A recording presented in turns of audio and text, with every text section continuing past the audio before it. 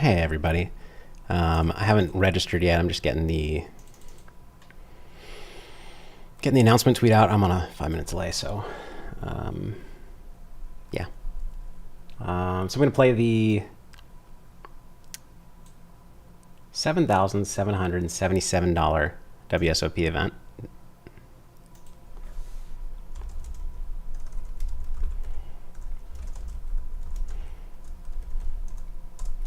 And I'm going to be a little bit distracted because my wife is at the feature table of the main events. I'm not going to bring it over when she's involved in a hand because I might not have the rights to do that. But I will probably talk about the hand that she's in when she is. So only 35 players so far. I think this single re-entry just started.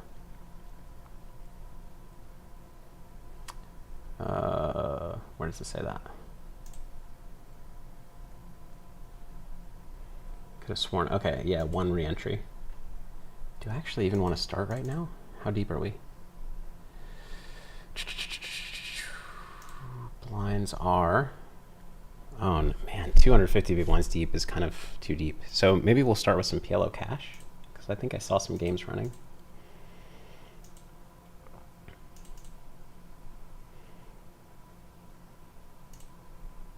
Yeah, let's start with some PLO cash for like an hour, and then we can get into, assuming I don't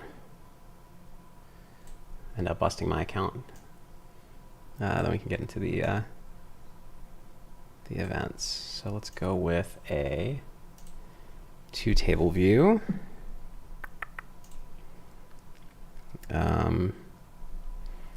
I don't have chat set up for this. Oh, I need to open chat too. I'm such a fish. I'm sorry, guys.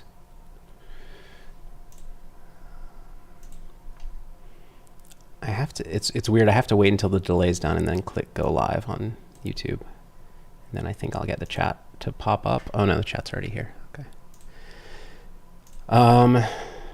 Let me know if you'd rather. I mean, I'm going to hop into some PLO first, but then this will be WSOP. I promise. And we'll go with the 2-table view. I do not know how, I have this like, in the overlay right there, there's a chat thing that I do not know how to, well, I just got the, this new overlay, which is channel themed rather than, like run it once themed. And I haven't set it up thoroughly. So here we go. Sit in neutral seats. And see if I remember how to play PLO. How's everybody doing today? So these are 2 tables of 2550. I think I'll sit bigger just for fun.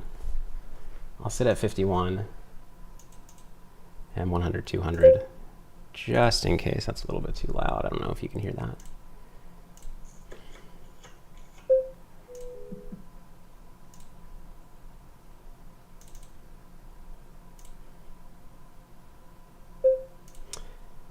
Playing 100, 200, I could bust my account, but I actually can reload.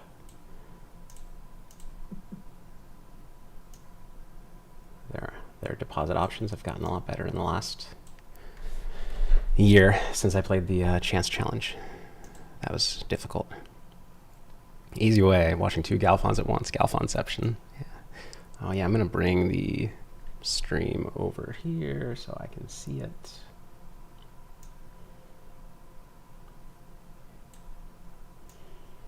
Oh, and I'm going to time out. Okay.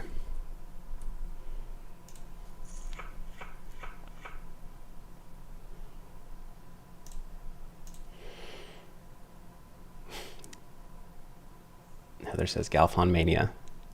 Galfon Mania indeed.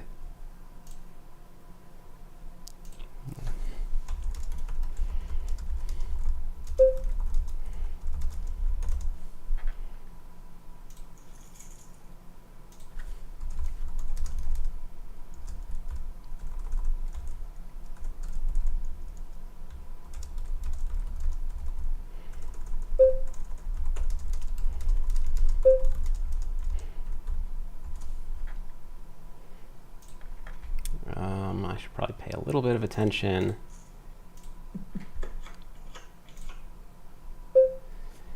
All right, so blind versus blind, limp check, easy call here on the right.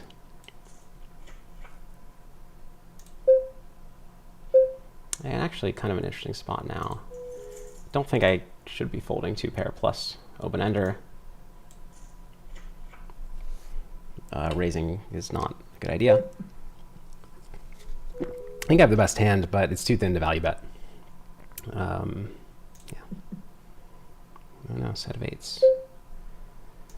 All right, that makes sense. 3 players, I'm gonna check this flop. This is not a great flop for me, hand-wise or range-wise. I'm gonna go with, actually I'll go with some raises, some limps from the small blind, but more raises. All right, so when the flop gets checked around, this is actually a little bit like, not concerning, but it's a little bit harder to get action. I'm gonna make a, I guess, tricky check. And speaking of tricky checks, do I want to make one here? No, just bet small.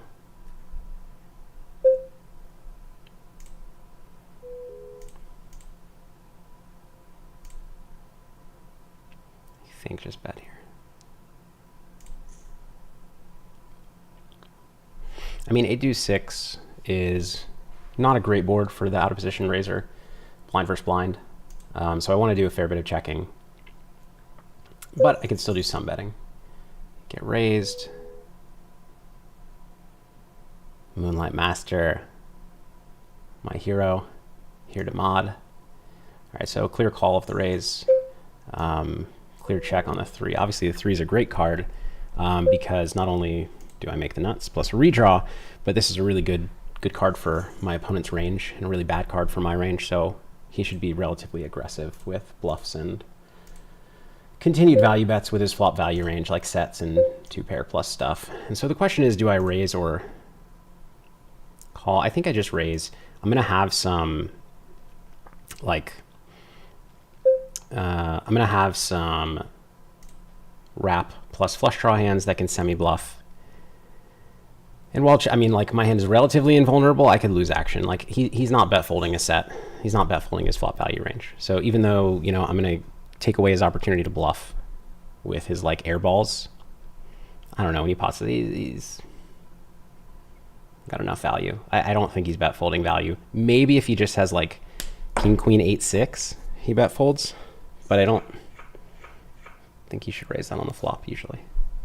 Anyways, he did fold and it wasn't super fast, so I'm gonna assume that he actually did bet fold value. Dr. Teapot, hello, hello.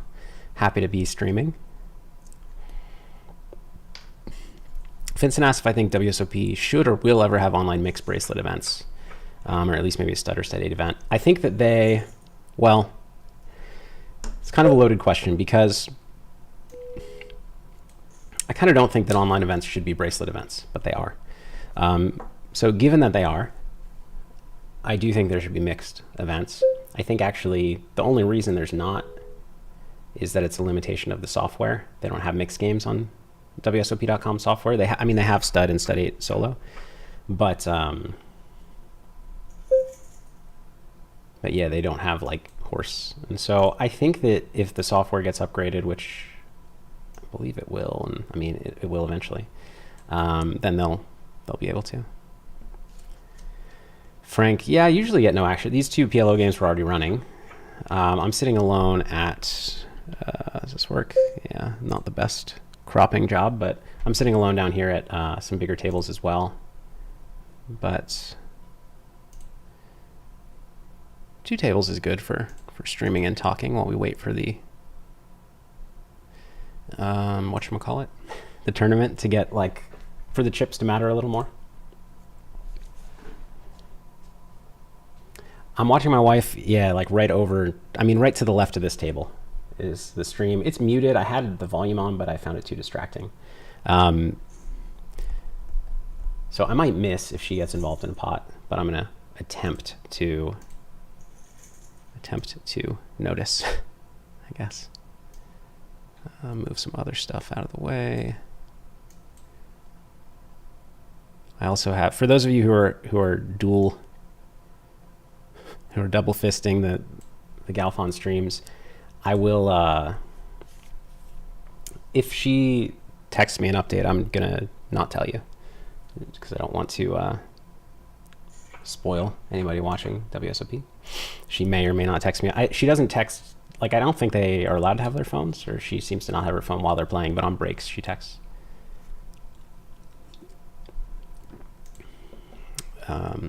Yeah, Moonlight, we got the new channel overlay.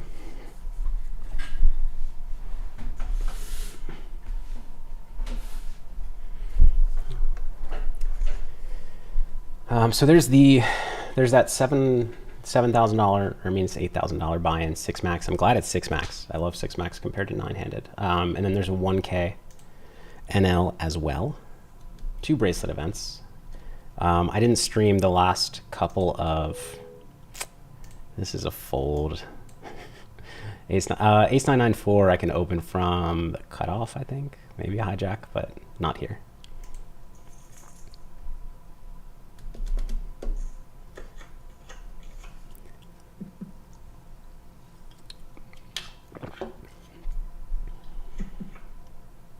How's everybody out there doing?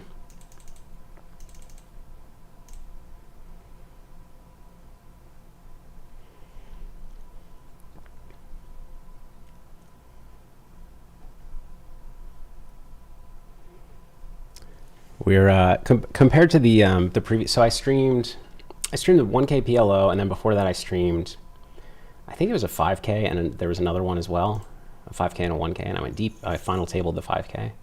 We had a lot of viewers there. We don't have quite as many this time, I think, because we're competing with the main event coverage. I also didn't happen to announce this.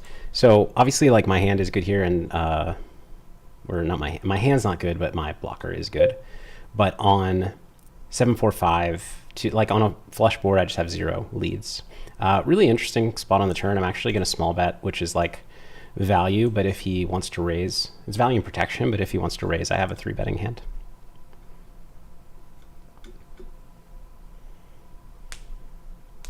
And I think that's a board I can do a lot of small betting on because he's like, when he opens an early position, he's devoid, like his range is devoid of straights and sets. So he's a lot of 1 pair. So a small bet targets his 1 pair very well.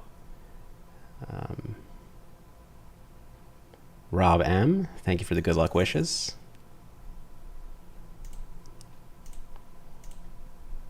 Okay, Farah has aces. I have 10s, but Farah has aces.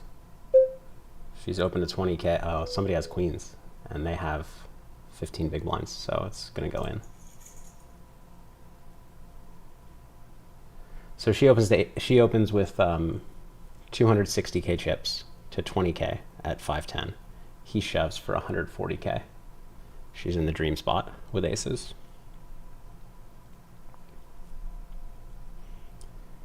She hasn't played that many main events. She's played a few. She's never cashed before. She's cashed this one. And I'm very proud of her, very excited for her. The main event is such a, she's feeling it now, like how much of a grind it is. I went deep one time. I got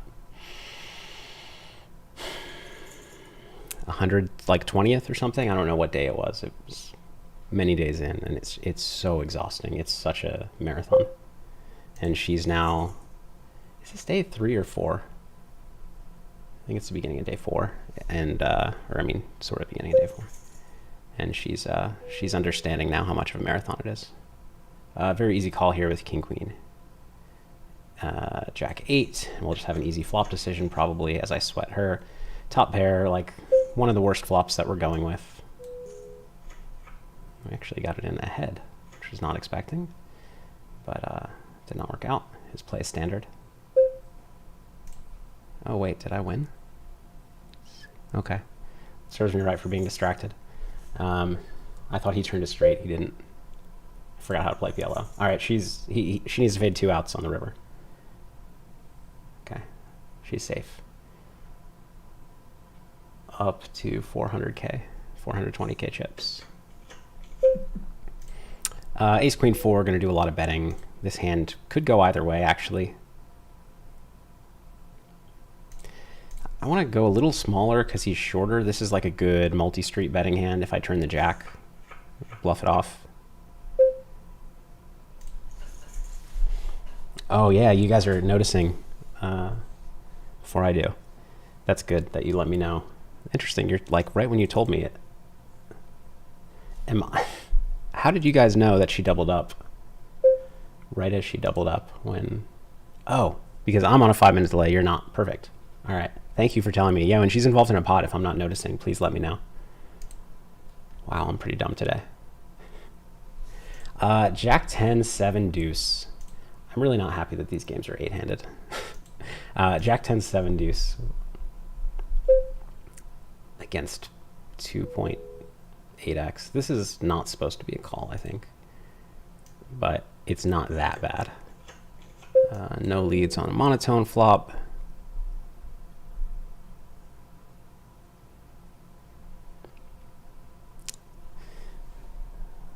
Can I make chat bigger?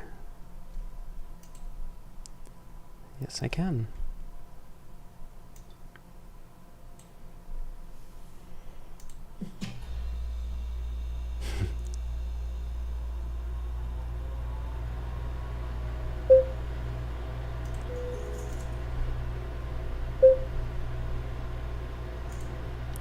Alexandra, that's your doc, right? I don't have Poker Go. If my parents had it, I'd steal their password. But yeah, actually, so what happened here? Anyways, so this will be funny, or you'll find this funny. So Farah's dad really wanted to watch, and I called him to try to help him set it up. This is actually really close. I think I can call, this seems really close. I called him to help him set it up. Couldn't figure it out. So I should not have, but I gave him the login to Farah's account. So then I created a new account. So we mostly use Farah's account, but I just made a new account for myself to make up for that. So I'm watching on my new account. Clear check with the jack high flush. It's too weak.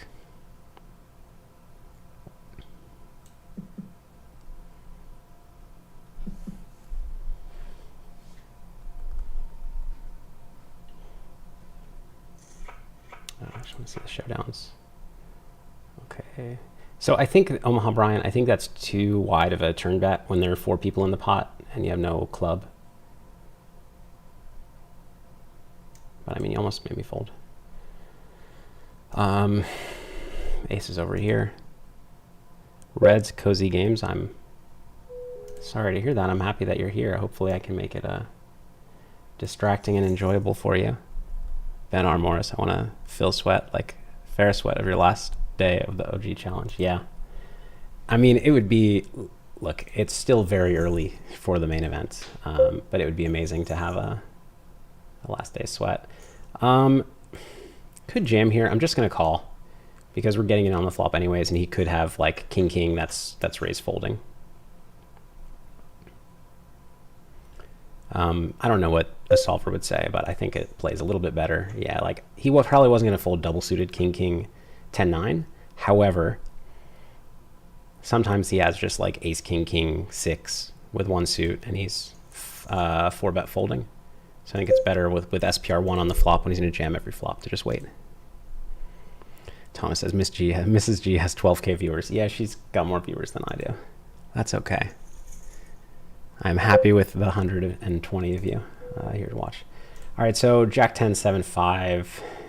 I really want to play. I hate 8-handed. I mean, maybe I could play that. I probably shouldn't play that. I don't think I'd be losing that much playing it. All right, so Farah defended the big blind with 8-6 suited here. Against king, she's up against king 10 off. She's going to be check folding the queen 9-9 flop, I assume, with none of her suit. Island vibes. Thanks for being here.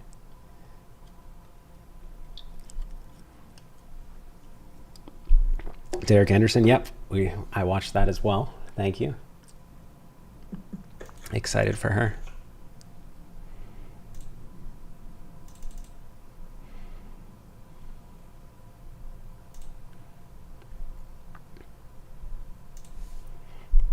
So should I start? Do you guys think I should start playing the tournament? It's at what would you rather see? I'm gonna ISO.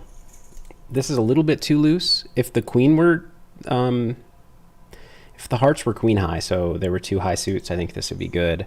This I think is a little bit too loose. I felt like this player made a turn bet that was too wide, so I'm going to be a little more apt to ISO him than I otherwise would be. Jacks. This is a fold, but I'm going to play it. I think it's a fold.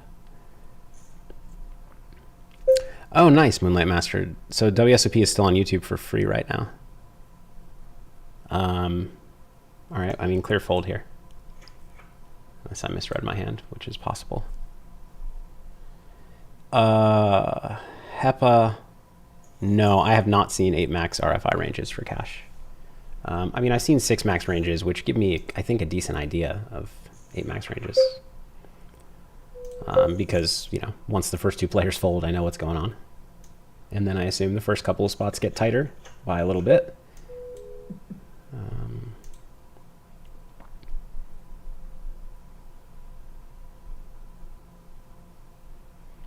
We might have someone sitting at 5,100. The seat is reserved.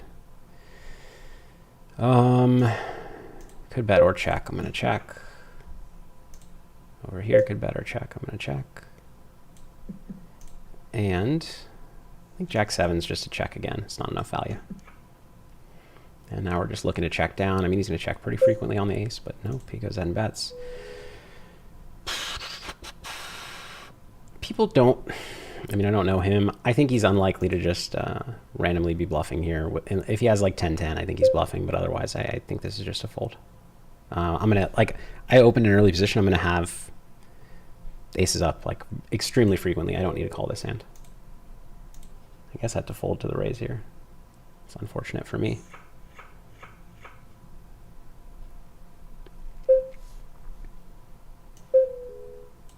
I thought so, Doc. It's good to see you here. I miss you. Miss the Rio poker Discord.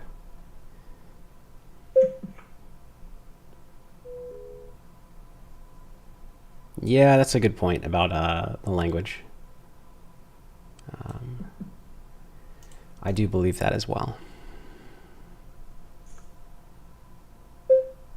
And actually, you know what? I usually don't do that. And I probably would not. I don't in my... regular life, but I was just talking. I'm not usually talking. I'm not usually in a permanent monologue like I am while I'm streaming. But I agree. Thank you for that comment.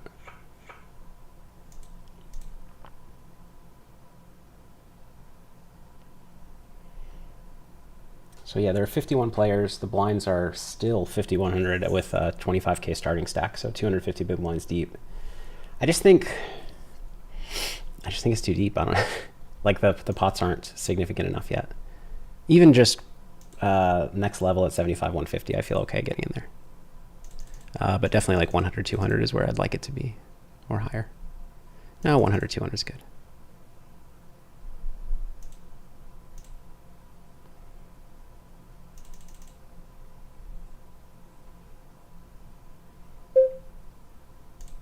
Easy fold here.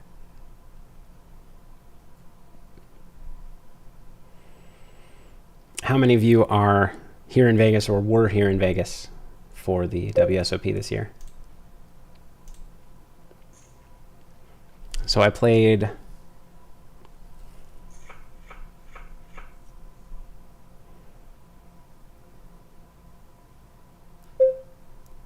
I think 4 events, maybe 5. 10K dealer's choice, 25K heads up, live events, I mean. 25K heads up, no limit. 25K PLO, 50K PLO. I think that's it. Did not cash in any, and actually was in for a lot of bullets in the most expensive ones. So it was an unsuccessful summer for me, although on stream, whatever, a month ago, I final tabled a 5K online, and so I think I cashed for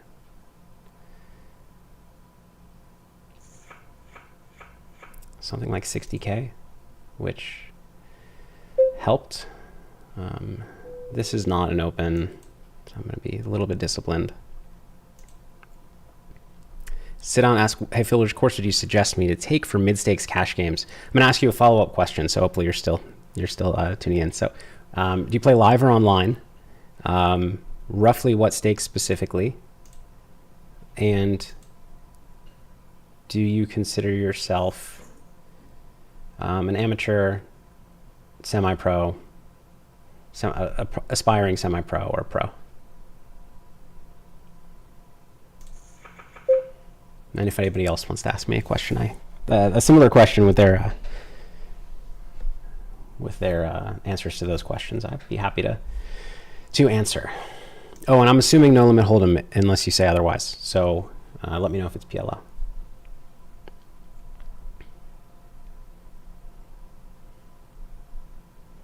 Looks like you guys are a little bit split on what I should be playing.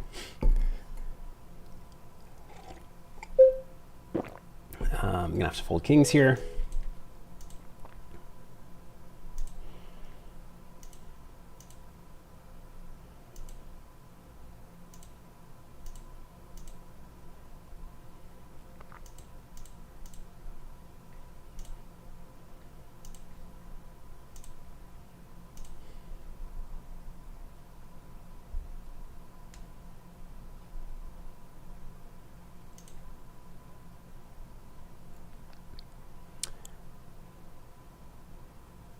Geba asks me right on YouTube, Phil is going to play.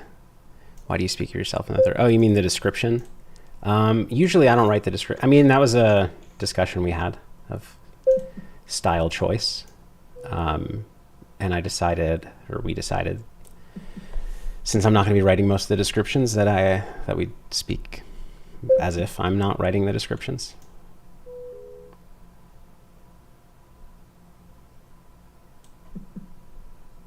Jack 10-10 hearts, just a check calling hand. So this is really likely to be the best hand at this point. However, yeah, I'm gonna bet.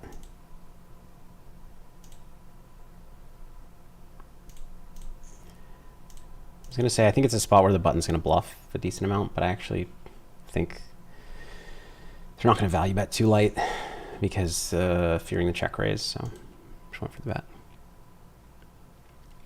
Katie asks, if my wife wins the main event, will she be considered the superior Galfond? Yes, for sure. I mean, she already is. Ace, queen, 8-8. This is probably a close fold. I'm gonna go for it. So I'm actually pretty unfamiliar with theory regarding flop leads in spots like this, but you definitely have some. And against this bet, I really don't know. This is, again, probably a close fold, but I'm peeling anyways. I'm not sure why. And now, I think I'm just going to check. It's kind of thin. I could small bet, but we run into kings sometimes. We induce some raises from, well, who knows what range. He's betting tiny. I can't fold ace queen. But okay, trip fives. I think he's got to bet bigger there, or not got to. Like, he's trying to induce a raise, which might work, but standard would be to bet bigger there. Hey Bronx, what's up? Welcome to the stream. Thanks for being here. Can I put chat up on screen so you know who I'm responding to? So I haven't.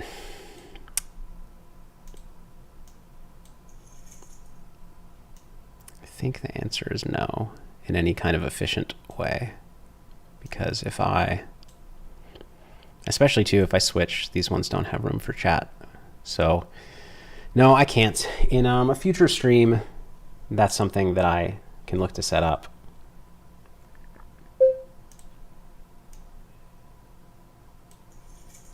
I don't know how to size here. I'm gonna go with big. I think small is correct, but I think big is gonna play out a little better. Okay.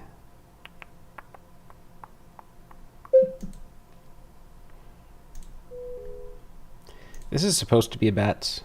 However, I'm going to go for the check.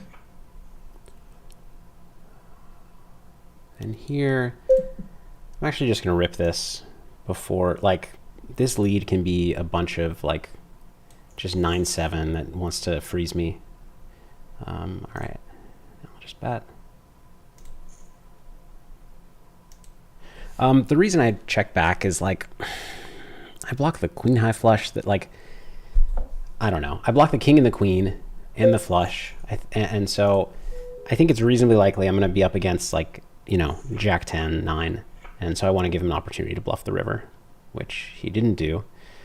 And he's in the tank now, so it seems like he maybe had a hand that could have called turn. But I think that checking back is going to show more of a profit there in a vacuum. I mean, is this a call or a fold? I don't know. Check.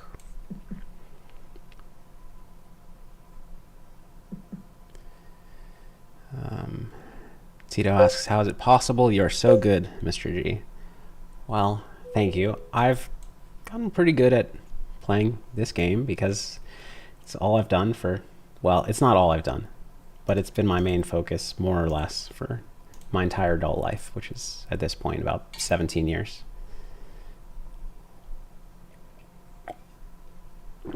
So if I weren't at least kind of good at this point, it would be disappointing. D-Clown, thank you very much.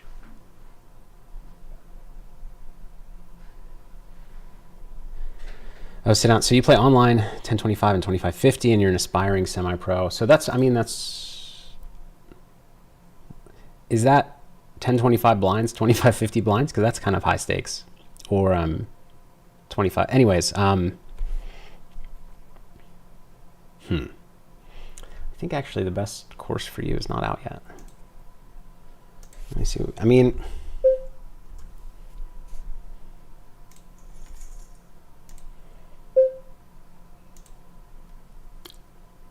honestly, I would say go with Run It Once.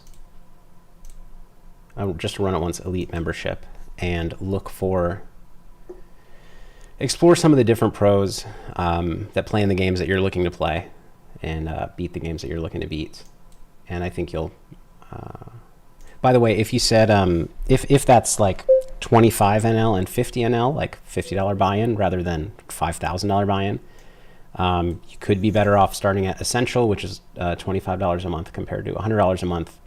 And the pros play those games are a little bit bigger. And you save, you know, decent amount of money that way. All right, Farrah's involved in another pot. She's got top pair. I'm involved in 2 pots as well. She's got ace jack on jack 7 deuce against 6 7. Here we're going to get all in probably on the right. So what happened here? She was, I can't tell the positions right now. All right. This is actually like a pretty awkward spot.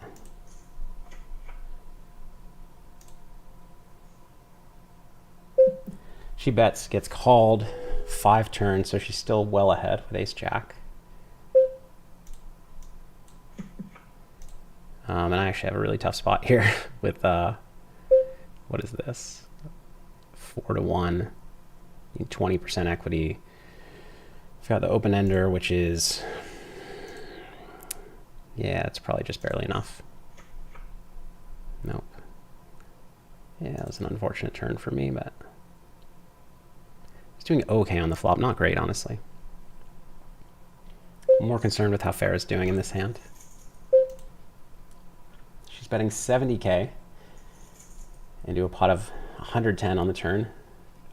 Turn brought a flush draw, so it's jack 7 deuce 5. Turn brings 2 diamonds. Neither player has diamonds.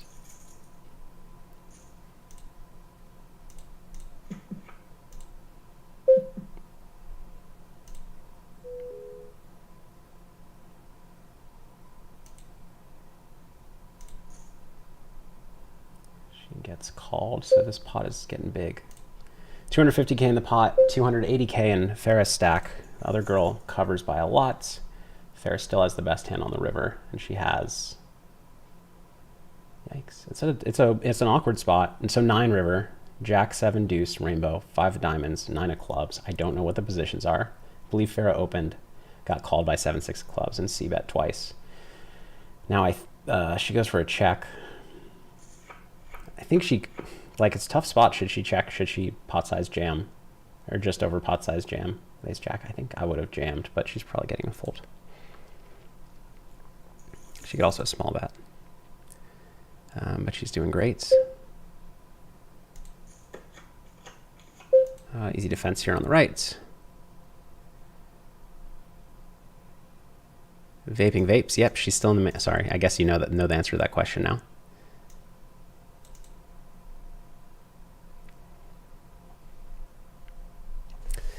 Doc, I think probably if you've taken from the ground up, I would say I wouldn't take another course on Run It Once. I would say trying to crush 100L at 10 BB. Yeah, that's a nice big one, right? But I think you can do it. I'm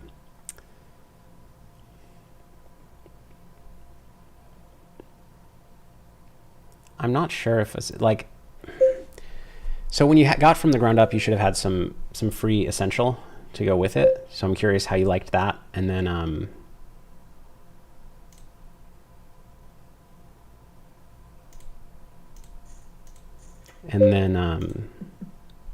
mean, I'm calling this down, and you know, not thrilled about it.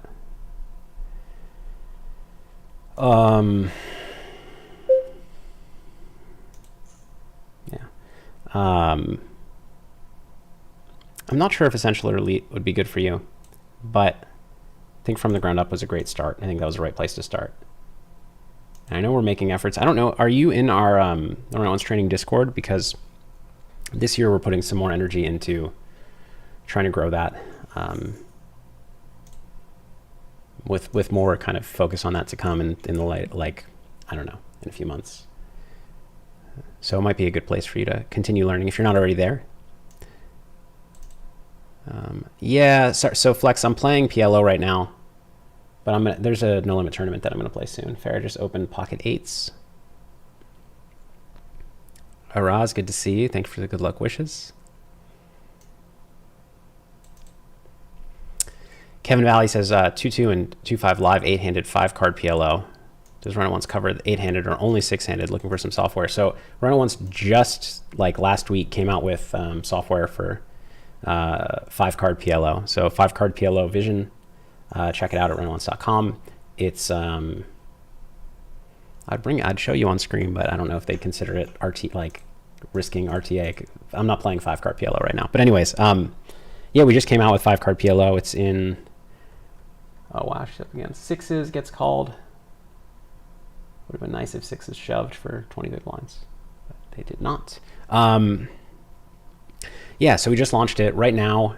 It's somewhat limited, so you have all the pre-flop spots in 6 max, and then only a few flop spots, and no turns yet, but we're working on that. But there are not a lot of ways to learn optimal play in 5-card PLO, so I would strongly recommend it. And just try it for a month and see if you like it. It's relatively expensive, but I think you can learn so much in a month, and I think it can pay for itself at 2.5 live.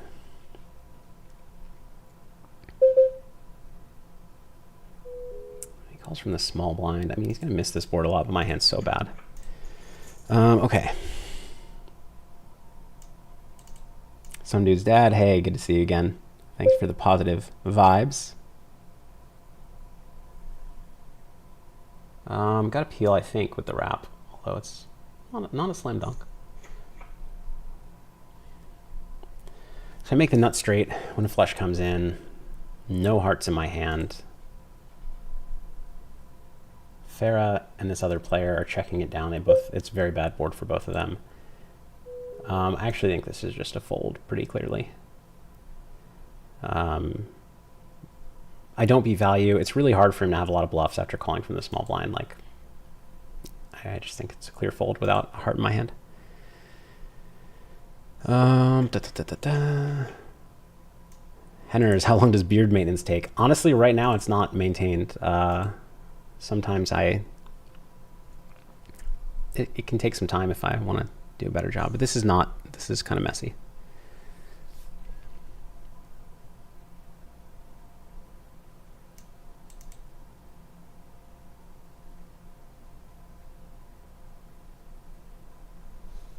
ETS cheering for Farah. Thank you. I'm cheering for Farah too. I'm excited.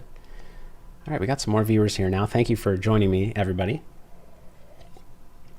So right now, I'm warming up for the $7,777 buy-in tournament by playing some PLO, just because the blind levels are pretty low.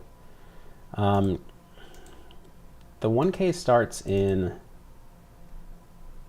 15 minutes. But I'll probably wait on that as well. But maybe, okay, so blinds are up. I'm probably gonna sit in soon.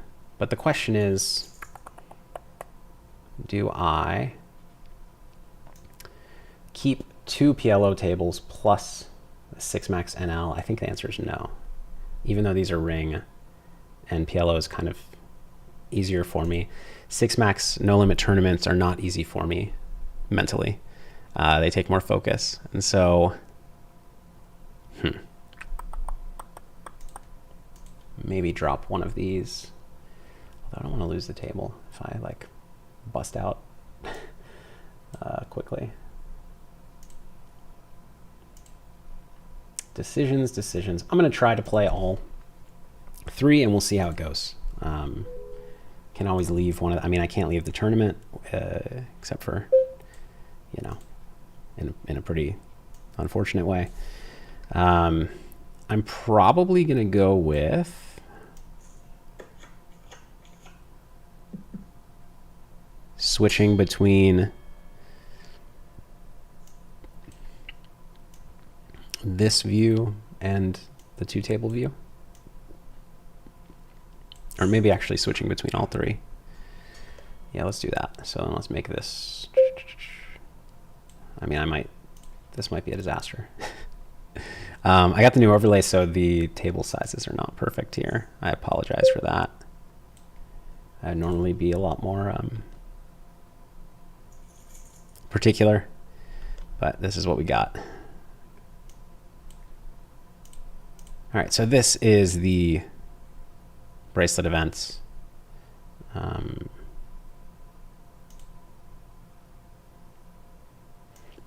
Garticus, would you ever play one of those streamer games? Just curious. Yeah, I mean, yeah, those would be really fun to play. But I also don't, I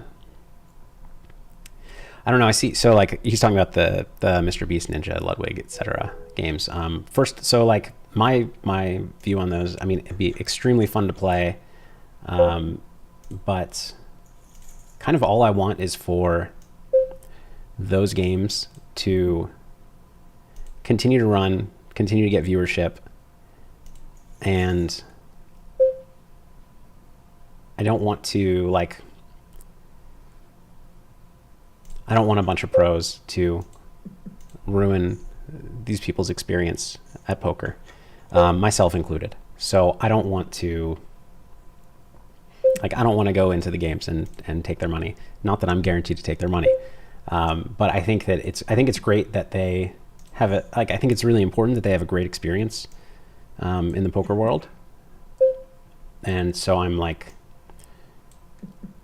nervous because a lot of pros, you know, see a lot of very wealthy people who are new to poker, or varying levels of new to poker, but certainly like very clearly willing to lose a lot and play for high stakes.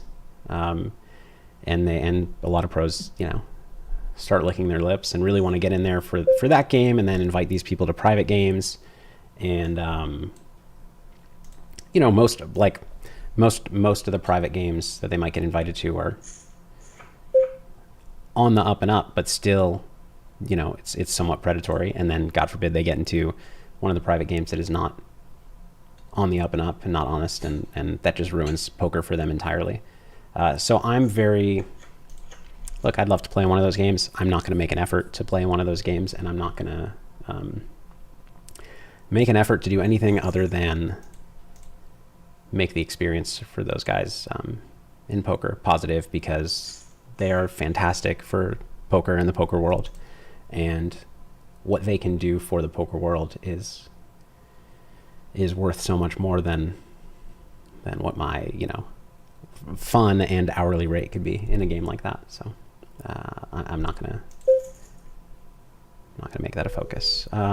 This is a pretty hand, but it's just a fold. It goes raise 3-bet. Anthony asks if I get nervous watching my wife play. I do, actually, yeah.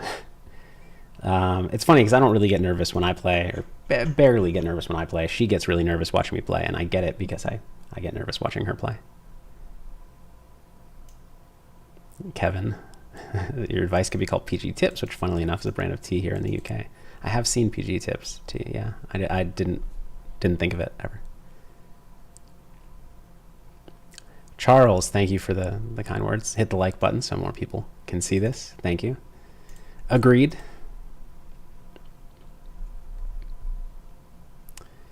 Ricard Gelborn says, hi, I've been playing PLO heads up for over 10 years, but it seems that I can't get to the high stakes. Any suggestions to reach that goal? So it depends on your budget, but I mean, I don't feel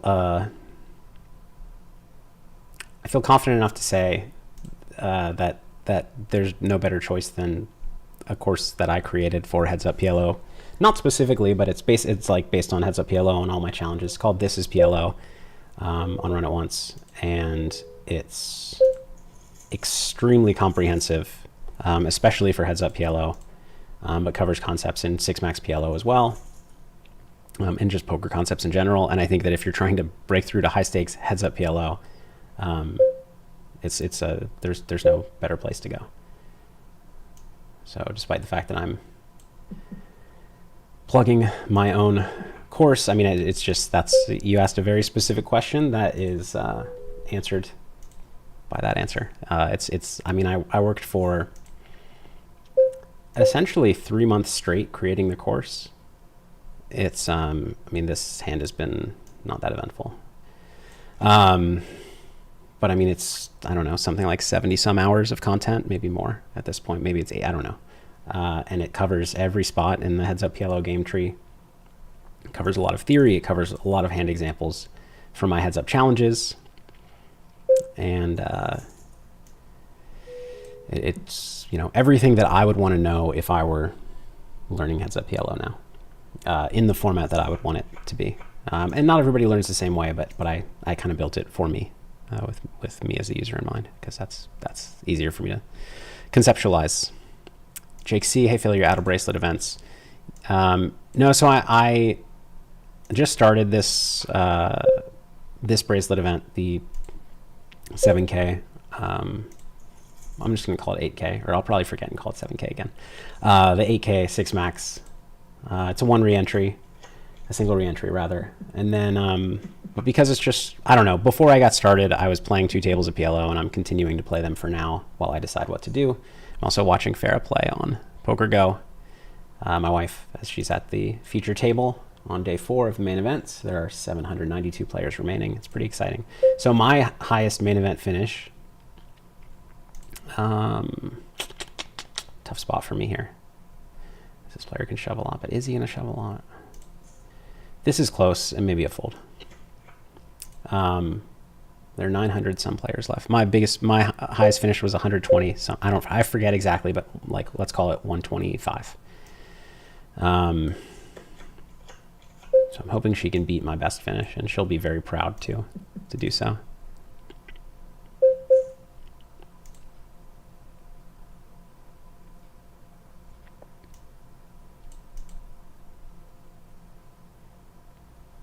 Jeremiah, are there any updates to coming to 4-card vision soon? Deeper stack depths would be nice. Deeper stack depths would be nice. To be honest, I don't know the answer to that. I know that we've been focused on 5-card right now, but I know there's a long list of things coming. So That's a good question for the... There's a Vision Discord that I would recommend checking out to get those answers. I'm sorry I don't have them for you.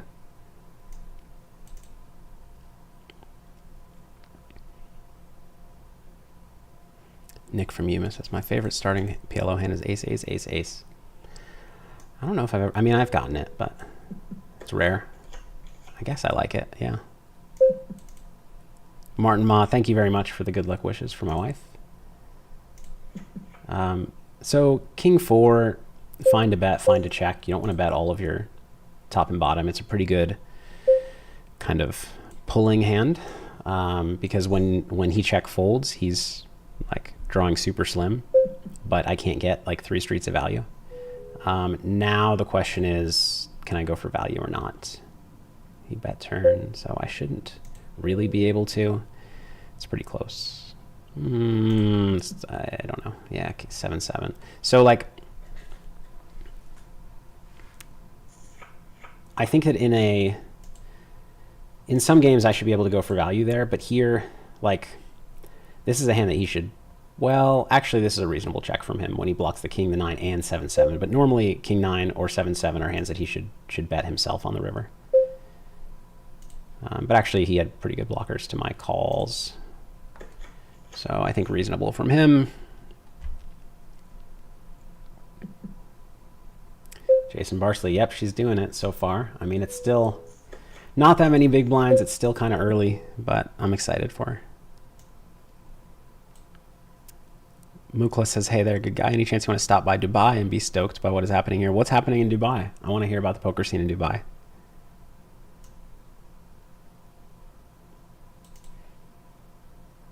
Garticus, yeah, I'm glad you enjoyed the answer. Yeah, it's just like those games are so fantastic for poker, and that's kind of all that matters. All right, so double flush draw, no pair.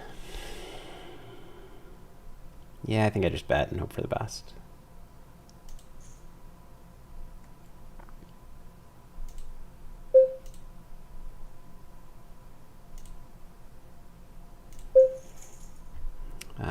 This is going to be too thin to bet now.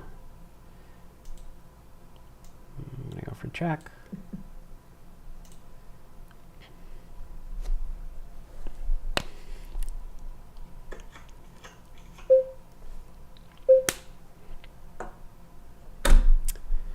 And he's betting half pot, which is...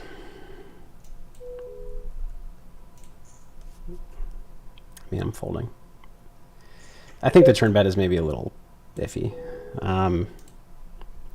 Meanwhile, I got myself in some trouble here in the no limit. I raised and c-bet. I c-bet small, got called. Gonna check turn, and I guess I'm just giving up. But I don't actually feel like I don't feel like he's folding here. I mean, I guess he has some pocket pairs.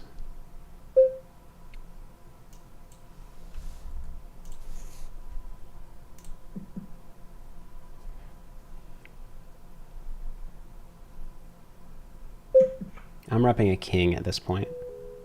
But also, like, you can't go huge with an ace because just somebody's going to have an ace very often.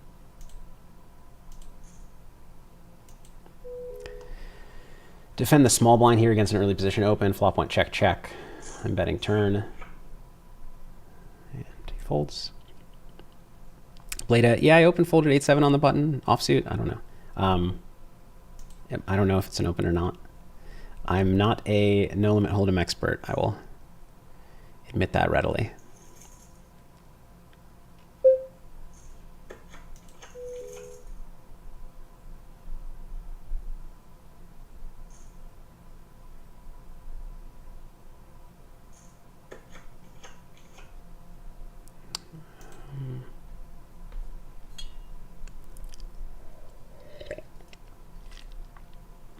Eric asks if I'm playing the main also. Thank you for the good luck wishes for my wife. No, actually, I didn't play the main this year. Had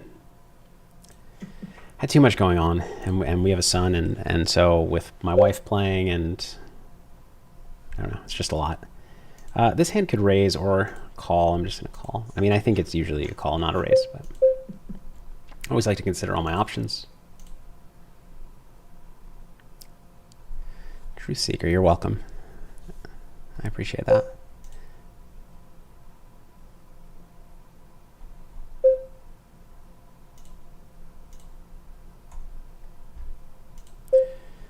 Just folding that, entering a pot up here. I'm trying to get comfortable in my seat while I can still reach the hotkeys and still be in frame. Looks like I still am. Mitch Larson. Yeah, I never followed the I didn't watch my wife on TV. I mean, she wasn't on TV by the time we met. Although she made an appearance since then. So this hand is iffy. I'm gonna go with bet. It's got some nice backdoors to shove. I'm being kind of random with my sizing. Mainly because I'm distracted. And so this is a very interesting turn where, like, I think I can fold out ace, king, queen, 5 if this player is a good player. So I guess I'm going to go for that. I mean, like, my hand's almost never good. But I think at the 10 makes it a better bluff.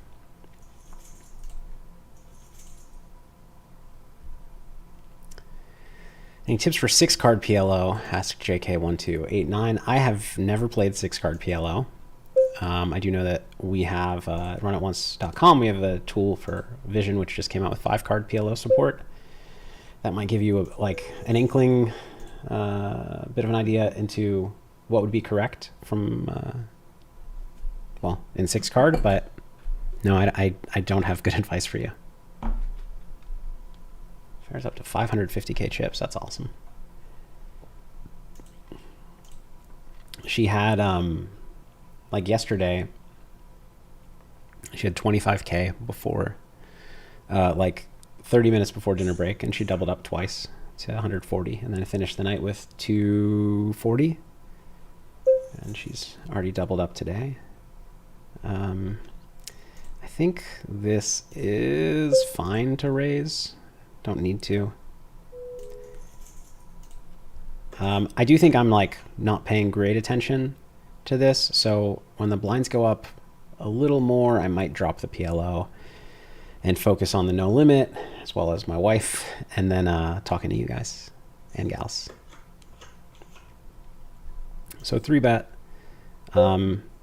So my hand is I think a pretty good c-bet. I have a spade. I unblock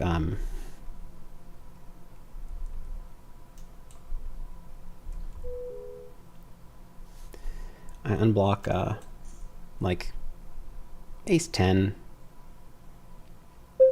king 10, stuff and I block some of the jack 10s that are gonna play more aggressively on this board.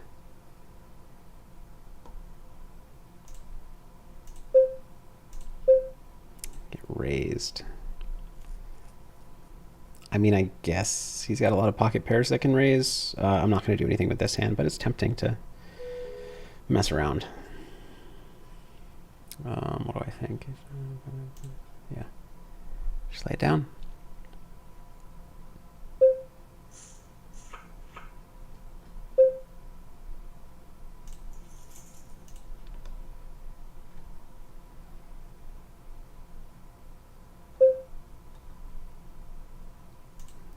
This is probably not supposed to be a call.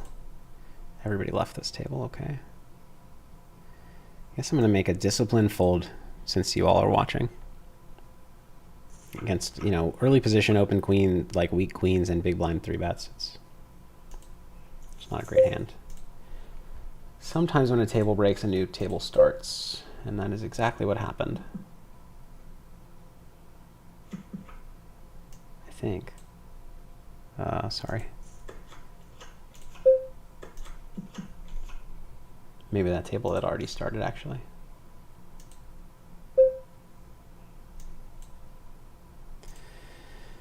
So a pretty good board for me, but this hand is not a great betting hand.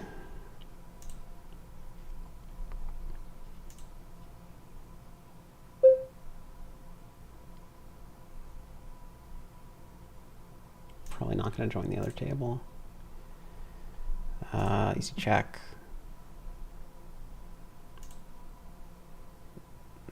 Not an unreasonable check raise. Not an unreasonable check call, but...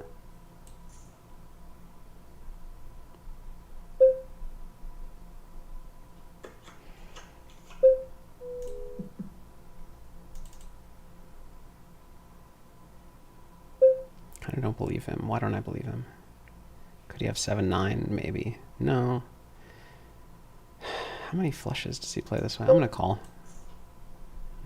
Nice hand. That one makes sense. Just because a lot of flush draws, I think, bet the turn. But pocket pair plus flush draw makes sense that it would not. And here with deuces. Apparently I raised. I didn't even know that I raised. Yeah, I have to drop the table. Maybe.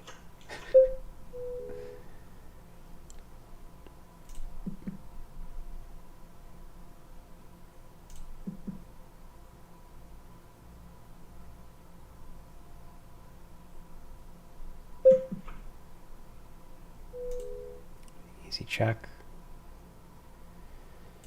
Oh, sorry, I'm talking about a different table. Up here I made a full house. I raised small blind. I think just bet.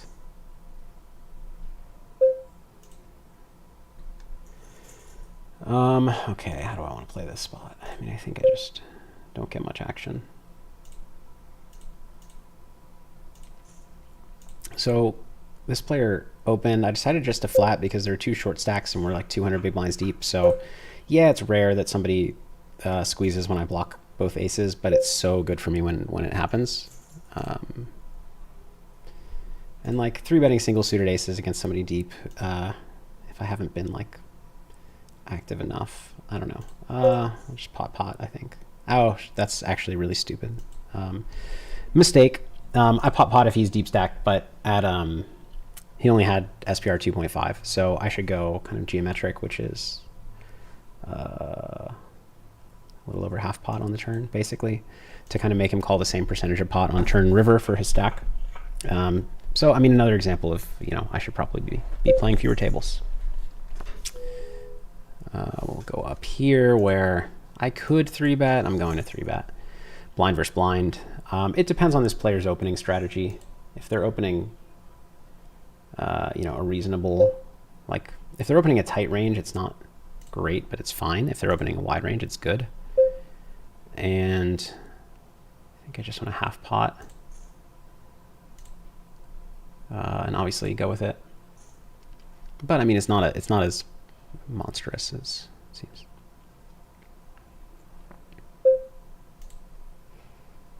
We'll open that. All right, some questions. My thoughts on Himshirovich chip lead. I didn't know he's chip leading right now. That's unfortunate. Yeah, I do think he should be banned from the main event, or from the World Series of Poker. Do I have any stories of when I played on high stakes poker? Honestly, not really. Nothing good. Corey asks if ace 10 7-3 double suited. Remember 3-betting from the big blind there.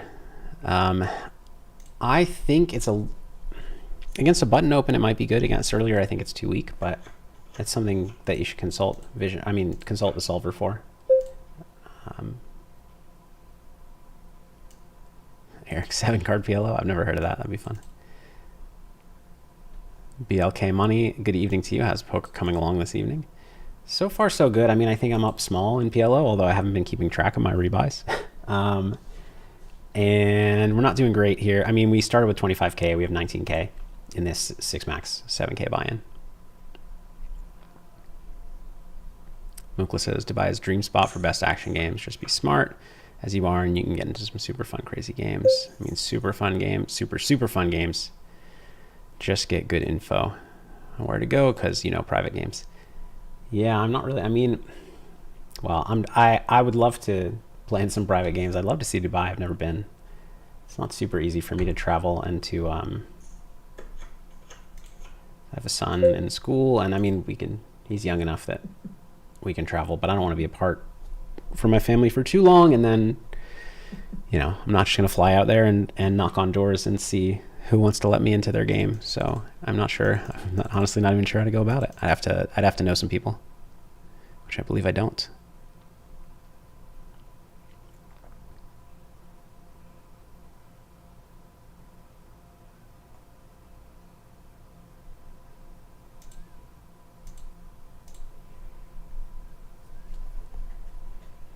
Sam Lee says you have one of the most respectful chats in poker streaming. Yeah, you guys are awesome. And then if one or two of you aren't, Moonlight Master is on the case.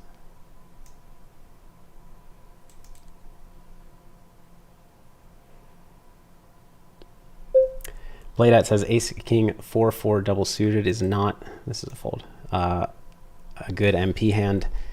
PLO isn't about two hold'em hands. I think Ace King 4-4 double is a good hand. I don't know which positions, like what's the earliest position you should open it from, but I wouldn't be surprised if it's every position. I could be wrong, of course. Hey Phil, can you make a heads-up challenge versus Putin, prize free world? I just have a feeling he would cheat,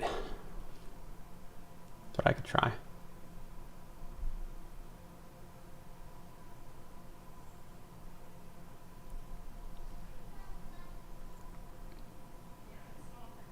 Garticus asks if I've ever done any gaming in my life. Got a favorite video game of all time.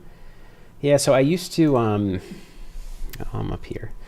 So I played a lot of video games growing up, but like not a ton of computer games. So the video games I played growing up were like, I mean, I ended up, the game I played most throughout my affairs in a pot with, she gets 3-bet. So she has Ace King, she opened, she got 3-bet to 60K by Ace Jack. And she has, okay, she shoved. No, she 4-bet, nice. And he folded, she 4-bet small. I was gonna say shove was a little too deep, but I like her 4-bet.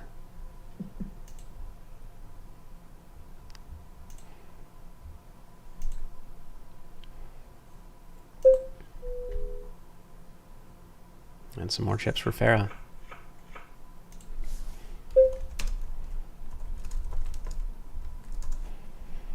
She's texting me. I won't tell you any spoilers. Defend the big blind here. I mean, I flop blockers and stuff, but I can't call against a bet. I can't raise against a bet. So it's just a fold. Don't get carried away with blockers, like future blockers especially.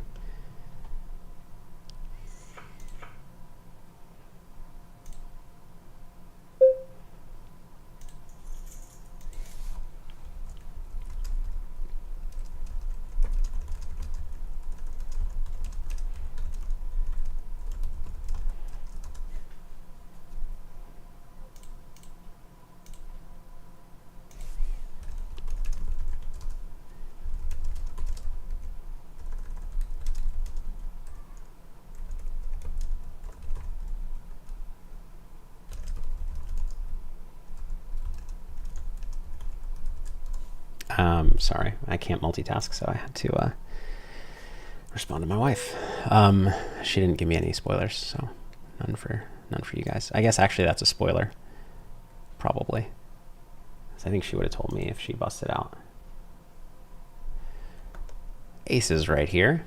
Oh, so I was answering a question about gaming. So I played a lot of Madden in my like middle school, high school years, and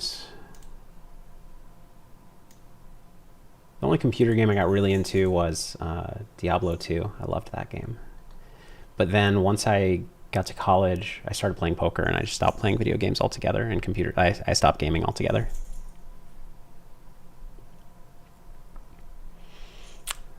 Terrible flop for our aces, but we're not getting away from it at SPR, 0.33 or whatever this is. Okay.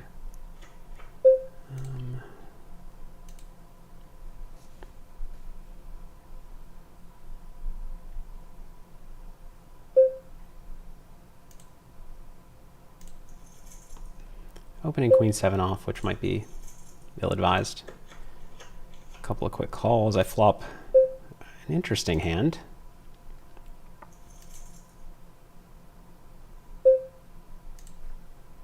Doesn't really feel like a hand I want to be betting. Oh, I'm not going to get the opportunity to bet it. Okay. Goes bet call. It's actually uncomfortable because it's really likely one of them has a higher diamond. But I think with the 7 as well. Like if I had queen of diamonds deuce, I would fold. But queen of diamonds 7, I'm going to be in there. There's my theoretical deuce. Yeah, Moonlight, I agree. They can disagree with how I play as much as they want, as long as it's respectful.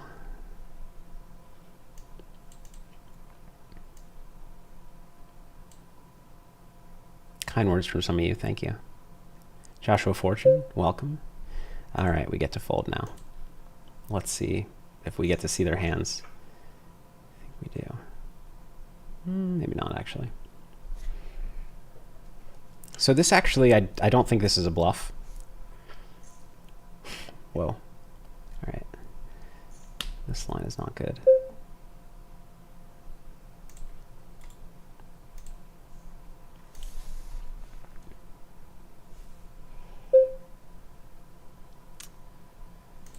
Well, how do I be politically correct? Those were some mistakes by this player, so I just need to note that just to keep it in mind when I play pots with him.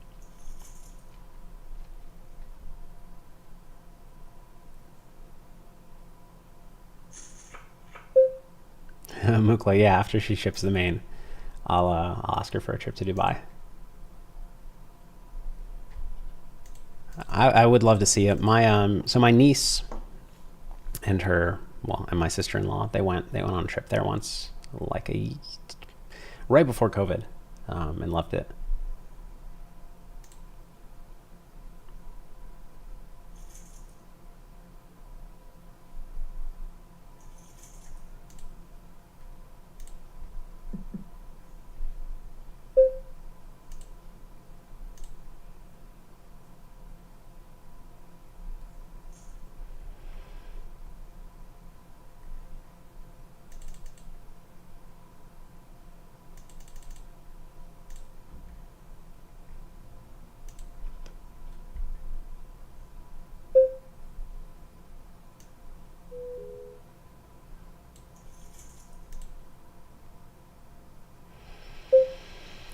Clear open with aces, just a check on this flop.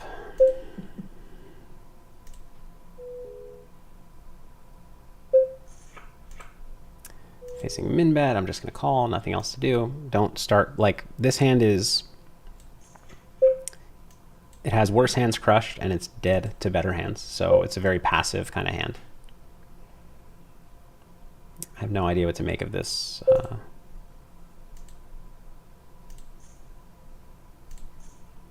Let's try that. No. Against a small raise, defended the small blind here, which is probably iffy.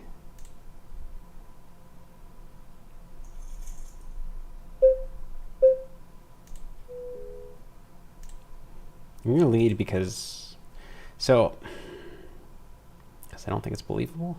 Am I? No, I'm going to check. This player should do a lot of betting on this board.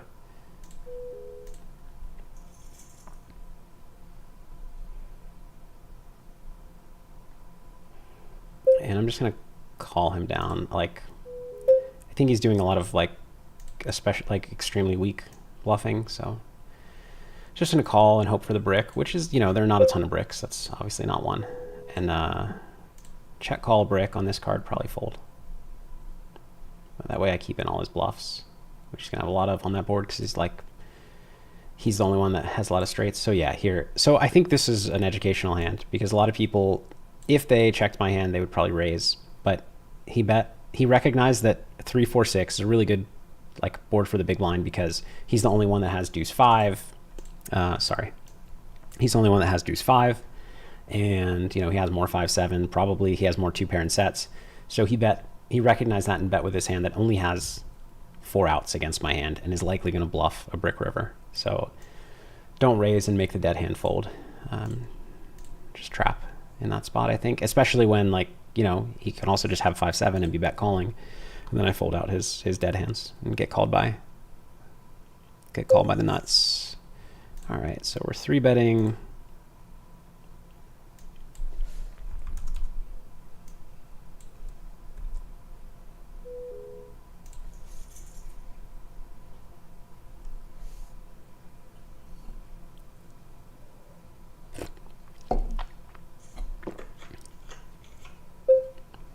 Pretty great flop.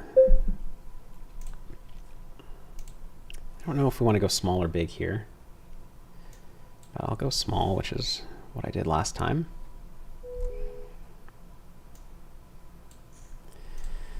Much different board, though. Camille asks, Phil, how do you know you are a winning player? Depends on the game type. So I don't know that I'm a winner in this $8,000 buy-in 6 max no limit event. I probably am not. No, I don't know how tough the field is, but I'm certainly not one of the best players in the field. In these games, I assume I am, but I don't know. I don't play them regularly. I think to know that you're a winner, you really need a large sample of hands where you're proving your results to yourself over time. The other thing you can do is, when you spot players who are making mistakes, then that kind of, when you see mistakes, it makes it more likely that it's a game that you're doing well in. And if you don't see any mistakes from your opponents, then it's likely that you're the underdog. I mean, that's kind of the old saying, if you can't spot the sucker in the first hour, then you're the sucker. But yeah, you mostly, in the short term, you want to look for other people making mistakes and see if you can identify those. But in the long term is really all that can prove it to you. I don't know about this spot. I'm just gonna check, but I could certainly bet. A bet is kind of like a protection-y, fold out equity kind of bet. He checks. I think blocking the queen, I'm just going to check. I probably have the best hand, but it's hard to get called, and I can get check raised. That's like the hand that can call me, but I block that. And I do think there will be some check raises in that spot.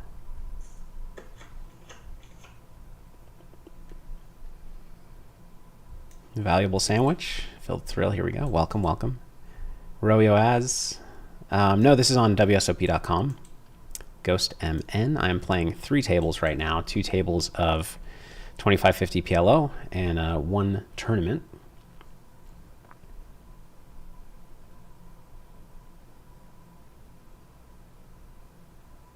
DJ Crawford asked if I ever come back to Madison. I haven't been in a long time, but some very, very good friends of mine who I met there in Madison, they actually just moved back to Madison.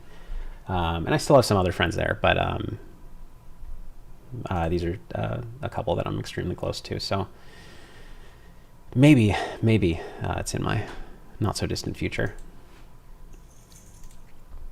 I think this is a fold against 175. Discipline.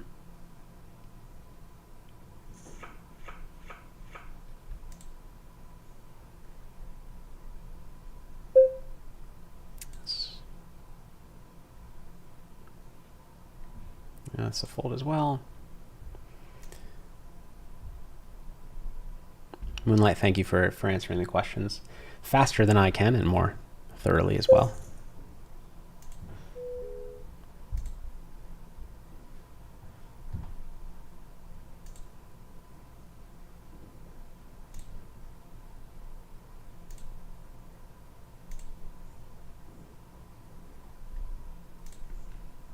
So ace-9 offsuit against a short stack early position open. I think this is just a fold. I don't know.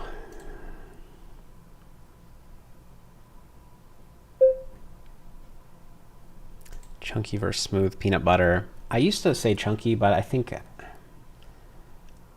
I'm smooth guy now. I don't know. I got older. You know how it goes. Get older, you get more responsible.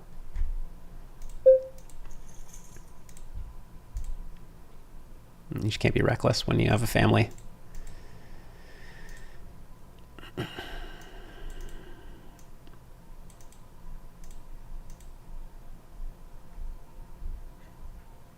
Frabru thinks almond butter is better than peanut butter. I do not agree. Almond butter is good for, it's nice, but I think all the butter, all the peanut butter substitutes are far inferior. But that's, my personal opinion, and all opinions within reason are welcome here. And that opinion is within reason. We'll allow it. Jordan Stanley says, need more arrogant Phil videos. Need at least 52 a year. I did have fun making that one. All right, so a couple of pots. So I defend this from the small blind. Over here, I decided to 3-bet against under the gun, which is a little bit loose, but this hand plays better as a 3-bet, and I think it's okay. The other table, I'm going to check the turn. I think it's just not strong enough. And this table, I'm going to go for... I don't know. I'll go for a c-bet. Now... pretty good bet call hand, I feel like. Targeting pocket kings. And we got the fold over there, so took down a couple of pots. We're on a 5-minute break here, but I didn't time my sitting out in the PLO ones well, so I'll have to take my bathroom break on the next break. Speaking of which, I need some more water.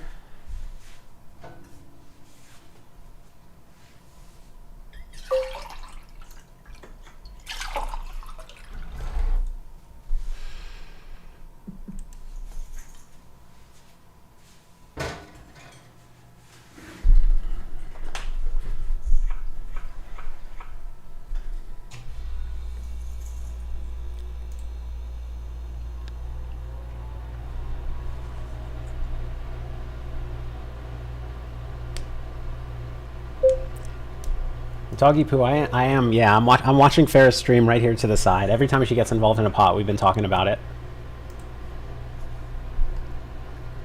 Although, like I asked the chat, and I'll ask again, if you see her in a pot and I'm not talking about it, please let me know. So I'm opening a pretty weak hand here on the button, double suited, and then over here I have a strong hand, double suited. I'll switch to the 2-table view while I play these out. Gonna go with bet, blocking the 7, having like a weak backdoor flush draw that would like to fold out his backdoor flush draws, and a weak gut shot that maybe could fold out like a weak gut shot, and now I'm probably gonna lose the pot. I'm gonna check this because I have the board crushed, and I think this player's recreational.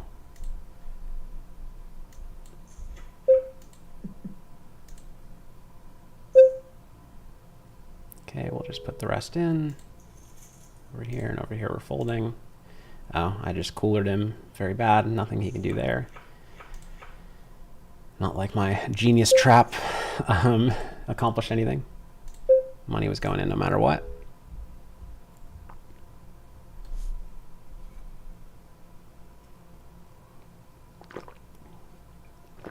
Does anyone know what the average stack is right now in the main?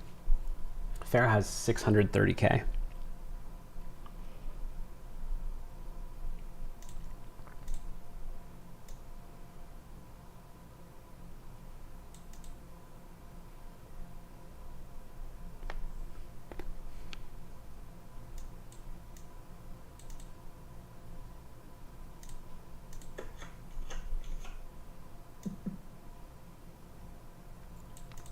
Eric, thank you. I guess I'll read his comment aloud. Eric says, let us all take a deep breath, smash the like button, and release the breath. 114 out of 748. We can do better. Thank you. I appreciate it. See, I'm getting better. I'm repeating things like that. Definitely a 3-bet when the button opens. Double suited queens.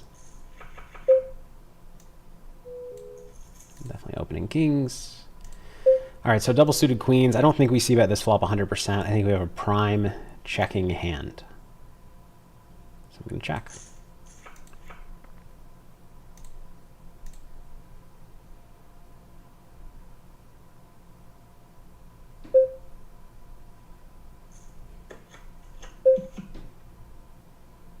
How deep is he? Pretty deep.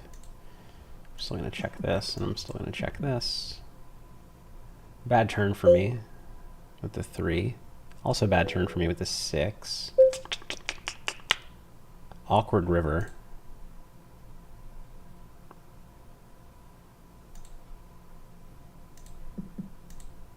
I mean, it's just a check and probably lose. Okay, cool. I mean, I don't think, excuse me, I can check a lot of ace-x, including ace-ace. So it's not like he's going to just bluff everything that can. And I mean, he had jacks. So.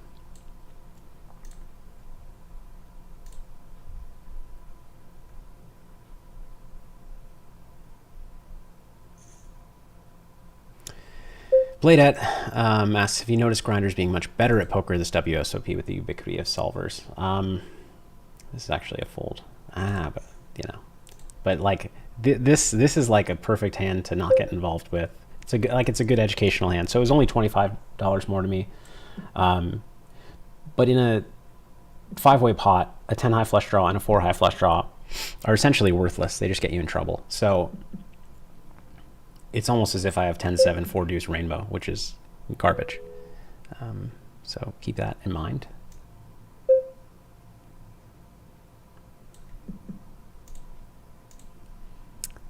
JK says this player Orcanis is Alex Foxen. That's useful to know. Thank you.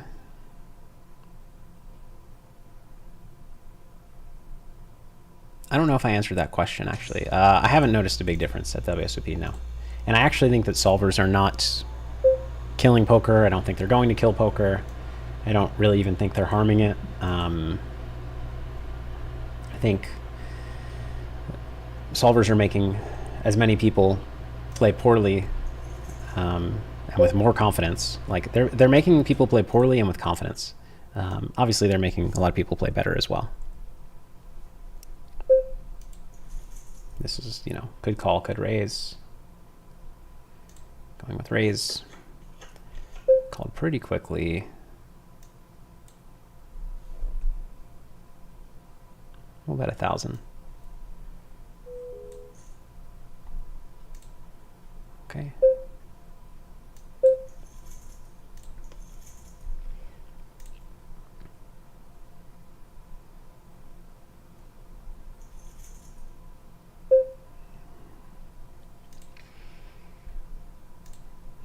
So queen 7. I'm just gonna go with half pot. This is a hard board for me to have a lot of large betting hands on, I feel like. But my size, so I have a very specific like sizing scheme in heads up PLO. In 6 max, I'm kind of making it up because I don't really know what to do. Gotta bet this turn. I think just pot.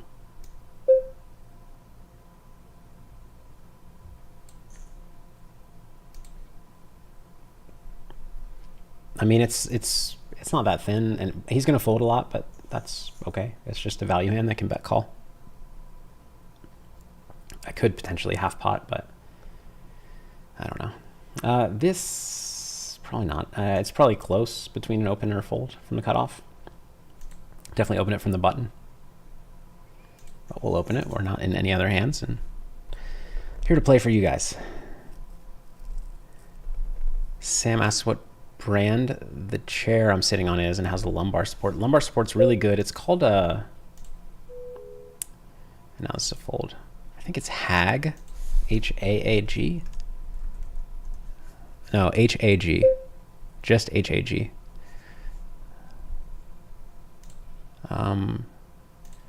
It's a, I think, Scandinavian company. And I actually heard of the chair on a, I saw somebody asking for chair recommendations, and Lucky Chewy highly recommended this chair. It's a HAG Capisco, and I've really enjoyed it because it's surprisingly comfortable. It doesn't look like it's going to be that comfortable. Hold on, I have quads.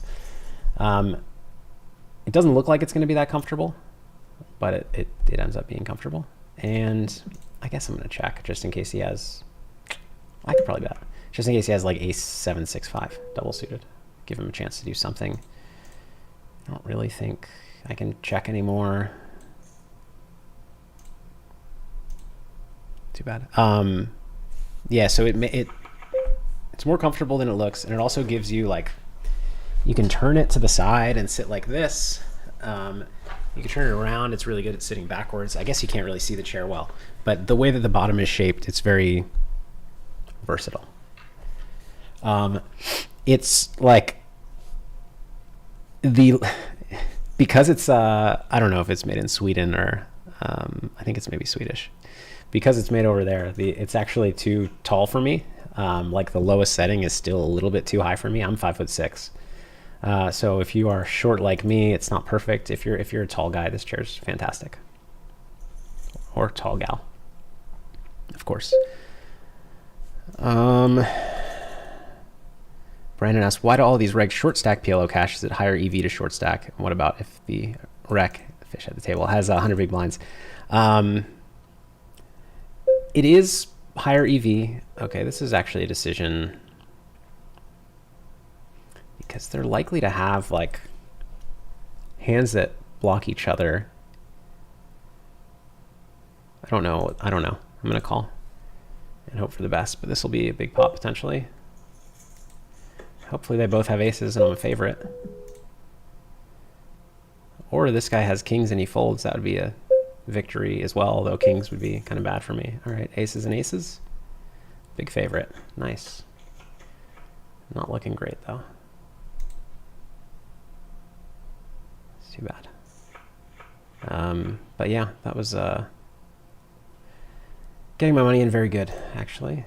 Three-way. Don't know the precise equities. Yes, it is plus EV to short stack, all things being equal, like skill levels being equal. If you have a big edge over somebody with a lot of chips on the table, it's a little different. I don't know if this is a fold or a call. Let's call. The bracelet events are no limit, right? But both tables share a PLO. Yeah, so I am still in the no limit. It's down here. I didn't enter the second no limit yet because it's still relatively early and I'm having fun talking to you guys and playing PLO. But I'll be playing both for sure. I shouldn't say for sure, but I'll be playing both. It's too bad we didn't win the... I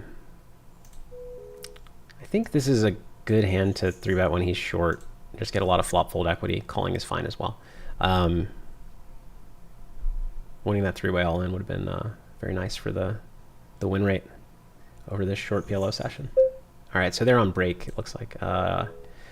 This is actually extremely uncomfortable. Like, why is he shoving into a range that is very ace-ace heavy? But I'm not going to fold ace-king-queen. Yeah, he just has the nuts. I mean, he should probably check his full range there, but it doesn't. It's not a big deal. Like, the money's going in almost no matter what.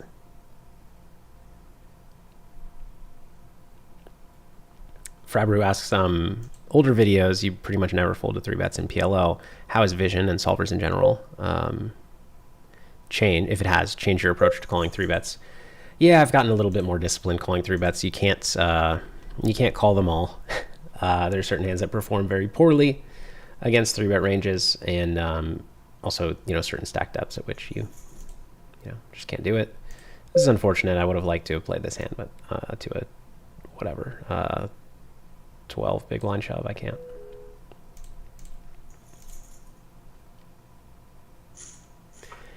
Yeah, maybe I should drop one of the PLO tables and focus on the no limit tournament. People would find it less confusing too, because I could do the 2-table view.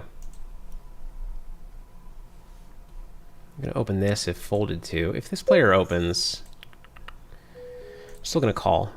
It's not a great multi-way hand, but it's just too weak to 3-bet, I think, against somebody opening in middle position.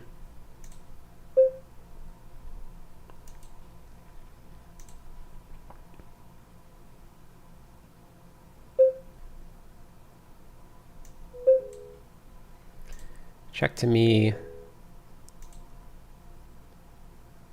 Can go either way here. I go with small bet. A lot of king-king in the cold colors range, so people check to you a lot. And, this hand is good for getting value and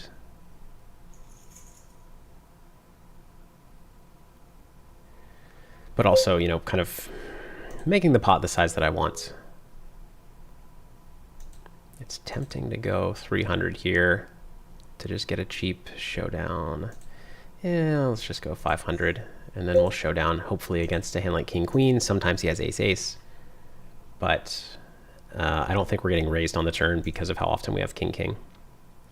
So it's a little bit of a comfortable way to play the hand, but it just kind of makes sure that we put the amount of money in the pot that we want to. And see, like against a hand like that, you know, I might face a pot-sized river bet and not be sure what to do. He might check raise the river. I don't know. I think my play's okay. I think he played his hand very well. It was a good flop check call, for sure.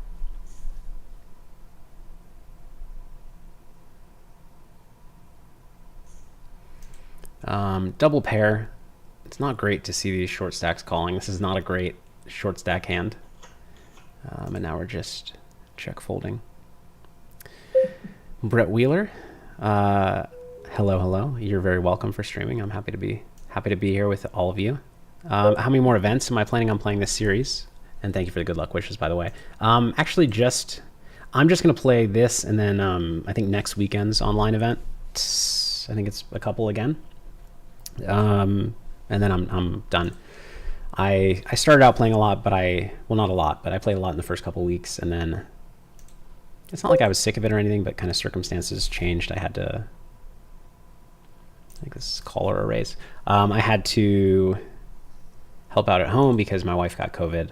So I was watching my son, and then he got sick, and so I don't know, I was out of it for a little while, and now I just don't feel like going back. I'm in my routine and back at work at home. So I didn't hop back in. Check to me. I mean, it's just too weak of a hand. This is a check.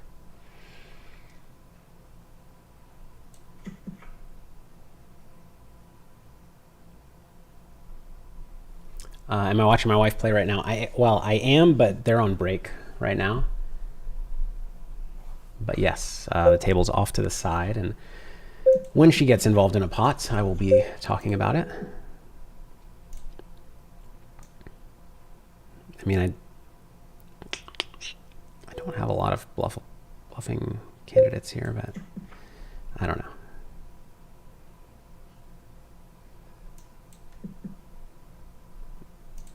I mean, I have like King Jack, King 9. It's a bluff turn. And as far as river goes,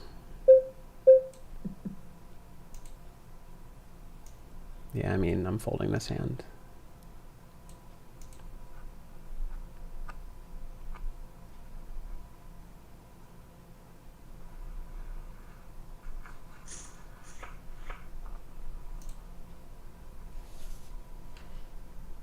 Oh yeah, you guys are watching you're watching me get stacked in the big three-way all-in.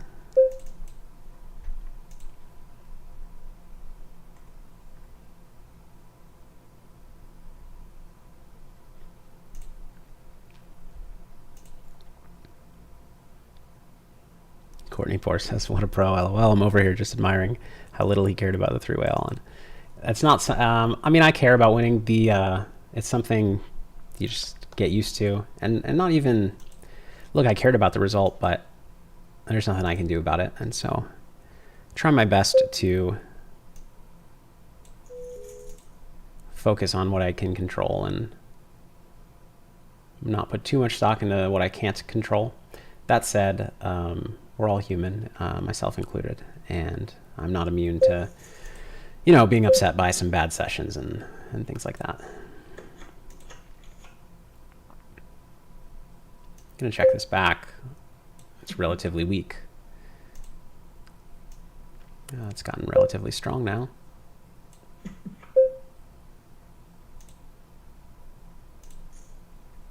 think half pot's my only sizing on this turn. I don't have a lot of straights, and I just want to bet some, like, I don't know, some Jack 7 and other kind of weak stuff.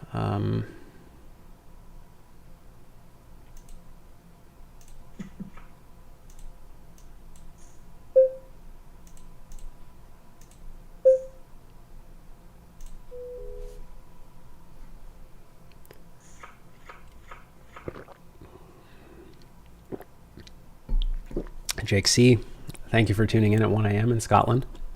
I understand you have to go to bed. This is going to have me up too late for me. I'm normally on a like 9 p.m. bedtime schedule. Well, hopefully this has me up too late. I feel you. Matthew A. just looked up the equity, 41.87% for my hand against the two aces. Yeah, I mean, that's kind of the dream scenario. 42% in the three-way all-in. I mean, I got lucky that they, well, I didn't get lucky. I got lucky that they both had aces. But a 3-bet like in early position and then a cold 4-bet, very often one will have aces and one will have an ace. So I don't know. I thought it was good enough. Like maybe not, and yeah, I was lucky to have both live suits. So usually I'm not going to have 42% equity, but I think I'll have, well, enough.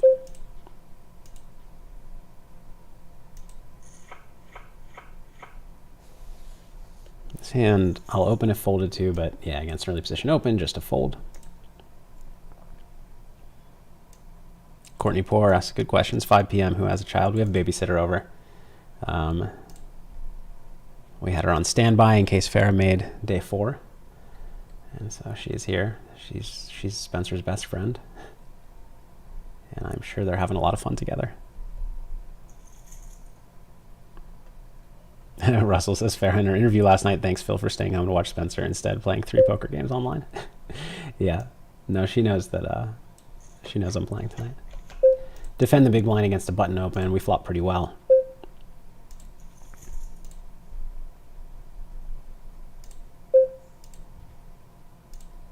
Facing a small bet. I think this is just a call.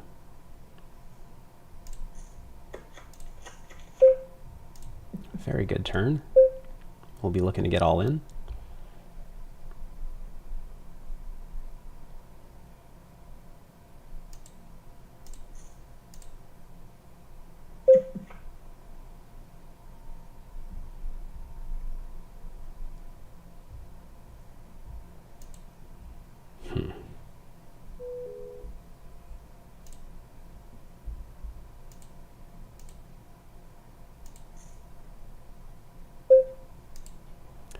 About to get all in with this short. So this hand played very weird.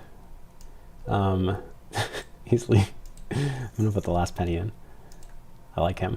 I like his style. He 3-bet and then snap checked the flop and then called for essentially his whole stack. Yeah, the kings. I respect that. That was funny. I wasn't sure if I should jam the, like I thought the check was really weird, but I got backdoor straight draws and backdoor flush draws too, and even I mean, not that I'm hoping he has king king, and if I think he always has king king, it's a terrible shove, of course. But I thought he had some like ace queen XX enough that, and my hand's a little bit vulnerable, so I don't know. Could check, but I'm fine with my play. Again, focusing on what I can control. If I don't like my play, I do get upset with myself for sure.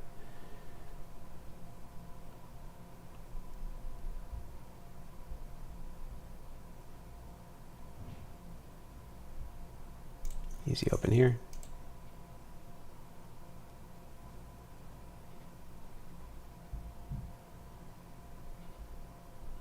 Liam Murphy asks an interesting question. What do I think of the field in the 7-7-7-7 event? Do I think I'm top 50, top 25%, etc.?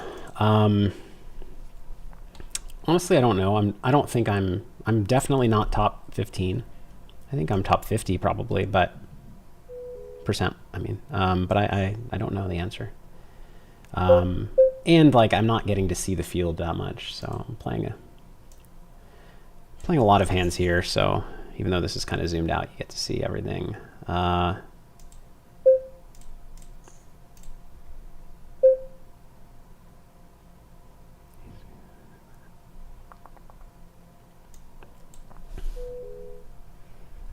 think this might be an okay hand to bet. Here we get 4-bet. I mean, I think we go with it, but I don't know. It's a pretty bad flop, but oh well. We have a gut shot and a pair. Okay, well, we're going to lose that, but we were flipping pre-flop. I get called in 2 spots with 4s, so maybe this flop bet is not a thing, by the way, but just think you have a reasonable amount of fold equity on the flop.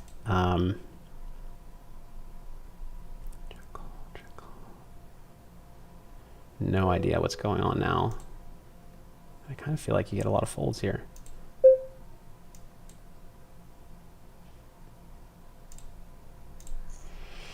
I don't know. I'm kind of just going nuts. I just think this looks really strong, and I don't think anybody has two pairs set on the flop.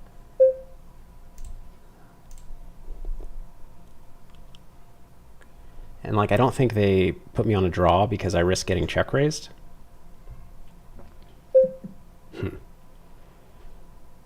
Now I'm worried I just run into ace-ace sometimes.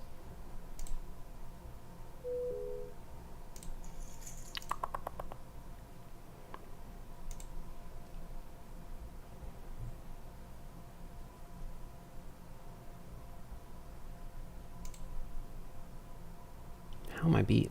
Or not beat. How is he calling?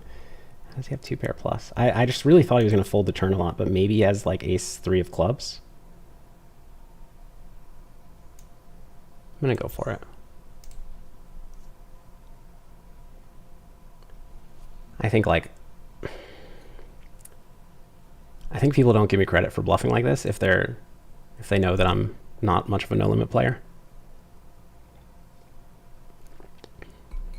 I think it's a good bluff spot. If it doesn't work, that's okay.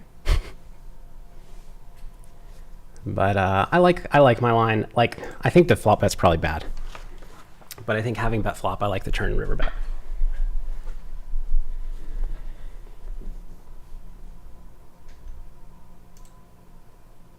I get more like, if I were pulling this bluff in PLO, I wouldn't be nervous, but I get a little bit nervous in no limit because it's more likely that I'm making a mistake. Like, I just don't know what I'm doing. But I think my thought process makes sense. I don't expect because he has to put me on, well, something like this, because it's not likely that with like king 10 of clubs, I'm going to bet turn and bomb river, or king 10 of hearts.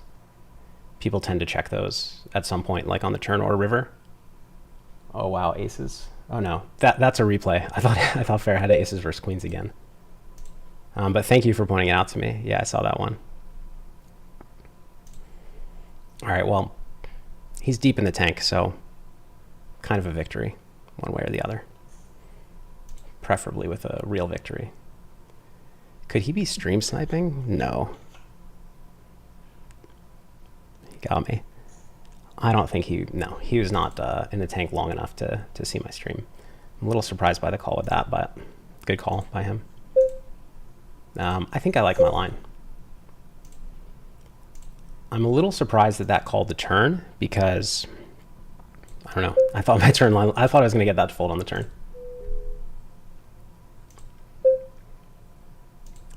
But I actually like the way I played that. There's no way that, yeah, that hand wasn't long enough, I think.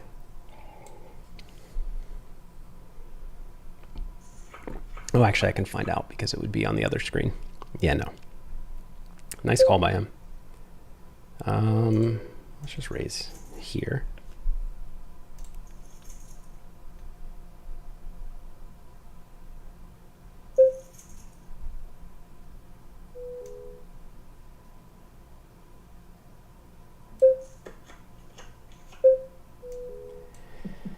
I think I still just pot the river. Is he really betting that big with a set on the turn? Maybe, but...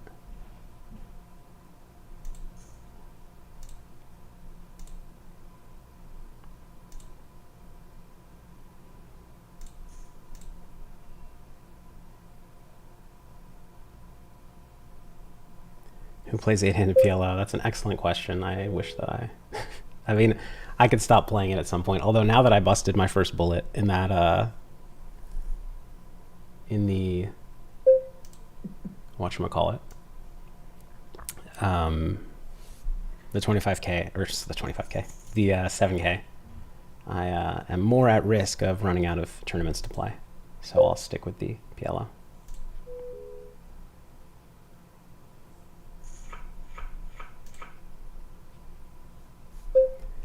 Get a decent hand here.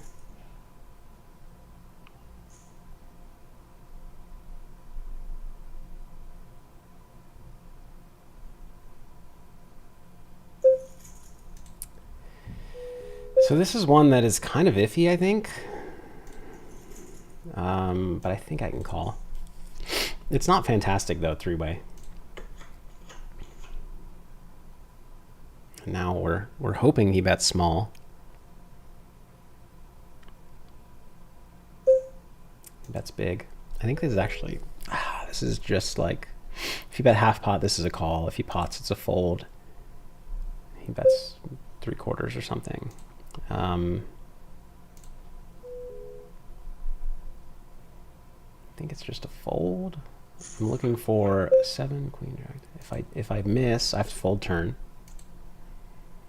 And he's likely jamming, although we're pretty deep actually. I mean, this looks like what it this kind of looks like what it is, but I think we're deep enough that like I make enough on my like offsuit queens, or, you know, 10 of hearts would be fantastic. But I think the call's okay. If we had enough where he was just shoving turns, it's different. And now that he's small bets, I can peel 2 pair, but I'm not very happy.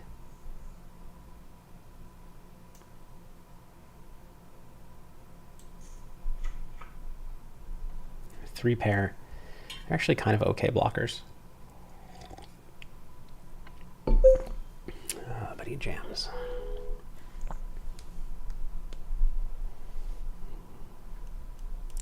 This is a tough spot for me. Big bet flop, small bet turn. Why small bet turn? But does he really follow through on the 4th diamond? I think I need to call any flush here.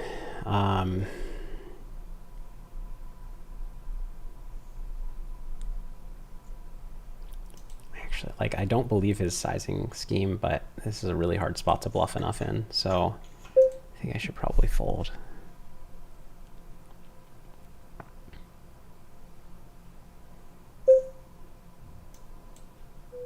I'm suspicious, but I'm folding. Flop top set after defending the big blind here. And at this stack depth, I think we just get it in. I don't think there's a different sizing. He's too short to like do anything else with this hand. I mean, with a super, wow, he's actually ahead. With like a super nutted like 8-8 plus king high flush draw, I could make a smaller raise, but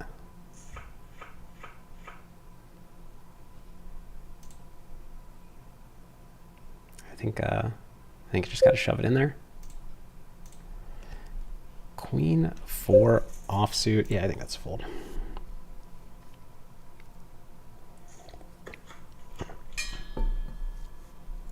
You guys are watching the bluff. It did not go well for me.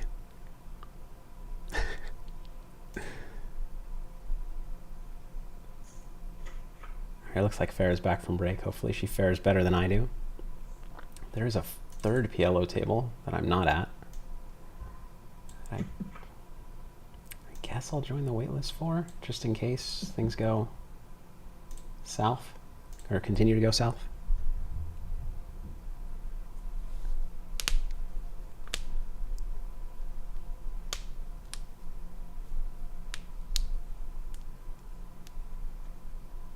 Okay, Farrah's got 8-6 offsuit. Looks like she's going to open the button. Okay, she opens the button. I think this is a fold, actually.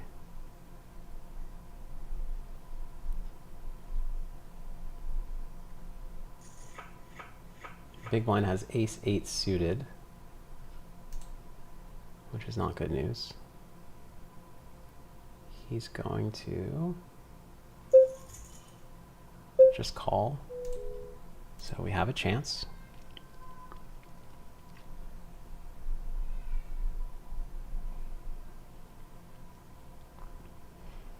King, queen, deuce.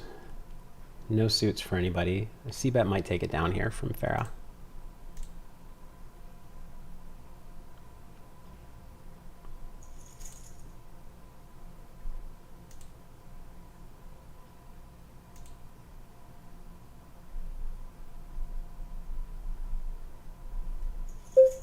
She bets 18K into 58. 3rd pot. I think his hand's supposed to be a fold, but he's asking the dealer something. I don't know.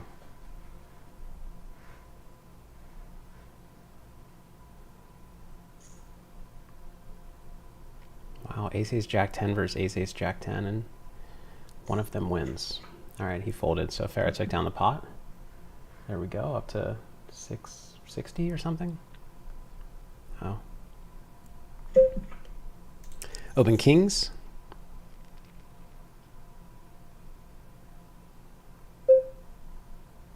Oh yeah, if that is Fox, and I definitely don't think he would snipe. I didn't know if that was confirmed.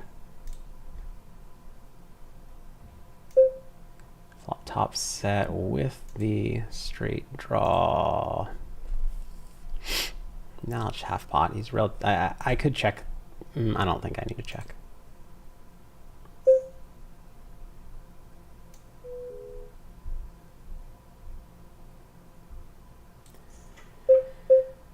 A little bit awkward now. I think it's a check back because I'm just folding out a lot of stuff if I bet, like a lot of worse hands.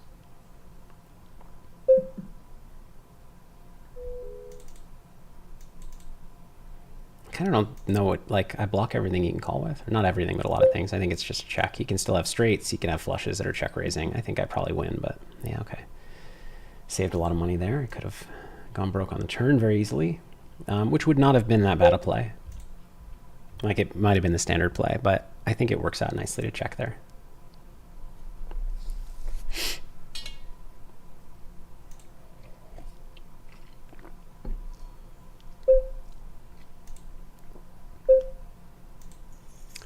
Open with threes.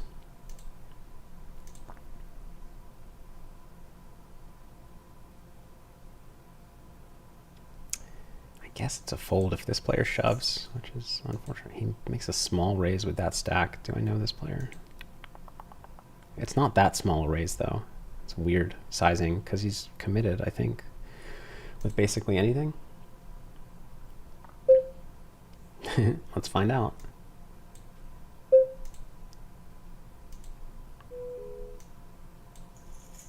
Yeah, kings versus queens versus threes.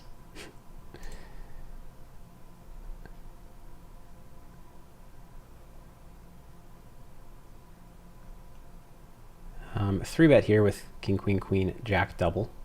Even though he's early position, it's just too good of a hand.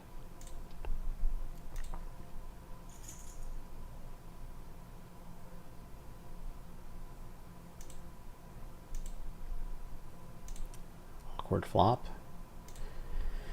I mean, for me, but also, like, awkward flop for my range. My hand does okay. His range does okay, but it's not like he smashes this. He's not opening, like, pocket eights. I mean, a lot of combos of pocket eights. So clear call for me against small bet. And we'll just take it from there.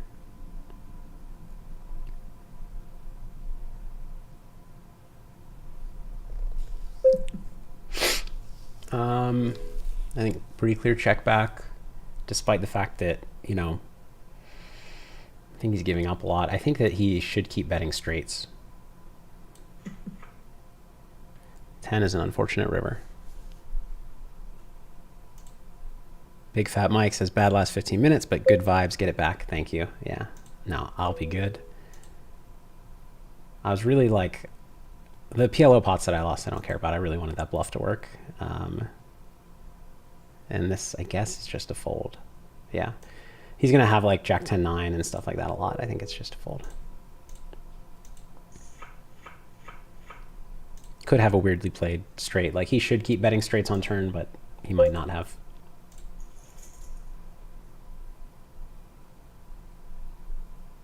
Or at least I think he should. Don't know for sure.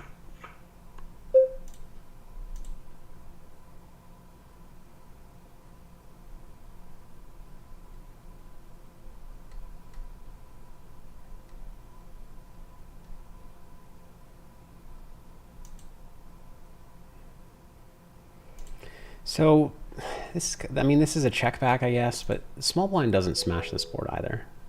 All right, facing a small bet, I'm just going to call.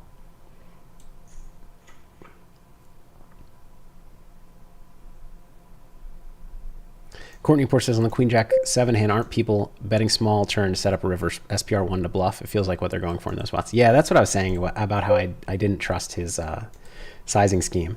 But it's really tough to have air there. Like, not everybody bluffs with aces or kings when they have a diamond blocker. A lot of times they just try to show it down.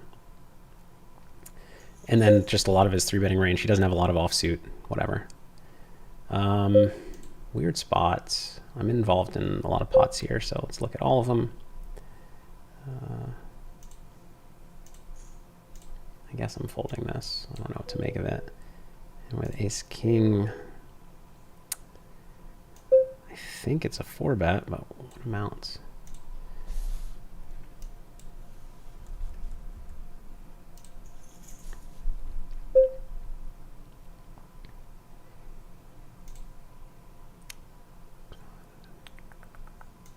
I guess I check call this. I don't know.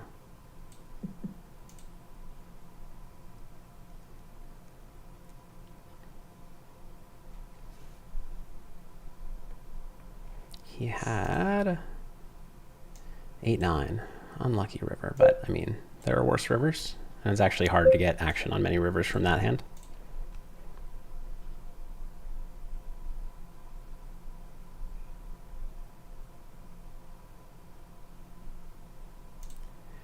So ace-5 off against under the gun min.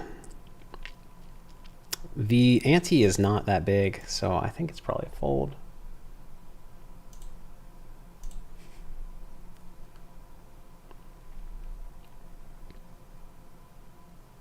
Let's see how they play this pot. Folding up there to an early position raise, and down here we will see. Raise 3-bet call.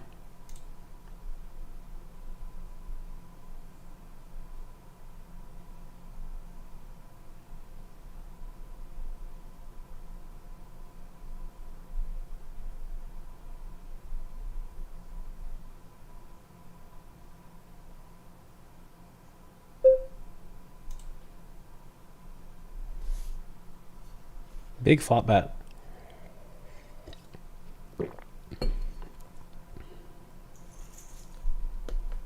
You don't see showdowns too often in these pots, but I'd love to. Curious to get reads.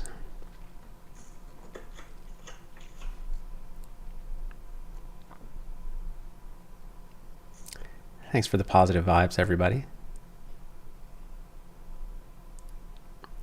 Just takes it down. We don't get to see.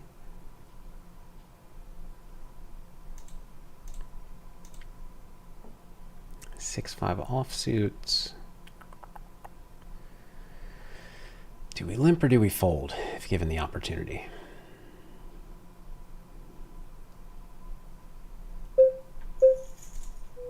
Not given the opportunity. All right, so I want to check when the next break is because I don't want to miss it this time. It's in 16 minutes. Okay.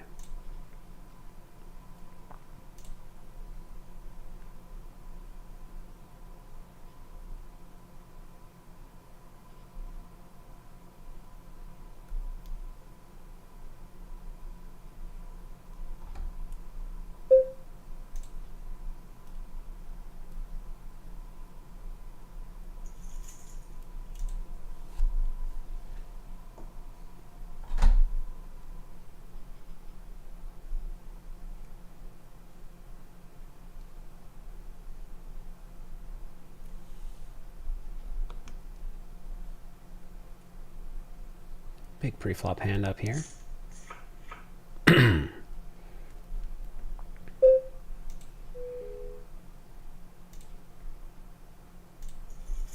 opening 8-7 suited in the tournament. Opening ace king 5 up here. Focus on hold'em for now. See where things get more interesting.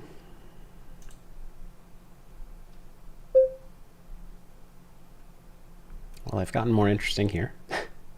I think this is actually just a check. I have the board way too crushed. Oh, wow, they've gotten interesting here too. This is a bet. And I don't really know what's a good sizing here, but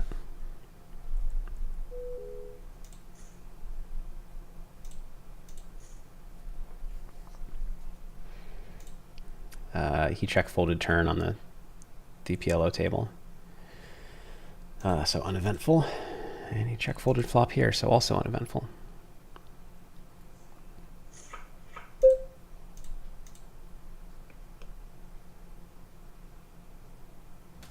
Thank you guys for letting me know who some of these players are. I don't know who anybody is.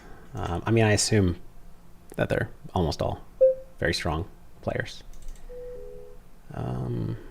Check 2 on this board, and I mean, I don't even have a single heart in my hand. I'm just going to give up. I think with a single heart, you could bluff hands like this.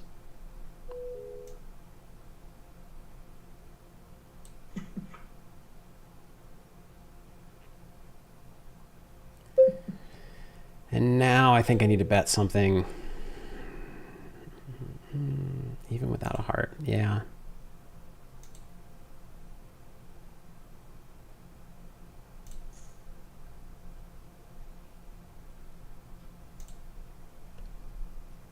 Just not going to show down jack high in position there. Queen, queen, 7-4. If anybody opens, clear fold. If folded to, I don't know. It's probably still a fold.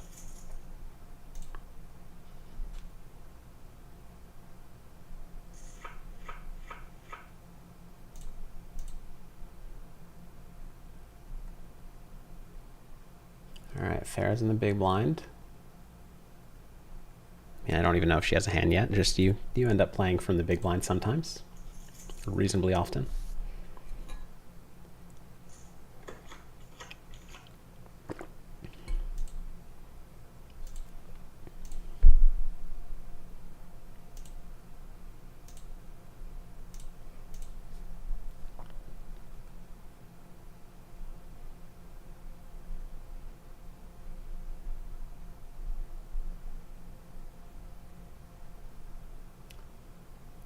No, jack deuce offsuit. She's gonna fold. Good fold, honey.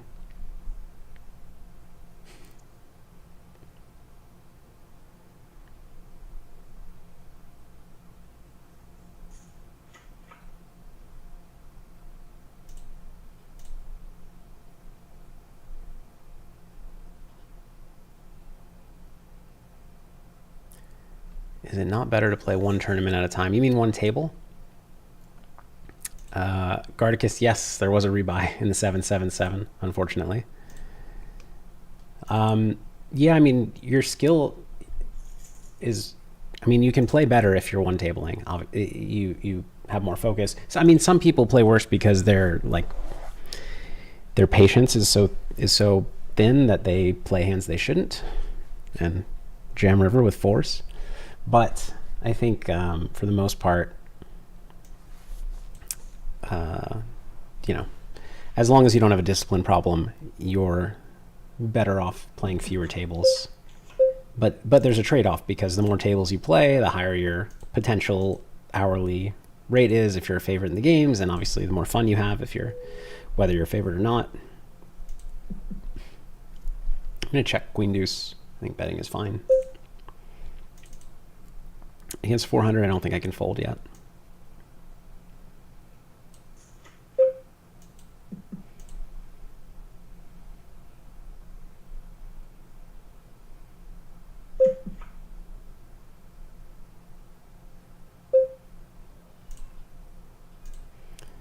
Nothing missed. Given that they saw my bluff, I'm just gonna go for pot. See if we can get some value against a king or something.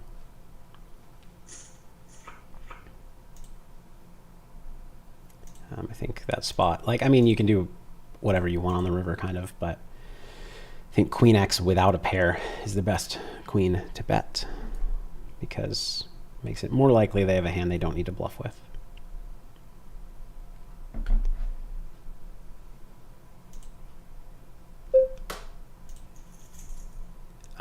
Yes. Good. Can I press the info button on the 777? Done.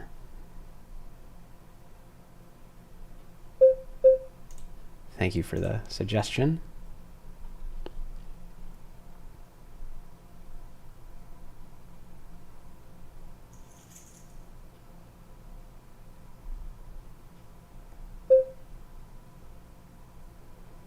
I'm gonna make kind of a loose defend against early position, but these cards are really live, as is evident by this flop.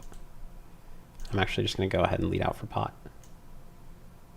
A little less than pot. Gotta keep him in. I think pot's the size though. I think you could have a small betting range and a potting range on this board.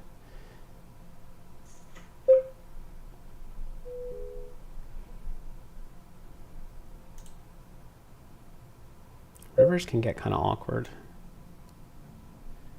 Yeah, but we're a little too deep to check jam like comfortably, so I think pot is good.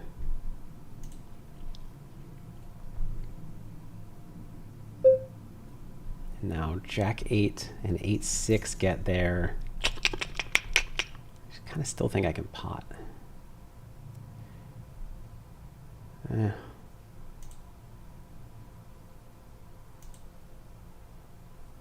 mean, it's thin. It's definitely thin. It's half pot. He's not going to open a lot of 8-6 from early position, and like a lot of Jack 8 folds the flop, so I don't think he has a straight very often. But he also needs to call with like something.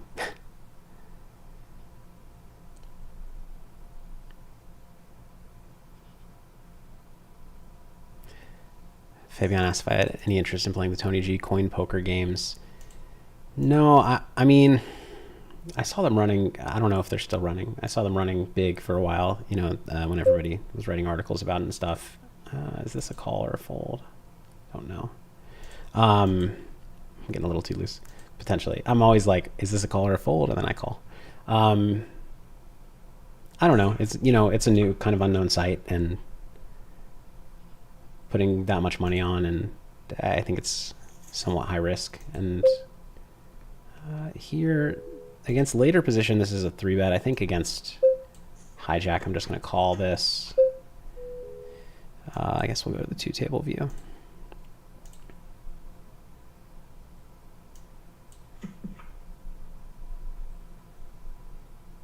I'm not saying that there's anything that I have reason to believe that something's not to be trusted there, just that there's always that risk. And when you add that to kind of the unknown of the quality of games and, you know, potential, yeah, like not just like unethical things, but potential deposit and withdrawal like issues, and who knows, there are just a lot of risks to take that factor into the EV calculation of playing those games. So I made the decision not to. I'm not saying that that's the decision like that I think I'm right. It wasn't right for me. Here I'm going to go ahead and bet the turn. Try to, like, when he checks the ace, I'm going to try to fold out kings through jacks. Works out.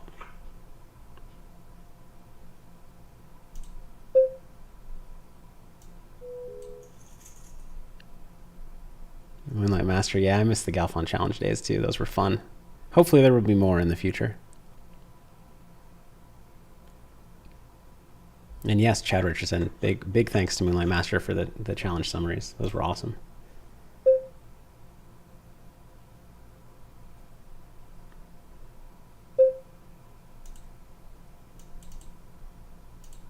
Gonna bet queens because it needs some protection.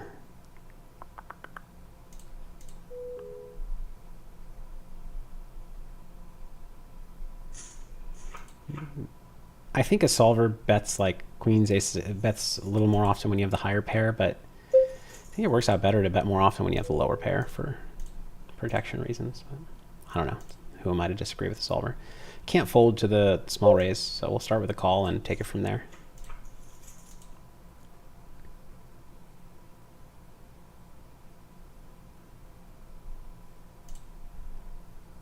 Meanwhile, we have jacks in the Hold'em event. Actually, so we have hands everywhere. Let's just... I kind of feel like this is a good spot to just call, but...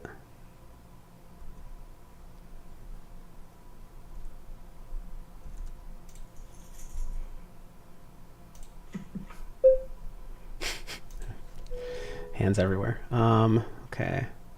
I think on 5-3 jack, I just call.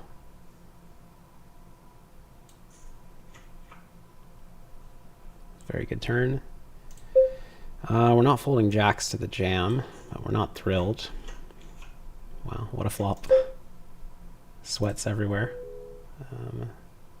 Okay, quads will work. Here,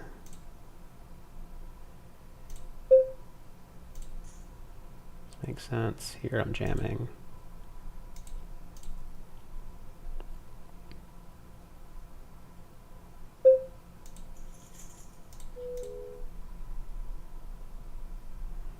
Very unlucky for him. Well, I guess I got lucky in a couple hands, so. I would rather be good than lucky, so I'm not as thrilled as I would have been had the bluff with fours gotten through before. I'm still have that in mind. But we'll take the chips.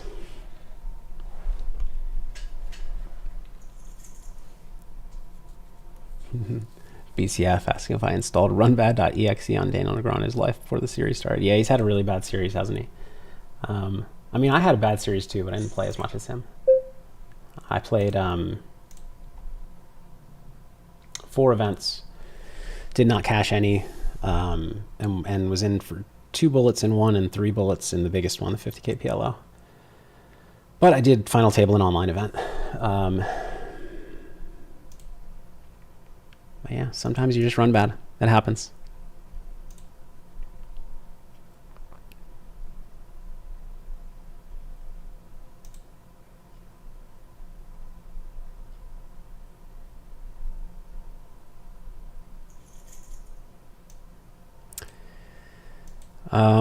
Is not Austin asks, why do I think it is that professionals have such a hard time in the main event versus non-professionals? Was my opinion. I don't think that professionals have a hard time in the main event versus non-professionals. I think that professionals have really high expected value in the main event because there are a lot of players who, you know, will take their shot at this, you know, the tournament. And I don't know. I sure sometimes they don't know what to expect, but they, yeah, I don't think they have trouble on the whole.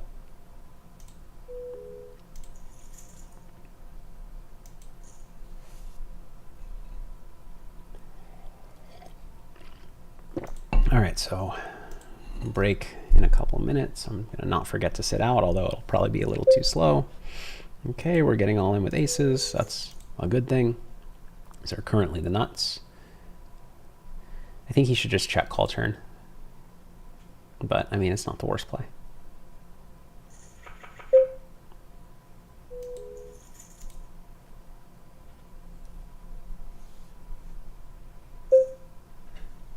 That's fair, I have 650.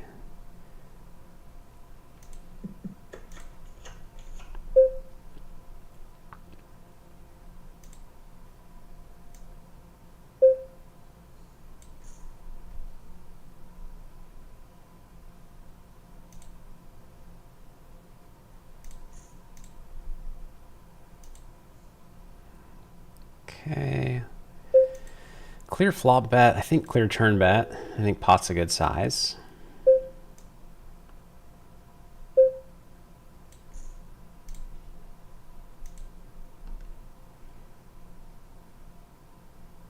This went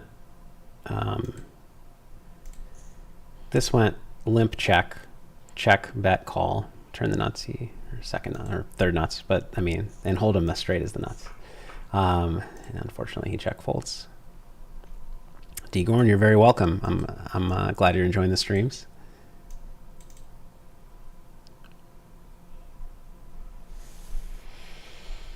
Okay.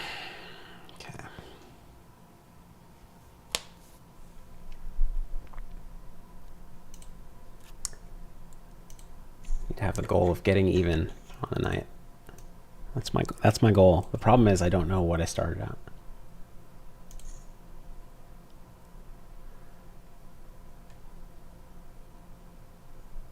More than I know it's more than I have now. I hope someone will play bigger. Bigger PLO would help me get even. There are more PLO tables running. I could just play a bunch of PLO cash later, but I don't really want to do that. That'd be interesting. Whoops. So I had an idea earlier that that it might be fun to like do a stream someday where I am like not a tournament stream, but a stream where I'm recording a run at once training video on stream, so you could see the process for that. I could like I can't really switch to that now because of the no limit. It's just too hard. I'm gonna check this one back. Blocking the 7, and it's just hard to get action, and the board's pretty draw heavy.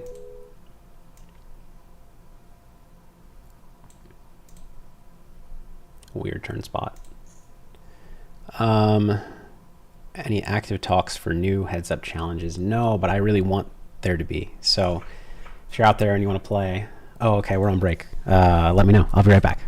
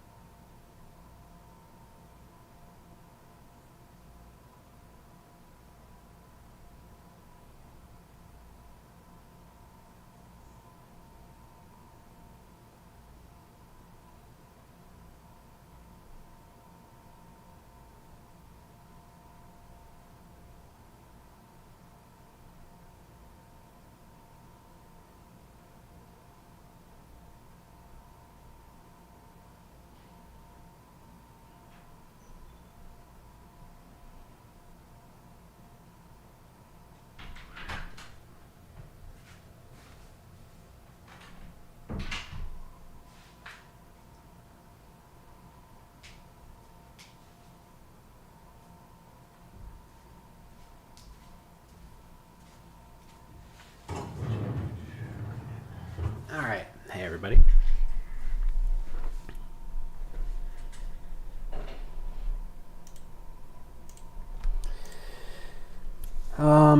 Let's see what that other tournament is up to.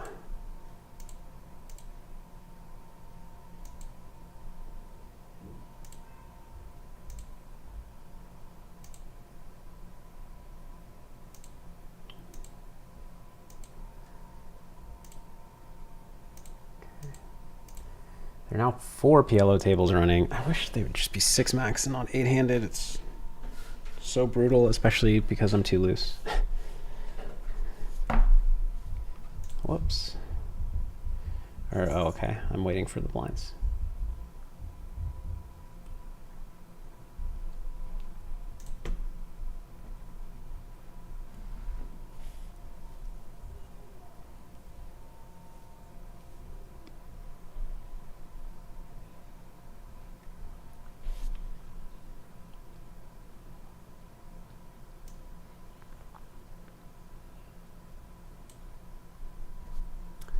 Oh yeah, okay, so that tournament, late reg, I'm such a fish, okay. Post blinds next hand. It's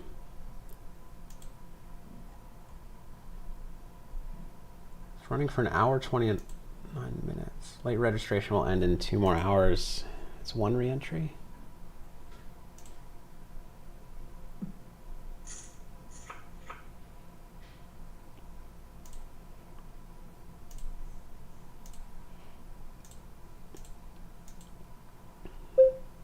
Two X re-entry.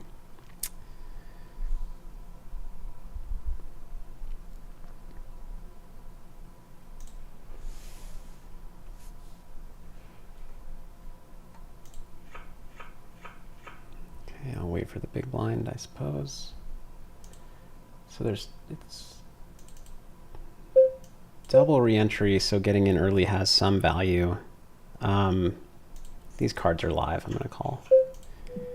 And ace-9 offsuit here. I don't know if this is a hand I'm supposed to play. I'm going to fold. I don't know. Blinds are for 100 big blinds. I don't know.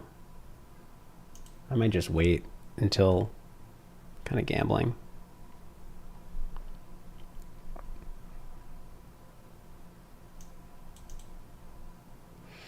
Alex asks if I think 510 live PLO regs can have more than $100 USD hourly rates.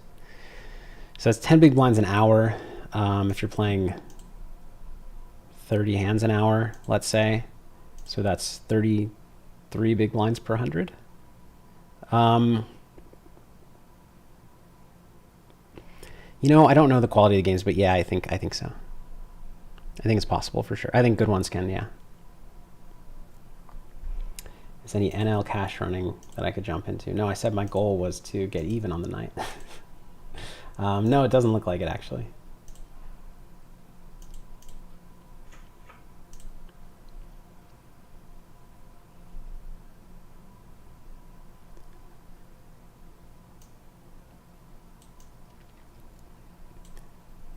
DK says, I'm so paranoid about collusion after all these allegations. I only play Heads Up PLO now. Well, Heads Up PLO is a great game. I feel relatively safe on the major sites. And then when you get into unregulated sites, not because necessarily they don't care, but just like, yeah, there's always the risk. I don't think that unregulated means shady necessarily, except the fact that they're, you know, breaking the law. But yeah, you have to be careful. But I feel like, I mean, the security teams of the major sites are very good. And that's not to say they can catch every single thing that happens, but I think those things going on are fewer and further between than people assume based on, you know, headlines. I guess this is a fold. I'm trying to make money now. I'm trying to get even, so I have to play well, right?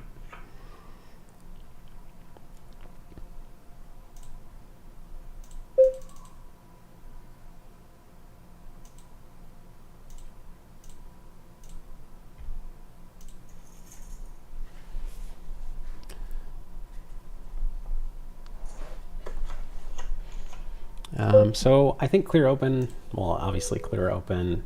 Do I want to bet this flop? I think probably not. It's nice to have a deceptive hand on this turn that he's going to be pretty aggressive on.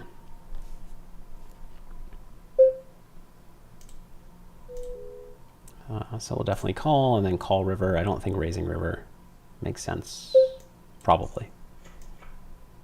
Interesting. Unfortunate because his turn sizing can definitely mean two parent sets.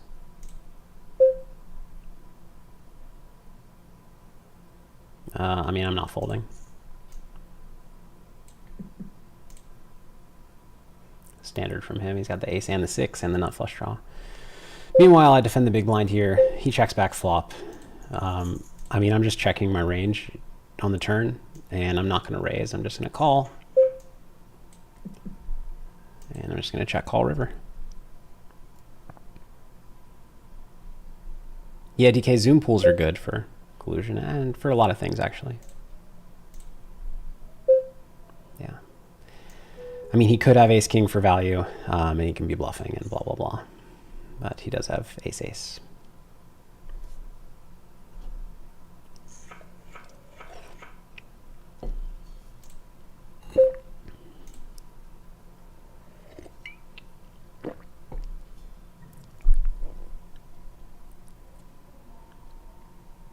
Sam Lee, collusion is a huge problem in online in general. I think it's not a huge problem. I think it's a problem. Bojan says, congratulations to Farah on day 4 of the World Series of Poker. Thank you. Congrats to Farah. She's crushing it. Extremely proud of her. But she has a long way to go still. That thing is a marathon. That's why I didn't play it. It's just too... it takes so long. It takes so long, it takes so much energy and stamina and so many bad nights of sleep strung together.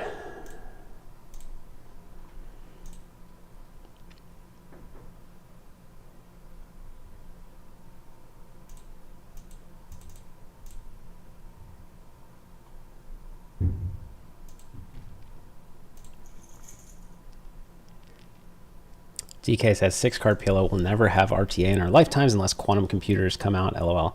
That's actually not true. I think that there'll be 6-card solvers soon if there are not already.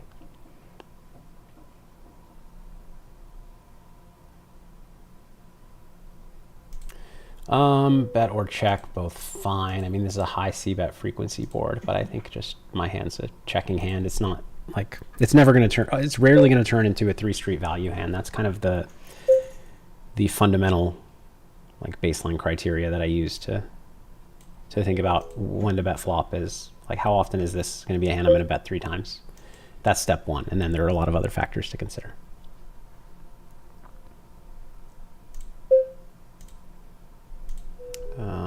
Okay.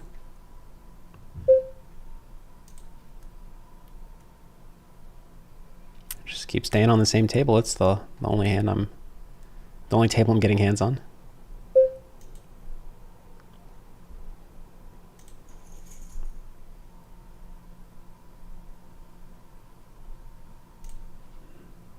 Make sure you guys let me know if you see fair in a pot and I haven't noticed, please. Oh, I guess you won't see that I haven't noticed. So just let me know if you see fair in a pot. Thank you.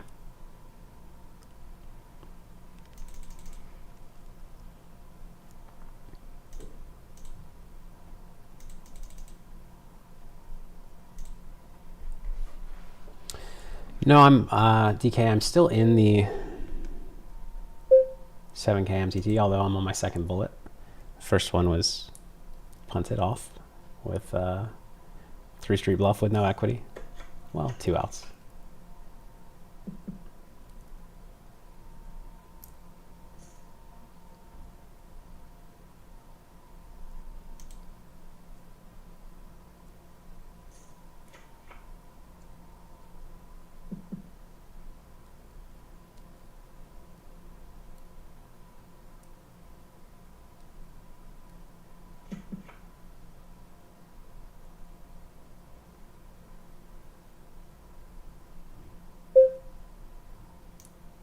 Is this an open? King 9's an open.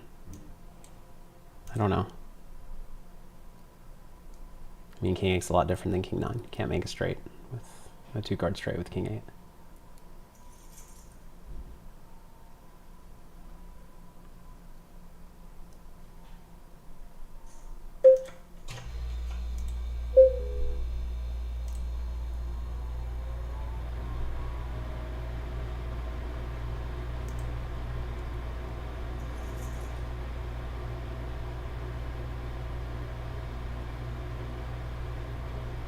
Mike Mattisau was making a monster bluff on. I didn't know that he did this. He's all in for his tournament life on a bluff in the main event. If this, like, I don't know, it would have worked on me. I didn't think he did this deep-ish in the main event for his stack.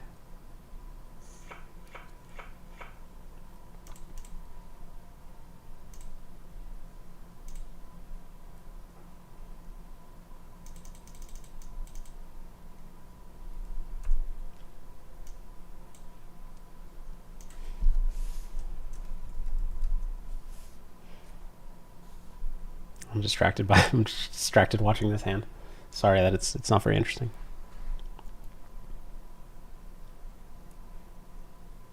Yeah, easy way you're seeing it too. Okay, Madison's out of the main. I'm props to him on a bluff that I didn't think he would make, and those are the bluffs that are supposed to work a lot when somebody thinks you would never do that.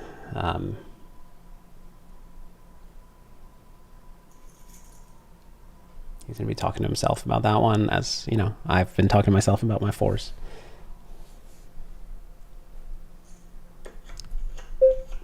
Is this an open under the gun 7-handed? I really think it's not. I'm just going to try to play a little better.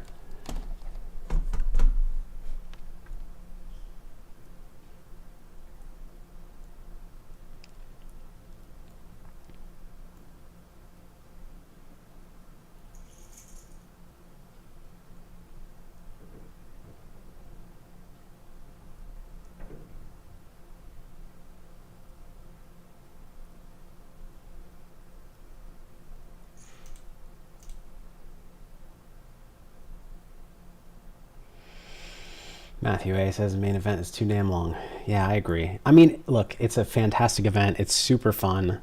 You have to be loving it. It is like, it's so long. I think if the main event were, I mean, but it wouldn't be. If the main event were 7-handed, I would play it every year. And I don't know, I might play it next year. I got a little bit of FOMO watching this year.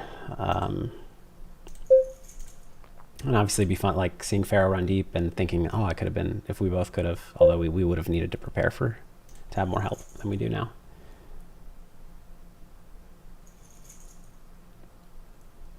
All right, so open bad aces, get 3-bet. We can 4-bet to, I think, enough that we should probably 4-bet. 19 something, 1875. So that makes the pot 38 with SPR just over 1. I think it's good.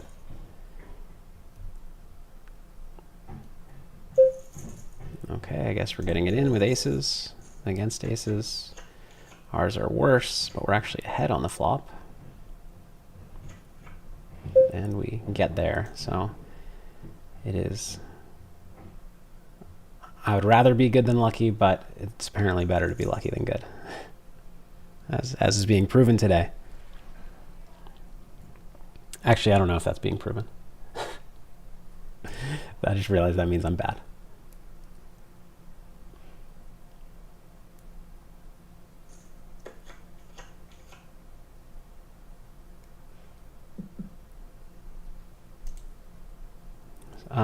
How do you guys like the 1-table view, the 2-table view, and then switching to 1, or a 4-table view if I cleaned these tables up? So right now they're set up, because I didn't set up the stream very well. So they're set up so that they fit into these windows okay, but then the 4-table view is kind of ugly because those windows were not set up perfectly. This is the side of Farah's tournament window. Let me know what you'd like to see. I think I've done an okay job of keeping up with the action, switching back and forth, but you know. I think it does vary. Moonlight Master made a good point. You know, it depends on your screen out there. But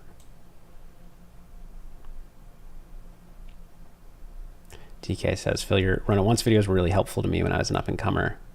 PLO grinder, big help. Also, a lot of Richard Grieco stuff was good. Thank you. Thank you for sharing that with me. I mean, it's the best part of teaching is hearing that it was helpful to people. Seems like a check. You could raise this, I think. Maybe it's a raise, actually. Whatever. I guess I'll check back. CG, good to see you in here, man. Says good luck tonight. Phil, are you missing playing high stakes online poker, or are you still finding some online games? I'm missing it. I really want to play more high stakes online poker, but I'm stuck here for the most part in Las Vegas, Nevada, and there are not a lot of good options for me that are legal and regulated. Clear call with King 9, of course. Flush hits river, but that's not going to be a huge concern.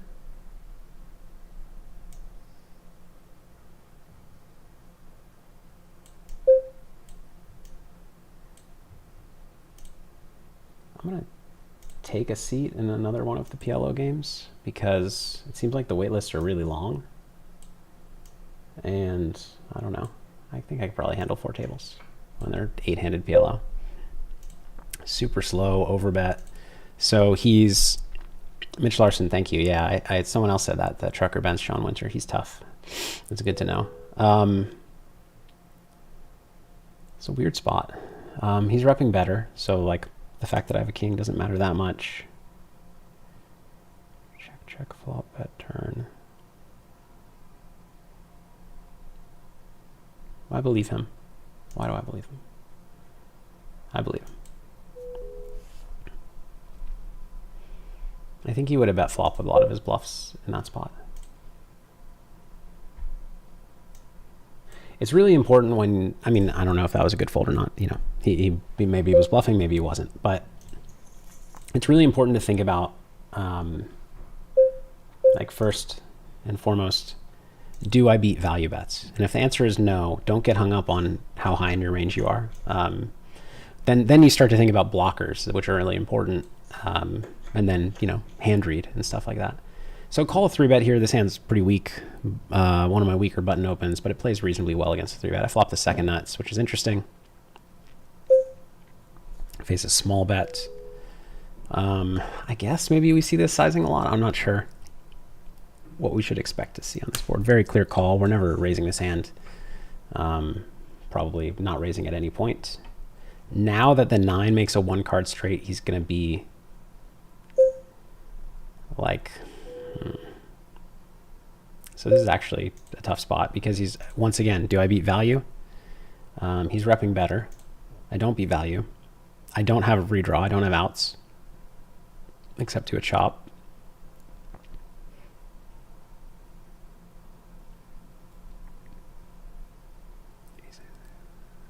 Just thinking combinatorics wise, how often he has aces compared to ace king. I think this is actually extremely close. I think having the king of diamonds works against me. I'm going to fold. I think it's extremely close. But I'd much rather call there with a set.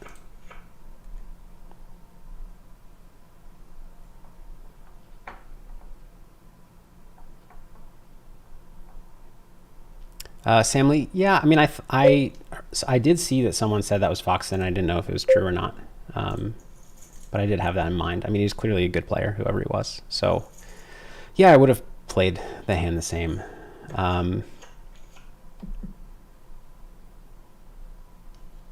DK says it's good that I'm not in the main so I can support fair in her first deep run. I agree.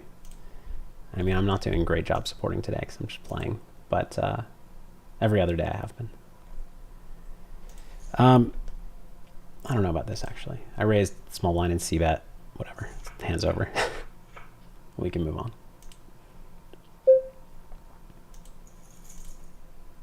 Loose button open. And actually, if this is Sean Winter, I mean, he's good, and maybe I shouldn't be opening that wide into his big blind. Good flop for my range, really bad flop for my hand. Pretty clear check.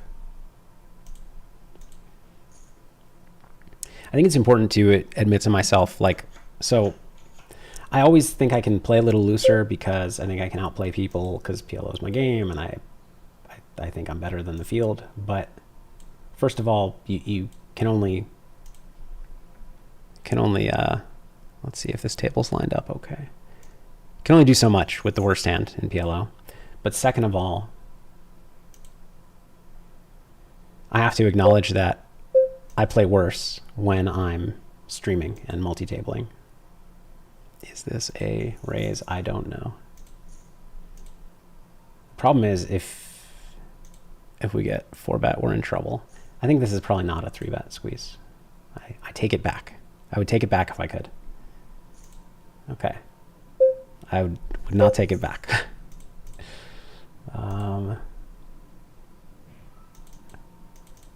I don't know what I'm doing here. How do I want to play this spot?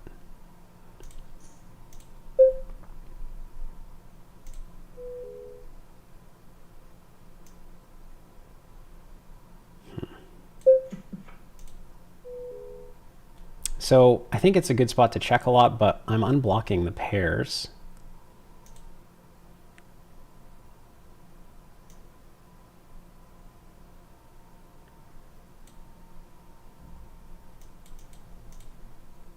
I don't know. Maybe I should bet a little bit bigger. This is a very strange spot. And like SPR just over 1. I think I should have bet a little bit bigger. And now I have to check fold, unfortunately.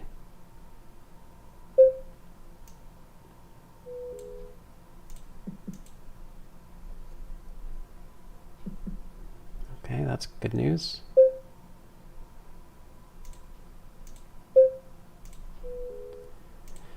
Assuming he had a flush. Yeah. Flush with an ace. So, I don't know. I could check. Turn. I don't know. I don't love how I played that, but I don't know what I would have preferred. Here with sixes. Is this a VPip? I don't know. I'm going to fold. She's got a fifth table, and I'm still not in the... do I want to play this table? I'm not going to play this table. I'm just going to stick with 4 for now. I'm going to get into that other one, please. Okay, so some of you were saying 2, some of you were saying 4. Someone says anything but 4. On mobile, really hard to see 4. Okay, 1 table will always be better. Okay, I'm going to try with 1 for the most part. And I will do my best. Get check 2 on this board. I'm going to check. Got to check some of your nut flush draws, and this is like a really weak nut flush draw. So I think one thing hopefully you're noticing is a lot of balance with like showing up to different spots with, you know, with all kinds of hands. That's kind of how you do balance and optimal play and stuff. Opened ace king off in the Hold'em tournament, and I'll let you know if anything happens.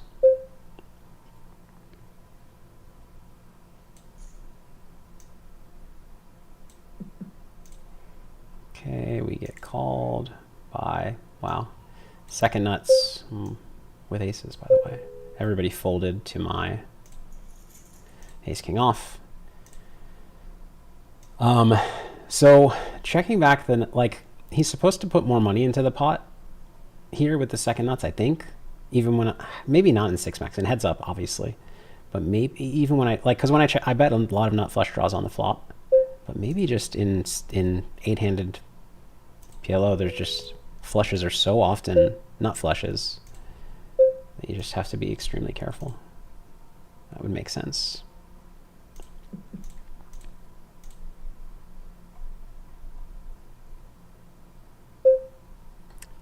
Ian asks, how's my wife doing? What's her stack relative to the average stack size? She has 681. I don't know what the average stack size is. I know that, whoops, I wasn't paying attention. I know that's 50 big blinds. So usually that's a little bit above average, I feel like, but I don't really know. We only have a bluff catcher here, which is unfortunate, but I think we call 1 at least.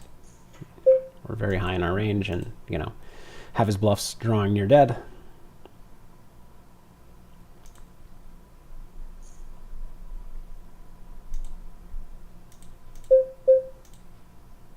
And now he's betting big. I think I'm just going to fold. I don't block boats, which he's going to have a decent amount of. He could have slow played flop. He could have hit kings. I just think it's a fold.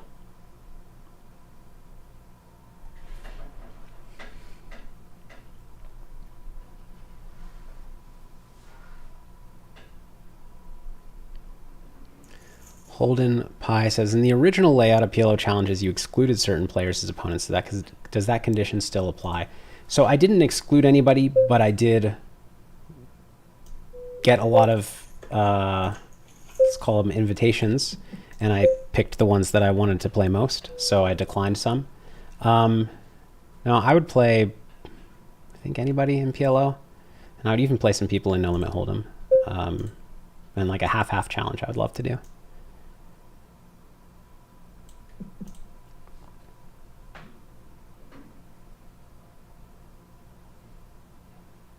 Moonlight Master, thank you for that info. I appreciate it. Let's see. I mean, it's hard to get called by much, I feel like. I could small bet. Feels a little thin. I don't know. I'm going to go for the small bet on the 4th spade. See if I can get called by something random. Problem is you can do some raises here from King Queen and bluffs, but we'll see.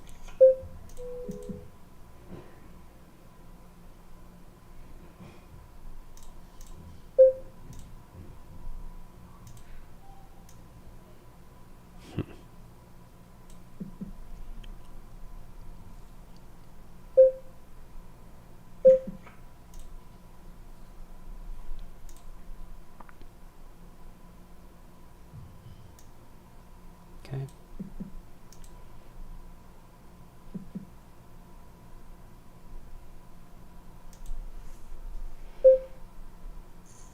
We'll open here in the small blind.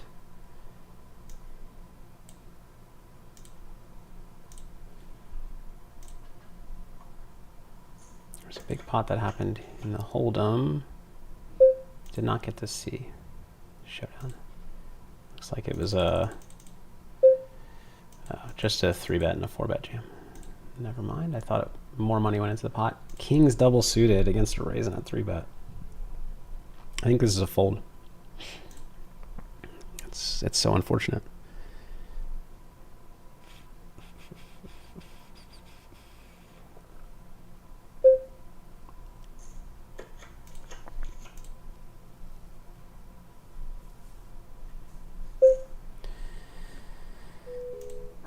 Limp raise call. I guess it's just a fold with these stacks short. It's a decent hand. But Bjorn, I think his call down, you're talking about the hand with, well, I'll just bring it up because I'm not in any hands right now.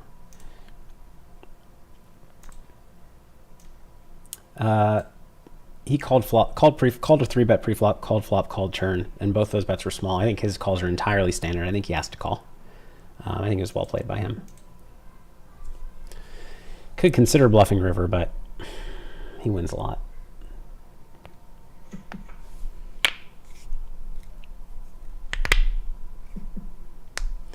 Bojan asks if I'm planning to play the high stakes poker show in the future. I would love to. I need to get invited to it, or I need to try ask to be invited to it. So maybe I'll do that. But yeah, I'm definitely looking to. It's a little bit loose of an open.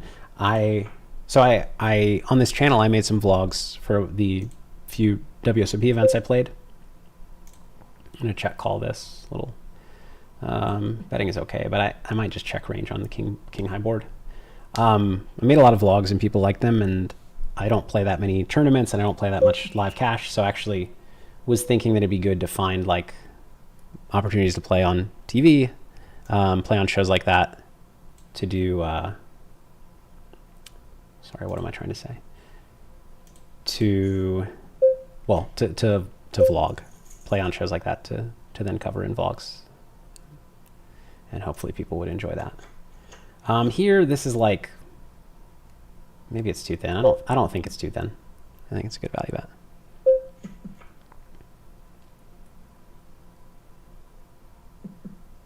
bet. Clear check on the river, of course.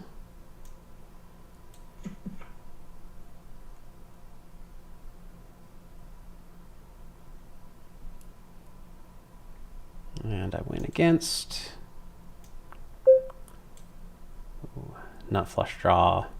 I think he should bluff river even without a spade, but it's understandable not to.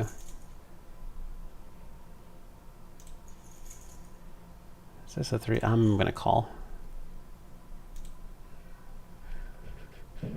Sion Apanui says 850K is the chip average. Good to know. Thank you very much. So Ferez, a little bit under average,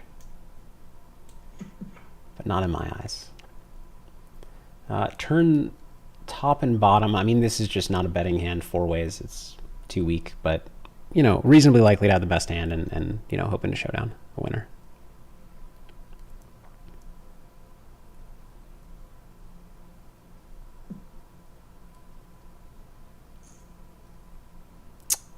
Against a pot bet.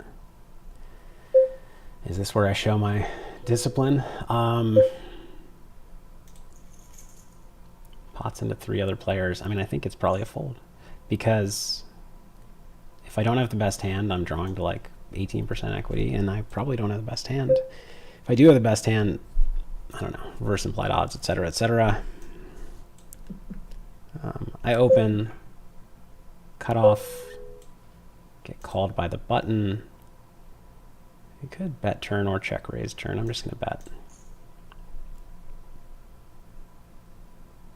I'm checking flop a lot on these boards out of position, just because they're so good for cold callers range, and they're tough to play if you're betting most of your good hands and then checking hands that don't want to face a bet. Under the gun opens, I have king, jack, jack, deuce. I do not know, but I'm going to peel.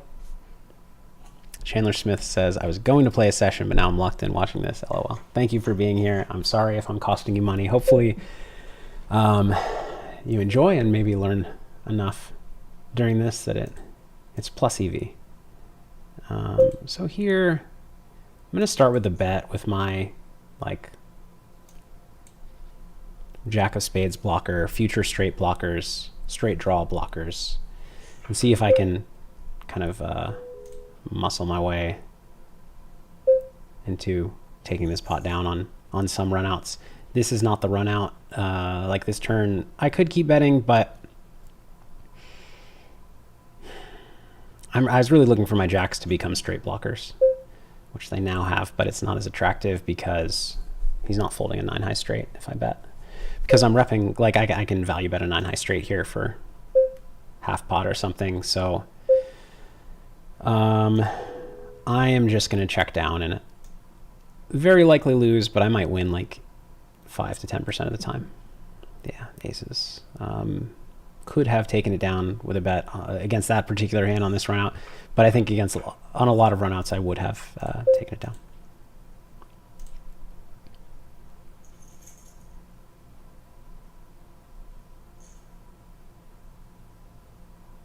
DK likes the king, king, 7 deuce double suited fold. Yeah, I think so. It seems right. East Coast Grinder asked if BTech, Ben Tollerine or Ike took me up on the heads up challenge. They didn't, but I'm friends with both of them, so they might have felt, you know, I don't think either of them are afraid of me. I think they would take their chances, but since we're friends, I think they might felt, I don't know. They might have felt weird about it and or, you know, weren't thrilled. Maybe they would play and think they're a favorite or break even or whatever the case may be, but don't think it's worth it. But I don't know. I didn't ask them.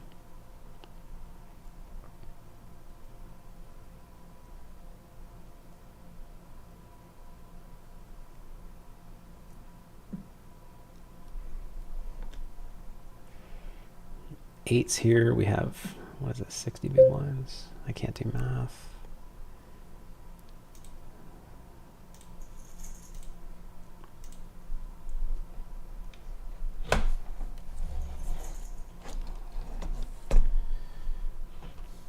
Okay, aces here against under the gun. I'm gonna 3-bet. We're deep. I can 3-bet a lot of stuff, so it's not like he can put me just on aces.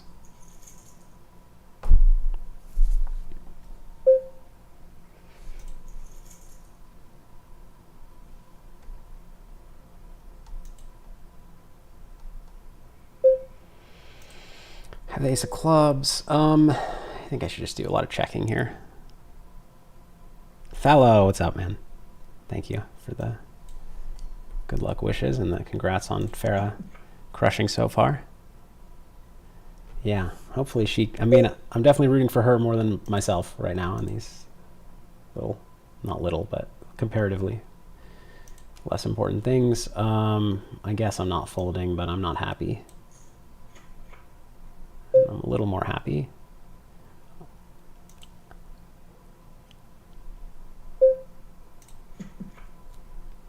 Less happy now, but I'm not folding ace deuce. I think he does make a lot of straights here. I don't think he's betting a 10 like this, but he's gonna have some bluffs, and I just have ace deuce 7, so I'm not folding. Okay, he bet a 10. It's not unreasonable at all.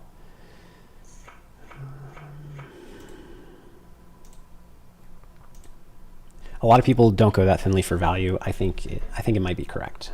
I think it's probably correct. So I think well played by him. And I mean, he got me to put in a lot of money bet on the turn. Phil, do you have one of your bracelets that you could show us? I would need to find it. Them. They're together, I know that. But I don't know where they are. So my wife hired professional organizers. I didn't know that was a job until she did.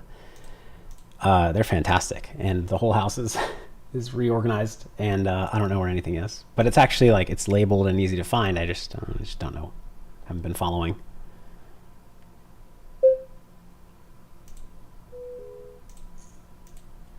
Kings up there. Opening kings down here. We'll stick up here for now. And as we know, we're going to see a flop. Well, we at least know that we're going to see a flop or a 3-bet. There's the 3-bet. King's not a great hand against the 3-bet. If Cold War Kid folds, I think I should fold. I think I'm probably supposed to fold here. Discipline.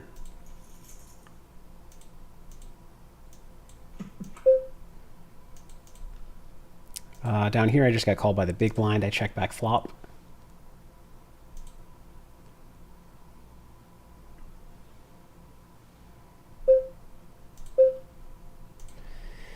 I think I have the best hand. Is he going to call with something worse?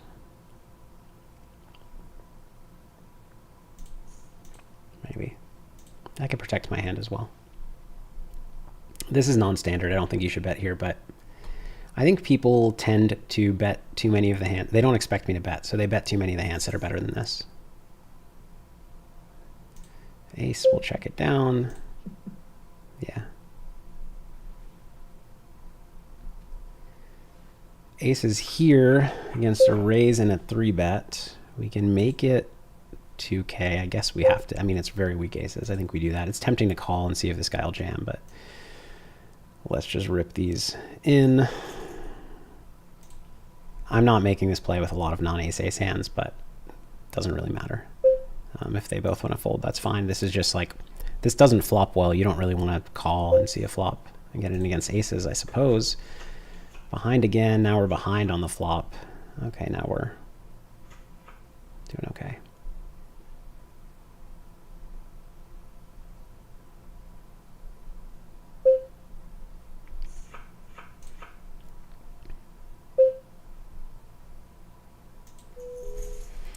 Thala got to briefly play with Richard last night in the PLO Bounty after I maxed late reg following my main event bubble. Oh, sorry about the bubble. He said the 2 bounties he had in front of him were his total WSOP caches. Yeah. Well, I know he got COVID during the series, so he missed some events. Farah looks like she's about to enter a pot. This one's just a check and give up. All right, so there's an open with ace-8 suited, call with ace-10 suited. Farah calls the button with pocket 4s. So we're hoping for a 4.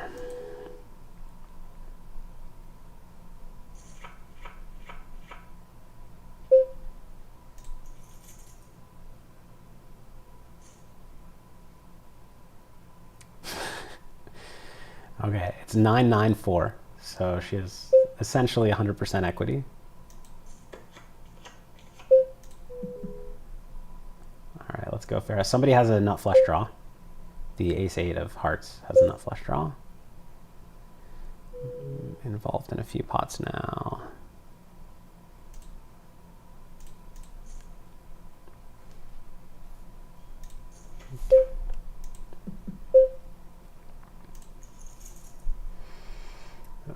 She turned quads.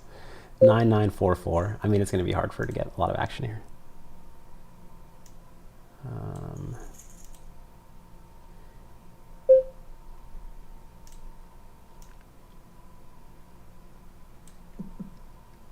She bets 40K, gets called by the nut flush draw. I mean, what a weird hand. This is a clear check for me.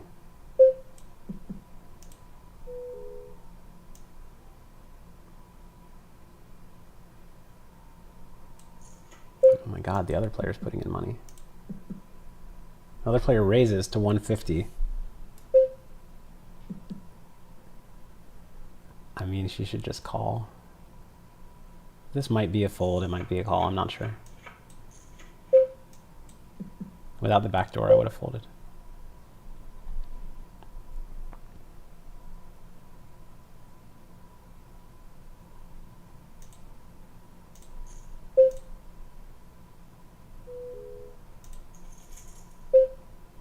She calls, good call. I think I see her, yeah.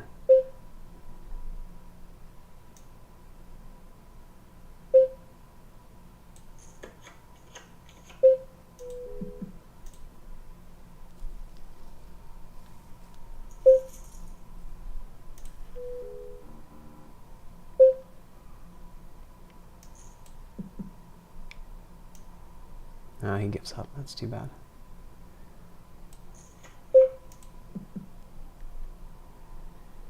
Yeah, that would have been cool for him to bluff. I mean, it's cool already, but...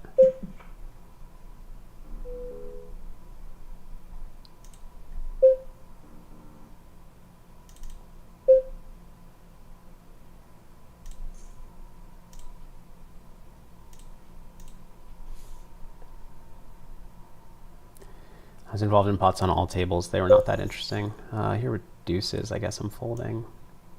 Farah's all in. He's probably going to fold. I mean, he's going to fold.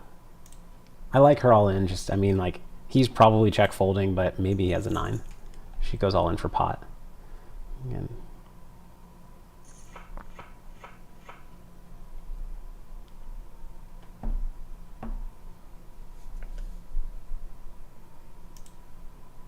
oh, I would have flopped a set of deuces.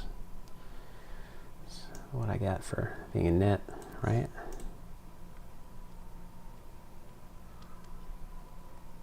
Yeah, he folds. All right. Brent White asks, Phil, can you talk about how you balance fatherhood with playing the game and owning a business? He also has a toddler. It's hard. I mean, I'm thankful to Farah for she handles the bulk of the parenting duties. I handle some, and I mean, I'm involved every day, but she handles the bulk. I mean, this is kind of a good bluff spot. I don't have a lot of obvious bluffing hands here, but I don't know if they are gonna like hand read that in depth. Okay. Oh well, I probably shouldn't have gone for that. I guess I'll have some wraps. Anyways, I don't have a great answer actually. She handles a lot. I don't get to do as much as I want on kind of any of the things, to be perfectly honest. And it's something I'm constantly working on. So I've been recently trying to figure out a schedule where I can find some days to try to play and study poker, and then have specific days for work and specific days for poker related stuff. And then I have YouTube as well. But what I'm struggling with now is when I don't have that structure and I'm kind of just handling whatever comes up, there's always something that comes up and pulls my attention away, and just the lack of focus between things makes me less productive at all of them. So I've been trying to improve upon my my productivity.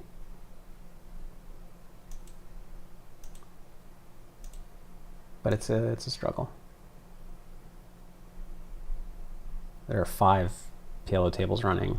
I mean, I can't stream 5 tables.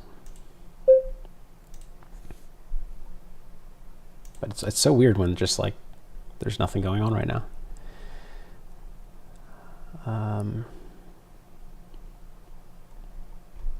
Good question.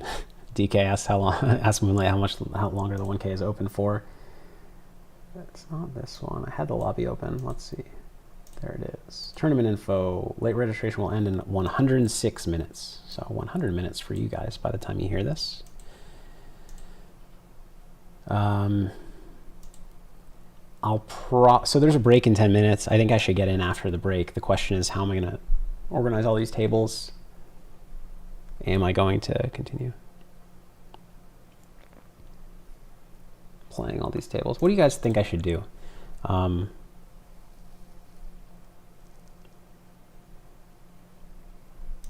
If we get deep in the hold'em, I'm just going to focus on that. But right now, it's just early. I mean, frankly, I'm going to get into the 1K. I'm going to punt around a little. I mean, I'll play tight, but I'll be looking to get all in. Or not tight. I'll be playing reasonable hands pre-flop, but I'll be looking to get all in. And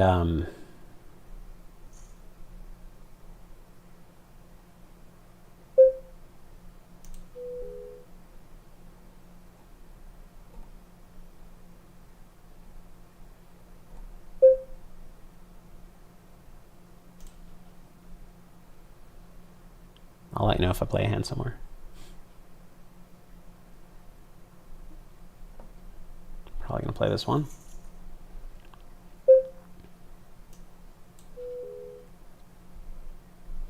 Yeah, we're still in the 7-7-7-7. I have 35k from my second 25k starting stack. And I've not been involved in pots at all, which is crazy for 6 max, but I mean, just haven't had the hands. Good flop for my range, kind of. Be better if there was a flush draw, but 2 high cards. I think it's good to small bet a lot of hands. Not my full range, but a lot of hands.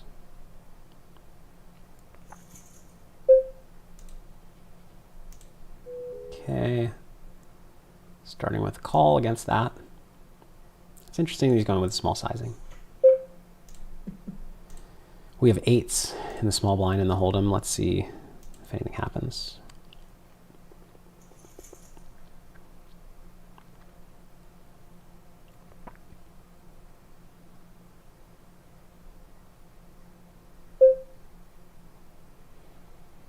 Now I just check down kings. Probably lose, but maybe not. So it goes raise 3-bet. I could rip. This is kind of, it's a lot of big blinds. 50. No, I think it's too. I think it's a little too much. If I had even like 28k, I would like it, but I don't know. I'll lose up there. 2 pair on the flop. I'm gonna 3-bet ace queen queen against the cutoff open. Very bad flop for my hand. Fine flop for my range. I'm gonna check.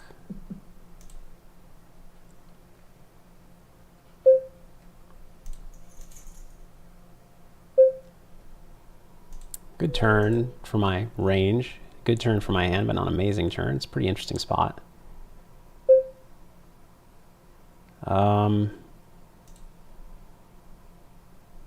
Weird spot. I'm not sure. So my pot is like, it's kind of a bluff, but I can get called and still have the best hand. And it's not a bluff, it's just like an equity denial play. So I 3-bet small blind versus button here, double suited kings. I guess c-betting range on this board for small sizing. Take it down. Over here I raise and call a 3-bet, which is kind of iffy. All right, we're in a lot of PLO pots. Gonna check back flop.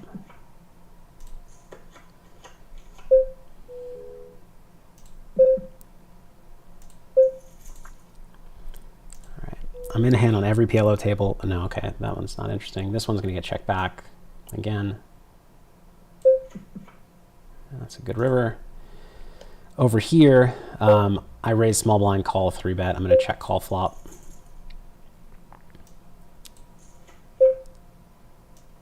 I could have some leads there. Over here, I'm just gonna bet pot, I guess. It's a weird spot. But I think straights can pot. I'm repping a straight. Calls with, presumably an overpair. Oh, he has the straight. Wow. I should have made more money that hand, I think. Weird spot here now. I guess I'm betting.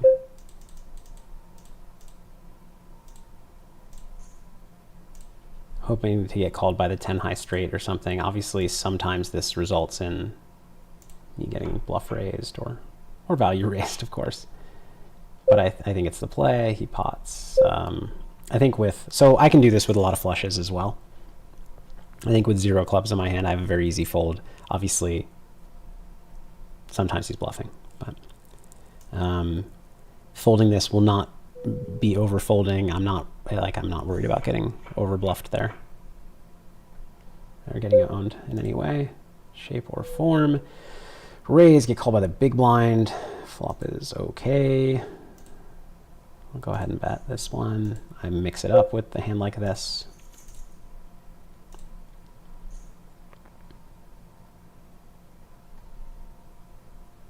East Coast Grinder, Phil, all you need is some Adderall. Yeah, that would help.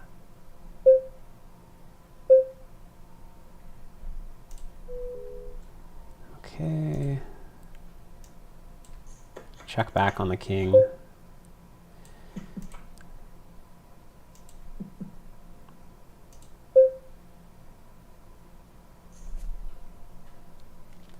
Raphael asks if I prefer or suggest playing 4-card or 5-card PLO. I don't. I only play. He plays hand well. I only play 4-card, so I'm not really qualified to answer that question. I don't really know enough about the games that are available and et cetera, et cetera. Taylor asks, is Joshua 11 Josh Aryeh? I don't know. Would be good to know if he is. But he's had a really good series, right? A couple in a row.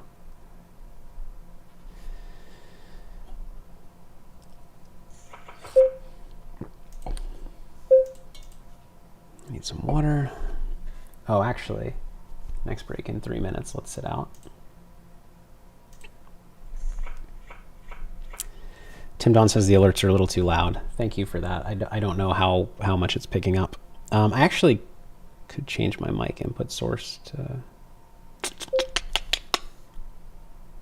cover that. This is a fold. Let me see if I...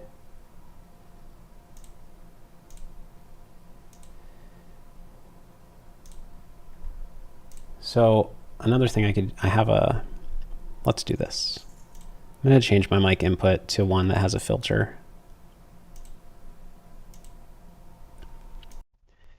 All right, so it's about to change. Let me know if the sound quality goes way down. You're going to notice a small difference because it's doing some filtering.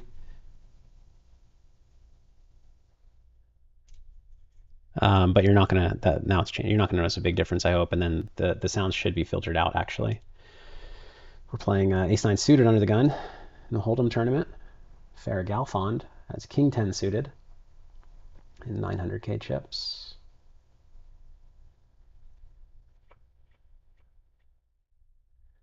Opens in early middle position. King 3 deuce. I probably just can see bet range.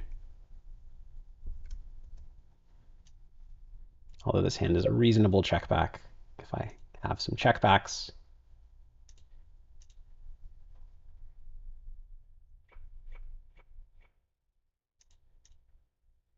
Get called. I'll be checking the turn if he lets me. Fair takes down the blinds. We will take it. Instead, he bets 2K. It's an interesting sizing. I don't think I can fold an ace to 2K, but it's close, maybe.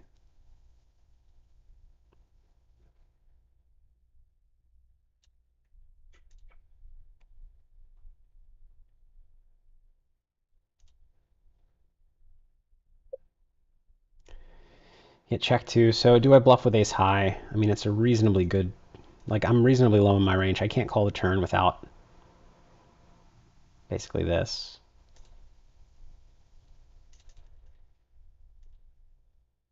But,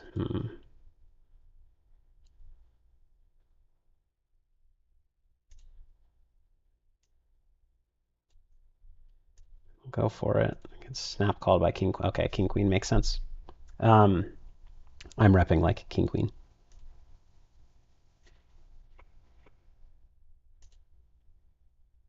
I think I like my line. I think I like his line as well.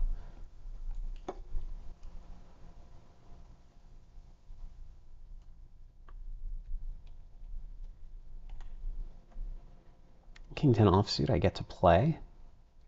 God, an 8-handed aces versus aces happens all the time, it seems like. And it seems like usually there's a winner. Okay.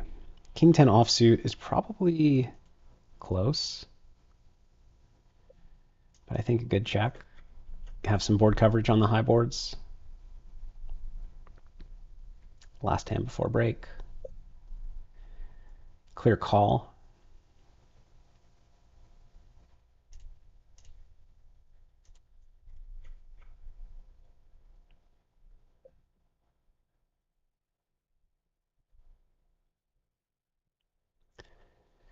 I'm just going to try to show this down. I mean, I'm pretty low in my range, but I can call a lot of stuff to a small bet on the flop, so I'm not that low.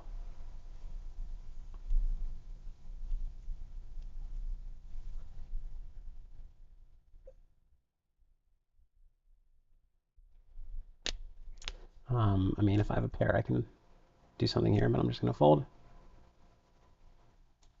Farah has to open eights, gets 3-bet and 4-bet behind her by king 10 and king 7 suited, and folds. I mean, nothing she can do there. I guess I'll just sit out here, and I will be back very shortly.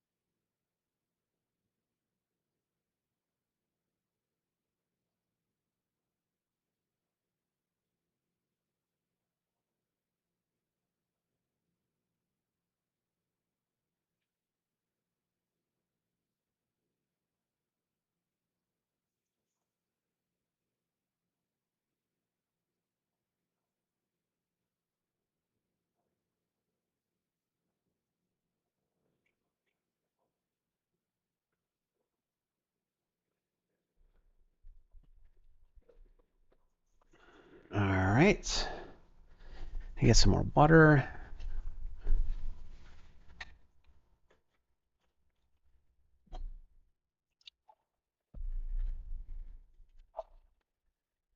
I'm actually going to order some dinner.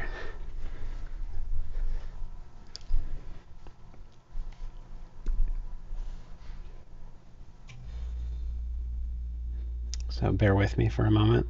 I'm pretty indecisive when it comes to ordering food. Let's see if I can impress myself.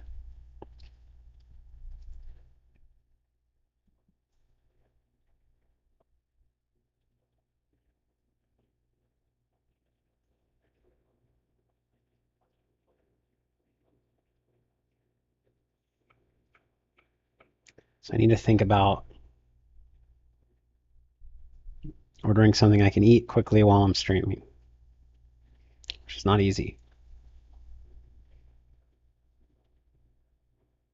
I guess that's kind of nothing, actually.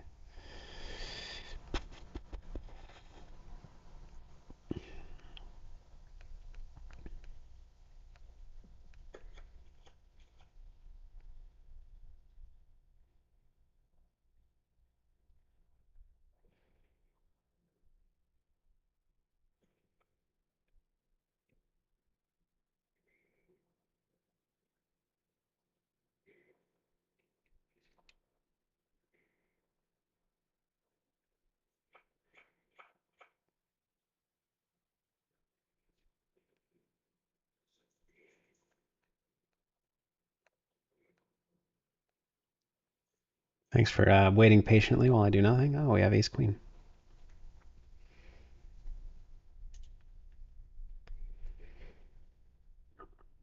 I mean, this just goes in.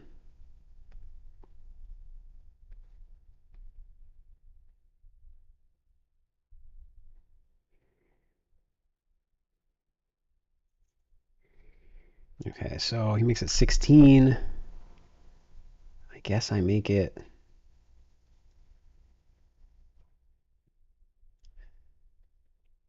like 5K almost. Okay. I mean, I think I just ripped this, yeah. It's not like the exact scenario I was looking for, but if I could take down the 7K in the pot, that would be great. And if not, wasn't meant to be. Sit back in on my other tables while we await the results. Okay, nice.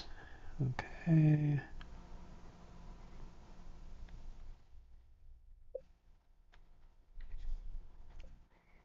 Wait for big blind, wait for big blind. Fold, queen 3.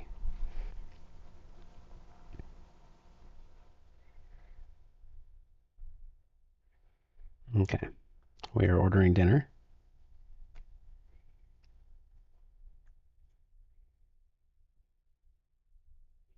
Some of you may ask what I'm ordering, but you're gonna have to stay tuned to find out.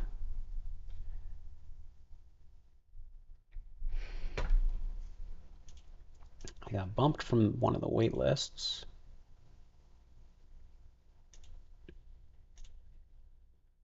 Oh, because nobody's on the wait list. Cleared. Anyways, okay. Yeah, Moonlight Master says bluffy feel today. Yeah. Yeah, I think in Hold'em I'm a little, maybe a little too bluffy. In PLO, I know, where I'm at and what's an overbluff and what's not. And in Hold'em, I do not know. So, but hey, got to try to win pots, right? So the question is, what do I do with the second bracelet event? I guess I just enter now. Keep it off to the side because it's not going to be as interesting, I think, yet. But yeah, I'll register and I'll try to punt some stacks in.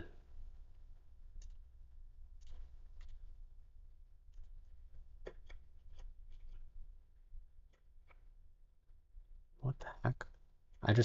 I mean, they just got all in somehow with Queen 3 and King 7 pre-flop.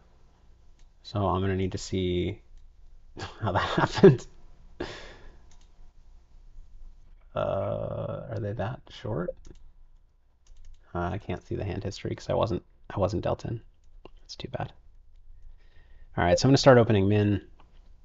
Jack 10 offsuit seems close.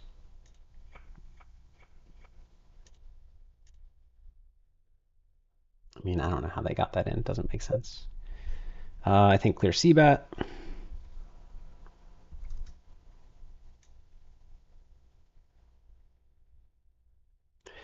Les Brown, hello. Welcome, welcome. JK says sound quality went way down on the new mic. Interesting. Unnoticeable. And Jay says unnoticeable difference. Moonlight Master kind of preferred it before too. Okay. You guys don't like the new mic when it filters stuff out. Let me make sure it's on the right settings.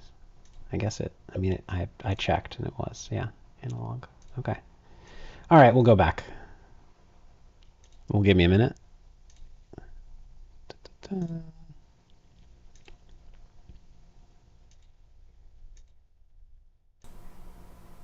All right, we're back, and I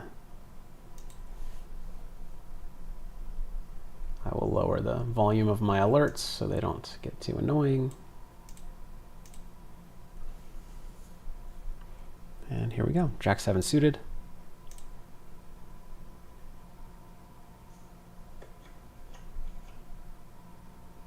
I'm going to defend against a min raise.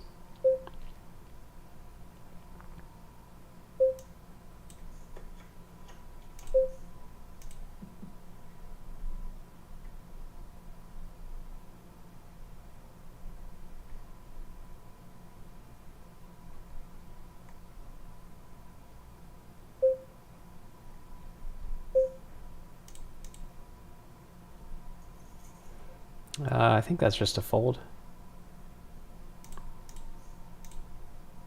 Despite having a backdoor draw. Not sure about that though. Could be a bad fold.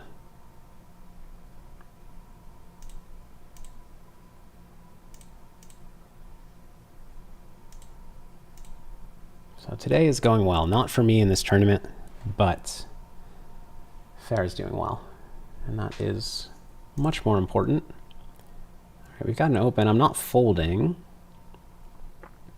I think I'm just peeling. Small blind, I really don't know what the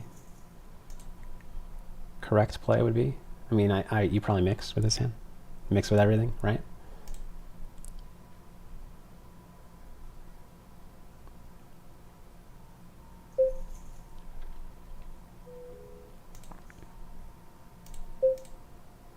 We get squeezed. Interesting. It's a big squeeze too. I mean, 7. I don't think I can call. I don't think I can jam. I don't think he's folding.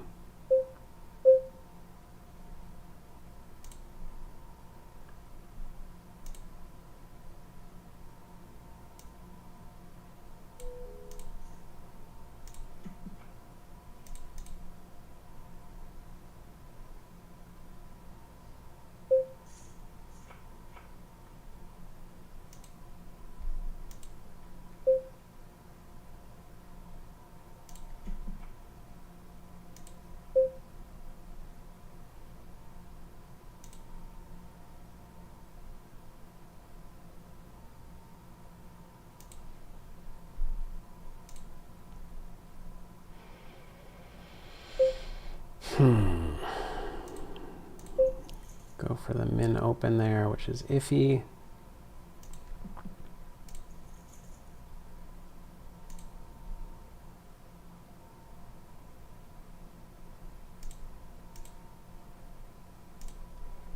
Okay, it just got a little better.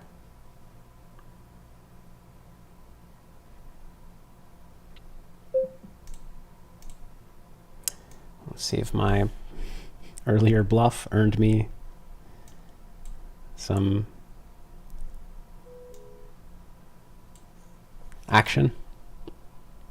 Nope.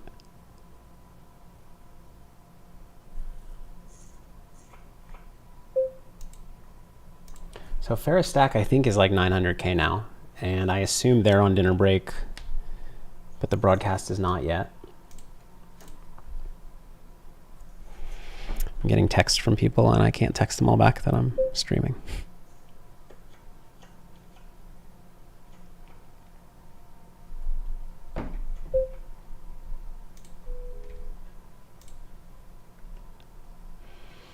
Nice playable hand. I think it's probably a 3-bet in theory. I don't know how well it works out in practice because people don't fold to 3-bet as much as they should, or give you the action, like, don't do the things you want them to do, basically. All right, now it's been 3-bet. This is actually a good 4-betting candidate, I think. But do people fold? I mean, I think it's supposed to be a 4-bet, so I'm gonna 4-bet, but we'll see if people, by people I mean him, whoever this guy is. We'll see if he makes, you know, a fold that you're supposed to with whatever. Calls. I mean, bad flop, not bad flop, but not great, but we're just going with it. He's like almost always calling, I would think. Yeah. 2 flush draws.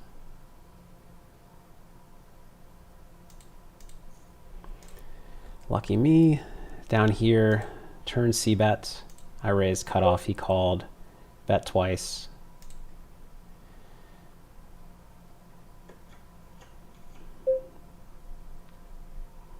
I mean, I think this is a bluff. Eh.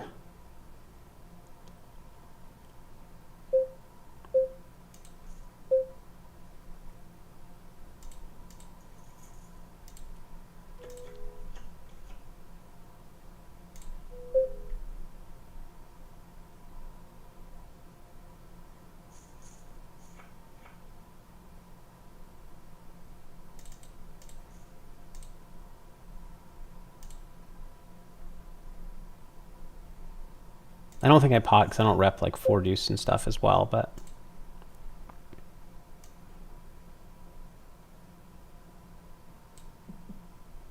I think I still have all the sets, can do this. I like my play.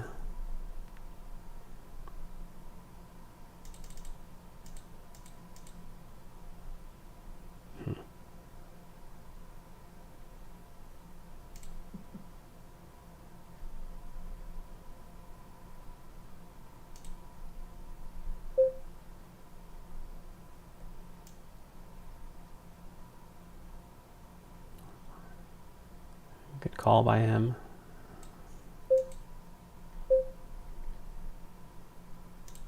Might have missed a value raise on a different table. Interesting spot here. So I raise button, get both callers. Actually, I probably should not peel this flop. It's kind of, I'm not sure.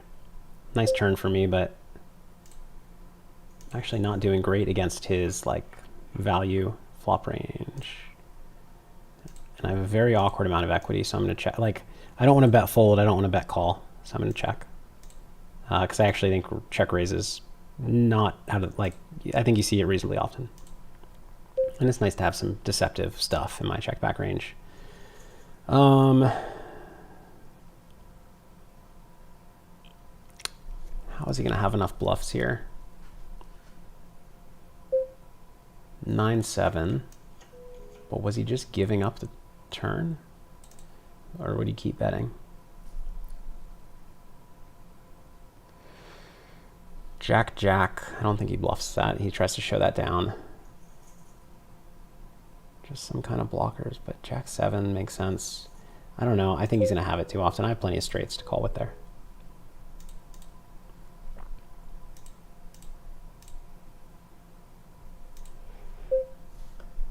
Is this a playable hand? I don't know. I don't think it is. I'm going to fold.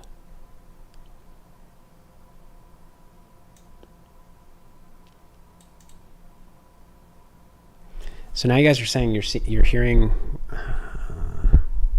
How did I change? I changed this to the one that it used to be, and it got worse.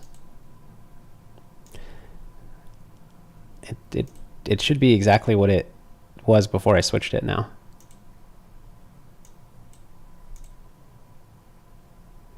Hold on.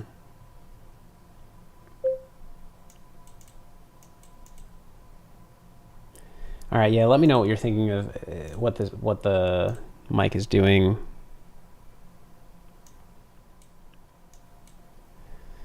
It's weird because there's not a lot of white noise in the room, but I see it on the monitor.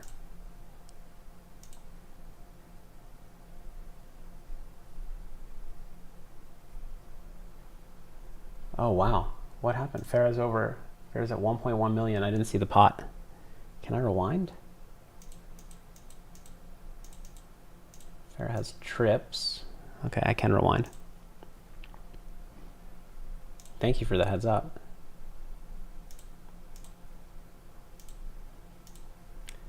All right, so I think they joined midway through the hand, but she has trips on the turn, ace-6 suited against queen-jack on jack 6-5-6. And he has checked back turn. There's 150K in the pot. River 8.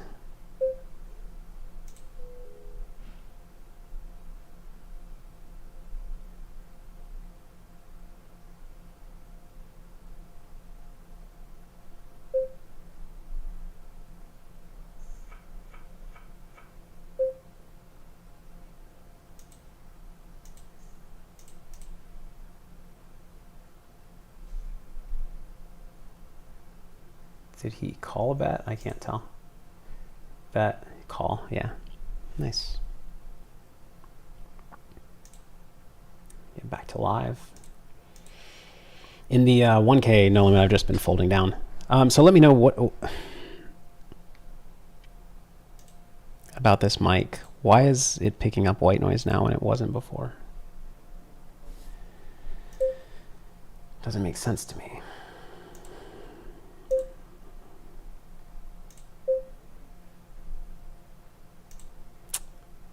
Raise 3-bet.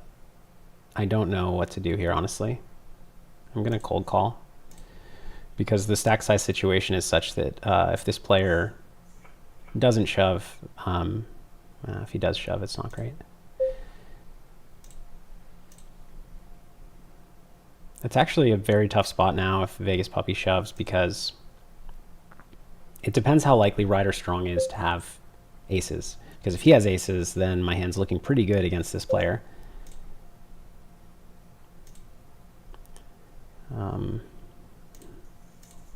Meanwhile, I don't know if this is a play, but I'm just going to rip it out of the big blind, I think, for 26 bigs with ace queen off.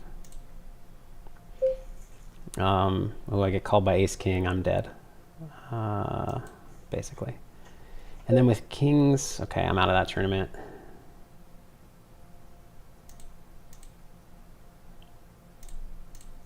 I guess I'm gonna fold, right? I don't know. It's in good shape against aces and aces, but not even that great shape with that hand. All right. The dream is dead for me, but not for Farah. So we'll move the 1K down into that slot. Here I raise button, got two callers. Decided to check back flop with a weak 6. Facing a small bet is pretty weird. I'm just going to call, though. Should I raise? I'm going to raise. I don't think he has me beat. And I think my hand needs protection, and I can get one street of value. If I get called, I don't think I can big bet river unless I improve. But just don't want to let him buy a cheap river. Okay, we raise. Check back.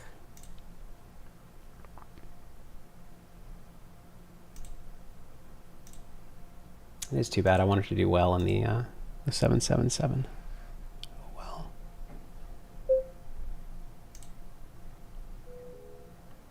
well. What's one avail? Asks if I can share the trucker bend tag. It's not. I just put a color. There's no actual note associated with it. And this color is like a good aggressive color.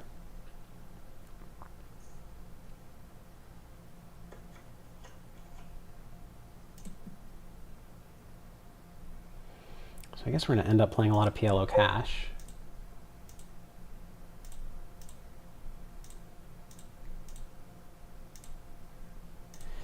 I mean, I'm supposed to bluff here, but I don't think it's going to work. Maybe it would have worked if 4's won.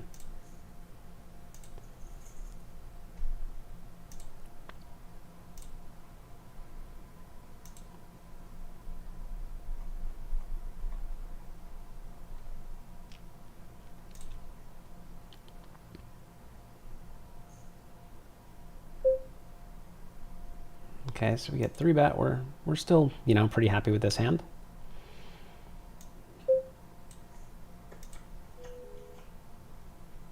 Dicey flop for us. And he pots, which is very unfortunate. It's just a fold, unfortunately. Good equity against dry aces, but I mean, not great equity. Like, it's just barely a get in against dry aces. And if he has better than that, I'm in rough shape. All right, you guys are fine with the audio. Thank you. It's getting paranoid. I mean, maybe I can put a noise gate, but I don't understand. Anyways, whatever. Raised here, have checked down to the river thus far.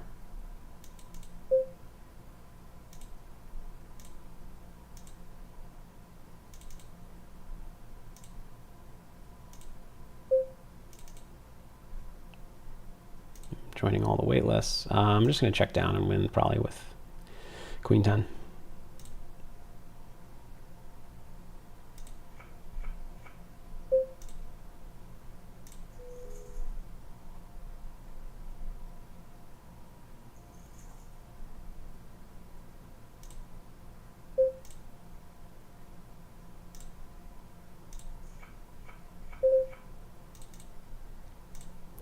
Gotta call this.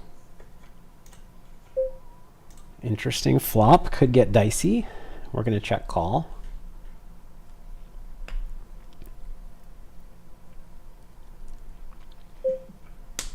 Don't get the opportunity.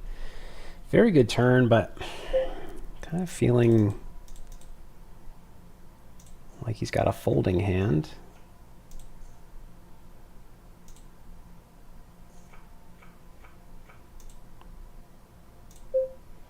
Go with small bet to try to keep him in, and then gonna pot, which is slightly thin, but I'm hoping like he finds hero call here. Based on how the board ran out, it looks like a spot where I'd bluff a lot. And like by the time he gets to the river, he, you know, kings is just as good as whatever. Ace king. They both beat all my bluffs. But I wanted to keep kings in on the turn.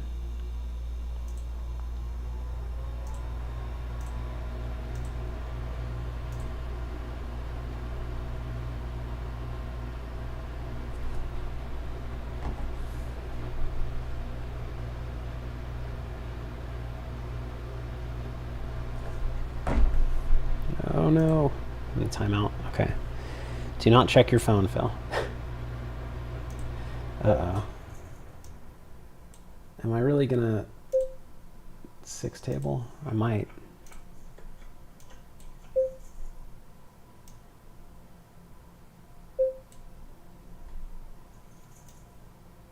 I don't think I should. All right, which table do I drop? Am I gonna run out of money? If so, I should drop the one where I'm deep. And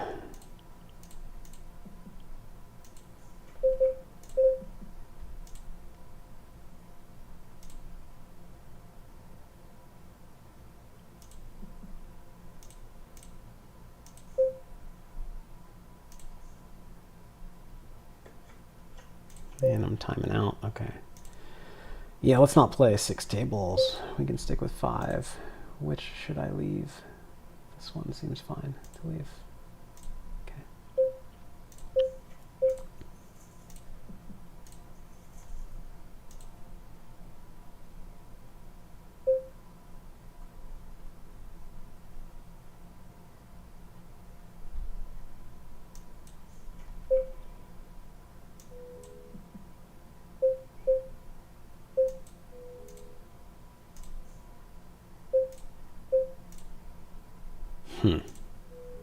I mean, I think I lose.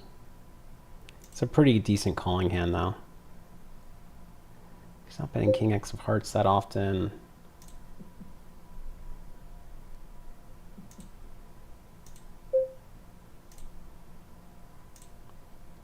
Sorry, I'm looking at another pot.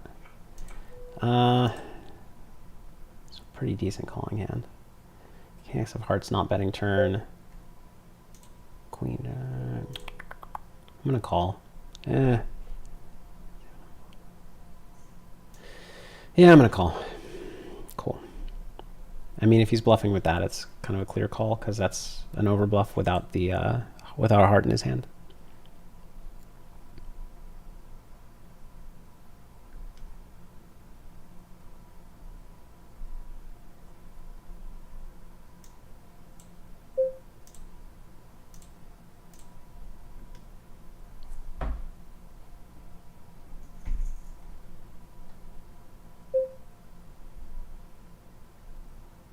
I guess this is just a fold. I said I was going to try to get it in, but I don't know.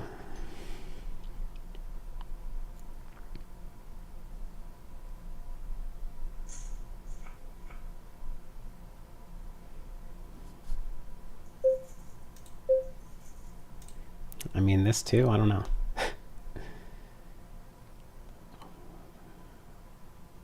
I don't know. Let's peel. Let's see what happens.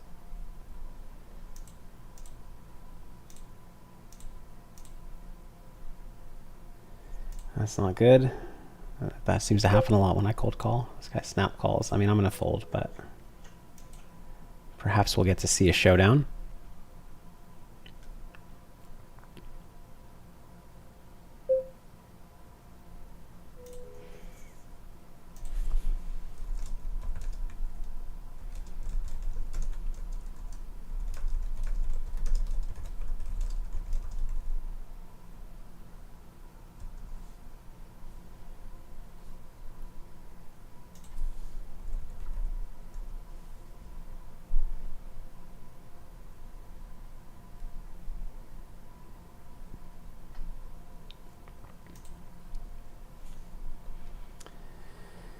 Raise pre-flop, flop nothing. I'm just going to be done with this. I'm going to mark him as, like, that just lets me know he's capable of bluffing, so that was a pretty wild bluff. Not that wild, but, you know. Just means he's capable. Some people are not super capable. Did that hand get shown down? It did. So they had ace jack offsuit and ace king suited. We're going to open double suited queens. Oh, that's funny. Lyman just says, Phil's playing a lot of hands. First, you pay for my Tesla. I'm surprised he hasn't tagged him with something. And I just did. Seems like a checking board.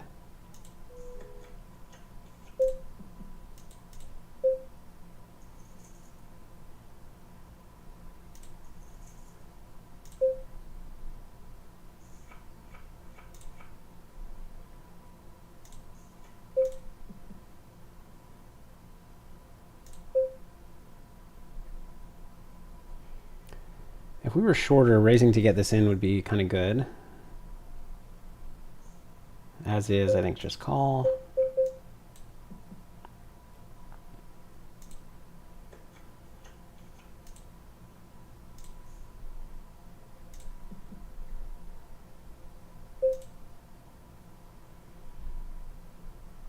Continue calling, I think pretty clearly.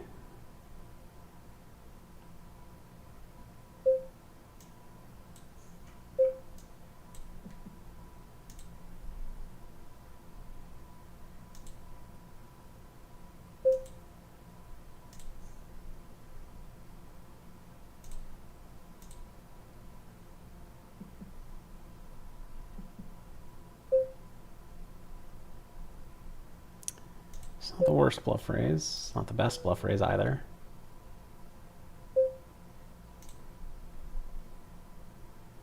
Is it an okay call? What is he repping?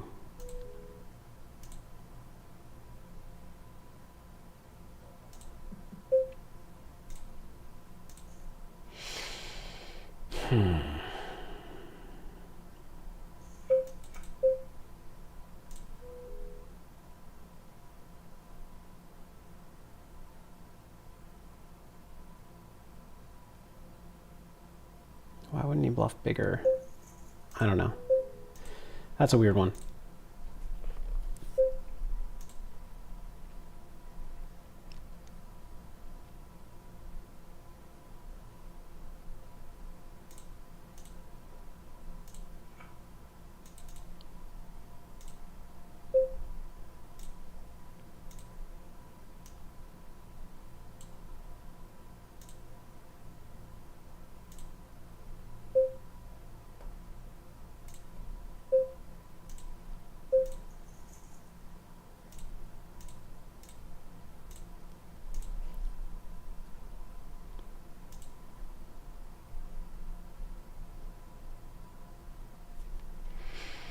All right, we gotta. It's crazy. You get like 3 hands at the same time and then no hands at all. I should probably edit. Hey, Moonlight, do you know how to edit the title? Because I'm not in the 7777 anymore. So that would seem appropriate. If you don't, I'm sure I can figure it out.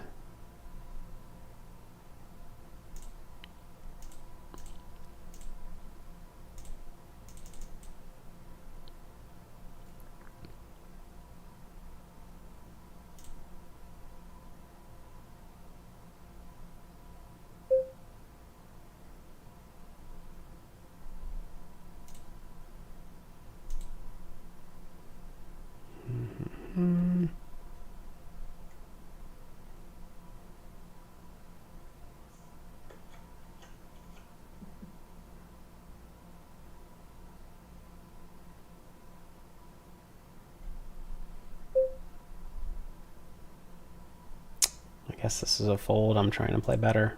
Disciplined. Like reasonable ranges.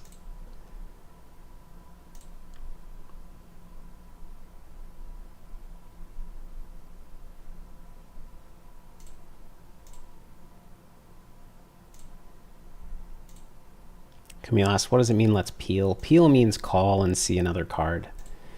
I guess I just call this.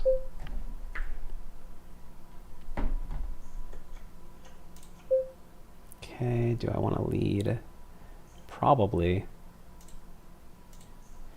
just getting this in if I have to, with top 2 and a gut shot, with these 2 shorter stacks, and like don't want it to get checked around. East Coast Grinder, thank you for fielding that question before I was able to. I mean, technically not before, but in the eyes of all of you, it was before. And I appreciate it. I always like when chat interacts with each other.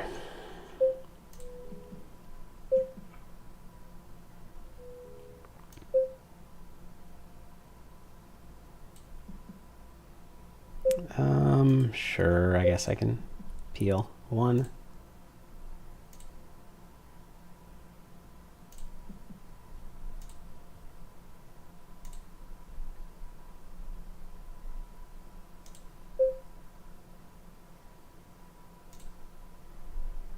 And now,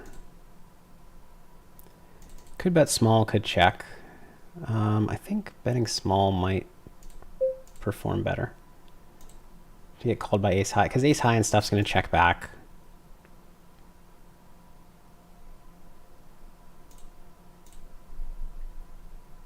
Okay.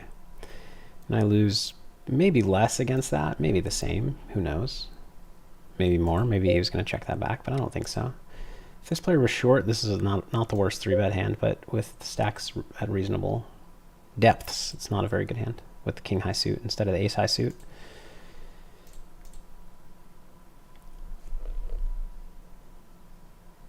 Whew. Getting late, 7:30. Chen MD says I'm not fat anymore. Thank you.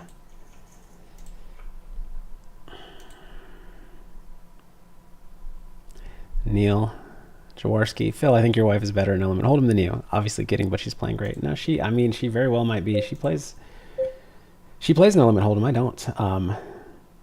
Well, I don't too much. Am I gonna shove? Yeah, this is short enough that I think it just has to go in.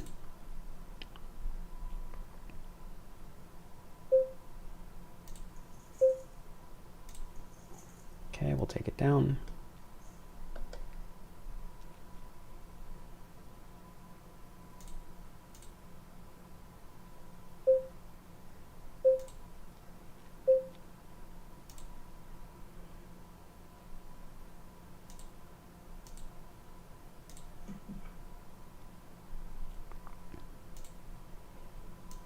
So I'm going to move a table up to a slot that it wasn't in because you wouldn't be able to see it otherwise.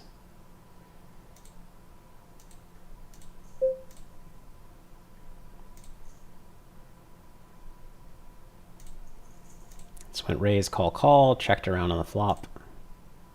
My hand's an iffy bet on the turn, honestly. I could check it and check shove against him. I mean, it's usually going to get checked around, but the problem with betting turn is like every river is pretty unfortunate.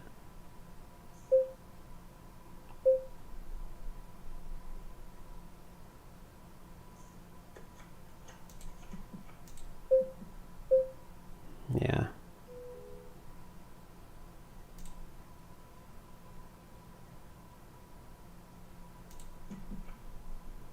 Pretty bad calling hand, I think. 8-6, 4-6, get there. I don't know how I have to worry about the player behind me, but he knows that. I don't know. We'll never know. Oh, and I might have a hand behind this that I'm timing out. Yep. All right. Fortunately, it wasn't good.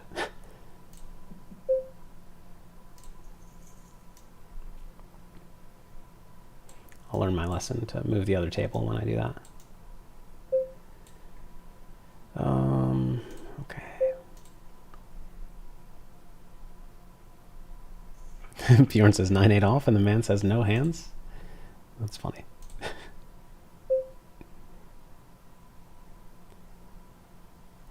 No, I definitely can edit. I've done it before. Let me see if I can figure it out. Stream settings.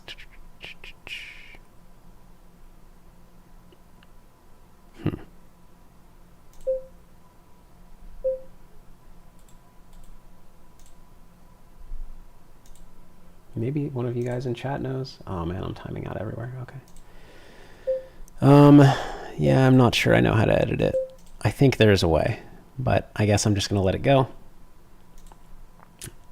If somebody in chat knows how to tell Moonlight Master or I how to edit the title, that'd be great. If not, we'll all survive, I believe.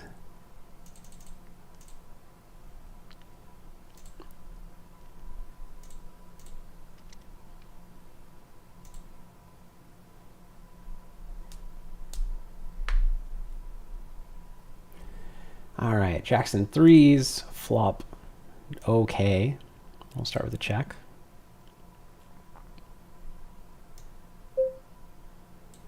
Let's check, check. We'll check the turn as well. Looking to check call.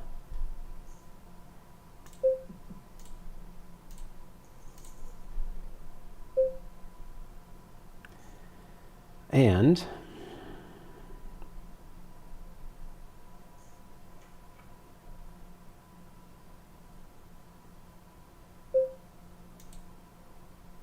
a small bet river.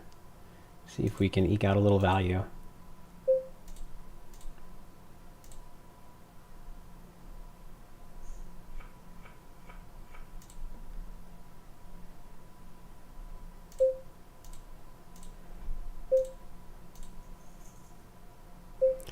Arthur Gomez, yes, my wife is still in the main. They're on dinner break. She has a lot of chips. 1.1 million now. She started the day with, what did she start the day with, 240? It's been an amazing run.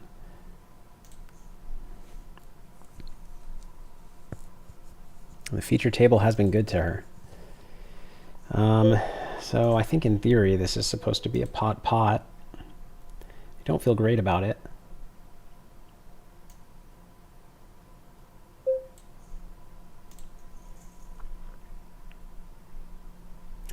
We'll start with a pot, and then maybe on a river jack continue potting and otherwise give up. The problem is, you know, he's got a lot of ace three. Oh no.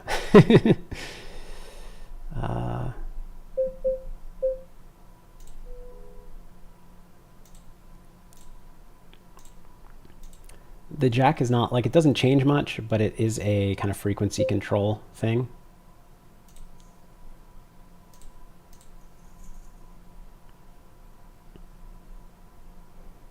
So that I'm not just every time I have a 7+ pocket pair, I'm blasting off. Because there are other hands that can do it too. Easy fold. Interesting. He must have had quad threes. Unfortunate river for me, I suppose.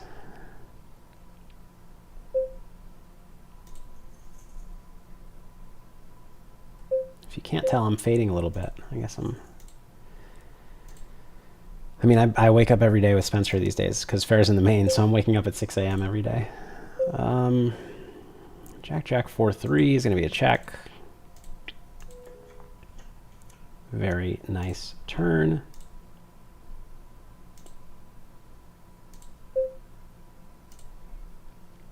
I mean, I don't expect to have a lot of raises on this turn, but I think I can have some.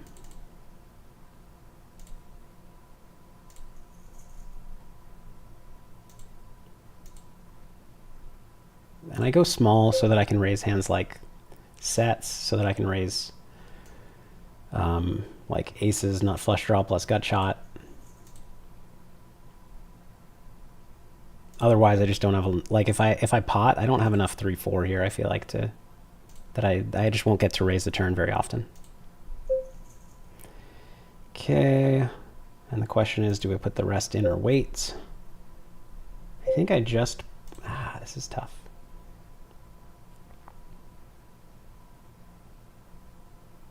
I think I wait. I think he's reasonably likely to be bluffing, so I think I wait. He might give up on the ace even though he's repping a straight. Oh, okay. Interesting. Okay, so I was not expecting that hand. I mean, I should have jammed against that. I don't really understand what he's doing on the river. The turn, he's saying he thinks he has the best hand. So I get that. But on the river, I'm not sure. So I mean, I kind of misread what was going on or what he was doing because I thought that he was, you know, off to, well, I mean, obviously sometimes he's gonna have value, sometimes he's gonna have bluffs. I thought he was bluffing a lot. So I wanted to keep in his bluffs, but he actually had like a thin value hand. Okay, take that down here. Big blind defends. I think I can do a lot of betting on this flop.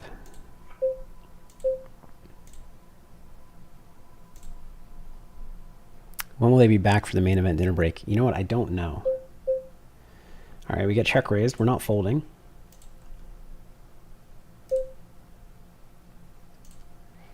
Then we're not raising, so that means we're calling. Very interesting turn. I mean, it doesn't make me have the best hand very often, but could slow him down. And it does. I think clear check for me. It is interesting, though. Like, I could potentially make him fold queen jack here. I think it's just a little too... The risk reward is not quite there, I think. If we're super deep, then I try. But he's not check raising the flop with dry queen jack.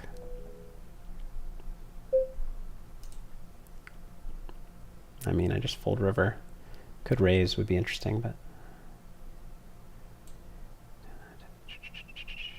Let me think, actually, for a moment. Queen, queen, jack, jack, always play this way, or very often play this way. Queen, 10, 10. I think he just bets, yeah. I think he just bets turn.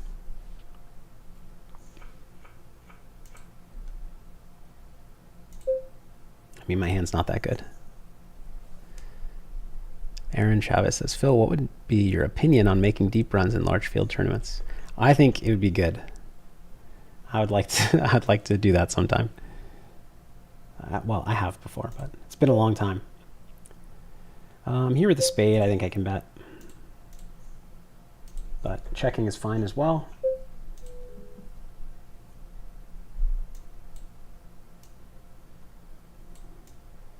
I've got a hand down here, kind of. So we defend the big blind. And what are we going to do? I guess we're going to check.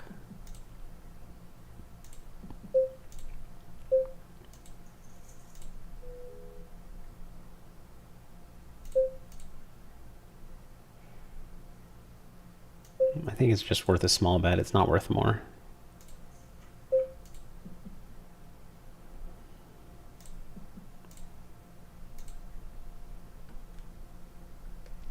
So this, I defend the big blind, check call flop. I need to check call turn. It's a really interesting sizing from him when he has like a jamming stack.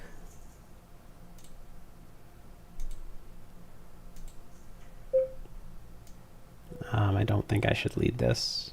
Too much showdown value, not enough blockers.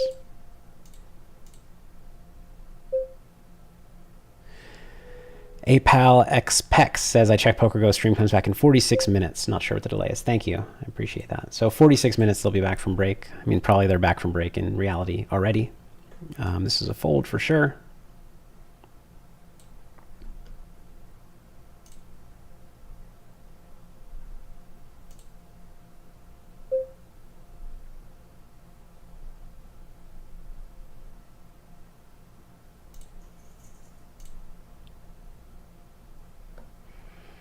Is this too loose under the gun? It might be.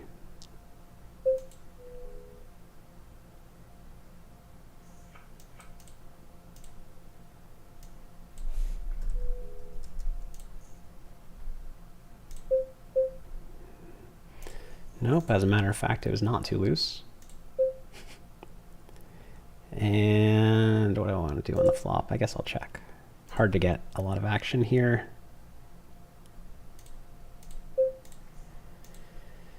Check, check.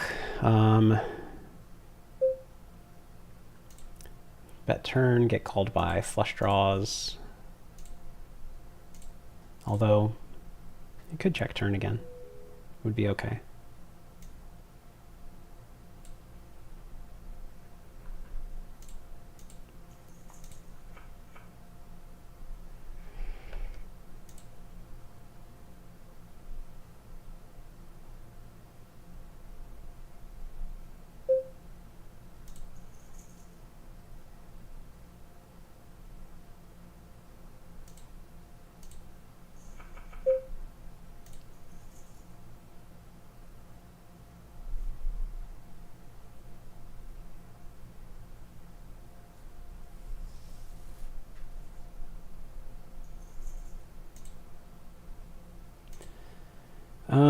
Pretty good four-betting hand, although we're pretty deep, which makes it a little more unappealing.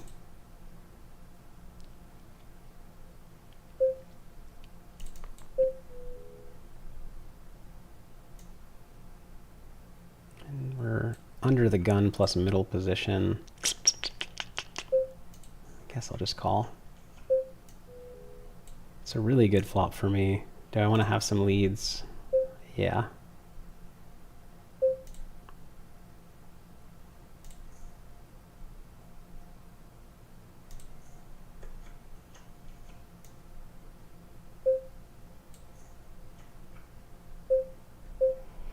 Pretty bad turn, of course. I'm not really sure what to do here, to be honest. I think he's going to play pretty nitty on the turn, like checking back a lot. Because it looks like a spot where I'm just check shoving jacks. So maybe I should just small bet. I'm not sure. Involved in a few pots. None are that interesting though.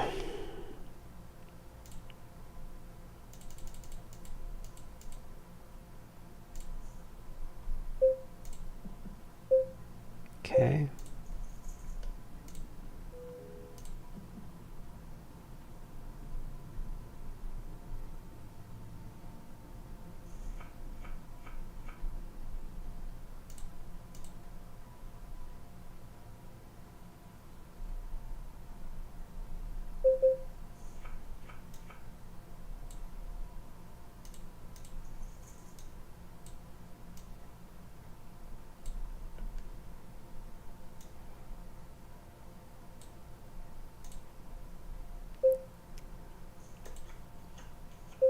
Okay, good flop. I don't think I want to check this hand. I think I probably... You don't usually pot, like, sets. So I guess I'll half pot. Good small bet, I guess. Potting might work out well. Actually, you might pot this set with, like, all these straight draws and flush draws present and me not having any of them. Greg Noble says, Phil, I recall you saying years ago saying one of your biggest leaks was calling too light in general. And is that still an issue for you, or what have you done to resist? Yes, still an issue for me. I don't know why I switched to this table. I'm going to be folding the big blind. Very exciting. It's definitely still an issue for me. I mostly play heads up, so it's not much of an issue pre-flop anymore, but it is still a problem. Like, I think I suffer from sometimes a lack of discipline where we go like I peel against a turn bet with a hand that really shouldn't. I think I made a couple of good folds today. One specifically I'm thinking of that was hard to make with two pair and a flush draw and like ace 4, 5, 6 with diamonds on an ace 9 x4. I forget the other card, jack maybe. In a four-way pot where someone potted the turn into 3 players, and that's like, it's very easy to just autopilot and be like, well, 2 pair plus a flush draw call. But when you think it through, okay, well, if he's got value, it's better than ace 4 always. So then I just have a 6 high flush draw and maybe like a 4 as an out against a higher 2 pair. Maybe the ace is an out against a set. And like rivers don't play that well for me. There's still a player behind me who can call with a dominating draw. So there are spots like that where you need to find good folds that are kind of clear when you think all the way through it, but when you're not thinking, or you're just like, kind of give yourself the excuse not to think through it because you want to call, you want to see the river. That's something I suffer from. Dimitri Dutch, I do not prefer 9-handed peel over 6-handed. I strongly prefer 6-handed, but these were the only games that were running. I'm sitting alone at a 6 max table, and I'm sitting alone at a 100, 200 heads up table. I definitely prefer shorter-handed play. Although with this many tables, it's not bad to play a few.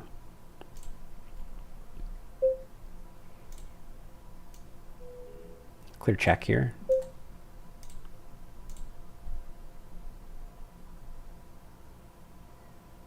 And it's going to be a clear check on the turn with 2 pair and an open-ender. Bjorn corrects him, 8-handed bro. Go bro. Sorry bro. As long as the bros are friendly, I approve. Let's keep it friendly, bros.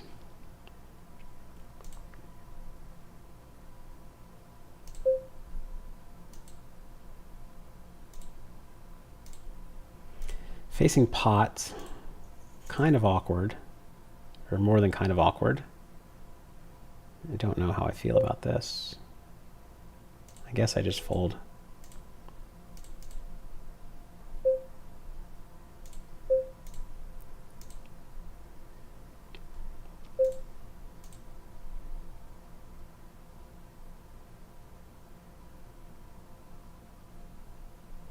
Jimmy Buffett says, Phil really happy for Farah and you hope she FTs the main. Me too. It'd be so great. For a lot of reasons.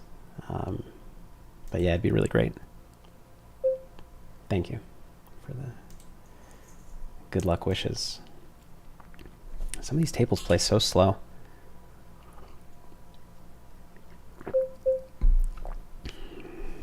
I guess I'm min raising.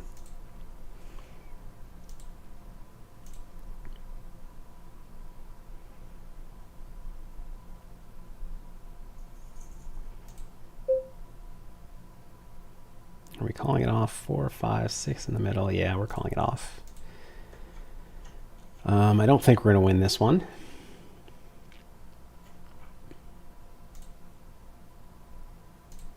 How much longer in re-entry? Okay, we get to re-enter.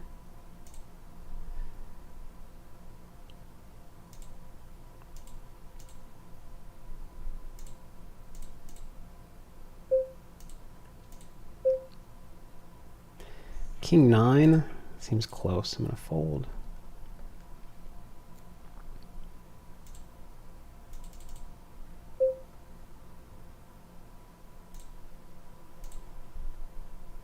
I think this hand's just a call from the small blind. Actually, I'm almost positive. I looked at some vision sims.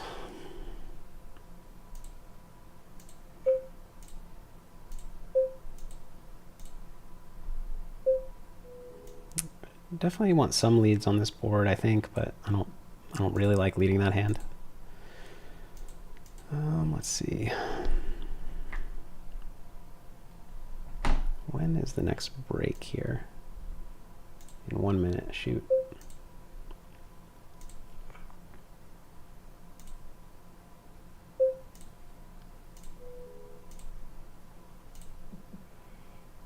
Not the worst bluffing candidate, but I could win. And now I think clear check.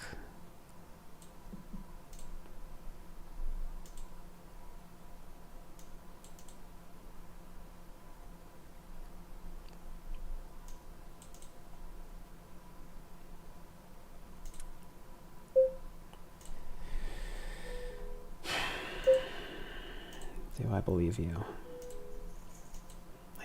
I guess my hand's bad enough that I believe you, but it's tempting to raise or call. With the ace and the king, there's the raise. He's gonna fold because I already didn't believe him. We're getting in aces here against aces as usual. We are ahead. We just need an 8, otherwise we're chopping. We're chopping. And he folded here, I assume. Yeah. We'll play this hand. Just a call. I really need to grab my food, so I guess I'm just going to sit out. Miss some hands.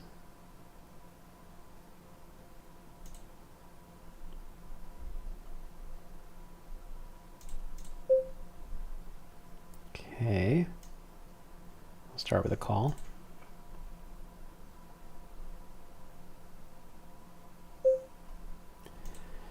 I guess we have to fold against pot, unfortunately. Yeah, we'll sit out.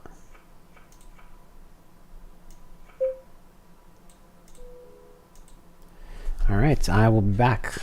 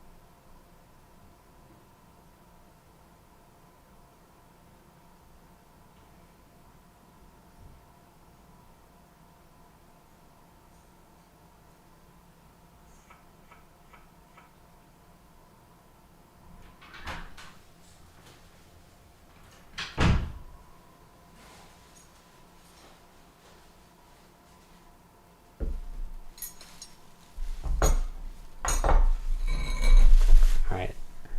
Now I think I'm going to switch to the other mic so you don't hear me eating as much.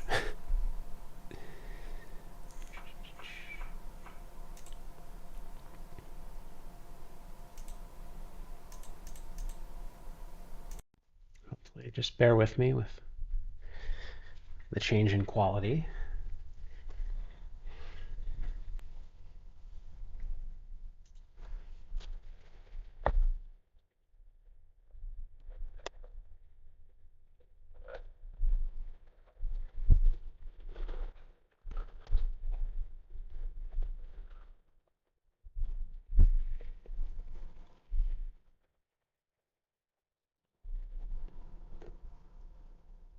This doesn't look as good as I hoped.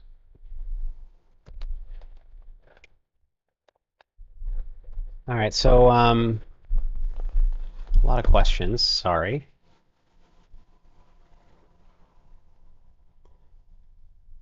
Since I play mostly heads up poker, is there anyone in the world you will not play heads up and hold'em or PLO other than Tom Ob? I I would I would at least try a little bit against everybody. As far as like a very high stakes long challenge, there are definitely some people, especially in hold'em, that I would not play. So I need to learn how to play hold'em still. Um, but I would try against a lot of people.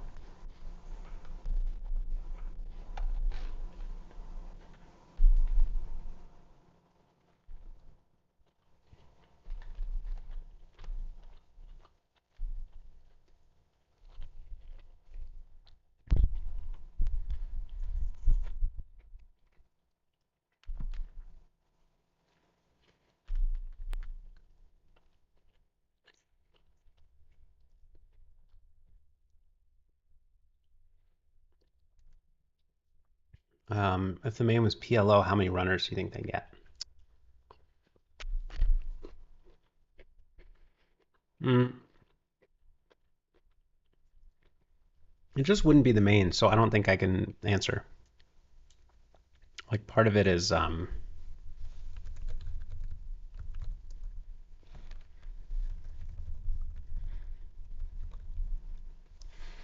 part of it is part of the reason it gets so many people is because it's the main event, and if it changes to PLO, I guess in a world where it was always PLO, then probably just as many, because then PLO is the main game. But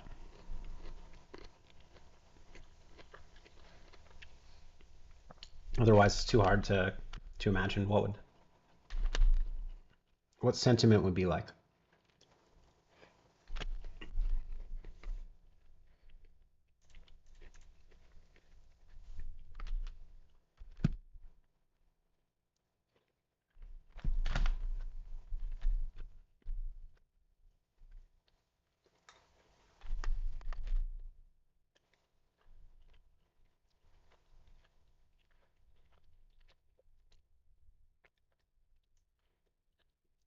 East Coast Grinder asks,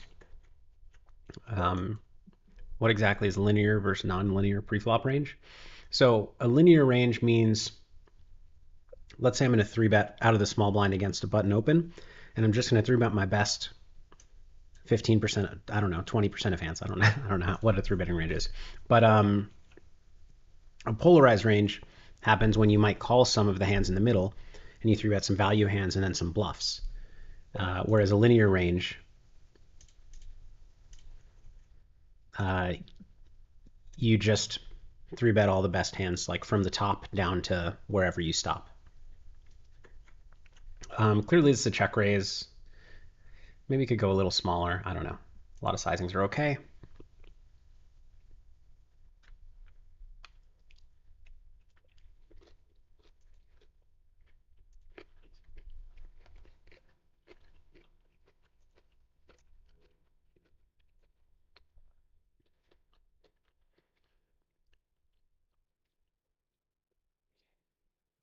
Dave Ramirez asks, at these stakes, what is an average dollar upside downside per session? So, I mean, it depends. If you're playing like 6 tables of 25-50, I think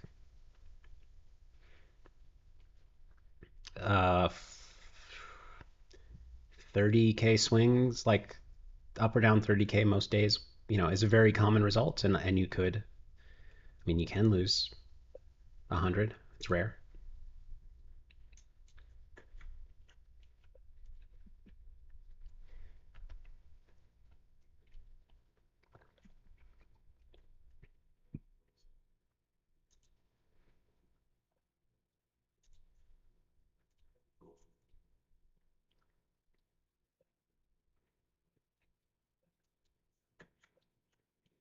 So we get 3-bet. I mean, just call, I think, is the play. I don't know how wide he's 3-betting, but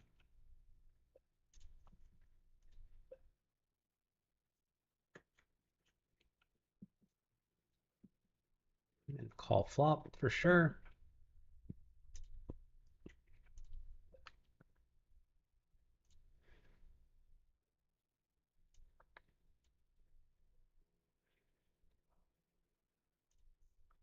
So I could, I mean, I'm not going to turn this into a bluff. I have a lot of bluffs on this turn, but not kings.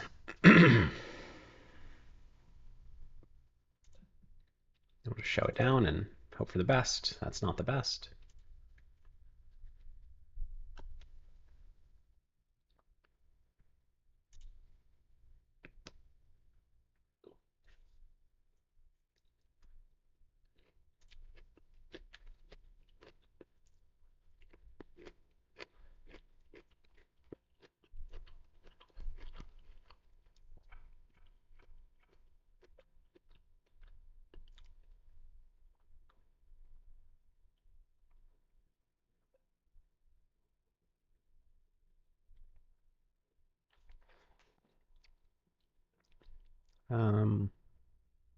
I don't know. I could probably just shove 5-6 suited. Maybe that's crazy.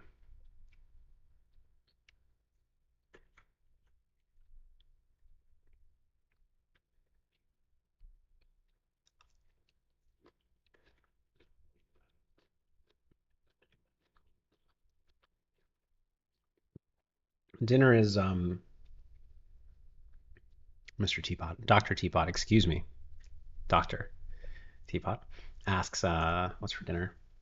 I have a turkey burger and some veggies, and I have some turkey chili that is usually good, but it looks kind of runny. I mean, I feel like I need to bluff. Don't need to bet that big, I think, to make him fold an unpaired hand, I'm hoping. Like his ace-5 offsuits.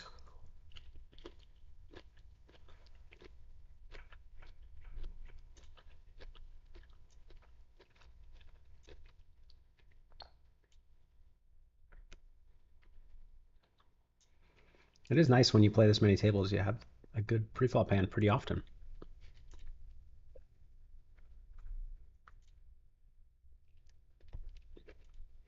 And actually, there's a table I'm not at.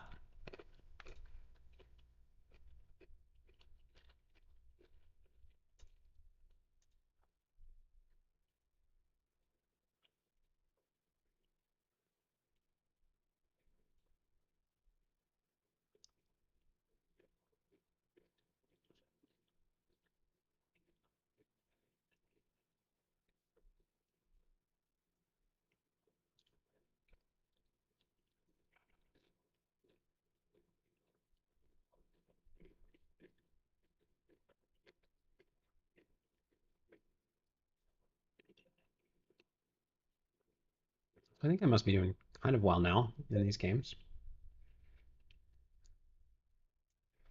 Some relatively big stacks, although maybe not that.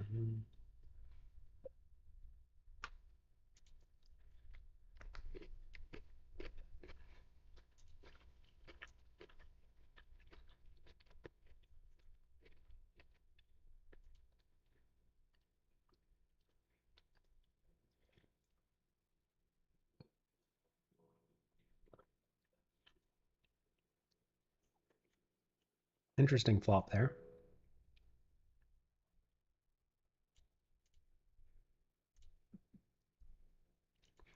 I mean, I guess I just check range on this board, but he's not going to hit it that hard. So betting my hand's a little tempting.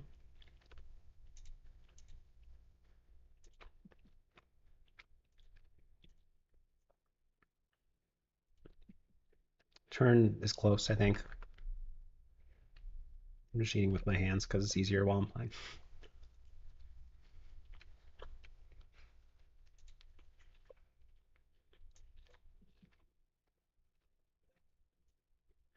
I think just check and lose. Can't win them all.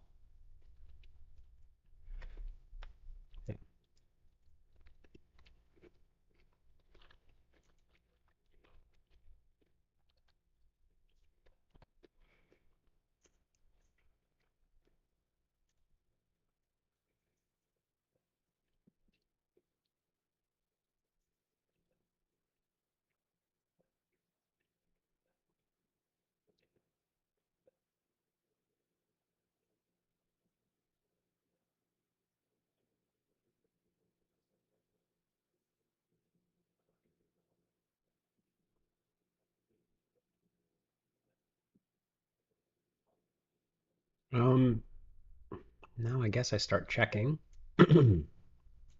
Pot is a little ambitious on the flop, but I mean, it's a good board for me. I have a small bet and a big bet strat, and I think it's good enough to big bet, but close to not good enough to big bet.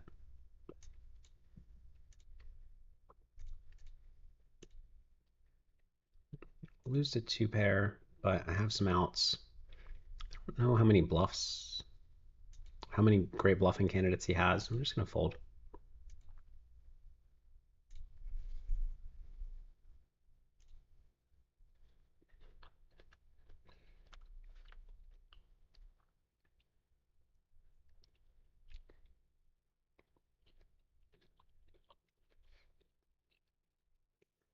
Jimmy Bluffett loves PLO 8, can't stand regular PLO, find it boring. No, I was never like that, but I think that I think like if you're playing live, I get it. Live full ring PLO can be boring. And you have to play pretty tight, like you have to fold this hand. I think I can call this.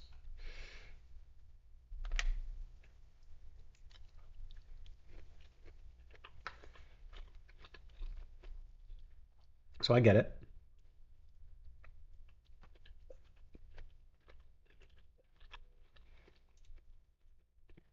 Not a slam dunk call, but I think I can call.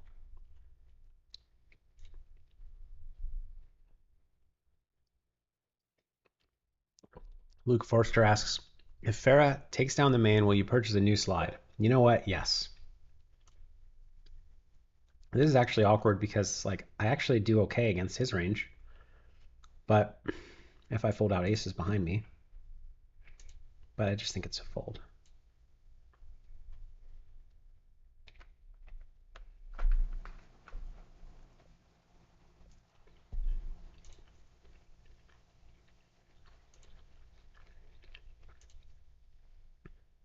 Interesting.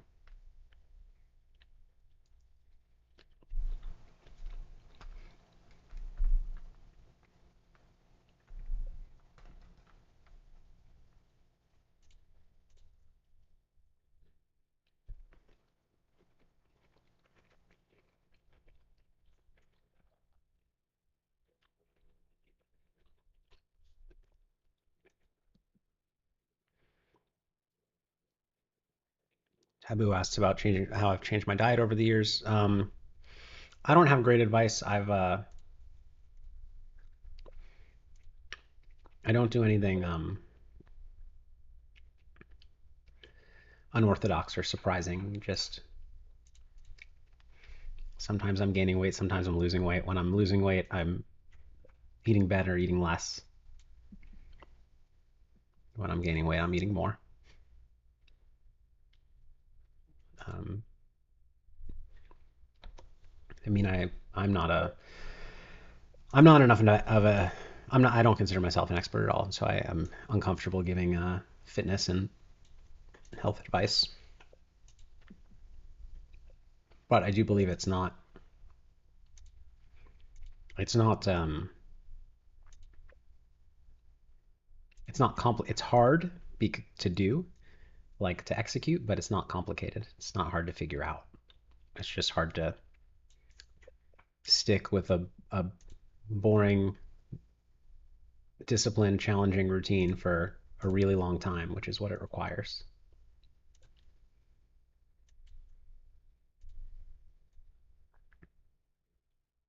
Um, so that's my answer. It's not a great answer.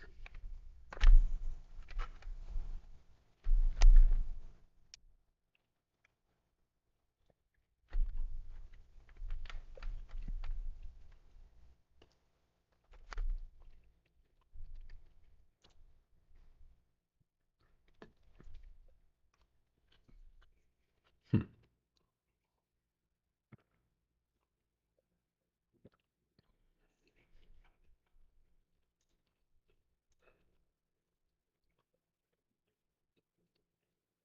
I mean, I just think he has it, even though my price is really good there.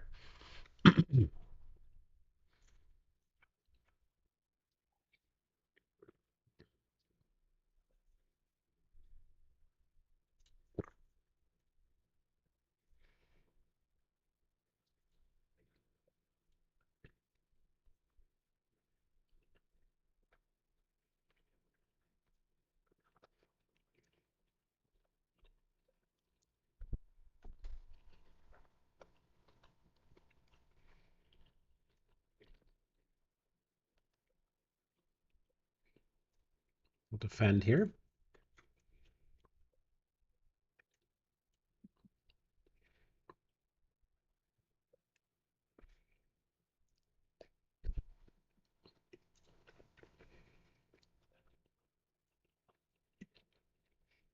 Hmm. It's just a fold.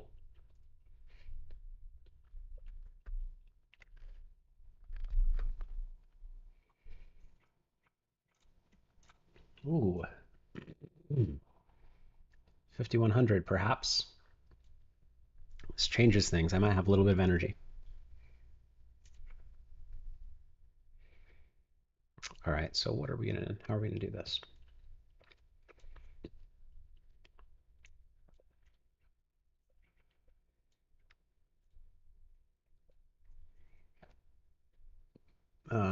We're gonna focus on the 5100 heads up for now.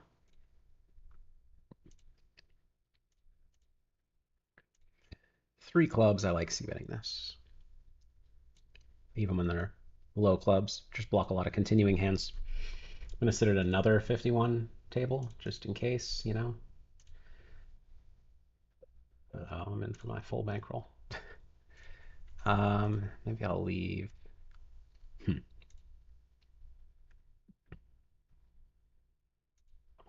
that table.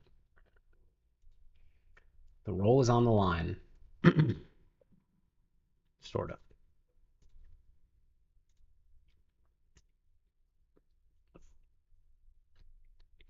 Heads up PLO, I definitely know how to play. I'll make some good decisions, mostly. Almost a 3-bet, not quite, I think.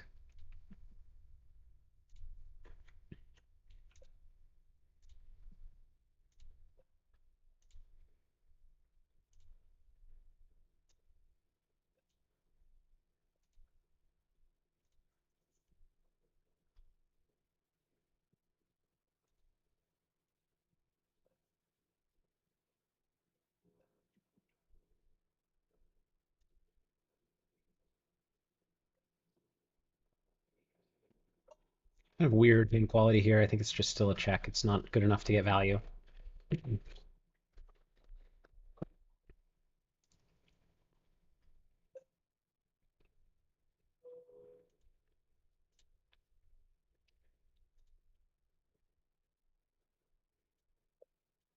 He's trapping me. He's trapping me. I mean, I actually think it's reasonably likely because I think he bets a lot of straights on the turn.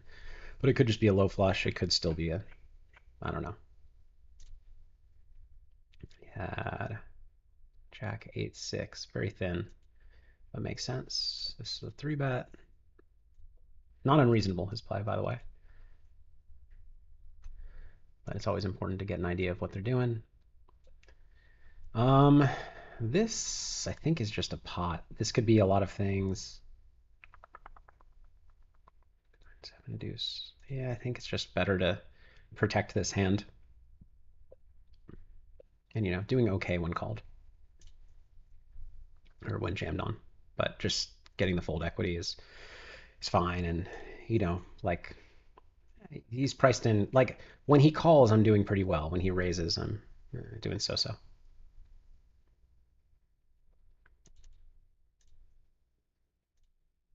Whoops.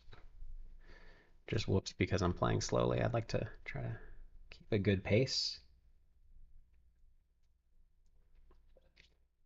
Just call.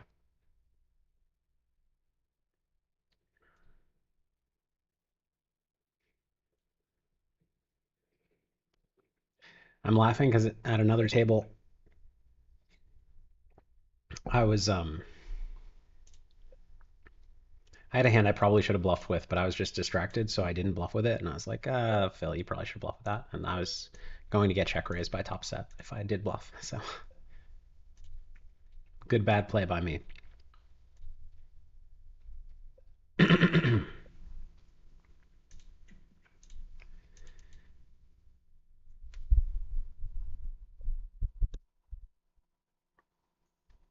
Against a small bet, I think 2-pair has to peel. Riff asks if I'd ever struggled with motivation to play. Riff plays mid-stakes online for a living, but often finds himself playing a lot less volume than his peers or goals. Thanks for taking the time to stream. You're welcome. It's kind of rare. I really love playing, and so it's somewhat rare for me. The times though, like I like to play in exciting games that are, I don't know, exciting games that are fun for me and relatively high stakes and are challenging mentally. So I'm always trying to improve. There were times in my career where it was just kind of like the games were pretty easy and you just have to show up and do it. And in those times, like just show up, grind it out. It was kind of mindless. I did get sick of it quite often.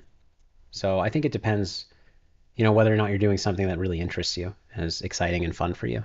That's at least what it is for me. Also, obviously, it's easy to lose motivation if you're doing poorly. I've dealt with that, like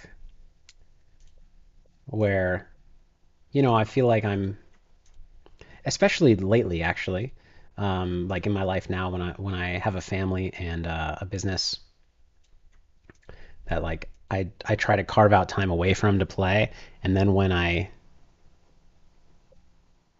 do not do well for a while, I'm like, man, well maybe I'm not even a favorite. Like, why am I taking all this time away from things that I could do that I know are productive? So,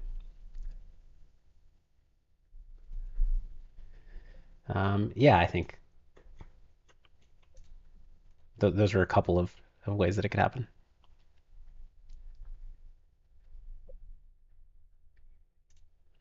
This is a check, I think.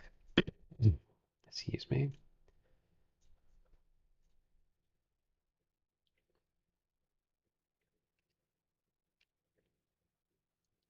Yeah, second wind, getting some heads up action.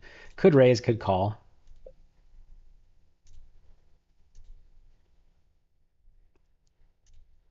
Just call.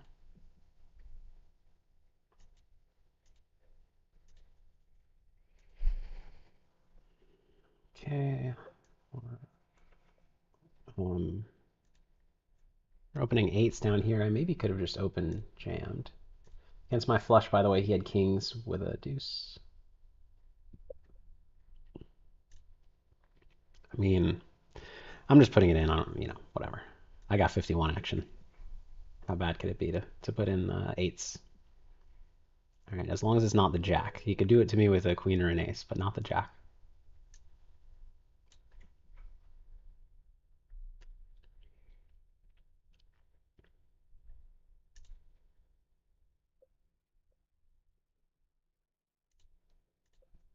I mean, I think this is just a check. It could be a bet. Is he really going to check raise something? I don't know. I think I win, but hard to get called. That was maybe a bad missed value bet.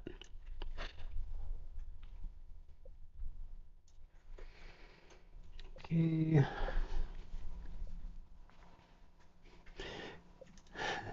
Babushko asks if I wasn't a poker player, would I have been in the military? No, I would not do well in the military, I think. I'm not. I don't have a very high discomfort tolerance.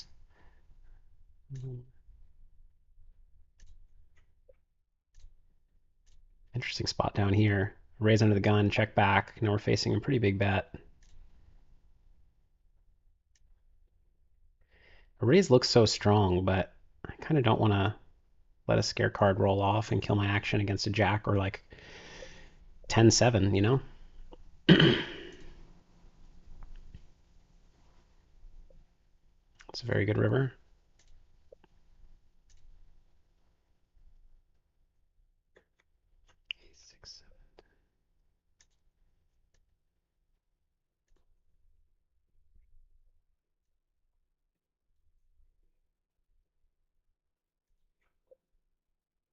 I lost a pot heads up that I will show you momentarily. Check, check, flop. I check, called turn. He bet big on the river, and I kind of just didn't believe he would have, like, I block ace-7. I don't know. I thought that he wouldn't have a lot of 5-4. But he had 5-4 with 2 pair on the turn, which makes a little sense.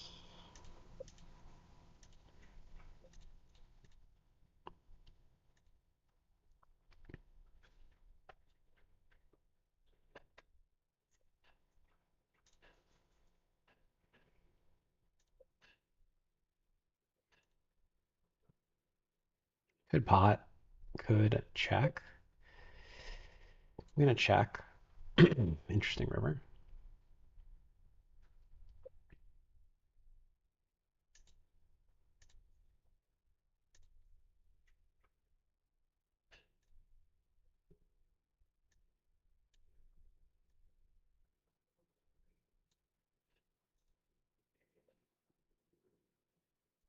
I'm actually just going to fold. I think he has it. Potentially big pot going on here. I raised, got a few callers. 4-way to the flop. I see bet small. Trucker Ben raised. I called. He's betting this sizing. I'm going to call, I guess. I don't think I want to raise yet.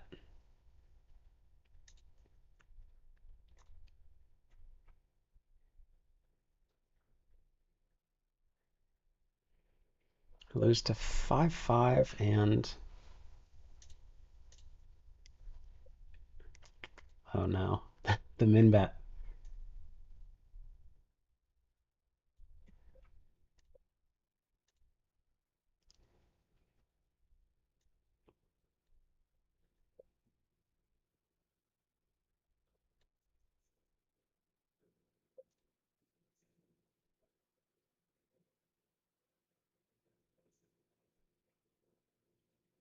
Okay. 5-8, yeah. A couple of other pots. Here I probe turn after he... I want to play this.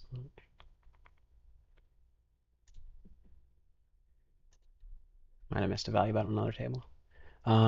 He checked back flop. I potted turn, which is close, but it's a little thin, but I think it's good.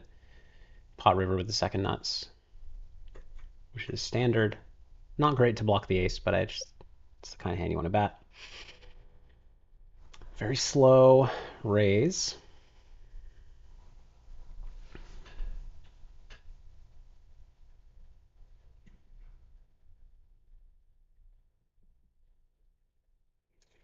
Do you really have Jack 10? Didn't bet flop. Called turn. Jack 10 would always call turn. And what's he raising with? Like Jack Jack with spades.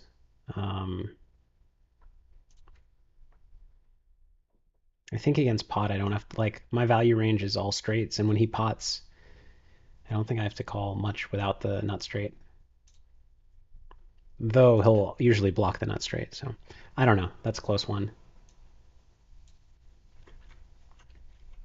That's a good flop.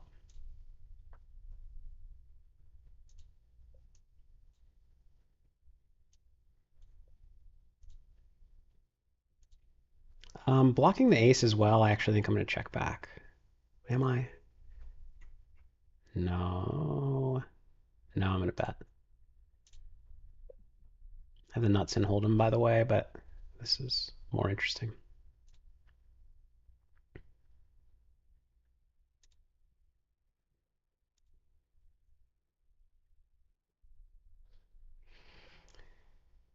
So for better or worse, this is a turn that it looks like I'm going to bluff a lot. Because it's just a bad turn for him.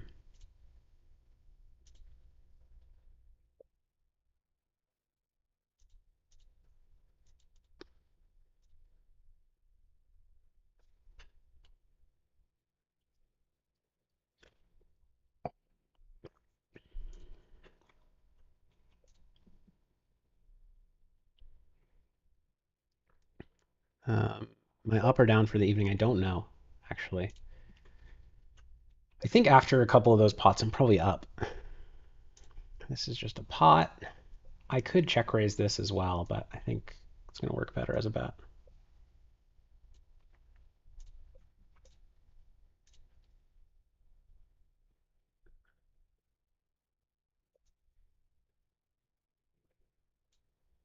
Okay, call 3-bet. See if we can flop very nicely again. Nope.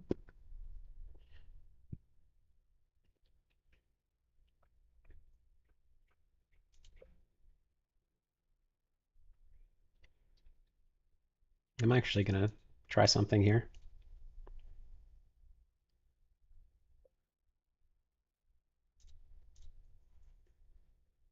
I kind of think that maybe I'm wrong. I think after the way the last hand played out, he'd be a little more likely to check trips to me on this board. It's also like an okay backdoor hand to do this with. Okay, well, I'm done with the hand. That was fun.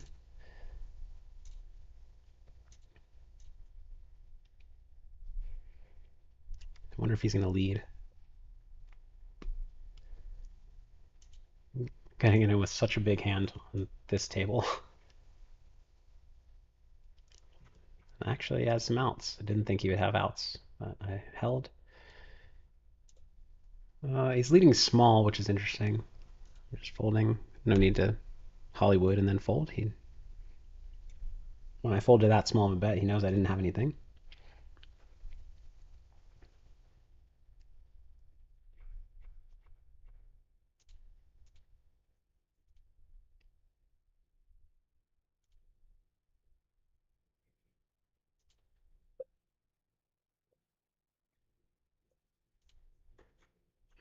Just gonna fold.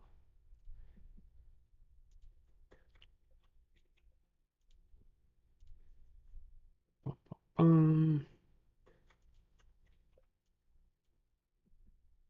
bad flop. Um, I mean, solver never c-bets without a spade, so I just won't do that, I guess.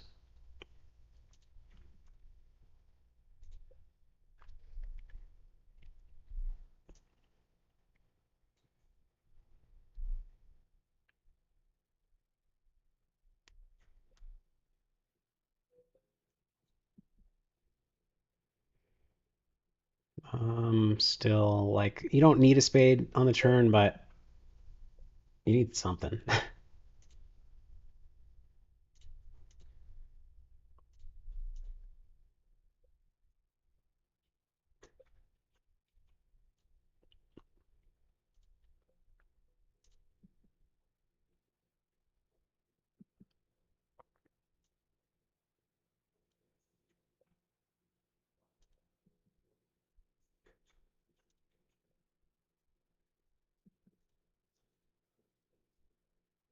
Hope you guys are enjoying the high stakes heads up action. I know I am. I prefer heads up and prefer higher stakes, so it's fun.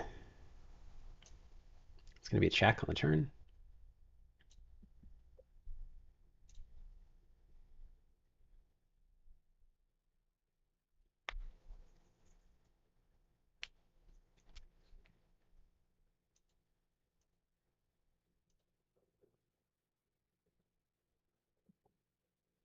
There are more of you here than before the heads up started, so seems like a good thing. This hand is good enough to pot. Do I want to pot or do I want to induce a bluff? I think I want to pot.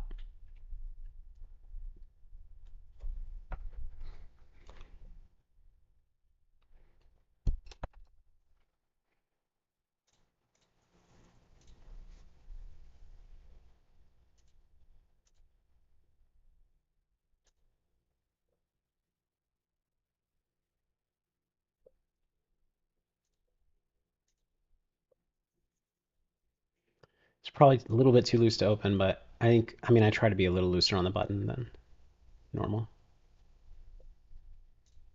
I think you can get away with being loose in position, but not as much out of position. It's just like people make more mistakes out of position. It's just how it is. Cannot fold this. Could raise, could call.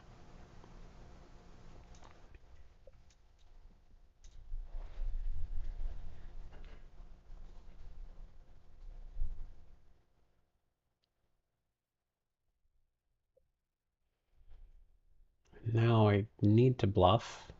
Small or big? I think big. I don't know which is more believable, but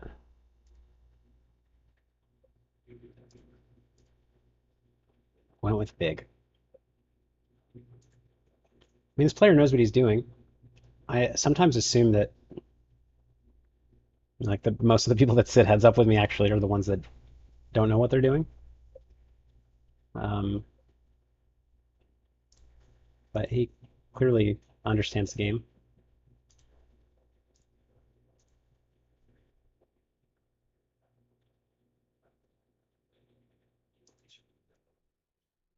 If I get involved in an interesting pot elsewhere, I will show you. But so far, it's not that interesting elsewhere.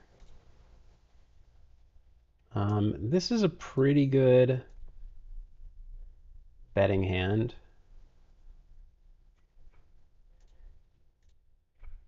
You don't really get raised on the jack, and I'm pushing value, and I get some protection. And then on the river, I think it's a decent small bet hand. It's also an okay check raise hand, or sorry, check decide.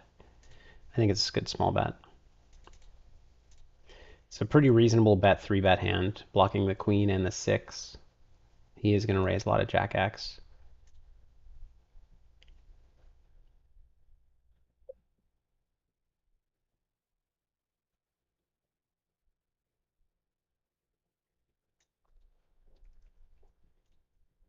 Okay, calls the king, standard.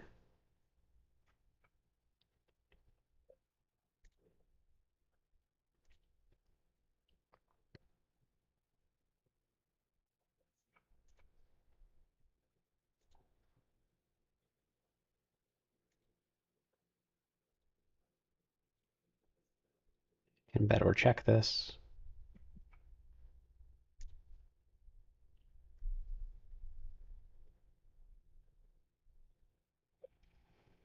The same thing is true on the turn.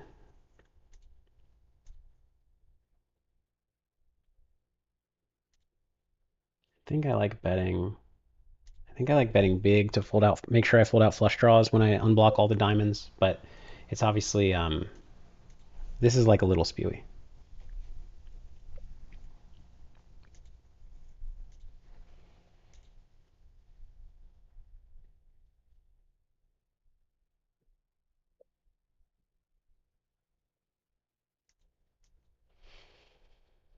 With no diamond in my hand or no board pair, I'm just gonna give up. Whoops. I mean, I might as well fold. I'll just check. It's 3 and a straight for good measure. It's a 3-betting hand.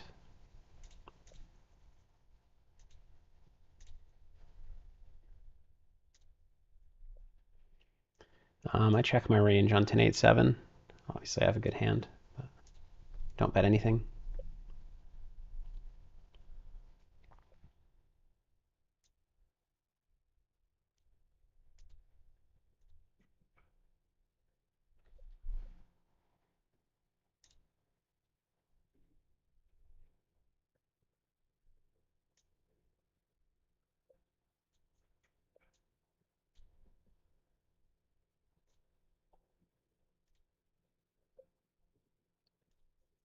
Got to protect my check call range. When he bets small, especially, like I'm going to call a lot of ace ace and king king that are pretty uncomfortable. Here against a bet, I think I just rip it in. The board's gotten very draw heavy. He's kind of saying he has like a set. Um,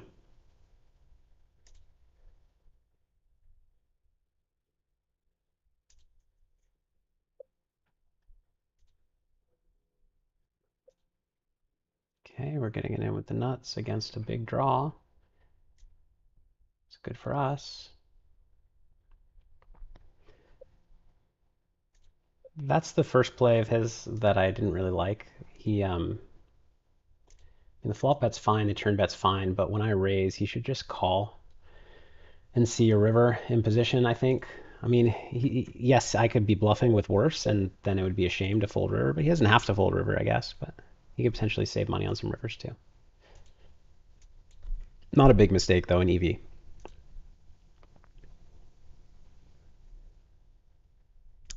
Diego Leon just subscribed. Thank you very much. I appreciate it.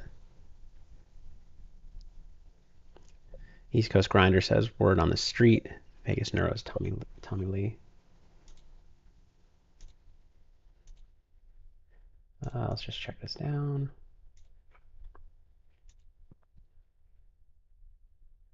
I have to say, if there was ever a time to play me heads up, it's while I'm streaming and first of all showing everybody my cards, but second of all, distracted. Just gonna bluff here. Have no showdown value.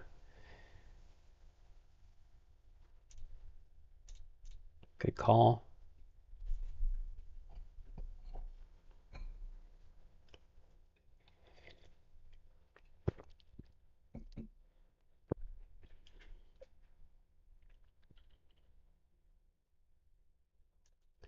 Aaron Chavez says, Phil, I play a 10-handed PLO home game that is really, really loose. What would be your tip on playing that type of game?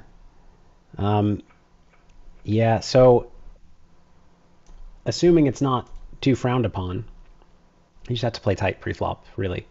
You're trying to play hands that flop top set, nut flush draw, nut straight draws, nut straights, rather than bottom set, top and bottom, um,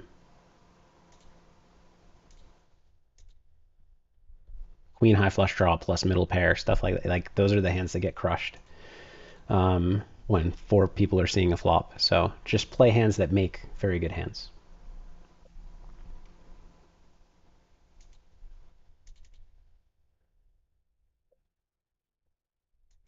It's actually kind of iffy. Not iffy, but like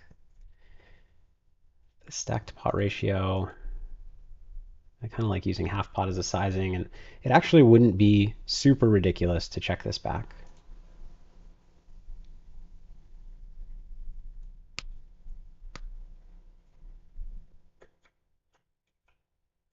Okay. 3-4 gets there, hearts get there. I block the king of hearts. I mean, my hand's just a check pretty clearly. Yeah, pretty big draw. A lot of equity against my actual hand.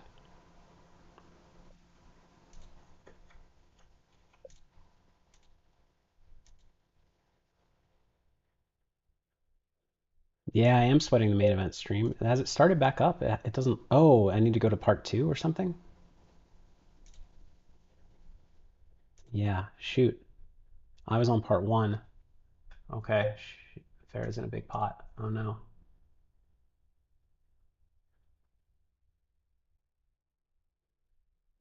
All right, find the fold, Farah. She's got ace king suited. against jacks and kings. And there is a she opened, okay. Somebody opened, she 3 bets 85K. Someone 4 bet to 200K. Someone's all in for 900K. Um, and she covers.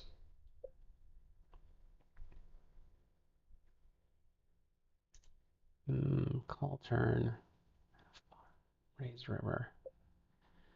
It seems, I don't know. Yeah, nice hand. She's seems like she's deep in the tank. I'm much more concerned with what happens to Farah. All right, well, the good news is if she calls, the ace is live and spades are live. But I hope she folds.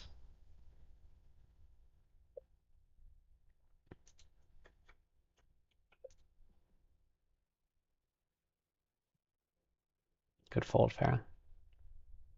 Phew. All right, now we need to fade the ace on the board for the regret.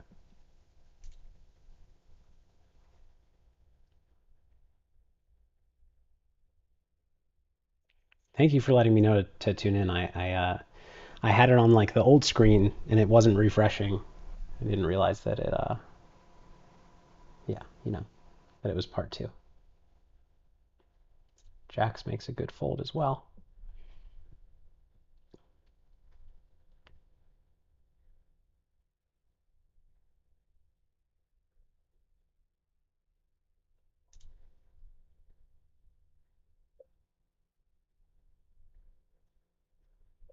This is weird because I have great blockers here, but he's repping a boat and he's not gonna do this without some kind of blockers. So I'm actually just gonna check fold.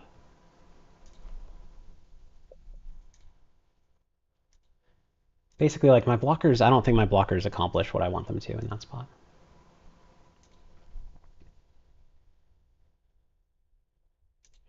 So nut flush draw with no pair, no draw, no other draws. Pretty good check back hand.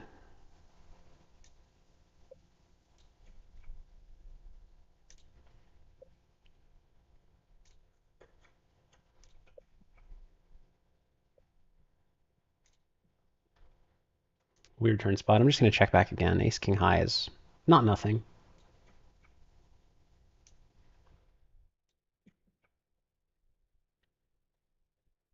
Moonlight says, Phil, you need to find a heads up PLO opponent. I didn't even know how much I needed this. Me neither.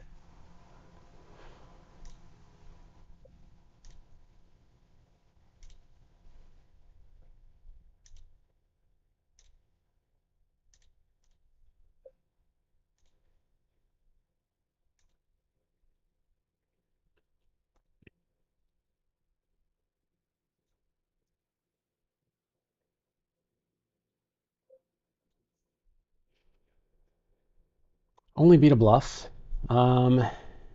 What's he bluffing with? 9 deuce, 7x. I think 7x might bet turn, might check call.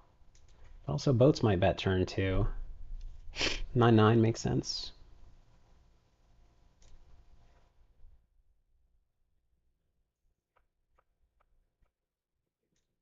I don't know. That's a tough spot.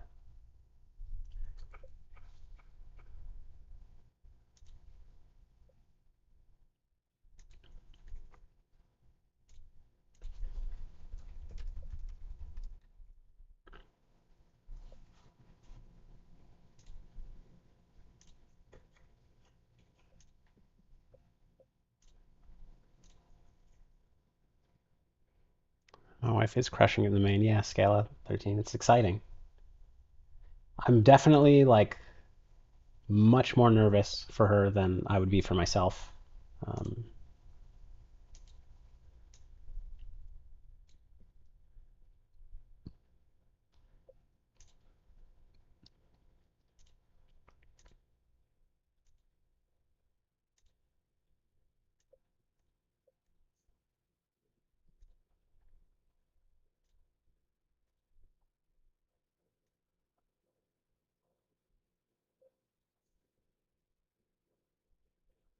I think this is almost worth pot. It might be worth pot.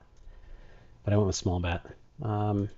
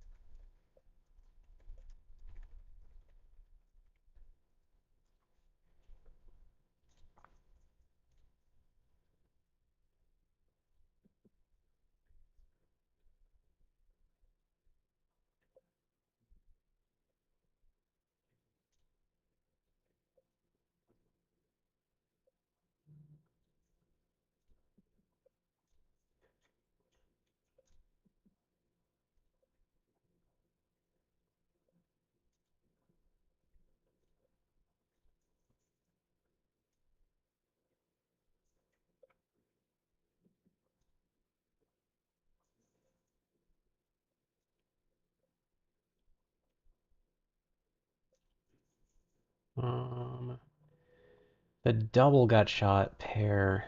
I think this is a bet.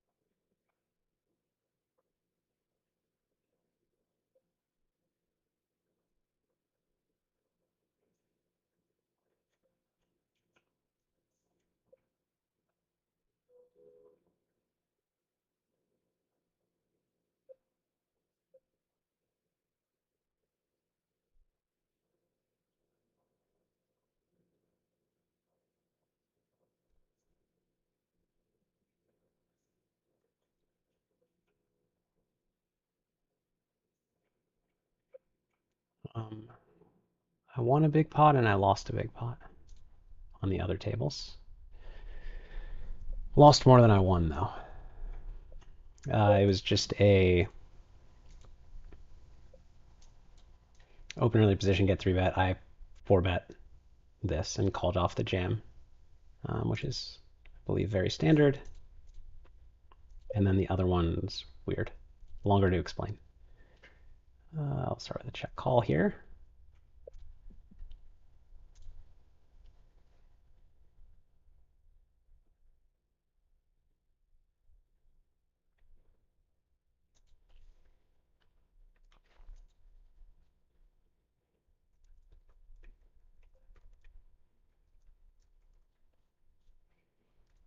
Just to fold now. I have plenty of deuce X still. And other better stuff.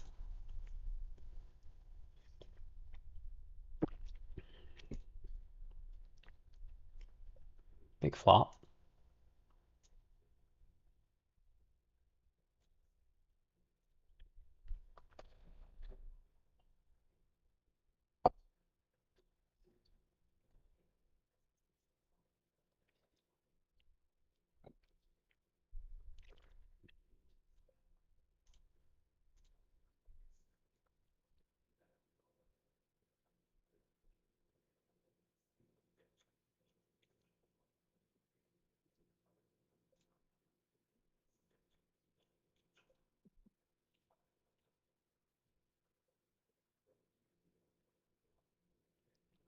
The delay is 5 minutes.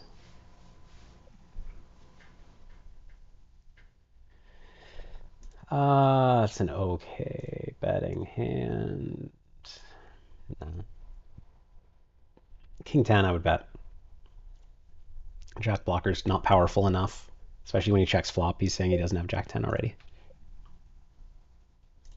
He can take it.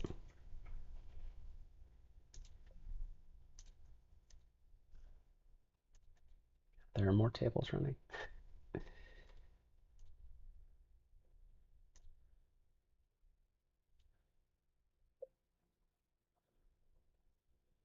Oh no, that was the one.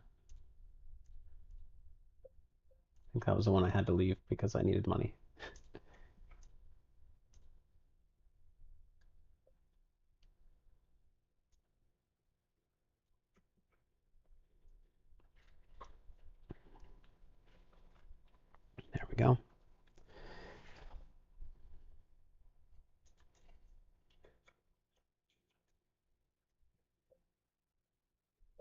Pharaoh opens ace king offsuit.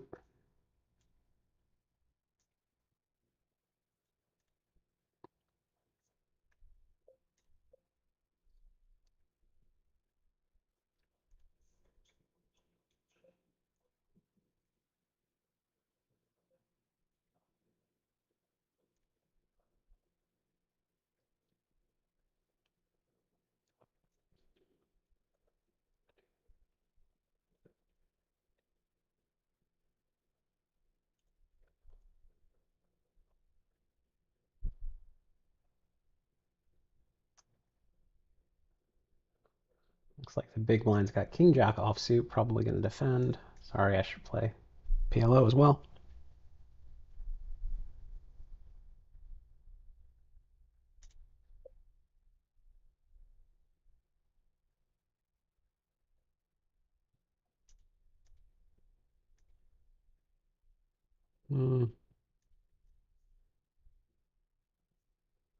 Flop ace 9-9, so she's going to win the hand somehow. I think that river bluff by me is maybe not mandatory, but fine.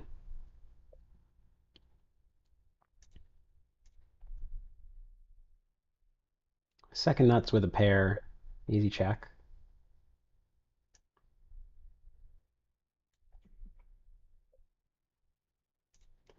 Farah bets third pot, which is good. Here, I guess I'm just half potting.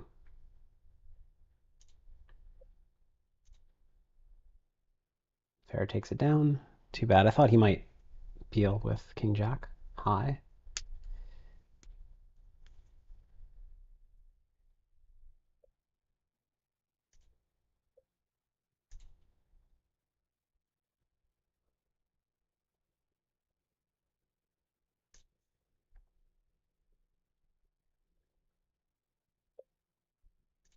It's kind of hard to get called if I pot here, if I worse.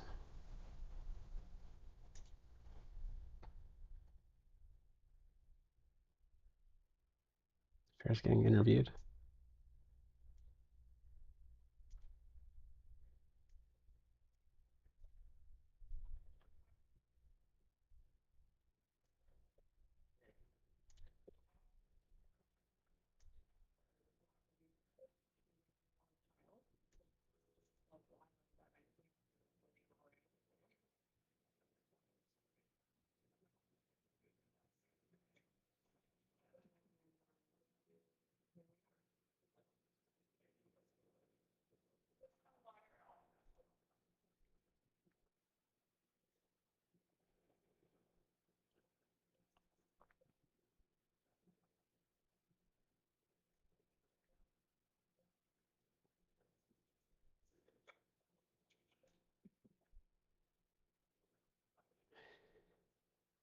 No bathroom breaks for me while we're playing heads up. You just gotta hold it, despite all the water I drink. Check, check, flop. This is an okay small betting hand, but I think I like check call better. I'm supposed to be watching the baby. Yeah, I am. No, baby's in bed. We're okay.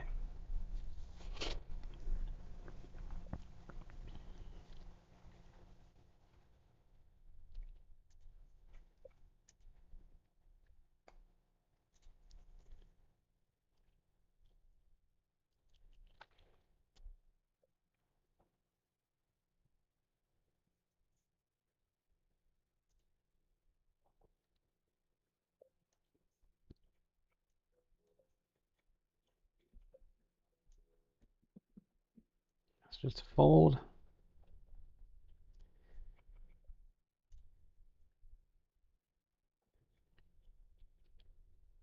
Okay, we can see bet the wrap with a heart.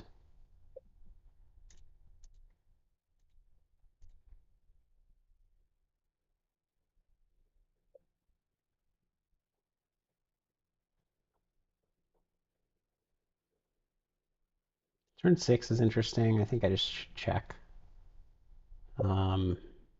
It's really unfortunate to get check jammed on here with this amount of equity.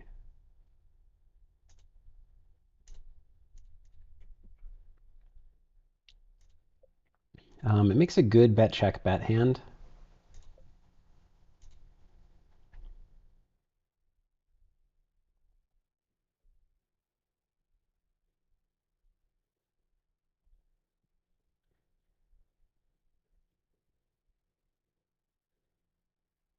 How many tables are we on? Moonlight asks. We're on 5 tables. We have 1 no limit hold'em tournament, 1 heads up PLO, and then 3 25-50 8-handed. Interesting. I mean, I'm going to fold with a 6.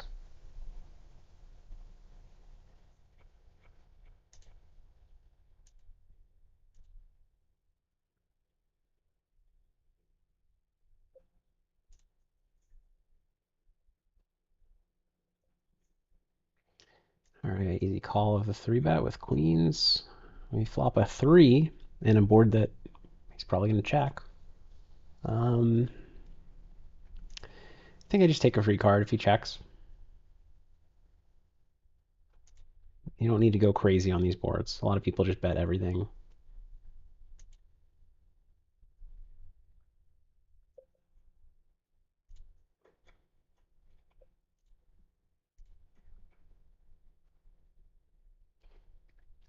And now, like with worse than a queen, or worse than queens, I can bluff. But with queens and no blocker, I think I just take this to showdown and probably lose, but that's okay. You can't just bluff every single time you have a favorable board. If you're playing against somebody who's reasonable, and he seems to be reasonable.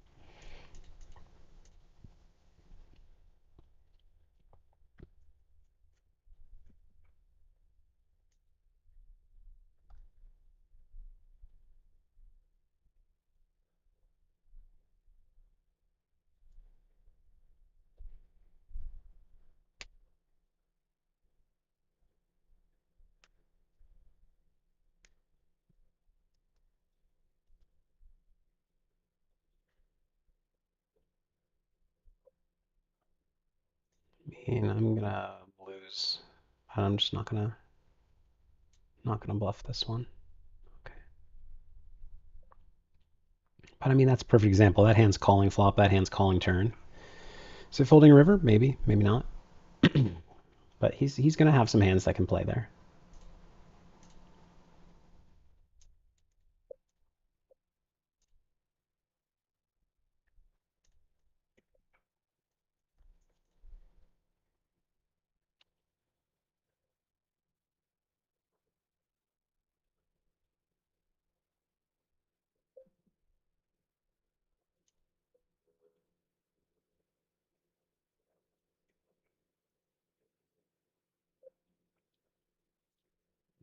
It's usually a bet with the 4, I think.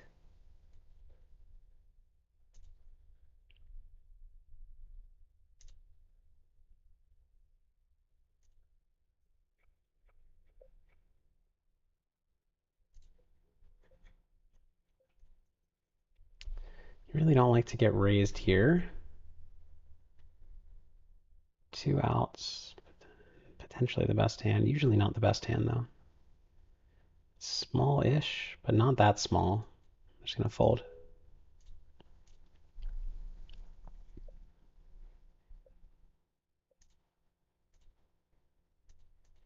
Close. I think this is a call pre, but it's not amazing.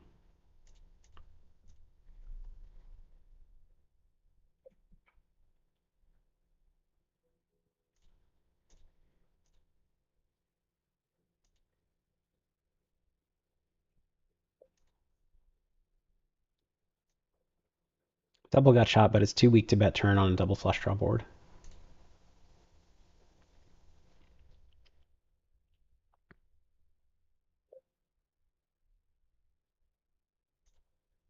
And clear river bluff. A couple of sizing options here. I'm going to go small this time. I think potting is okay too.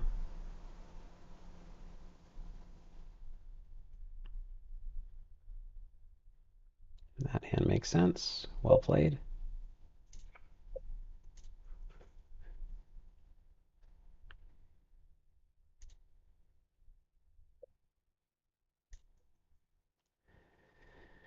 What do you think about Daniel Negreanu's swing down of a million playing tournaments? Is that common for you all? What do you think? Yeah, I mean, he was playing like the 250K, the 100K. It's a bad run. It's not typical, but it happens. There's not like a. It's not telling about. It doesn't, there's nothing to read into. It doesn't mean he's bad. Pair, gut shot, flush draw, but all kind of, I don't know.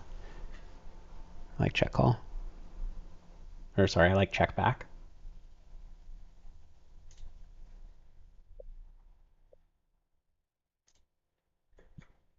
Clear turn call.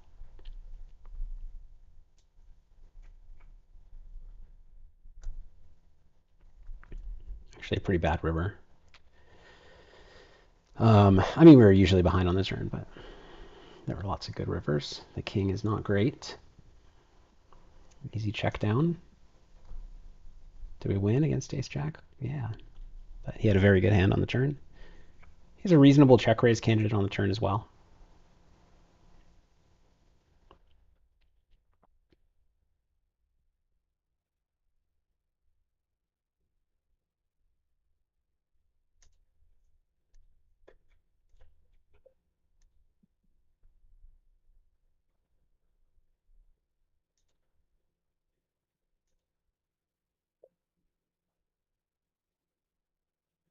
Craig, good to see you in here.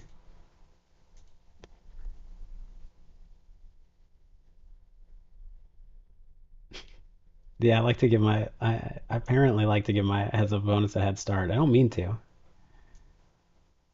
but I'm sure it's fun for them.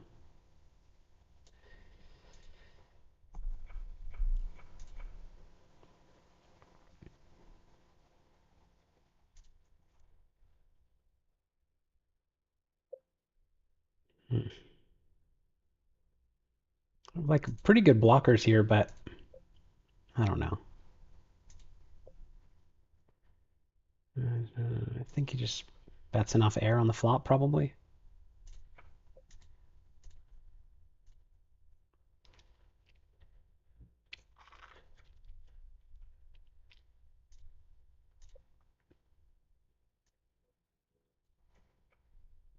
All right, Fair is opening the button with ace-7 offsuit.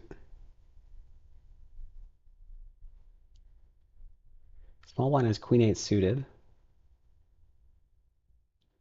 Looks like he's just calling. That's good. This is a call, but it's not a super happy one. Interesting river. The big blind has 9-8 suited, but he has a shove stack, not like he can't 3-bet to less than a shove. So he might just see the flop, I hope.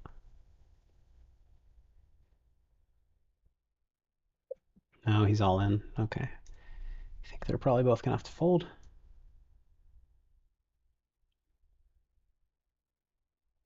I mean, if she calls, she's ahead, but it's really hard to call with ace-7 offsuit when he's shoving for 20 big blinds or whatever it is. Clear check here. Interesting turn bet and an interesting river decision for him. Close spot on the river for him.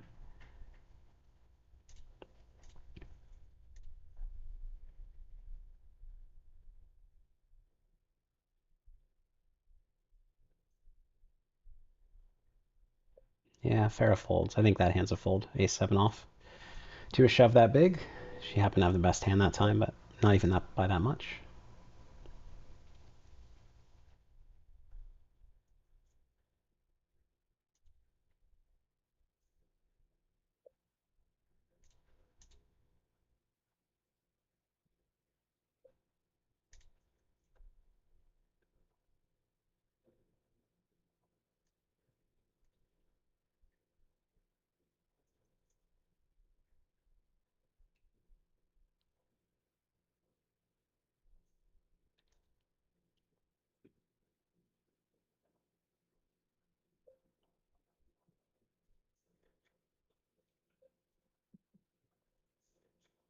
The heads up play is actually, he's playing pretty slow, so I might switch to some other tables when something's going on.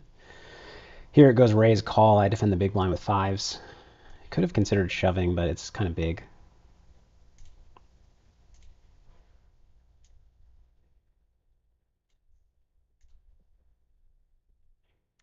Goes for the small bet, gets 2 calls, including myself. I mean, I think the check call standard.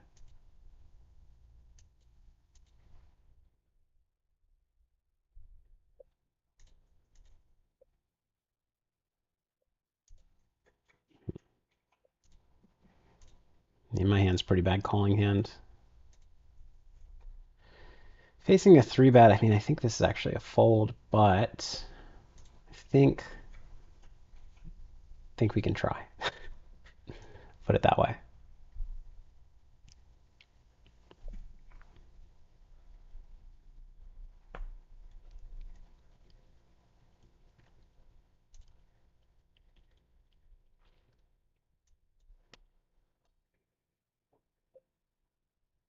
And fold.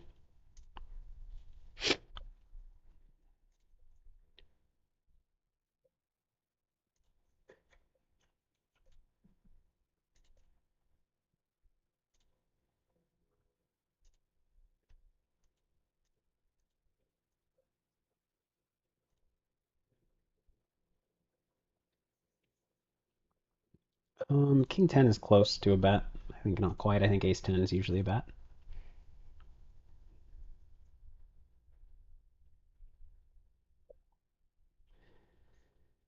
Check call against a small bet.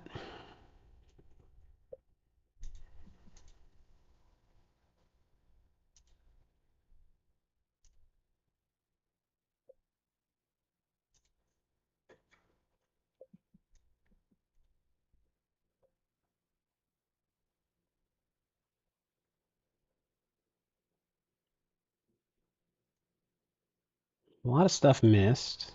Ace, queen, king, king plays this way for value. I kind of block some stuff. I'm actually tempted.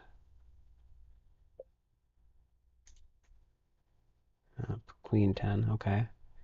It's thin-ish turn bet. Sitting out. Okay. That might be it for us. No, he's back.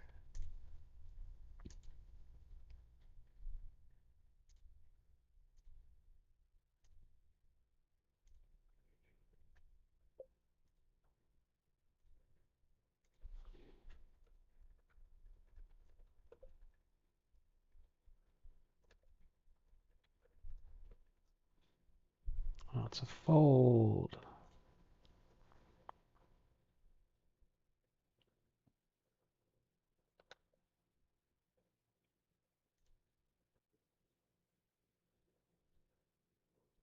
Okay, yeah, he's done.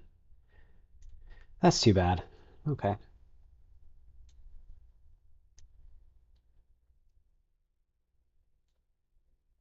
Maybe someone else will show up.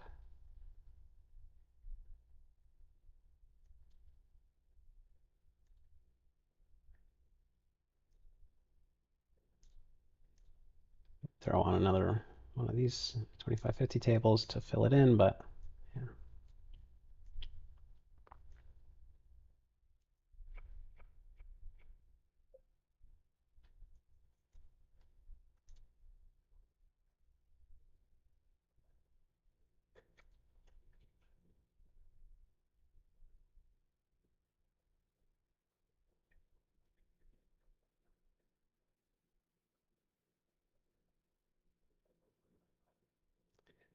Kyle asks, why is this heads up PLO playing so small, like checking back good flush draws on flop? I'm surprised to not see high C betting strategy on flop like Hold'em. Yeah, no, there's, hey, 08, welcome. Good to see you. Yeah, it's normal to do some folding, or sorry, do some checking back with strong-ish draws, not monster draws. You never check back like nut flush draw plus top pair or nut flush draw plus straight draw, but this is actually close already, but 2 overcards help a little. But yeah, it's a thing.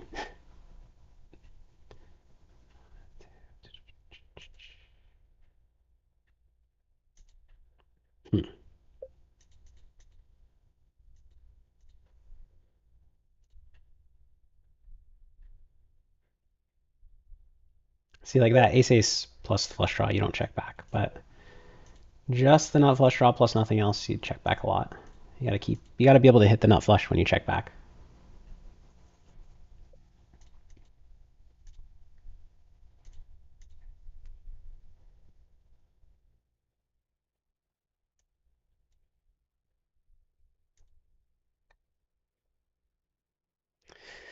Nothing going on at the moment.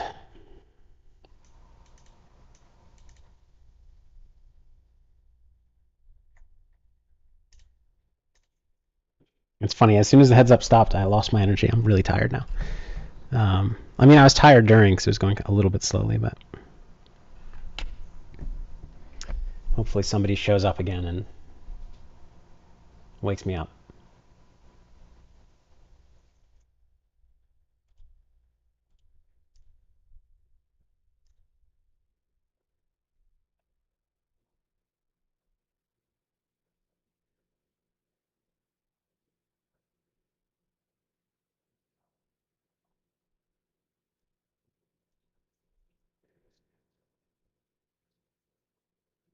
Okay, we get 3-bet. It's not an amazing hand, but we can call a 3-bet quite happily, or reasonably happily. And do we lead this flop? I think not. I think it's not quite strong enough.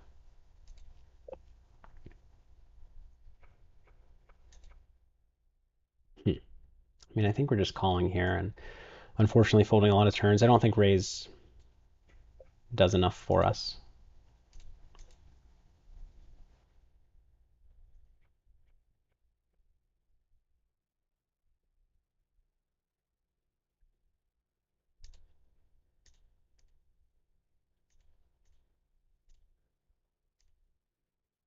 A weird spot against a lot of sizings on the turn.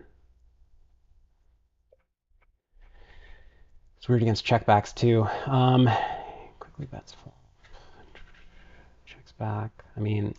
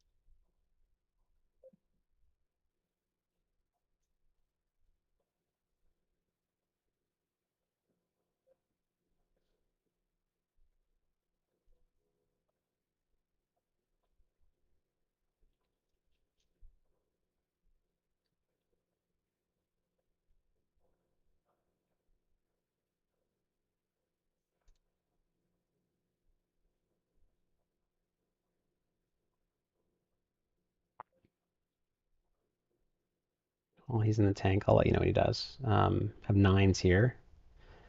20 big blinds just going in.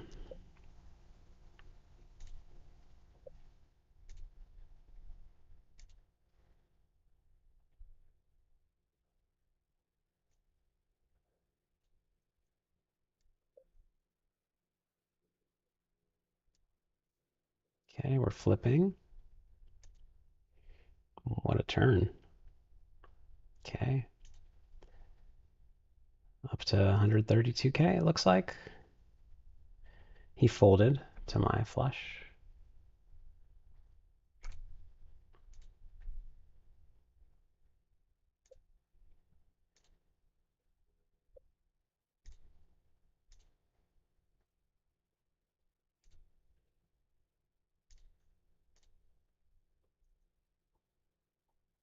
All right, Grinders. Vegas Neuro gave us 53 minutes. Hey, 53 minutes is pretty good. It was fun.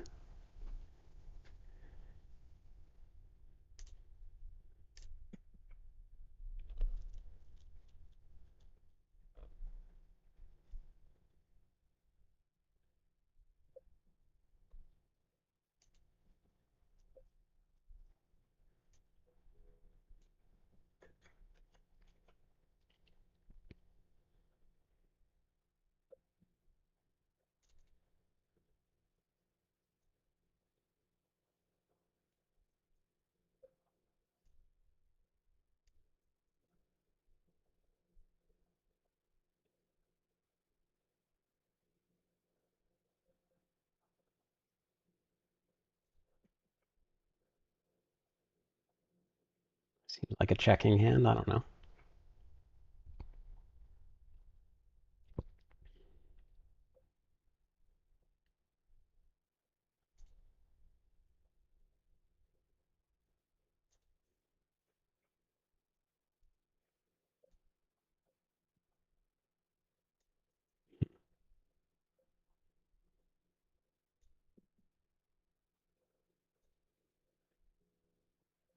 I guess I'm folding.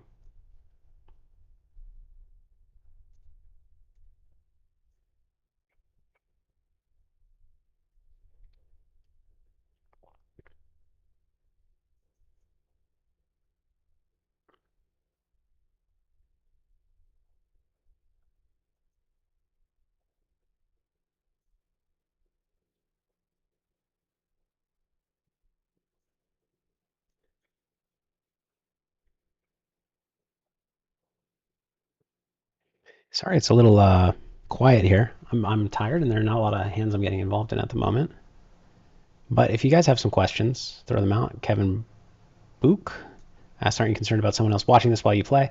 So I'm on a 5-minute delay, so they can't see my cards during the hand. And otherwise, no. I have made poker training content for the last, I don't know how long, forever.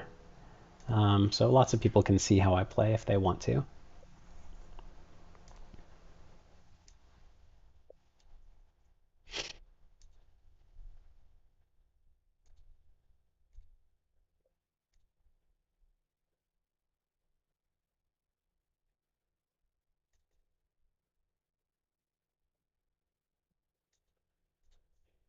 This, I think, is probably supposed to be a check, but I kind of like betting it.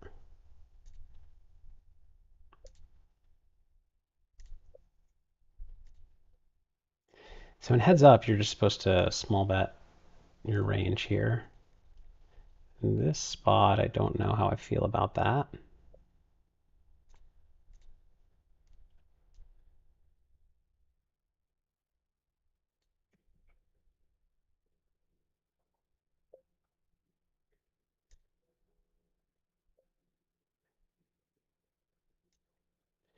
So the problem is I think my hand's a little too thin to bet, but it's going to be kind of obvious when I check that I don't have, well, kings plus.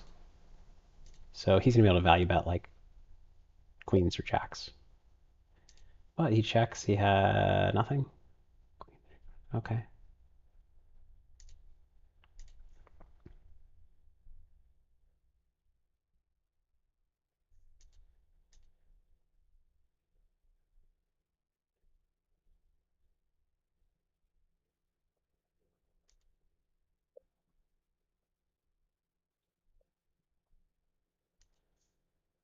I think this is a fold.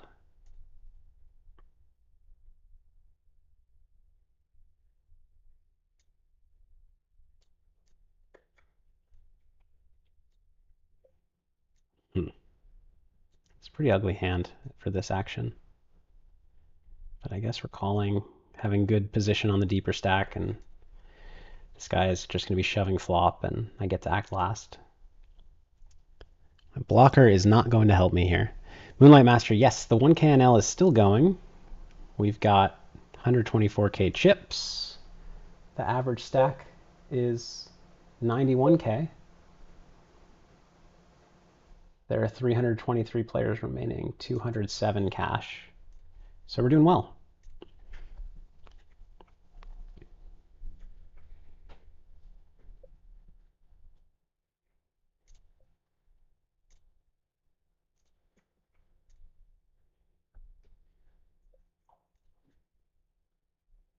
Mm-hmm.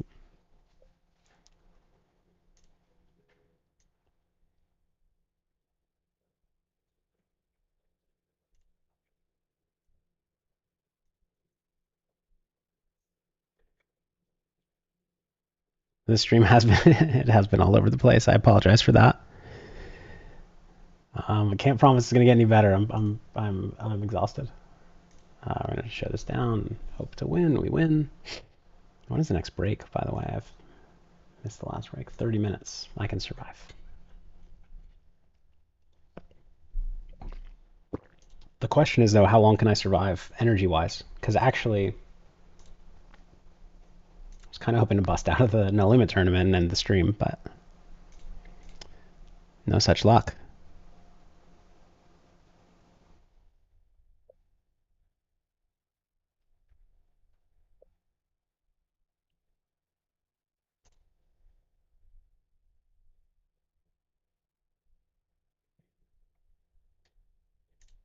Oops, timed out with the bad hand. That's okay.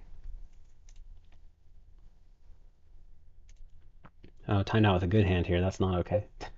Timed out on 2 tables. All right.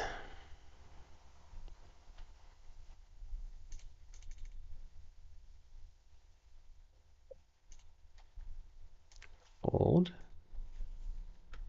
You can play this hand probably.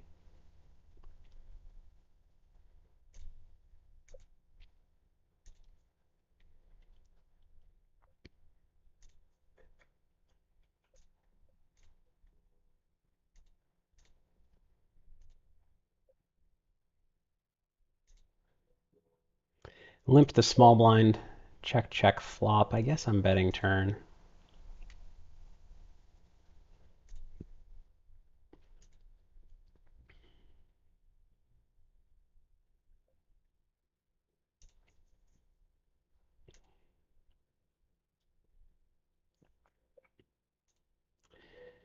Checking river. Reasonable check raise candidate.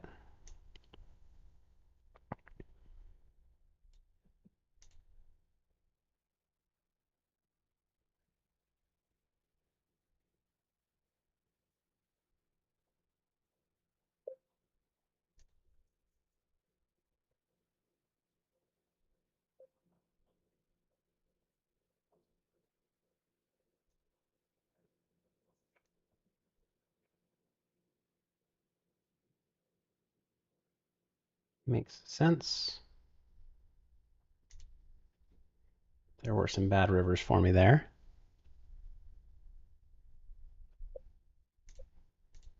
Awkward. The funny thing is, like, AWOL should never have me beat. So 850 plus 1,000. But actually, this is ambitious. I should just call. This is bad.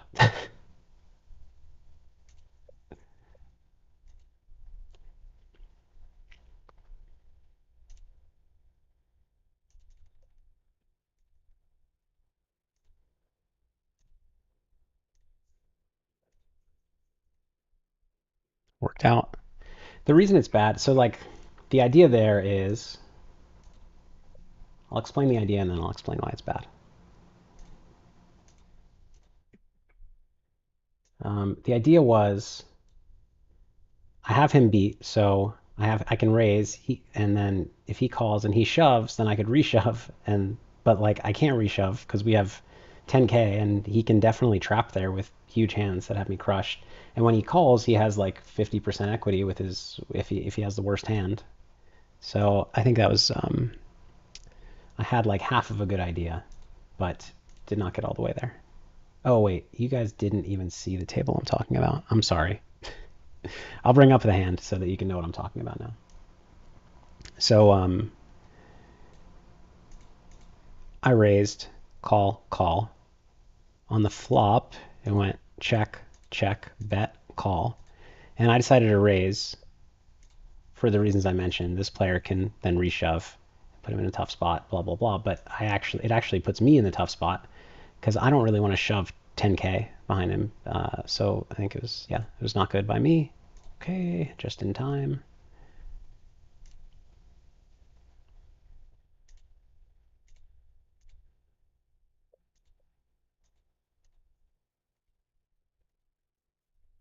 Don't know about this. I'm defended big blind. I'm making the small turn probe.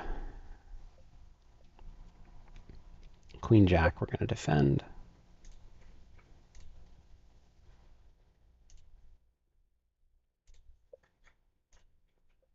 Okay, not bad.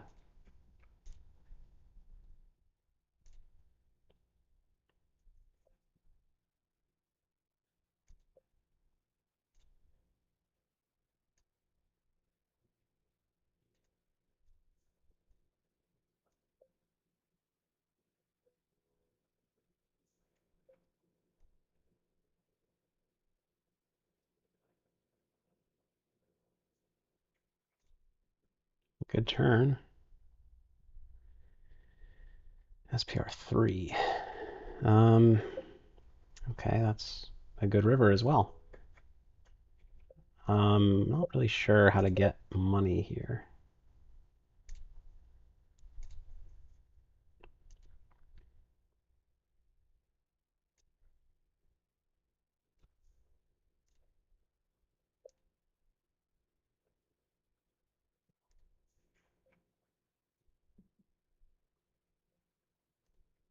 Involved in another tough spot. 2-to-1 odds.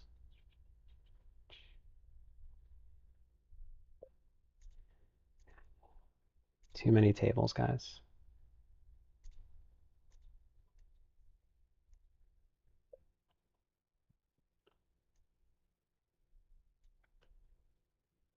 That's not the tough spot, but the tough spot's off screen. What's the best case scenario here?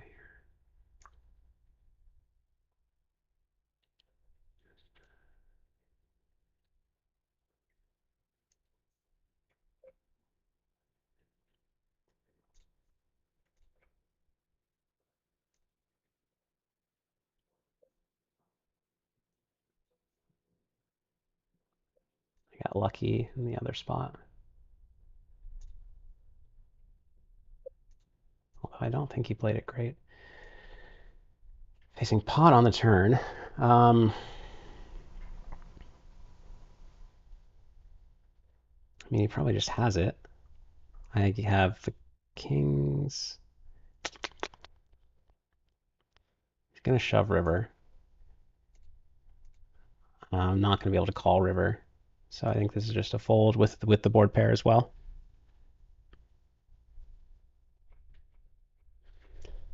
Ryan Neely says, make an espresso, sir. Yeah, I have to wake up with Spencer at 6.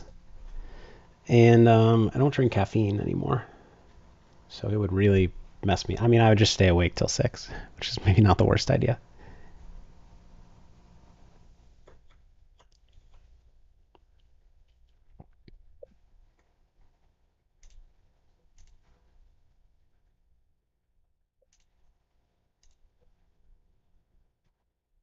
I haven't seen Farah in a pot for a little while. She's down to 960. That's too bad.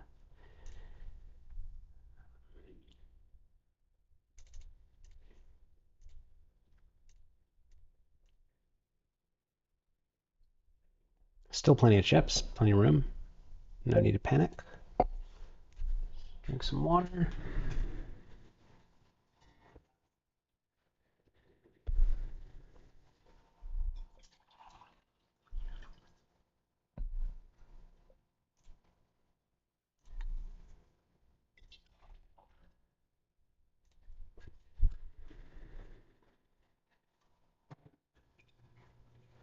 Okay, so the hand where I got lucky, that was a tough spot.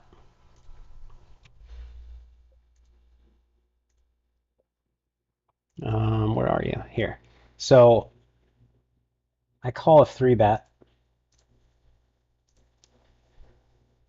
Raise, call, squeeze, call, fold. He bets 2/3 on the flop I call, which is already tough, and then he pots turn here with how much behind? 14. I think it's a really close spot. I called. River king, he shoves the rest in. I have to call. He actually had ace queen with nut flush draw, so I was in pretty bad shape. It was not a call against that hand, but lucky to win.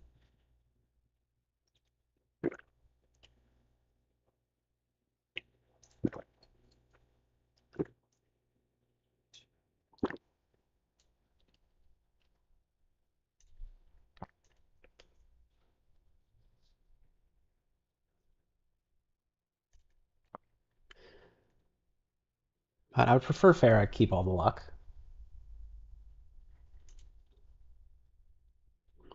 Ace queen. How do I want to play this one?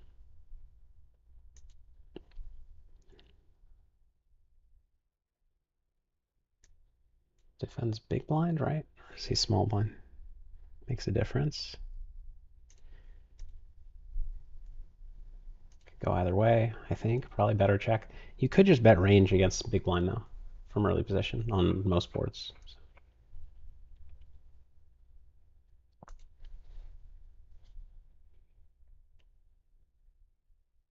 Players remaining in the main, 522.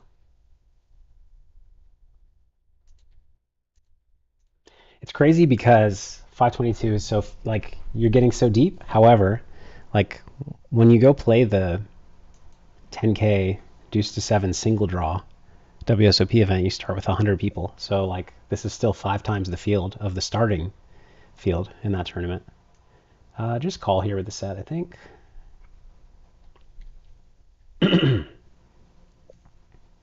Just call turn 2. By the time I raise and get like a lot of action, it's not actually thrilling, and a lot of rivers are unfortunate for my hand. So I'd rather be the one calling who has not defined their hand as, made hand.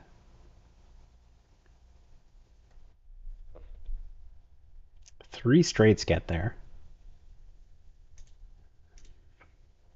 I don't actually think I can value bet. I probably have the best hand, but he's going to check kings, king king, and 9-9, and some straights to check raise. So I think I probably win, but I think I have to check. He's not going to call with ace high. I think he should probably bluff his hand. It's fine not to.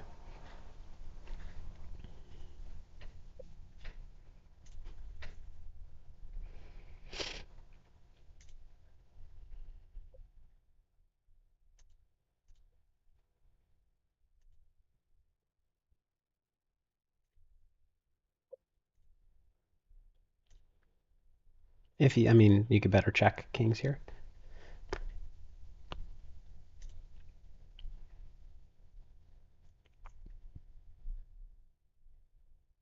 Ryan Neely, thank you for the kind words. Aaron Chavez, do you think they should do more PLO cash games on Poker After Dark? I would love for them to, but do I think they should? Not necessarily. I'm going to switch to this pot. It's going to be more interesting than that one where we're kind of just done with the hand. Although we might be here too. Let's see how big he decides to c-bet, assuming he does. Farah's in a pot. She has raised the button with 8-7 off. Looks like big blind defended. Queen 4 off. He flops top pair. She flops bottom 2 on queen 7-6. Oh no, she flops middle pair. Shoot. I thought she had 2 pair.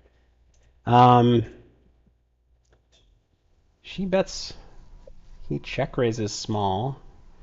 I think she kind of has to peel. He's check raising weak, like top pair. So the flop is queen 7-6 rainbow. He has queen 4. She has 8-7. She's got to peel 1. Here, kind of just don't think he has, like, what am I hoping? 7-6 that decided to check the flop. I don't think he decided to check the flop with that. 6 on the turn. We needed the 7. I'm gonna give her fewer outs.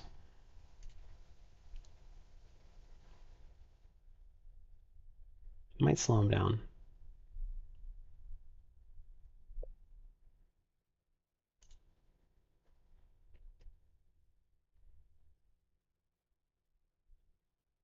Wait, Grinder says I stayed up late last night playing, regretted it when I woke up. Yeah, I'm I think that's about to happen to me.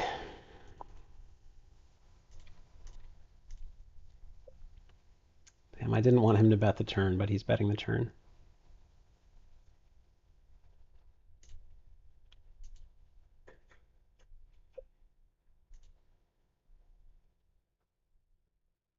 He's betting so small, she has to call.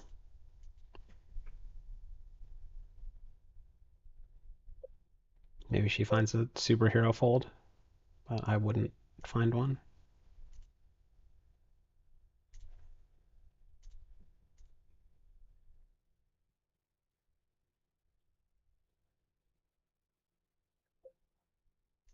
Moonlight, you're right. She doesn't need to be the chip leader as long as she's there tomorrow and there the day after. Oh wow, she found a good turn fold. I would not have found the fold. We see bet flop here. I think in theory you're supposed to check back sometimes when you turn the queen. I guess I'm going to do it. Not the river we were hoping for. Not the worst, of course.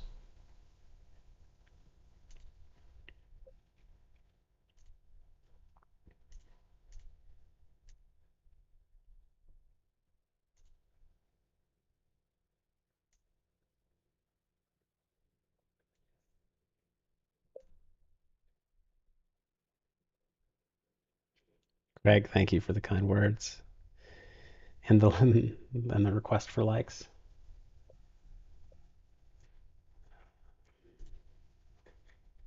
Does this appeal? I don't know. The big blind getting a decent price.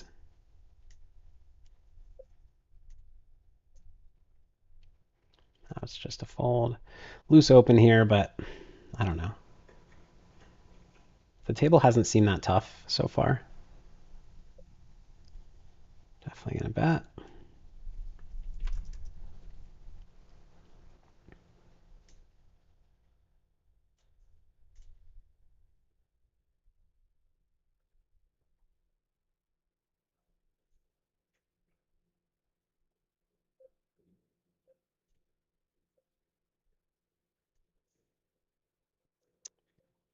Tough spot now. I think you mostly want to keep bluffing with a 10 or a queen in your hand.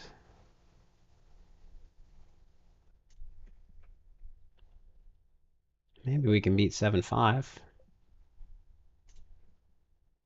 Not ace-7.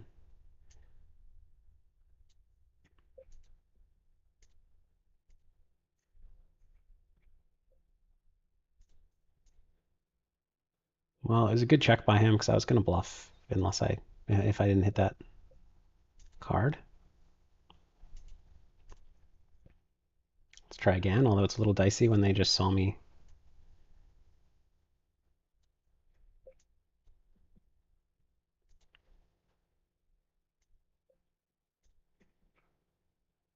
Raise 8-9 offsuit and show it down.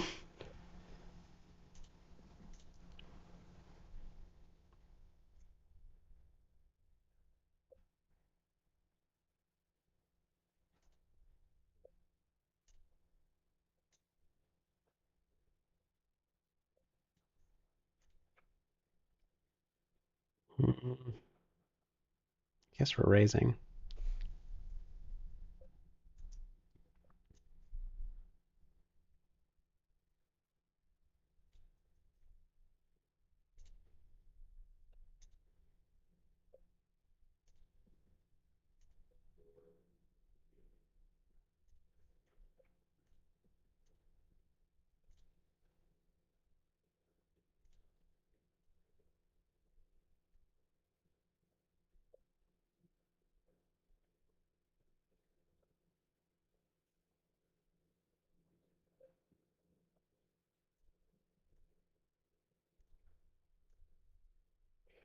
Guess we're raising again. Unless this guy does. That's too bad. It feels like we're going to flop a set.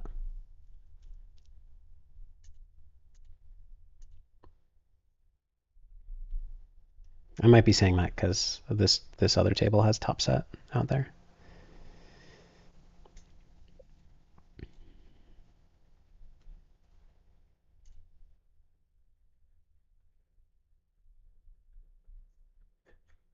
Thinking respect, thank you for the very kind words.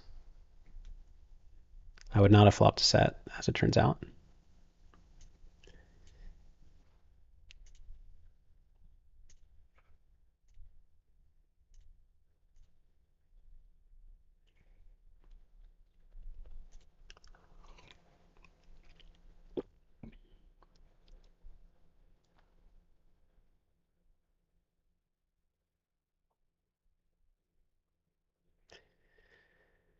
Glad you're enjoying the Farah updates. Thinking one respect. Yeah, I just want to see her in some more pots, hopefully winning them. I mean, it's not a sprint. A million chips to end the night, or close, 900K. If she ends the night where she's at, that'd be fantastic. But if she can get more, great. She's played well from what I've seen. Michael Anthony asked if I would go on Howard Stern. Sure. I mean, why not? Salty Ricky asks if we still have Run It Once hoodies and hats. We do, but the store is closed down. We just have them in storage, and our team has a lot of them. It's actually surprisingly. It's not that it's that costly to keep the store open, and Like we had a storage facility that shipped for us, but it ended up like I mean we lost money on it because just not enough people were interested in buying gear. So we were spending more every month than we were bringing in. And I mean it's not like the margins were massive. We still have some. We give it away sometimes. It's a reasonable 4-bet. I think just in early position it's just too ambitious, essentially.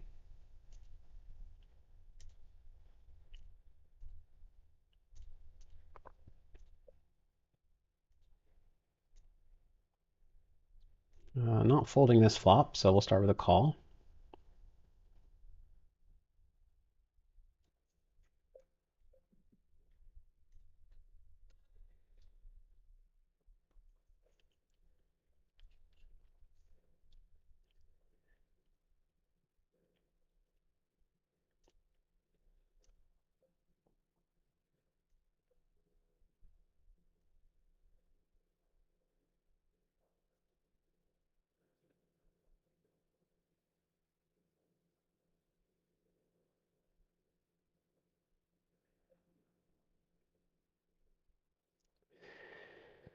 I think I just have to fold.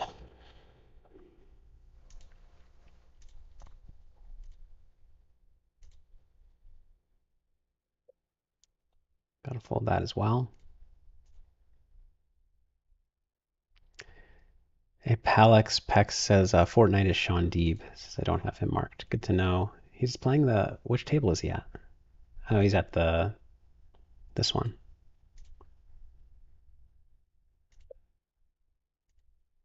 By the way, if you ever see like me hover over one of these, like this one says now, this color I think says tight bad. That's not what it means to me. That's just the default labels on WSOP. The colors all have different meanings to me, and they're kind of hard to define. But yellow is kind of like the closest thing to a regular tag, I would say.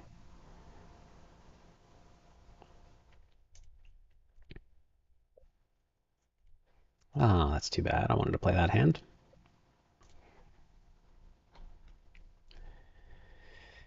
You pay opens under the gun. I call King 987 double.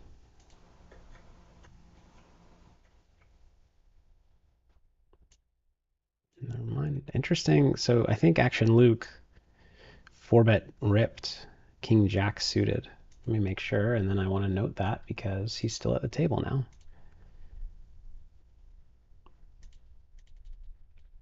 Yep. 8K to 24K. He shoves for 115. Uh-oh. We got heads up action. And it's from Trucker Ben, who is going to be tough. So this will be fun. This will be fun.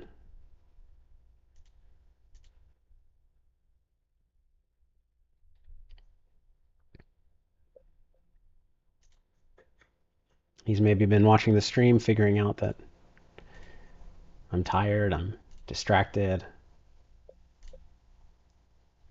and or he wants to have some fun.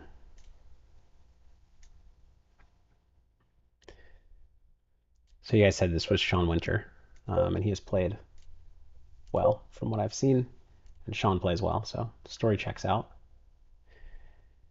Let's see here.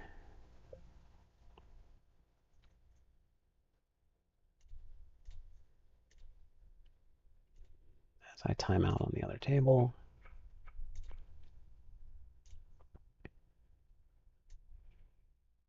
Okay, I need to drop a table, I think.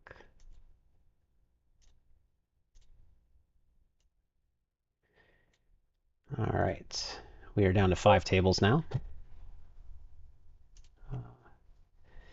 So he opens early position. I peel the button with ace-8 of clubs, which I think is fine. Could obviously 3-bet if I want to. I don't think you fold this. And it gets checked to me, which is odd. You kind of expect a really high c-bet frequency. I guess I'm going to check.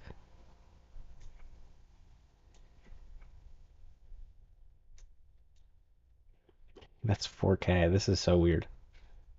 This is the guy actually who jammed pre. I guess I'm going to call. He doesn't seem like a good candidate to raise against.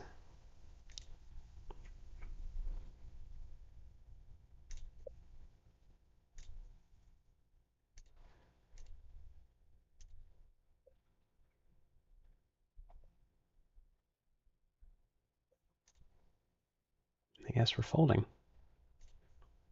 I mean, small bet.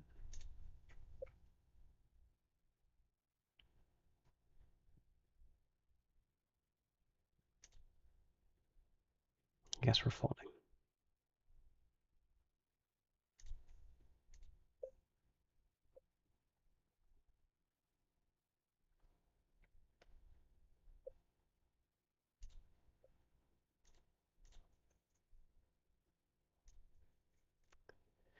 I don't know about this one. Don't know about that call. Crazy flop.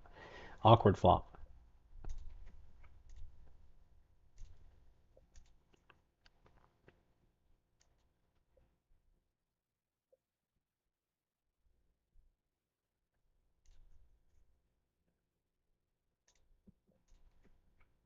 We're all in with double suited aces over here. And we're going to win. And now we've rivered a boat, and we're just going to check and call because he's repping aces.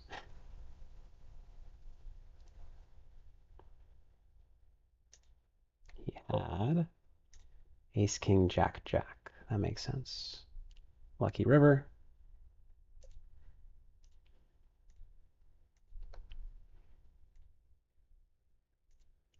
Folded, okay.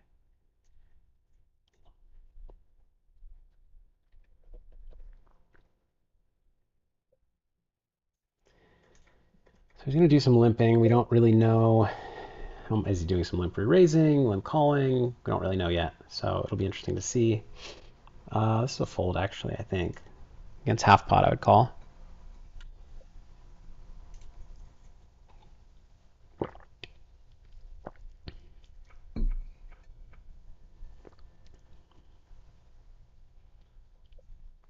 Looks like fair is down to 860. We can raise this. Good enough.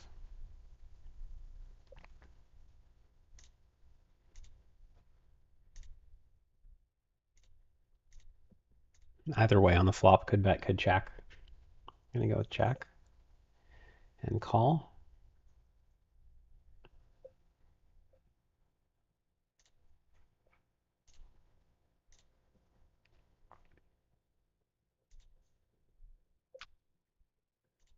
Timing out in the hold'em, which is not recommended. It's a pretty good check raise spot. Okay,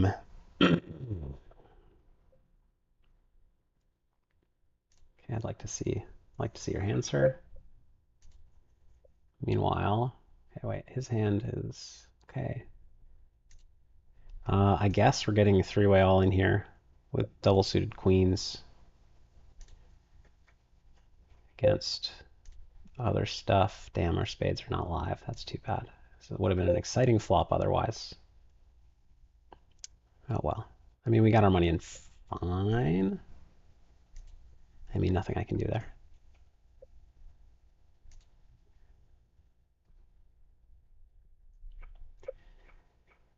All right.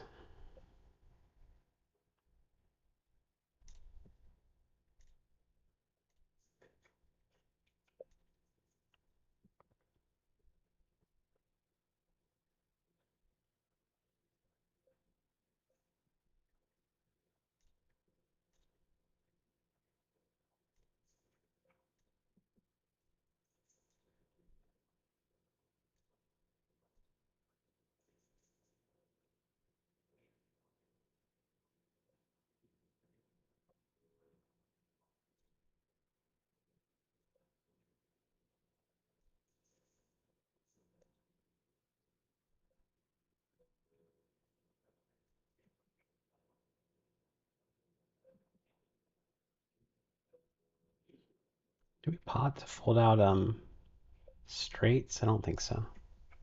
Maybe with top set.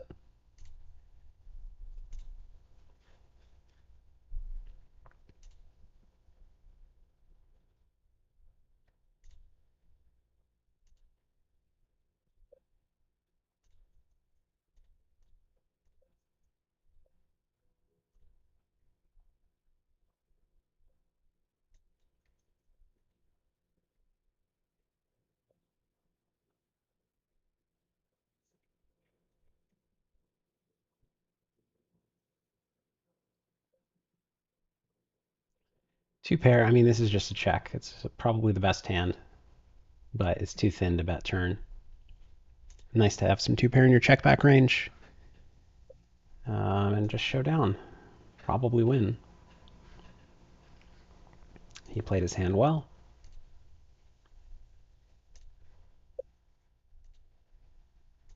It seemed like he was going to limp a lot, and now it doesn't seem that way. Obviously, small samples we're dealing with here. It's a hell of a flop.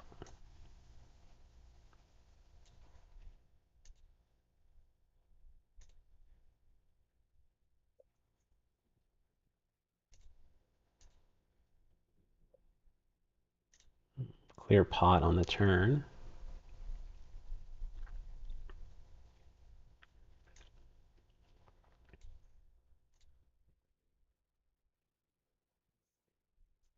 It's too bad he did not turn aces up, but nothing else to do there. There's the limp. We get to see a flop.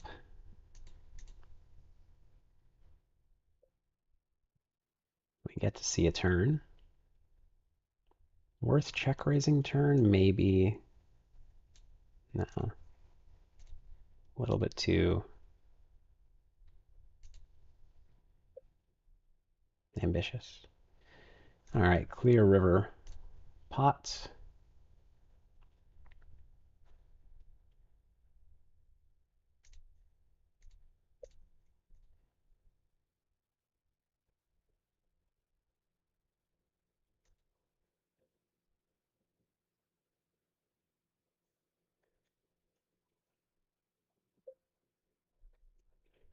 Raise this pot. I don't think I need to call any hands without a 4 or 5 in them. I think just clear fold.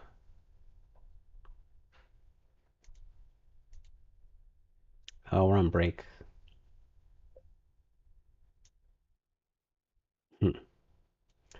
Looks like I'm missing another break, guys. uh,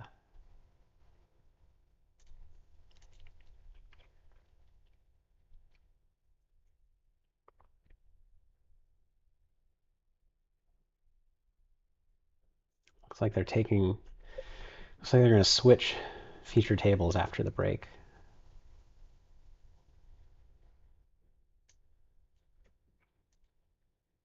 So we might not get to sweat Farah's action anymore.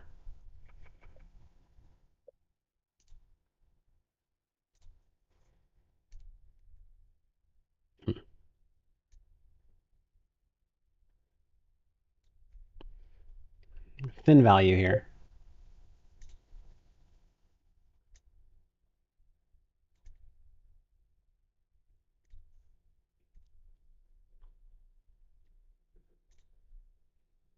Okay. He had. That makes sense.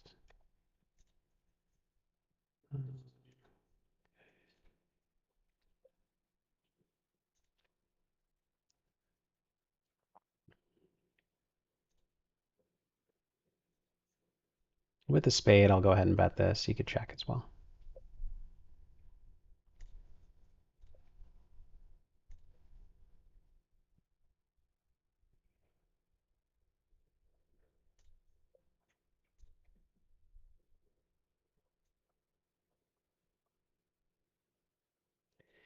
He's going to have so much like 7-6. I guess I block a 6, but he'll have bluffing candidates.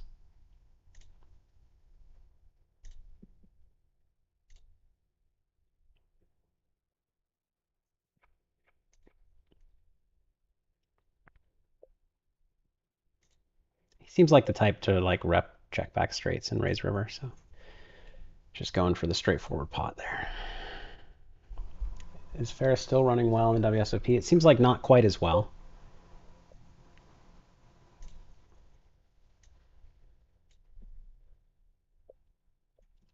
Limp re-raise, okay. Let's see a flop.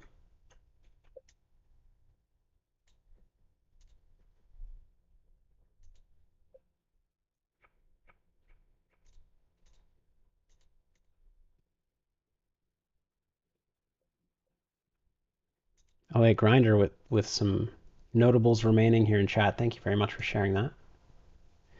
This is just a fold. Seth Davies, Sean Deeve. Okay. All right, calling a 3-bet. Not my flop.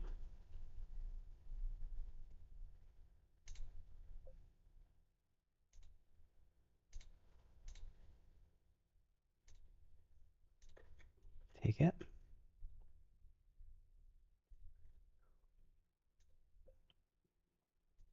All right.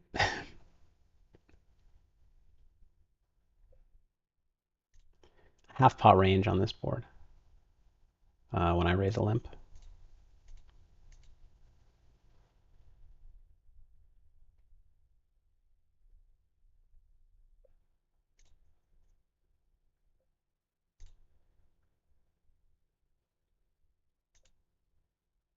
Okay.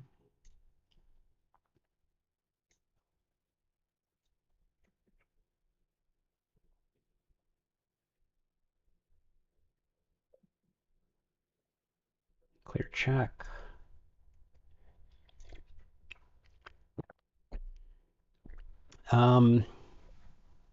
Could bluff. I don't think I need to with ace 8. It's close. Ace 9.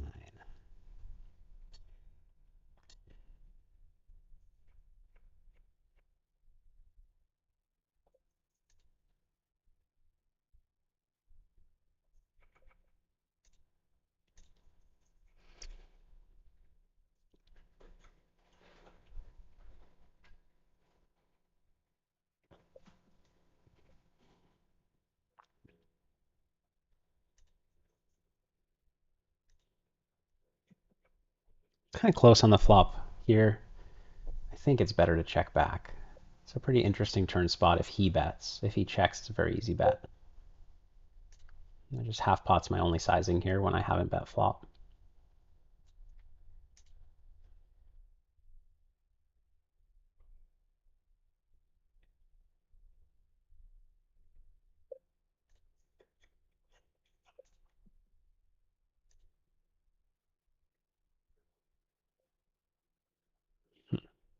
Just a check here. Blinds are up in the 1K, and we are raising under the gun with ace 5 suited. Stay tuned. Here with 9-7, I think I'm just going to pot. A lot of my flush draws would have bet turn, so I think he might call. Somewhat light here. We get raised by apparently Sean Deeb, and he made it pretty big. We're under the gun. I don't think we need to do anything with this hand. Meanwhile, we're going to 4-bet up here. Ace, king, king. Double suited.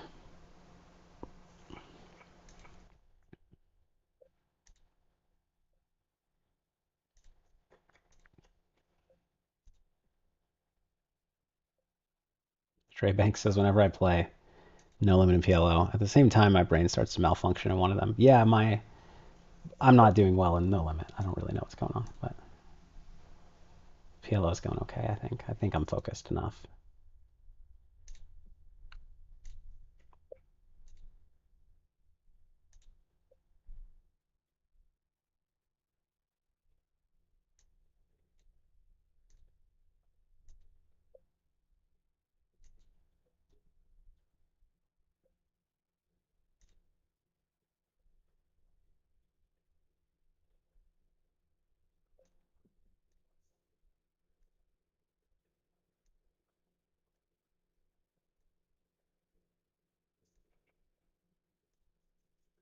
He had... Oh no, he didn't bluff that. I thought he would bluff that at some point. So interesting hand on the flop here. I could just go for the bet.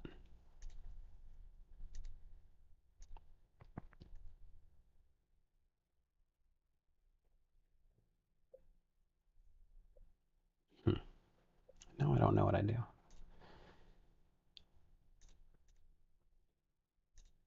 Maybe just check back.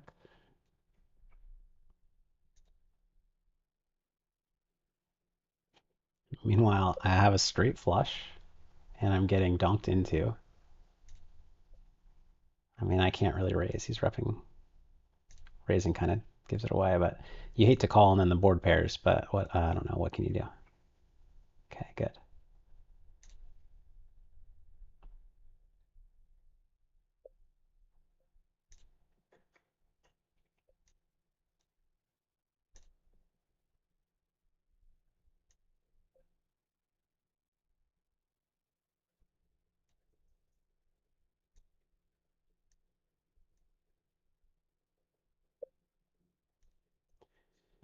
I could have taken longer to balance, but I don't know. I feel rude with the straight flush because a lot of times, like, he has the nut flush and you just snap calls and it just feels rude. Call the 3-bet kind of begrudgingly with sevens here. Happy to be facing a check. Just going to be checking this one back.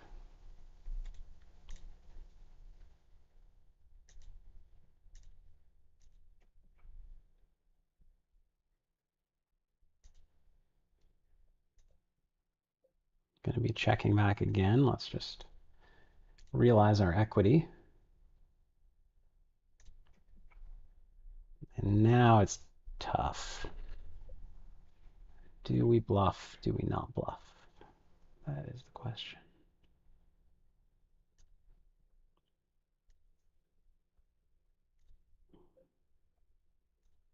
I think we do. Blockers are just too good. Oh, that's a fold.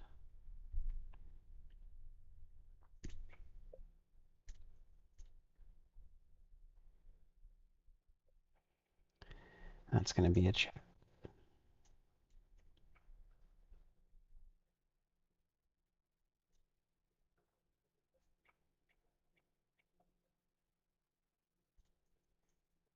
Call, but we're not thrilled.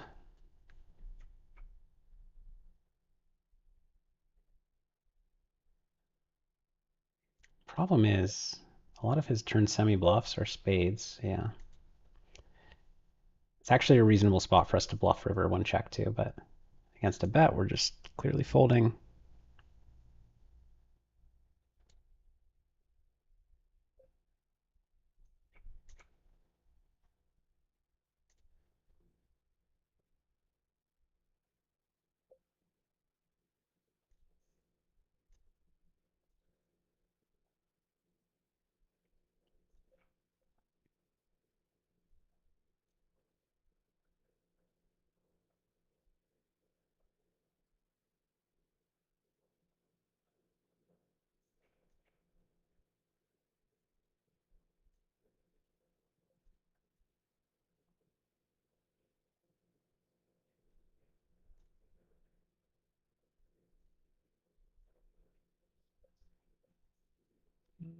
Okay.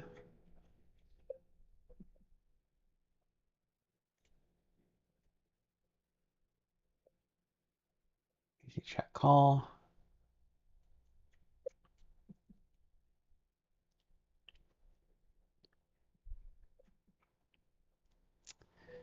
So we have a lot of hands like this. We can't bluff them all. I'm just going to check fold.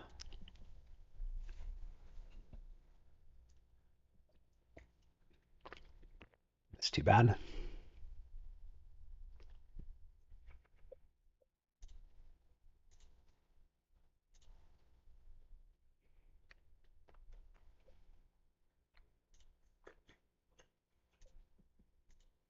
My heads up PLO game is actually pretty rusty, so I haven't been playing.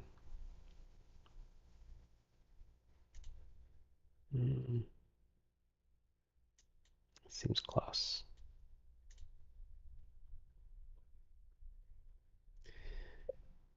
Okay.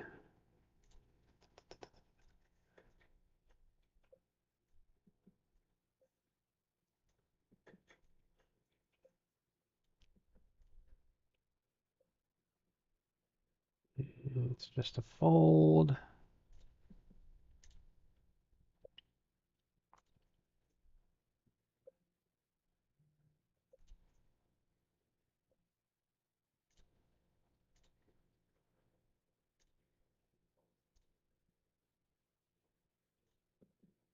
Okay, we're calling. It's not our flop, unfortunately.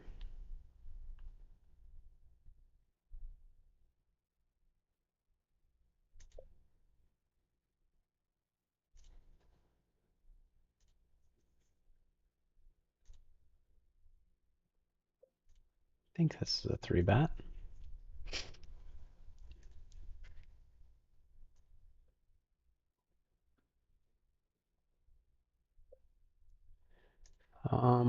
It's funny, I see bet range on this board, but this is like one hand that kind of doesn't want to.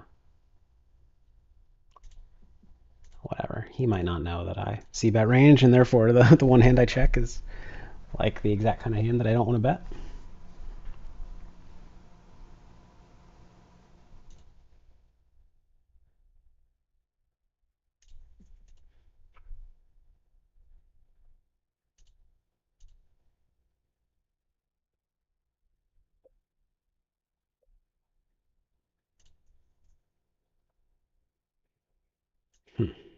I mean, too good of a hand to bluff with. Obviously, it's a decent check raise bluff candidate.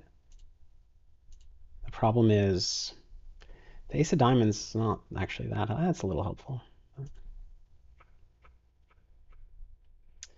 No bluff necessary. He had. It's not loading. He had ace 10 also. But worse ace 10.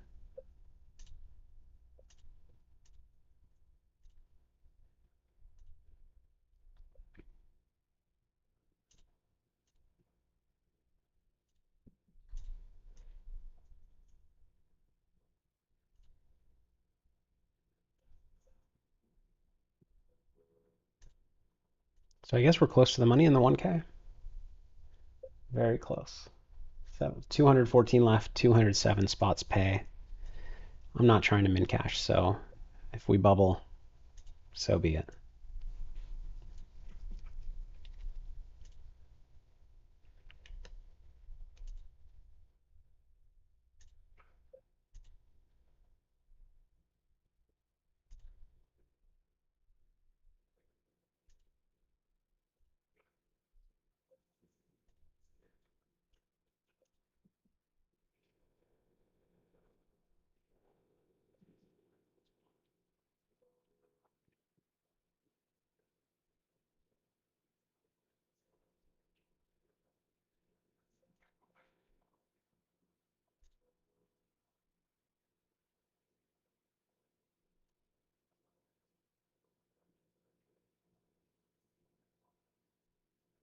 Could go for a check raise here, but I think he's just like I unblock all the pairs. He's just gonna check back pairs. It looks like I have a 4 also when I like all my bluffs on the turn, or a lot of my bluffs on the turn have a 4. So I don't think I induce many bets.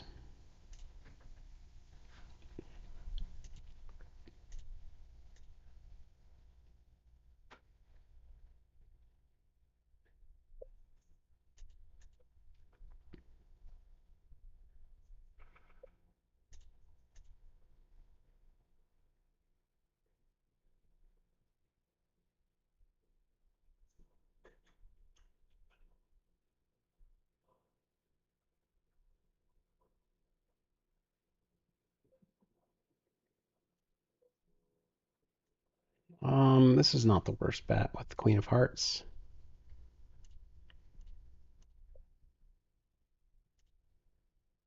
Some back doors.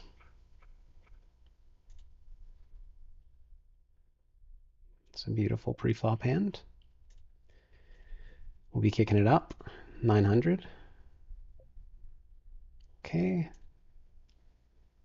900 again.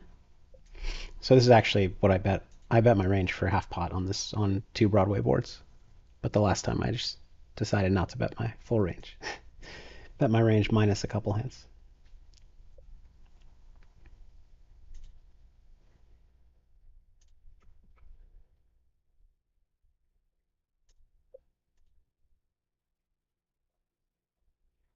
That's clear check. Try to take this to showdown. I mean, it's gotten pretty weak, but I still don't think I want to bluff with it. Especially because he's shown a propensity to check some air out of position.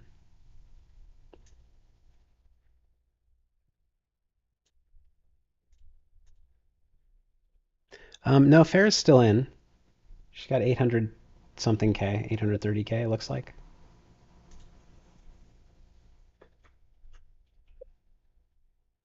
8-6 deuce, I can just check. Range.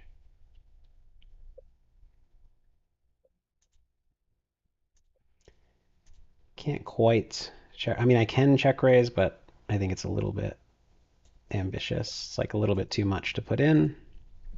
Nice turn, of course.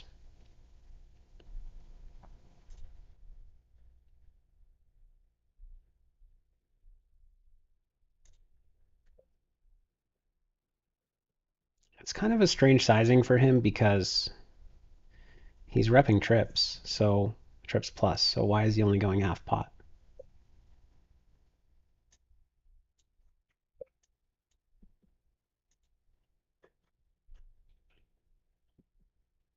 I mean, this is a really good board for him to bluff, to also value bet. Any trips are better for pot, so I mean, this is what was coming a lot. And we're just ripping it in. Can wait like 7 seconds into time bank. Because you guys have seen me slowly bluff a lot, so.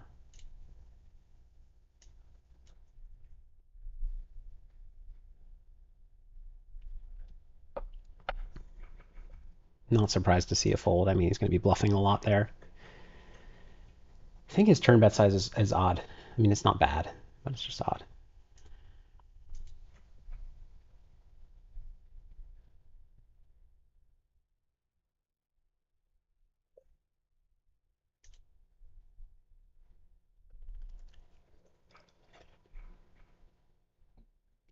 I think it's 3-bet. It gets a little dicier when he's open limping so much. Although he's he's limp raising some too. I don't know. Probably just half pot range on King 9-5.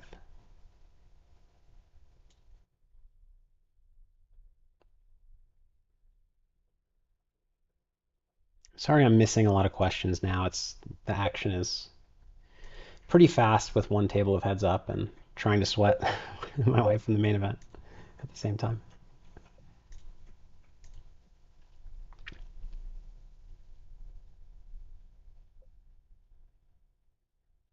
It's supposed to be a call in theory. It's a little dicey though. I don't really like it. Make a tight fold.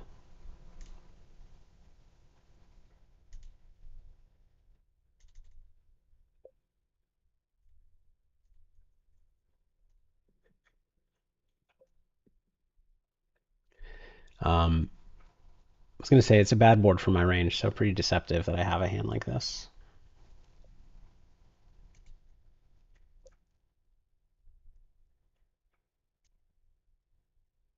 Oof, just got unlucky in another pot, but it was pretty small.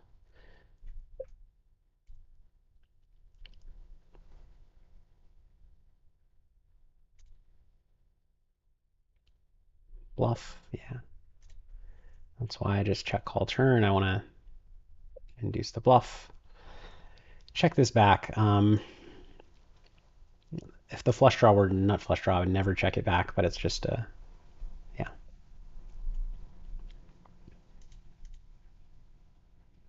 Now it's close. I think bet turn, bet river. But checking turn is okay, just because I block some stuff.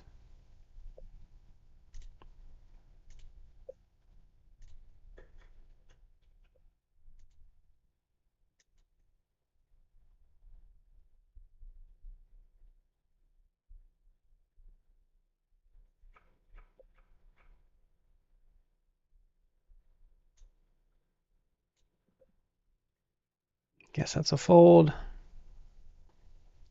08 says we're in the money. 08 grinder is correct.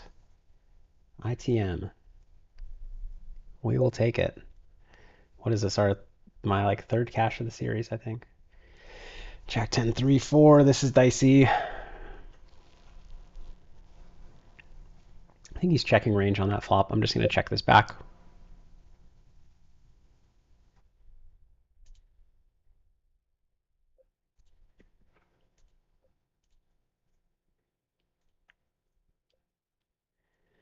And I just check again. Bluff river.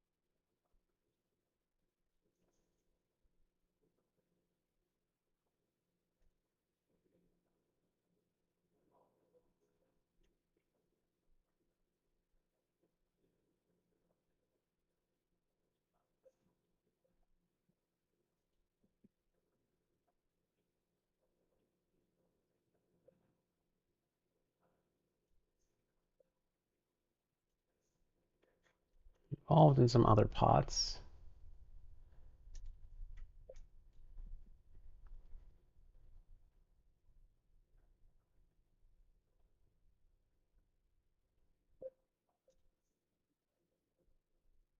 Made a good call against him on another table. I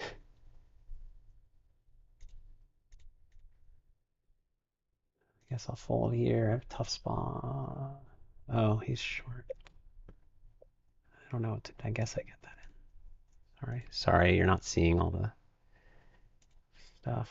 Got my money in bad. He made a surprising play, but it worked.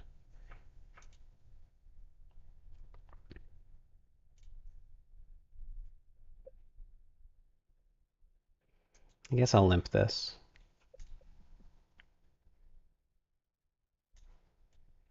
We're short and shoving in this in the hold'em. Small blind versus big blind. We lost a pot. We opened and just c-bet, called a check raise. Like a mini check raise with, anyways, and then folded turn. This is an interesting one. He's the PFR. Check called flop. I decided to pot turn. He check called again, so I have the best hand on the turn. I don't think he's gonna have a lot of 5-7. We'll have some.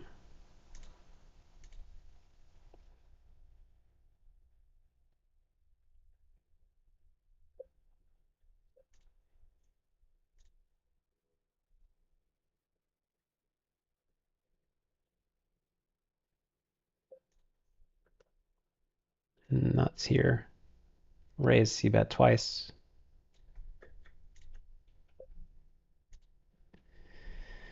Two straights get there. We block one of them.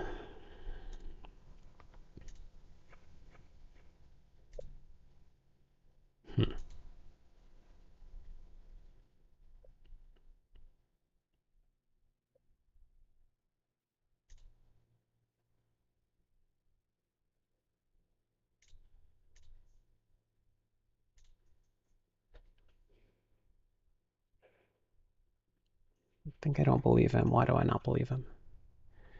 Queen 10, 10, 8.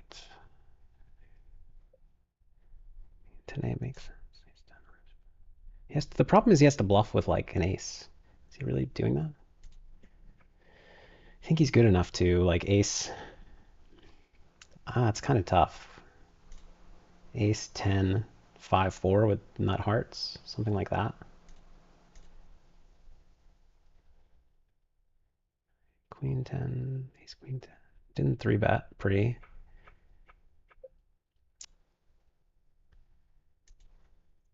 I think he's good enough to do this with ace 10. Yikes. 6.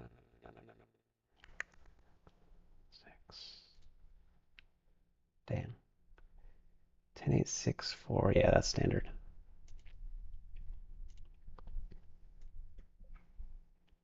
Ambitious call for sure, but I give him credit for being capable. Against a lot of people, I don't call that.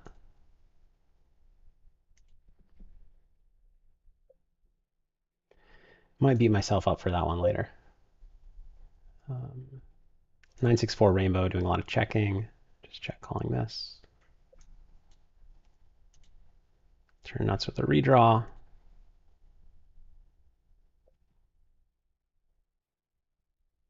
Check, check.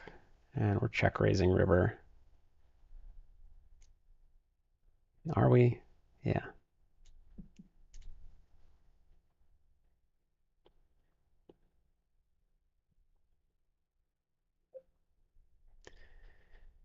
Did not go for it. With 693, that's why. That makes sense. A little bit too loose here, but I think it's okay. Now we want to see a small bet, not a big bet. All right, check's okay. What my hand wants to do against a check is kind of interesting, but we'll start with a check.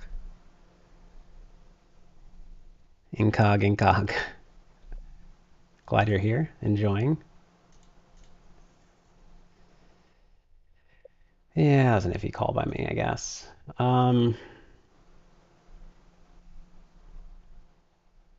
Guess I need to call this. It's, I don't know.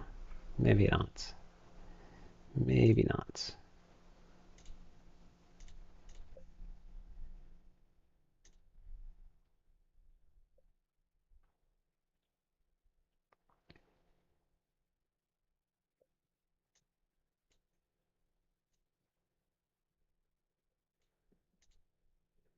Clear bluff. Half pot or full pot are both okay. Clear fold. Nice hand him.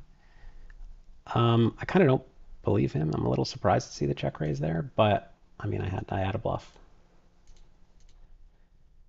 Interesting spot. I actually not that surprised. Okay. He's queen 6-3, another cuspy one. Getting ourselves in trouble again. Gonna check back once again.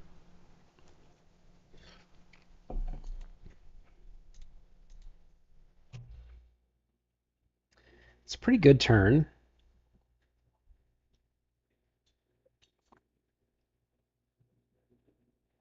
I think jamming is a little too ambitious. Just call, use position. Weird river.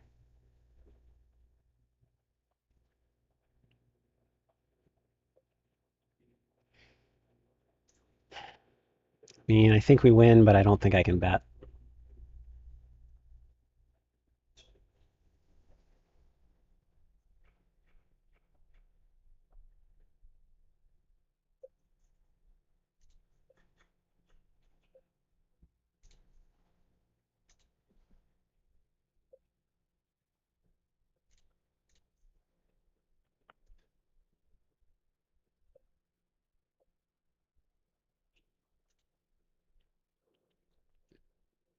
A little too weak to raise.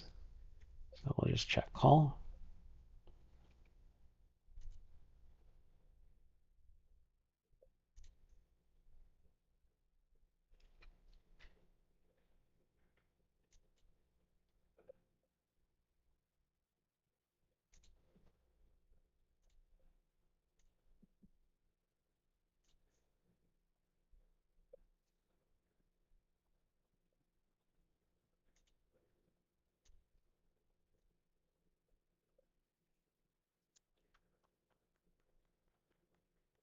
Close spot.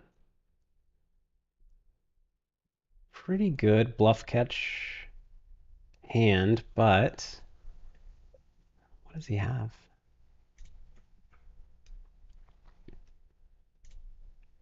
I believe him. I don't know. Got jacks and they'll hold him. 12 big blinds.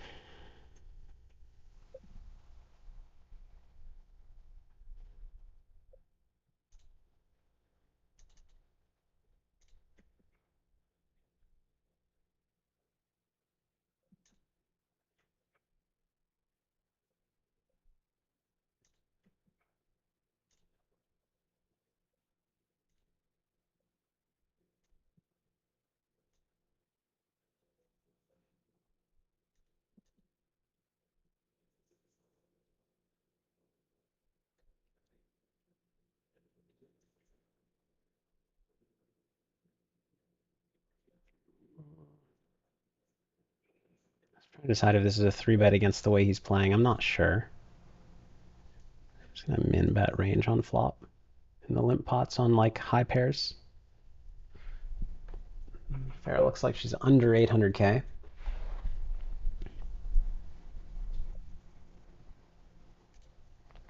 Call the 3-bet. Pretty nice flop. Second nuts.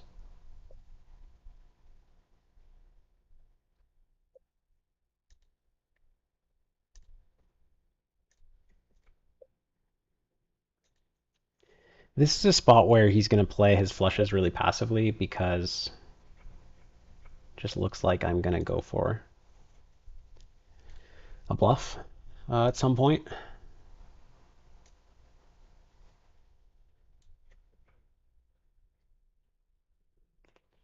So that could save me getting check raised. If he checks, I'm going to pot. Instead, he small bets. Weird. What is he doing? 5-4, weaker flush. Tempted to raise.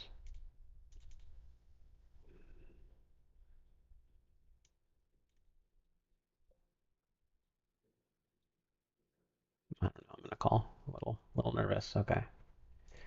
It was just air. A lot of times when I really can't figure out what they could have, it's just air.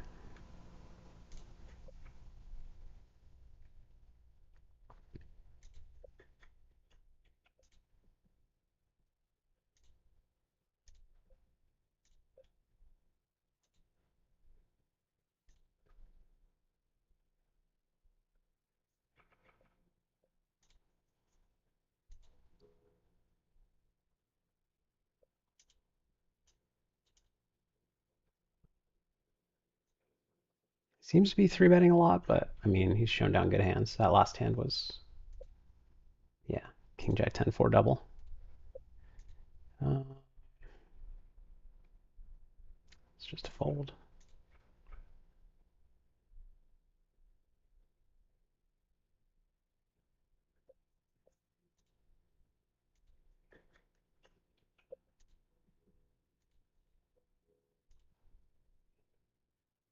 Do we shove for 11 big blinds or do we min raise? I think we min raise.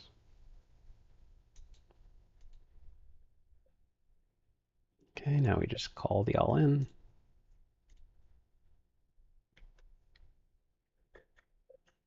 In very good shape so far. A little less good shape now. That's too bad. GG.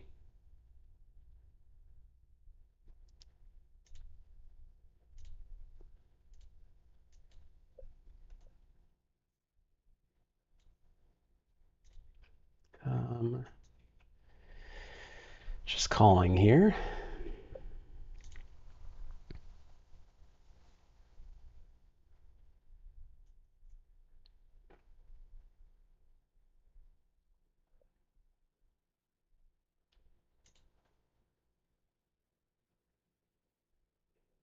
I'm gonna pay this off. It's really cheap, and I think you can get away with some cheap bluffs here. I have pretty good blockers to it. That makes sense. I don't think that should bet turn, but it's okay. When you're employing like a small sizing strategy, which I'm not in those spots, it's different. I mean, you just, well, no, I do. No, actually, in that spot, I don't have a small sizing. So I guess I'm not super familiar with what should be in a small sizing range.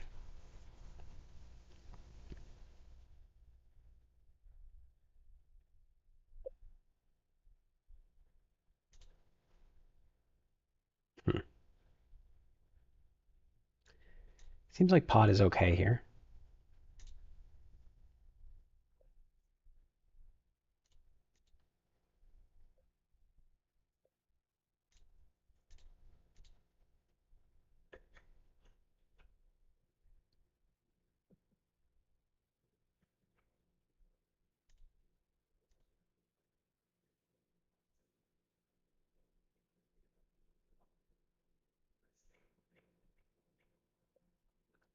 Yeah, it's just a fold.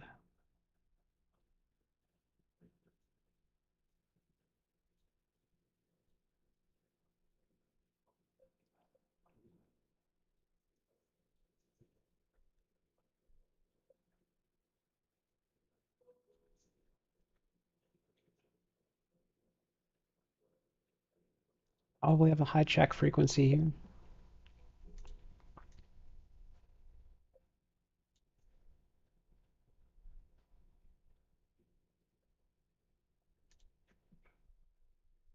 Pretty good turn for my hand, not for my range. Let's see how he opts to play it. I think if he checks, I have the best hand. But he bets. We will see a river.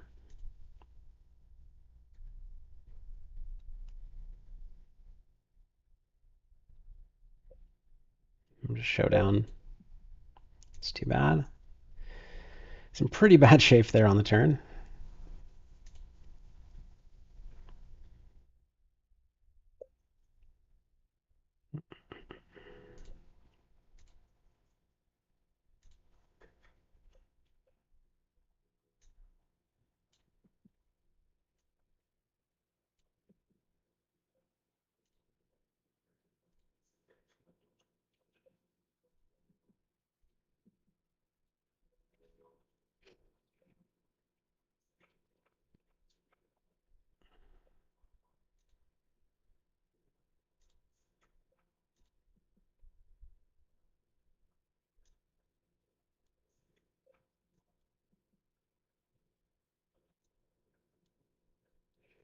That's the river.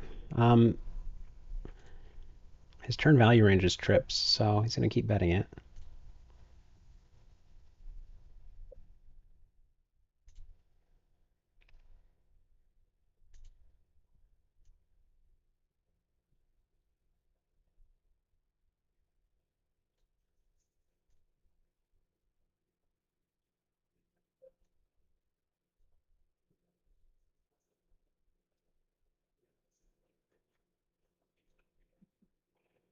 Yeah, my call with, oh my god, 8-8.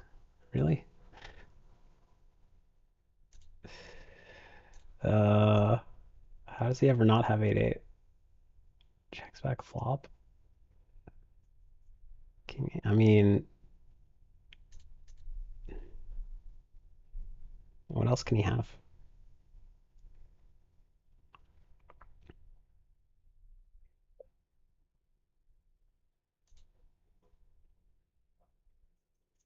Could he have king 8? Maybe.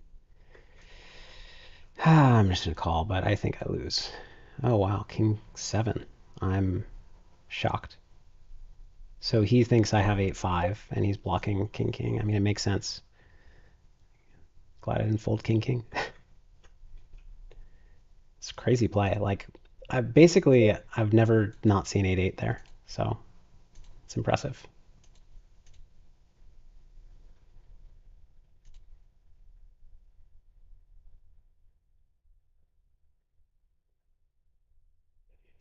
Like, I've probably seen that spot, I don't know, 10 times in my life, and it's always been 8-8. So I guess the 11th time is a charm. Check back turn.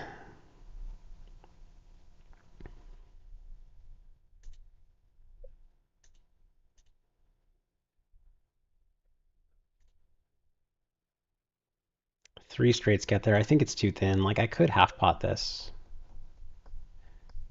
It feels a little bit thin. Okay.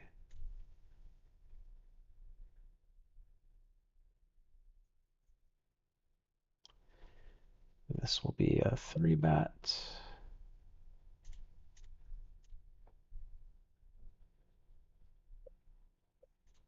Bet range for some sizing. This hand will go small. I split into small and pot.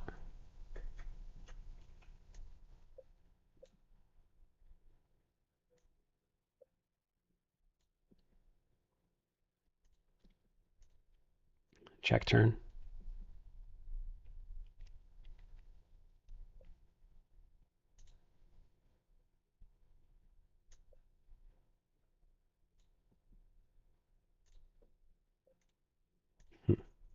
I mean, it's just a fold.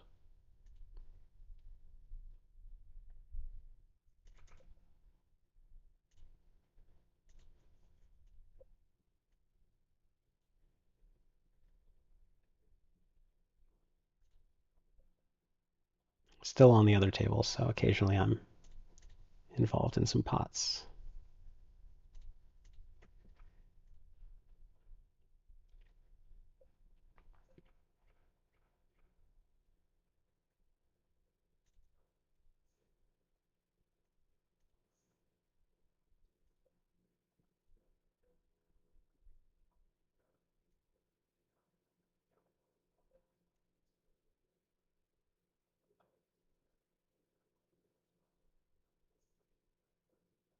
Um, Gotta call the check raise when I have the spades as well, but it's obviously not thrilling. Very interesting river spot. Because I think when you check pots, he's more likely to have 3x than a boat. However, does he really need to call? I mean, I think he was bluffing, so I think he's folding. But I think I'm going to make a tight check.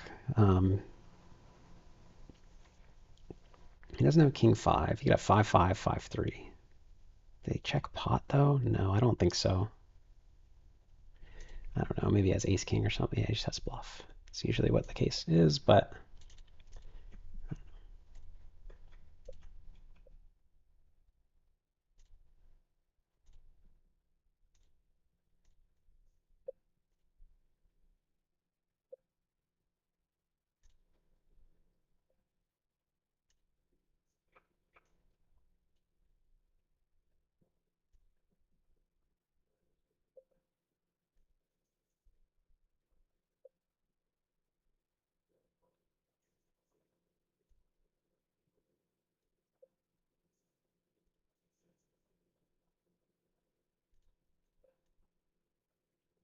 okay, we're going to 4-bet aces.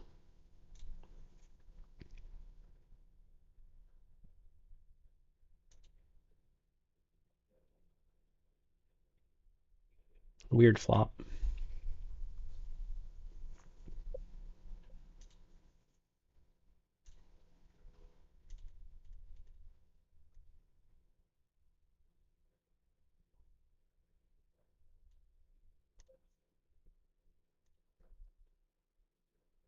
Don't need to go very big here because he's almost always going to have less than 3 outs.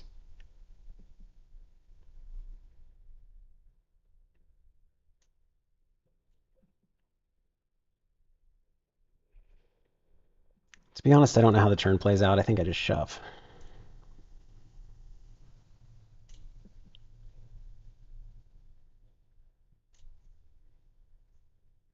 That's too bad. He has trips. He's king 9-6. Okay.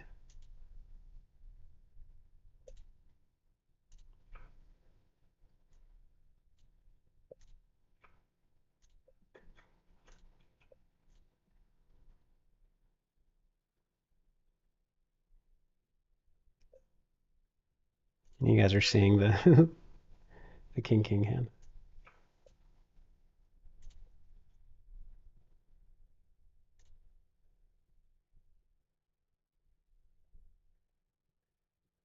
Tends to check back on this board.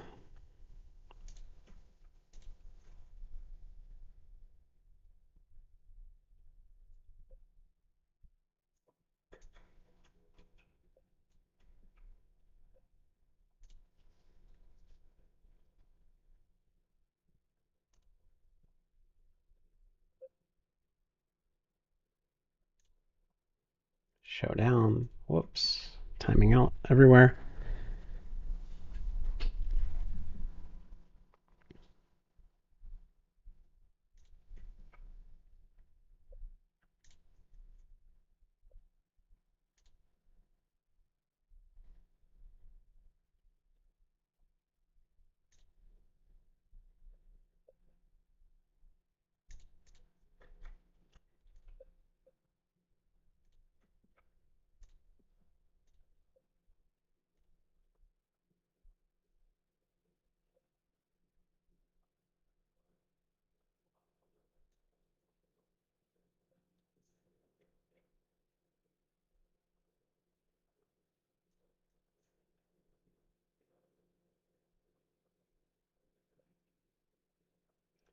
Probably win, but showdown.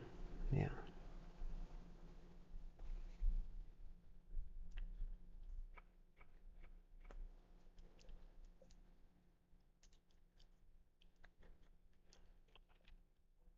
Half pot range.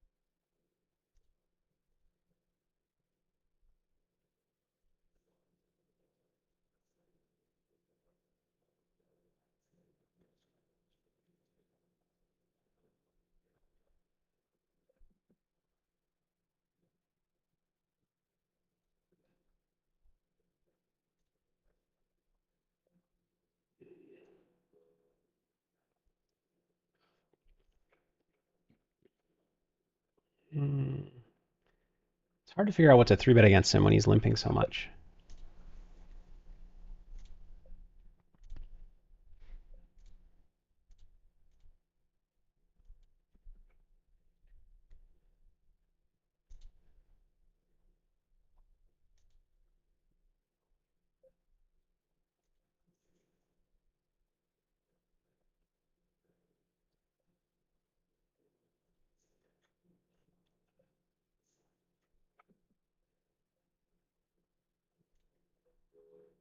It's a weird spot.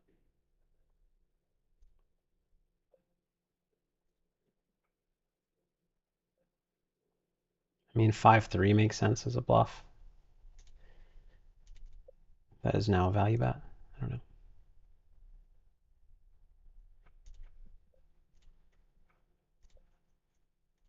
Like this is normally a 3-bet, I think, but probably not against him.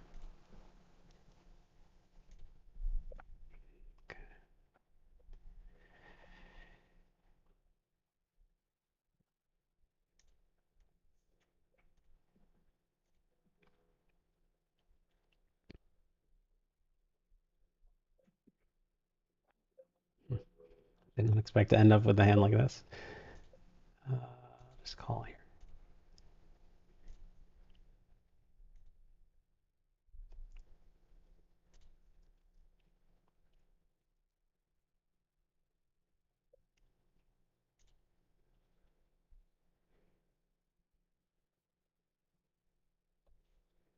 I have an interesting spot developing here. So you heard me say I'd just call here. So there was a short stack raise, deeper stack calls. I just called with weak aces. And it's kind of awkward now. Like I can put in 4K. And my hand is not great multi-way. I think I still have to do it.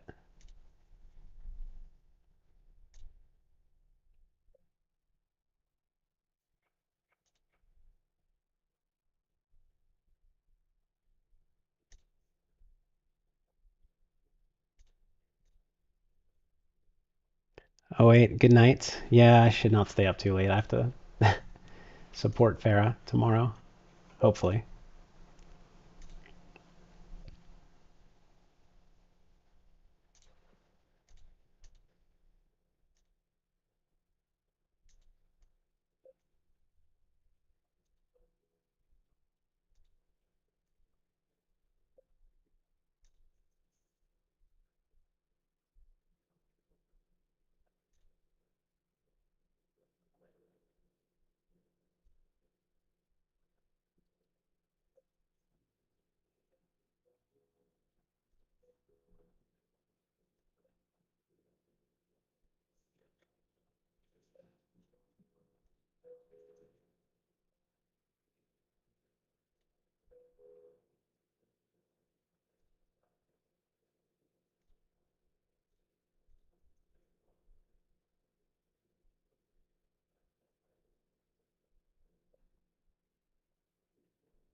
I mean, I want the fold because he knows I have aces, like almost for sure.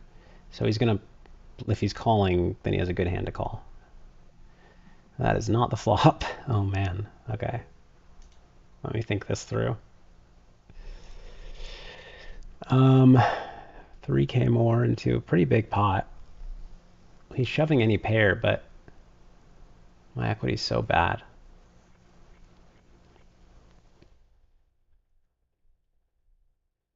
I mean, I have to beat both of them.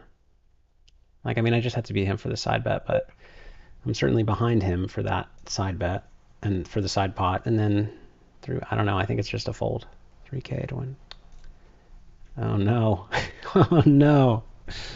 Oh my God. That's brutal. He owned me. I did not see that coming. I got super owned. That's the painful one. Just because it's the wrong play, you know. It doesn't hurt as much when I get sucked out on, but just very bad. I mean, very wrong play. Not necessarily bad, but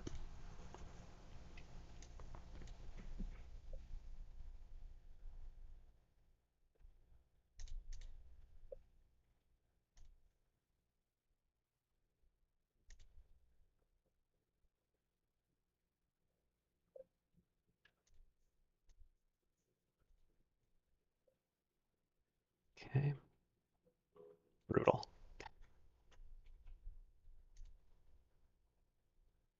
That's maybe the most embarrassing hand that I've played on stream.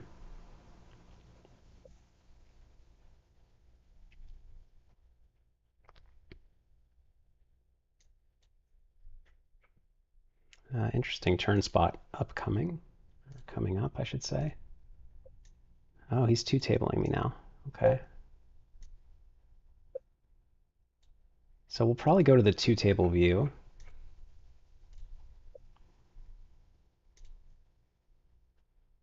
Momentarily.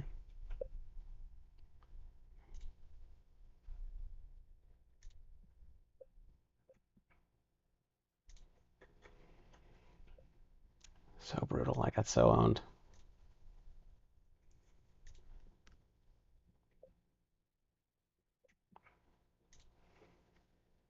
This is close to a check raise, actually. I'll just bet.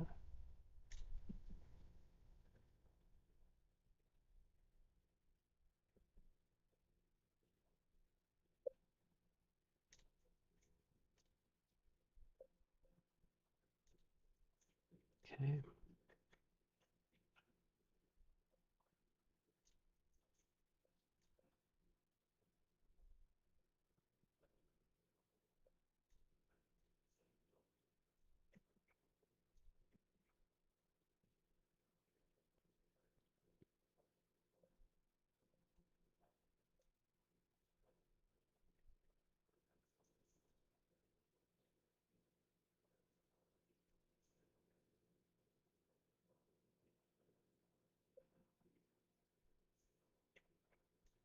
Don't know about that one.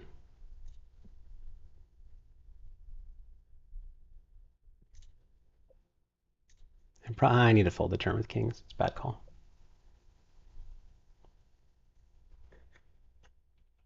Fair is not on stream anymore, so I can shut that down, stop being quite as distracted. King 5 could go either way.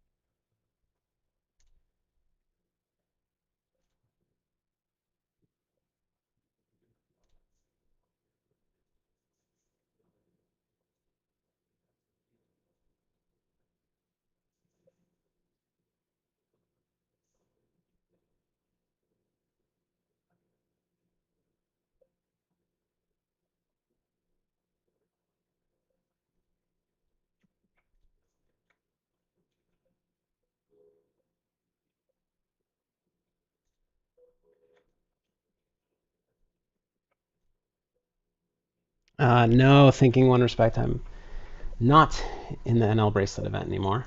But I do have two tables of Heads Up PLO, which is pretty fun.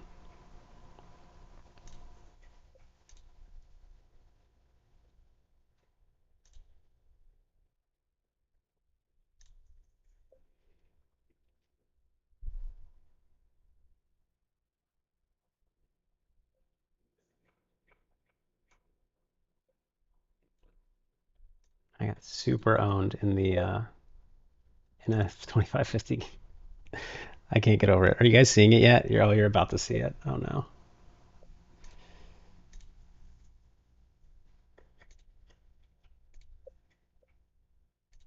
You're gonna see it now. I'm so embarrassed. I mean, whatever. I think web flight's okay, but it's just crazy to get that owned.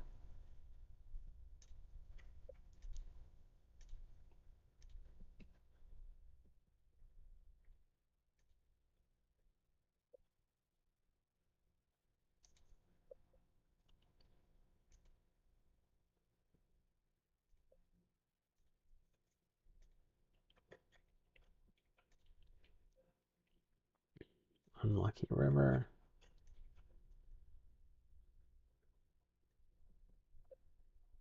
Kind of big flop over here. Big enough to bet.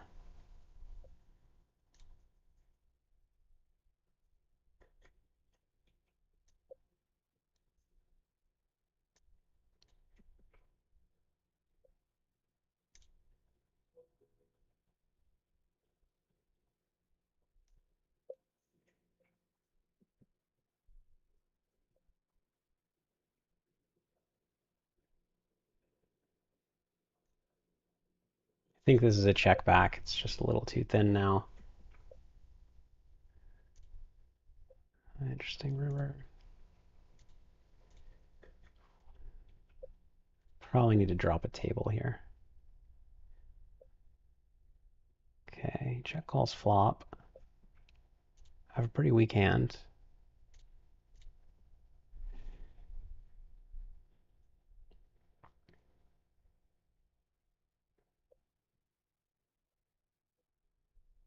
Four, eight, seven, ace. I don't know. I don't know.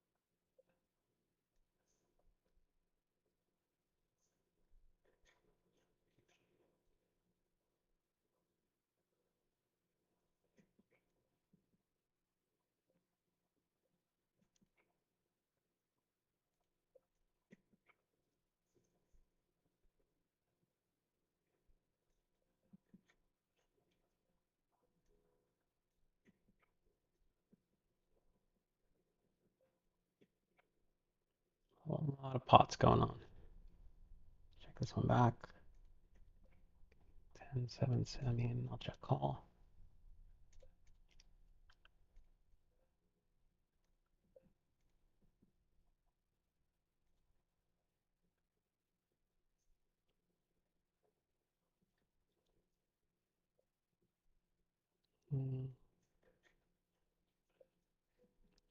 Okay.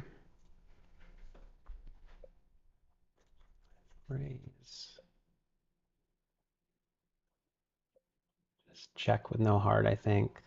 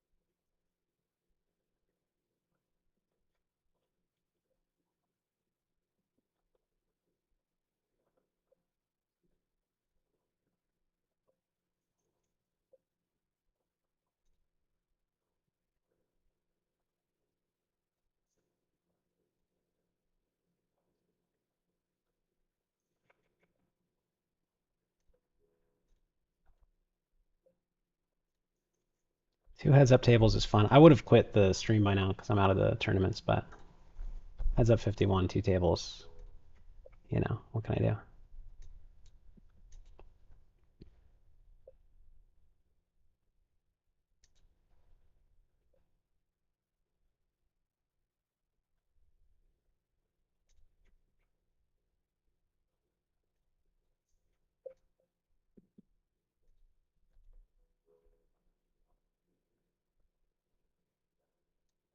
This is thin, but I think I can do it.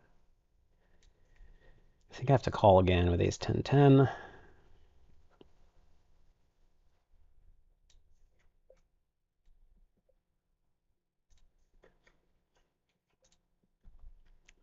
Jack 10 9 5 is a flop check raise. He did not bet. Small bet turn.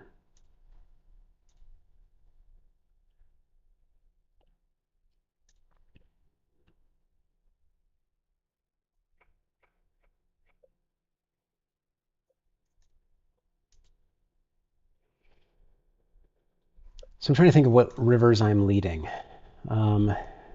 Probably the board pairs, but not the flush.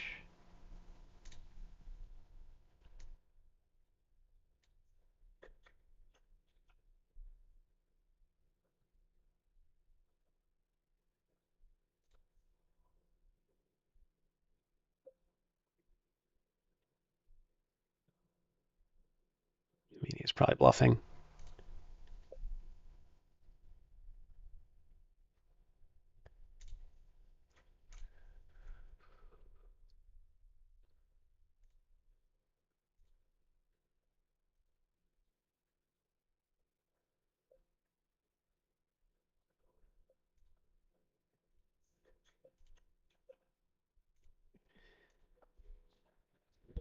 All right. Check call. Is this a raise? I think so. Bet range for min.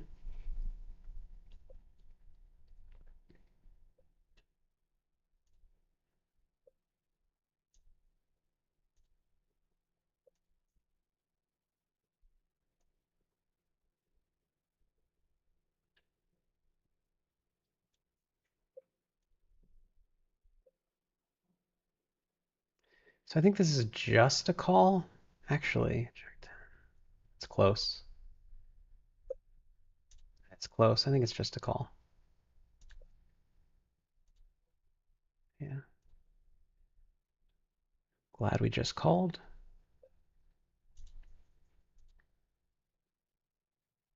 I kind of think I'm good here, but it's getting tough, especially with this timing. I don't know. Yeah, this is a heads up cash game. Heads up PLO, two tables. And I have three other tables that I probably should not have. But we're just going to stick with this two table view where you can see most of the action.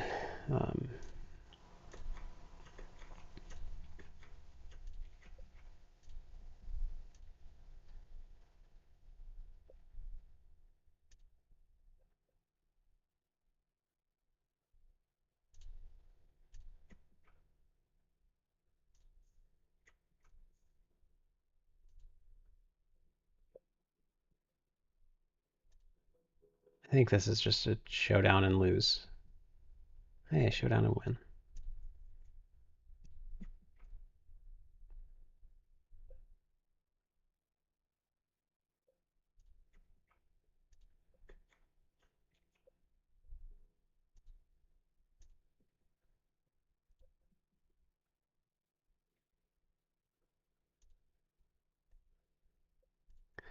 My wife is still in the main, but they moved her. They moved the feature table to get well, some other players there.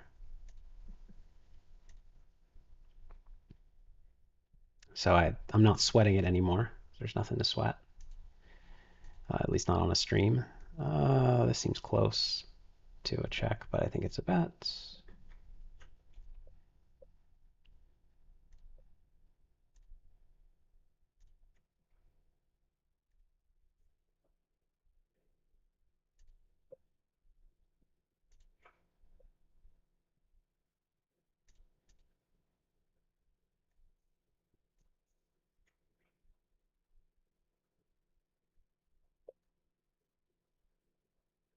I am no longer still in the tournaments, unfortunately. Okay.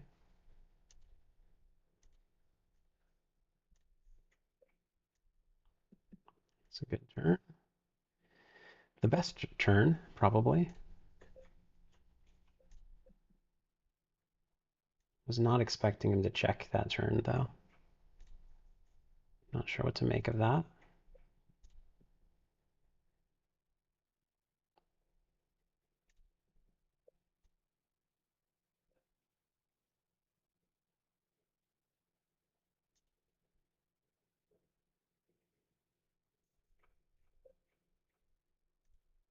Curious to see that hand. It is 9-7. Oh, no bluff on the turn or river. That's interesting. I mean, the river is not a great bluff spot, but the turn is, kind of.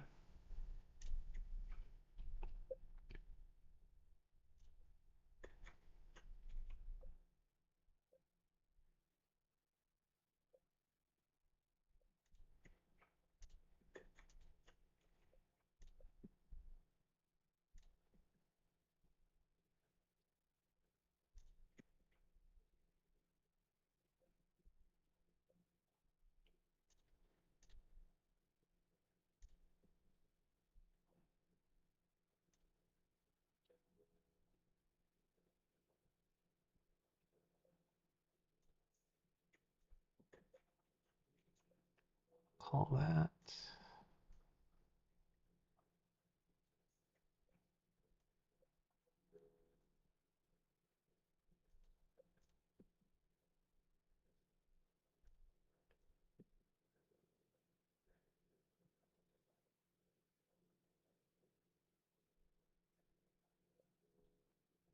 Okay, we'll call that. Weird. Not that weird. I mean, it's a reasonable bluffing hand. Once you get there that way.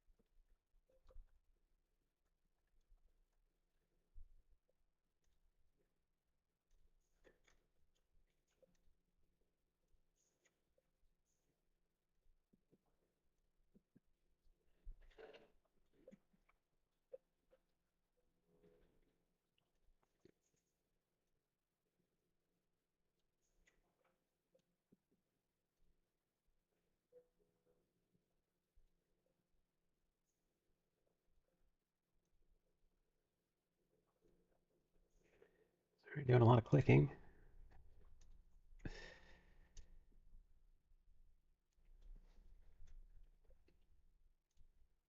Curious to see this hand as well. Maybe ace king. Ace queen. A little thin on the turn, but it's fine. It's fine.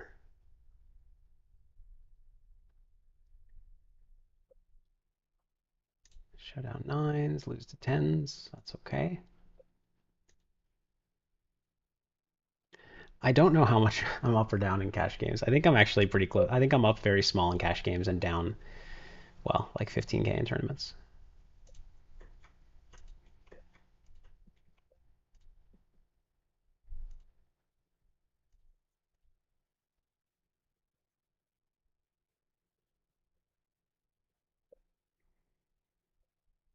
Okay, so check, I think. Pretty good check call hand, king deuce. Um,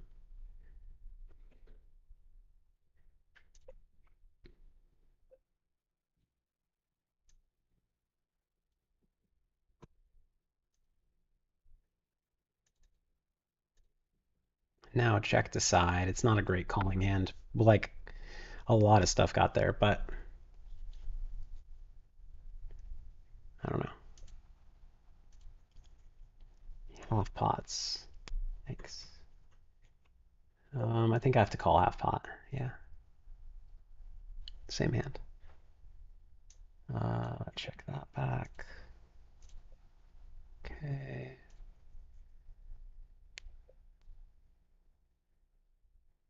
I guess we're just folding this. Ace King King 10 is, I think, a 4-bet. Maybe not always, but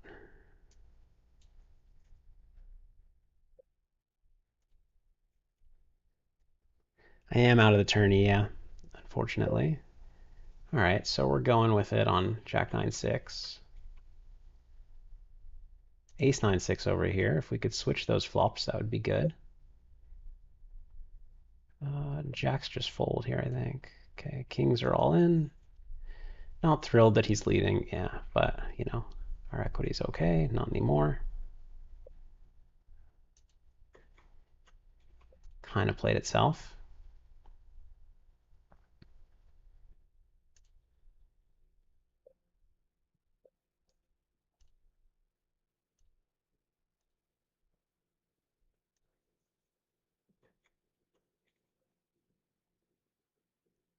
Could check call or check raise here. I think with the double backdoor flush draw, I kind of like to be the aggressor.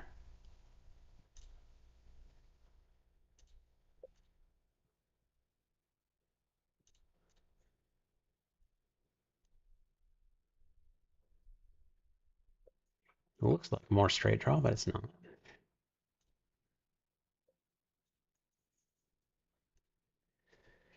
This hand's a lot of straight draw. We'll start with a bet.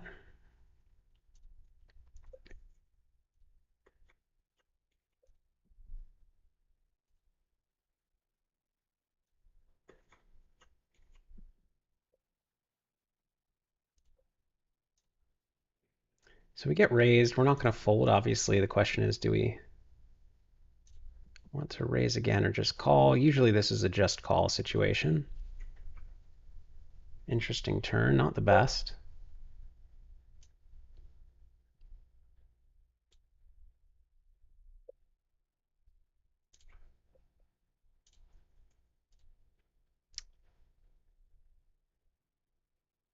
Gonna just check back. Gonna take a little time.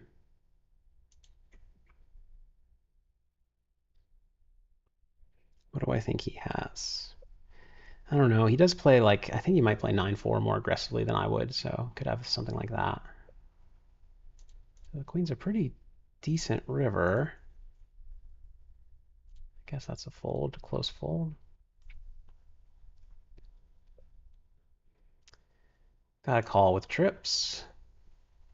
9-9, that's too bad. He was going for the double check raise, so good thing I checked back.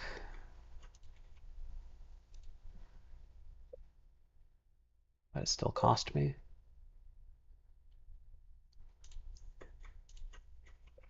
Here. Yeah, that makes a lot of sense.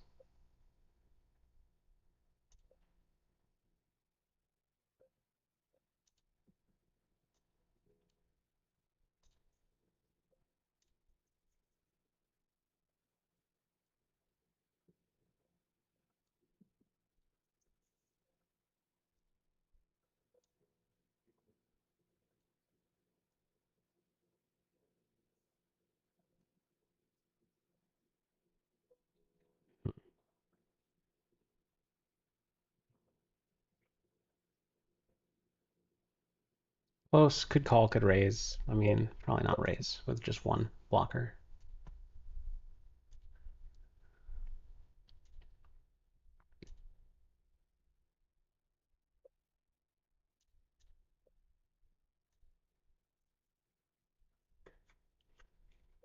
This is normally a 3-bet, but I think he's opening tight enough that I can't 3-bet it. Um,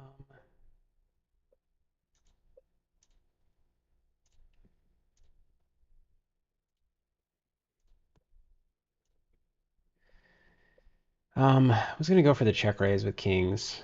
Now, small bet or check? Small bet. I think it just kind of works out reasonably well.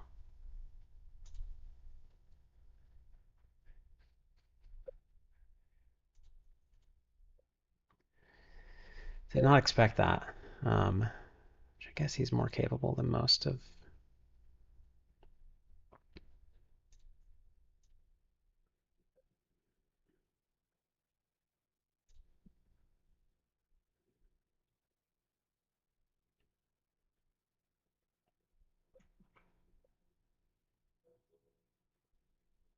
This is close. You don't small bet against people who do this, so he's owning my play.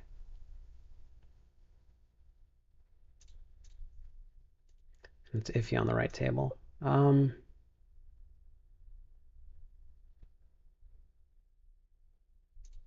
I mean, I have outs usually, but I think he has me beat.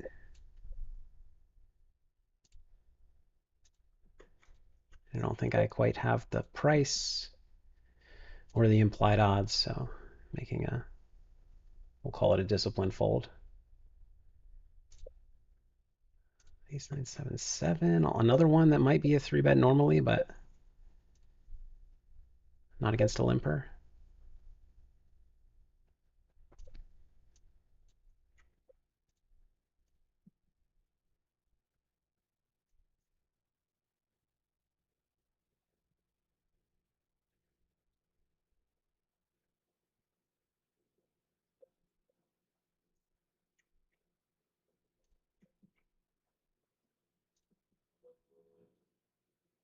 Hmm.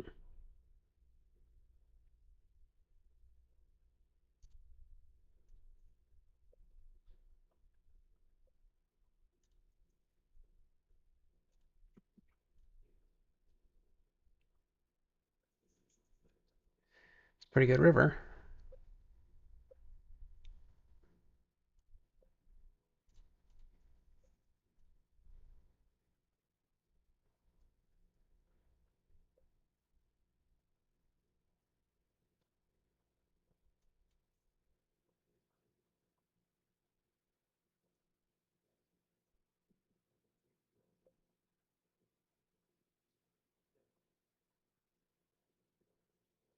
I don't think he's going to raise that often, but I just want to make sure a flush calls. He had a flush with a queen. I could just rip this in. I think I'm going to. It's tough to play out of position. This, I think, is a 4-bet.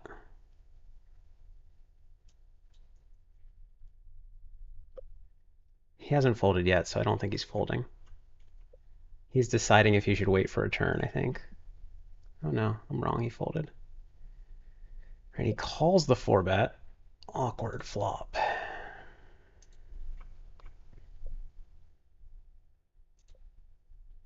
Very awkward.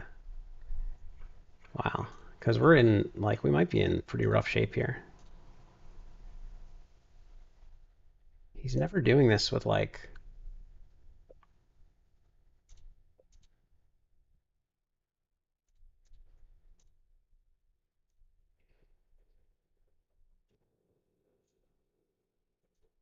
I mean, 6, 7, 8. Maybe he is. I guess if he has 6, 7, 8, he's just hoping I fold aces, and he could also just have 10, 9 something. Okay. Flip. That's him. Not my day for the all-ins. Uh-oh. I might be busto.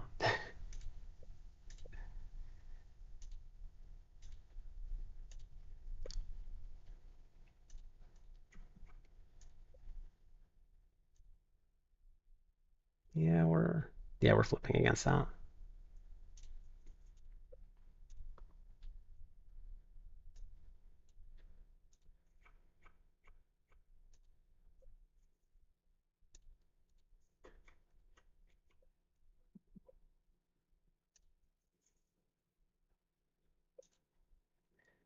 Queens, we'll small bet.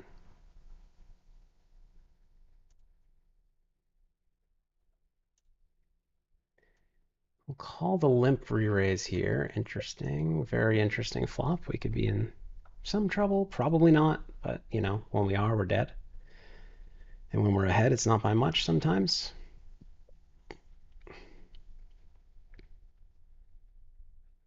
Interesting.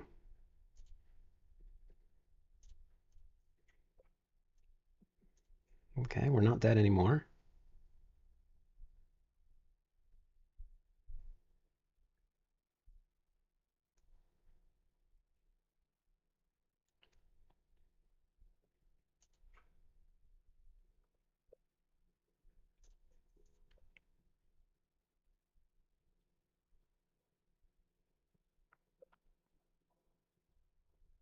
How do I want to play this?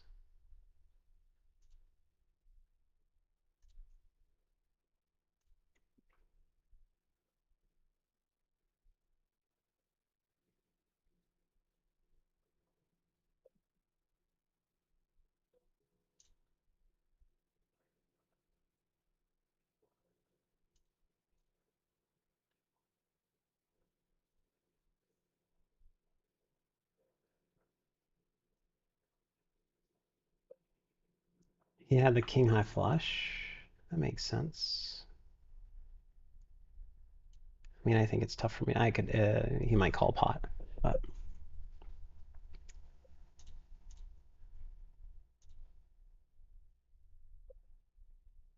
this is just a pot in theory. Is there any reason not to do what theory says? I don't think so.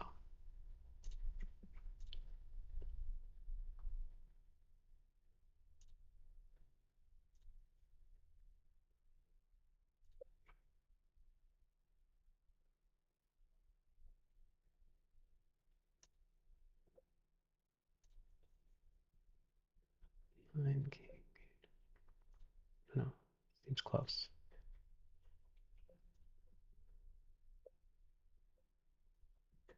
Check, check. Couple of nice flops though.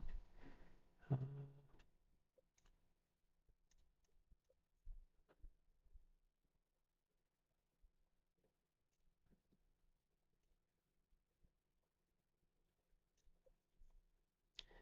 Gotta play aggressively in limp pots because ranges are pretty weak. So when you have a hand this good,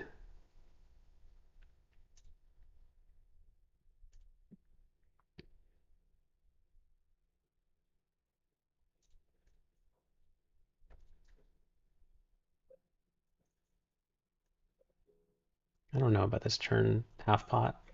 I don't think I like it.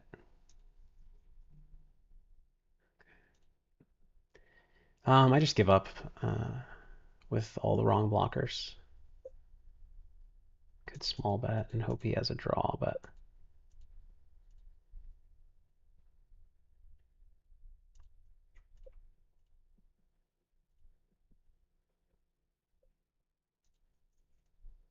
it's hard for him to have a draw when I have all these cards.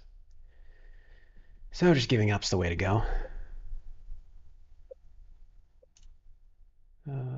Check. Um,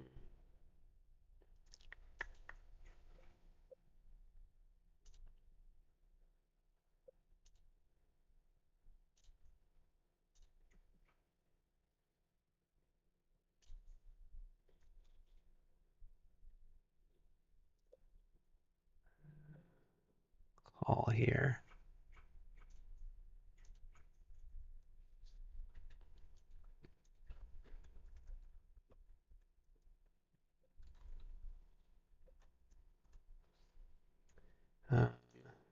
Min.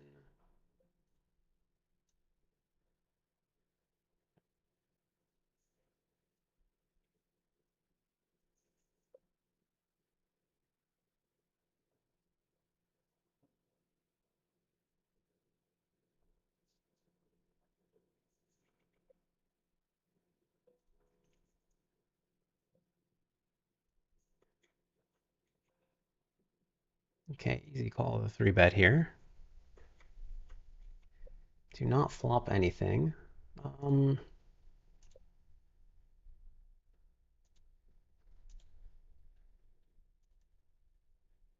Close. I think I just check. It's too weak. Like backdoor flush draw even. Just something.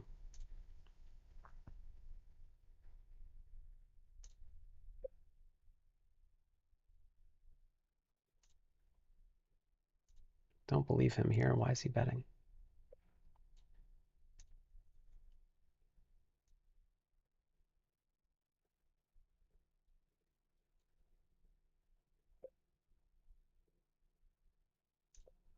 I don't know. I can do something about it with a different hand. Like, it's a weird one.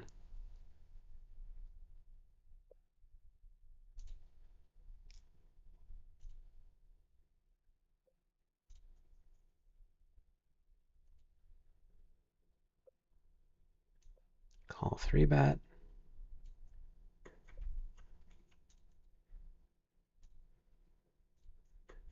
Okay, we flopped a little something. Just call, I think. Yeah.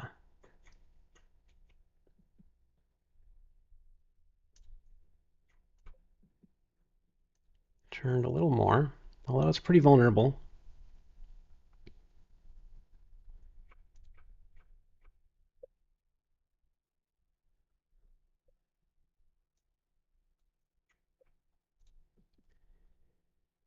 I think we just shove. I think it's too vulnerable to slow play. Right? Call. What's going to happen? Reduce bluffs. It's pretty close. It's pretty close.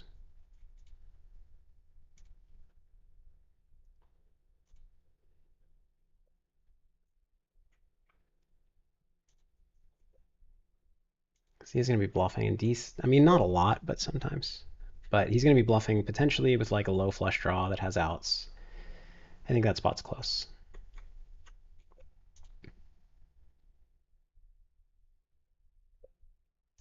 Um,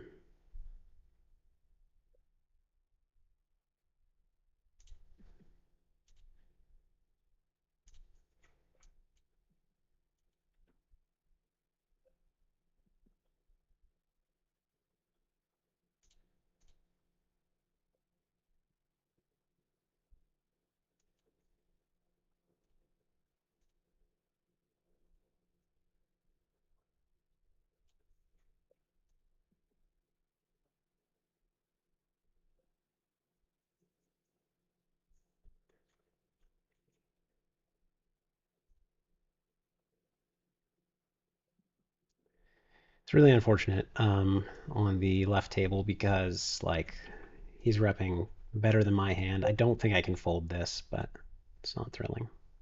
Yeah, he got there. Don't know about that turn bet.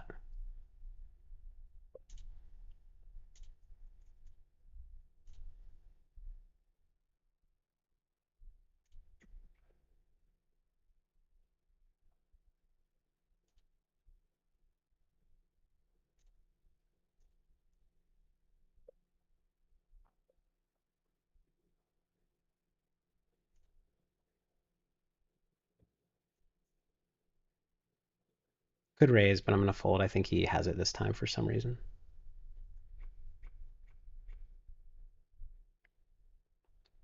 Clear pot on the left table.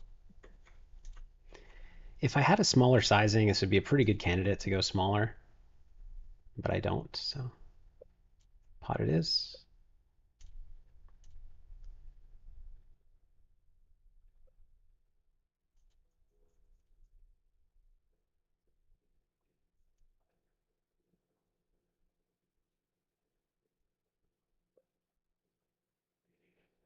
We get raised. Do we call or do we shove? I think he has a combo. I think my hand is best a lot, so I think I shove. Because if I call and the river's a brick, what am I hoping? I don't know. I think it's close between call and shove. I mean, he's repping better than my hand, but he's going to have some combo draws. And you might just check fold when they brick. So I'm going to put it in now and hope for the best. Yeah. It's too bad. But yeah, I mean, got it in very, very good against that. He just has a flush draw, basically. Which I block with one to come.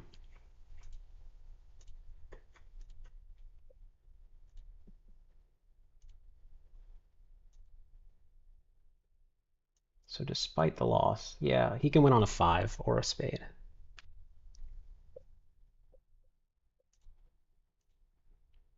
Despite the loss, I'm glad that I figured out to put it in on the turn rather than wait.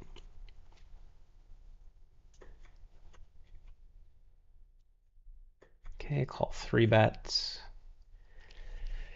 Can call a small bet here with a nut gut shot and backdoor flush draw, but if he goes big, I can't do anything. I'm just going to check back. Here with a gut shot, I'm just going to check back as well.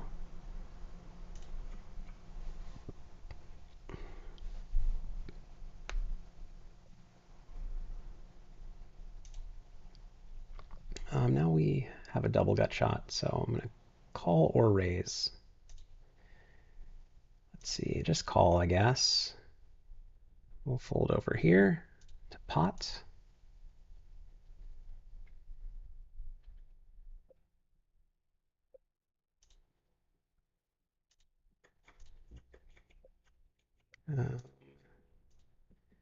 Betting something, I think pot is good.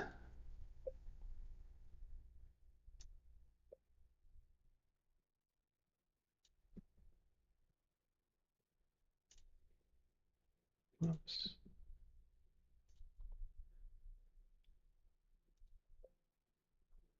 So 9 is a fold. It's kind of close.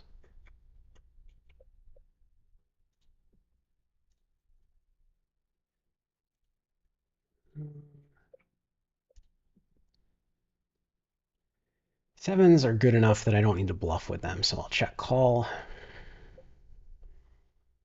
And now, I mean, I probably lose, but I'm still going to check.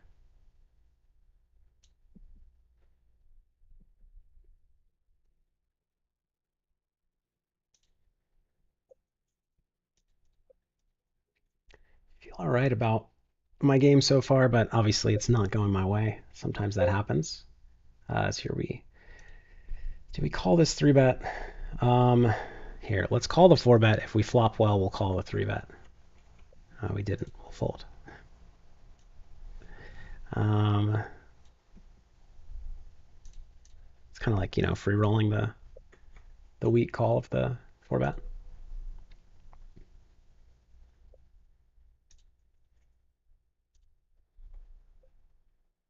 Easy fold.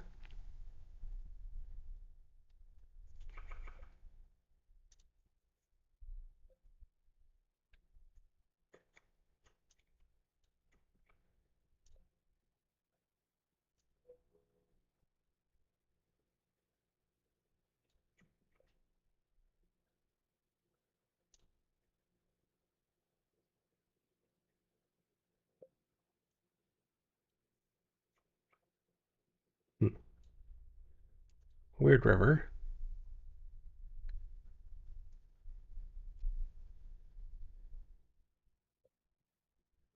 I mean, against half pot, we just call.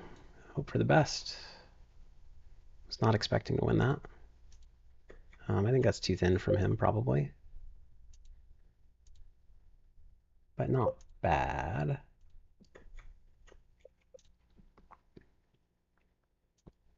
Sixes with the nut gut shot we can call.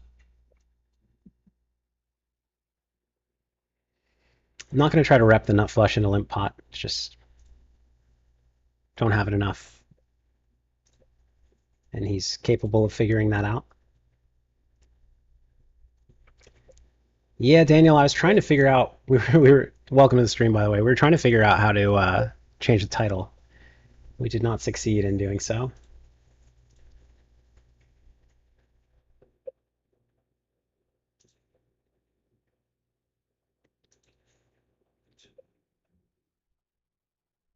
I think 10-9 might just be a fold.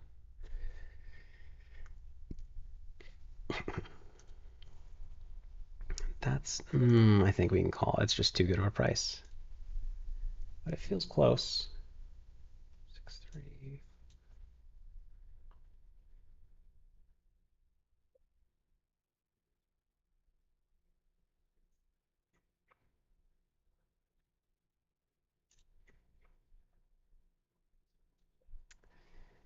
Um, do we pot with just the 6? I don't think so.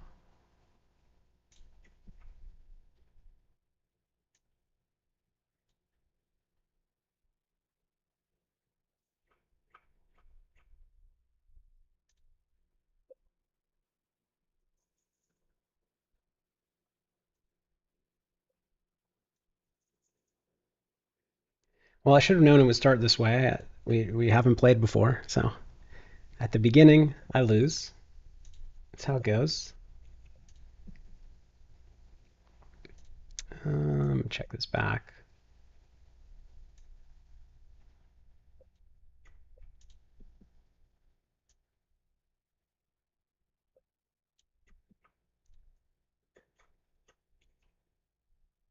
Yeah, we were doing well in cash.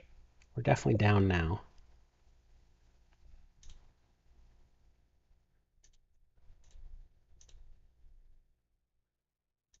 3, 4. Okay. Just pretty bad blockers to bluff with here with the 3s, so I'm not going to go for it.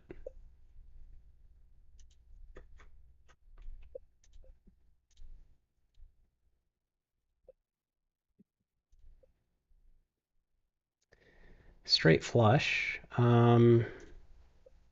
going to pot. I think is the best play.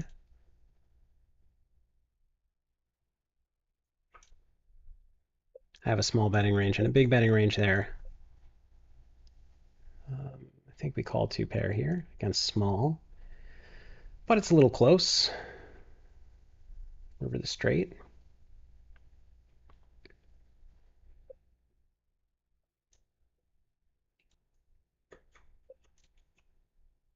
I guess we're calling a small bet. Bluff.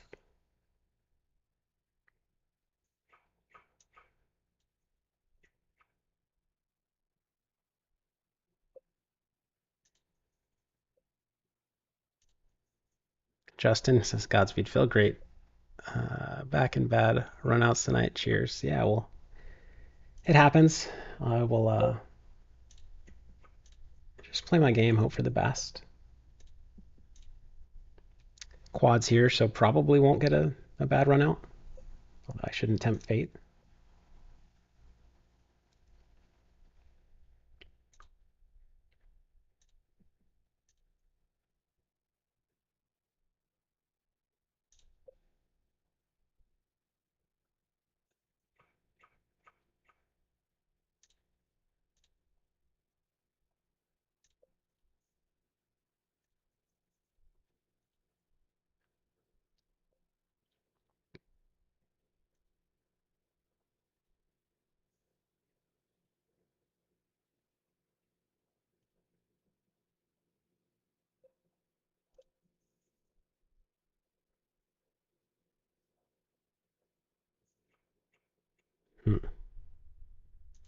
I guess I'm just small, but I mean, I have the board a little too crushed, I think, to pot against his limp call range. And maybe he reads into this and he raises ace jack or 7-7 or deuce deuce. Unfortunately, it looks like I have what I have now. Not necessarily with the aces, but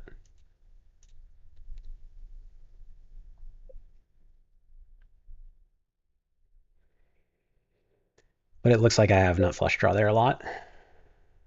Easy call here with the gut shot. Turned a lot of straight outs. I'm gonna check back this 6 with all this stuff going on. Get check 2 here. I'm a little worried. I have I mean, 4, 5, 6, 8.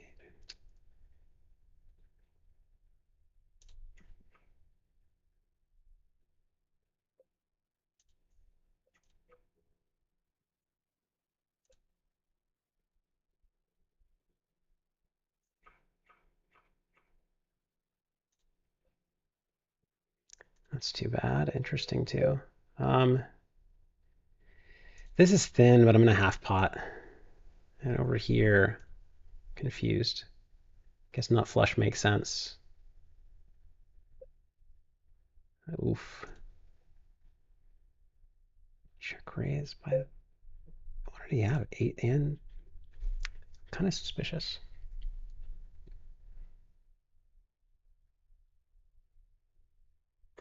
No, he just has too much in his 3-betting range. A couple of tough spots here.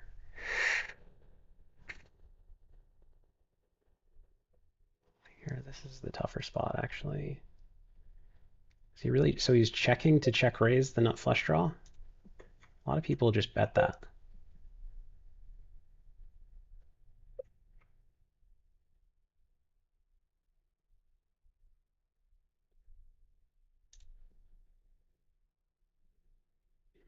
The problem is he could just have like king high flush draw or king high flush.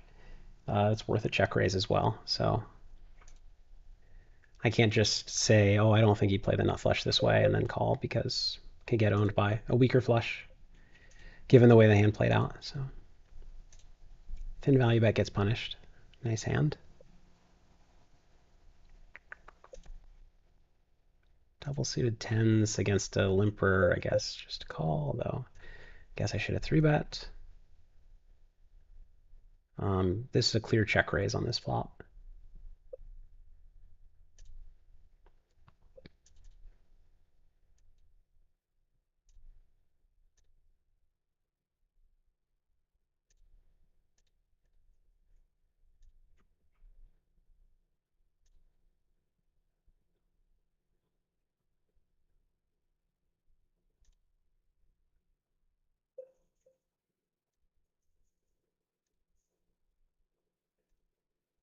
Value pot this turn.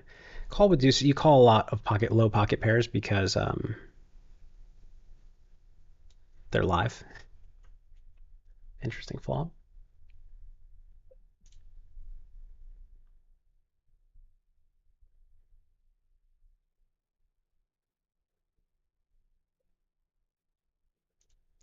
Here we'll check back. Yeah, we've been checking back these boards a lot.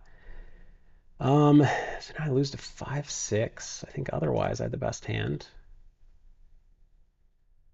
Go for some thin value. Didn't work last time.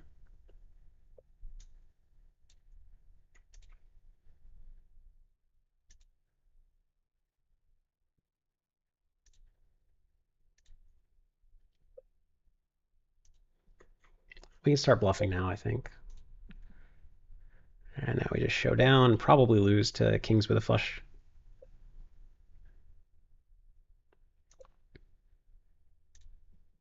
Aces with a flush. Okay.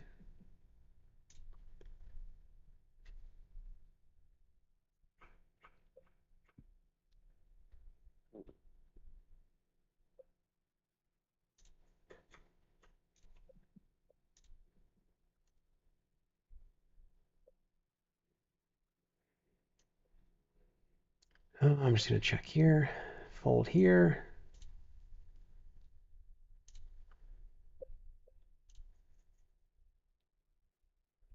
Yeah, my set does not look very good anymore. Pretty clear check.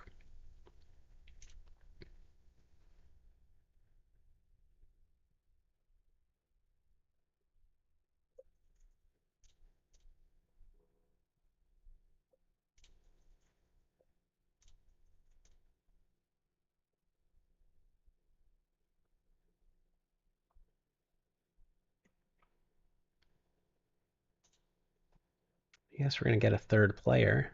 Interesting. Could go either way on this flop, bet or check.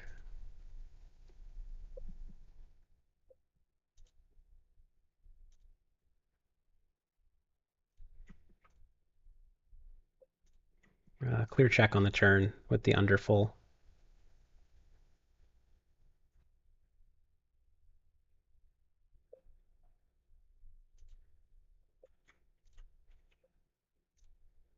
And half pot's my only river size.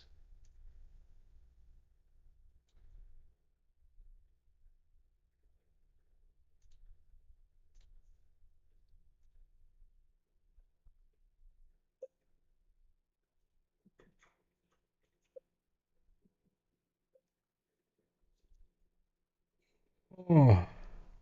Abraham, how did you enjoy your time at University of Wisconsin? I loved it there. Um, University of Wisconsin, Madison is fantastic.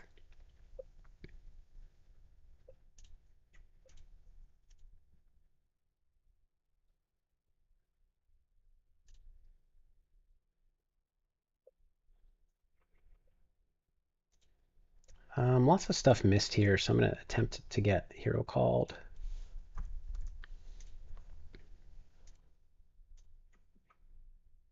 No such luck. I'm actually going to check this back when I block the 10 and Jack 9, which is pretty rare to do. And we'll see if we can get him to do something crazy on the river. I mean, probably not, but you got to mix it up. You got to have these hands in all the ranges.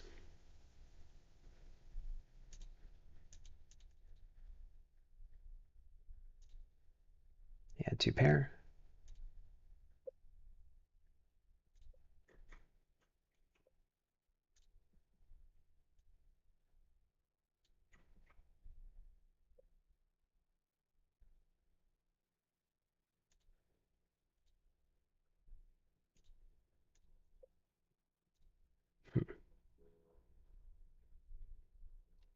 I think this is a call because like 5, 6 and those things missed.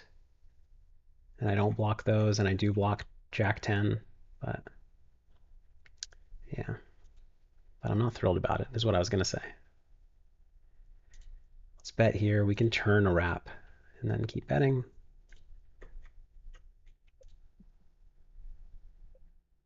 Not quite a wrap. It's close to being able to keep betting. I think I can. Blocking the turn pair is really useful. And we can maybe bluff spades, although, oh wow. So he's not afraid to check raise these ace high boards, as we saw before with his draw.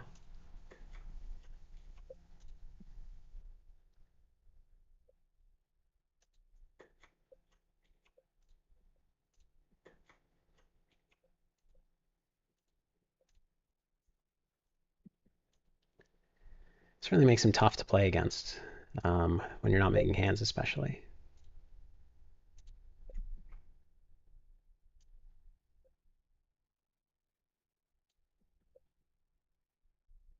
That's a fold.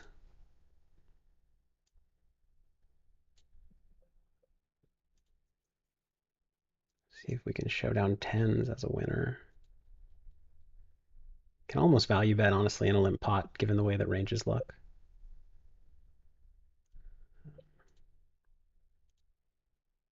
Problem is now I don't beat value. My blockers are not that great. He's not repping stuff that I block. Yeah, I believe him this time.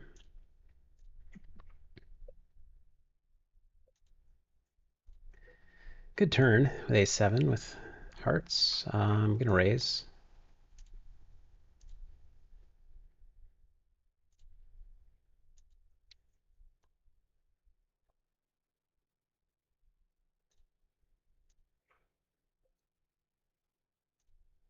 Okay. 10-8 and 8-5 get there. I think I have the best hand, but it's a little thin. He could just have ace-9 or something. I mean, probably not, but I don't know. What's he going to call with? Oh, 10-8, 9-7. Good check.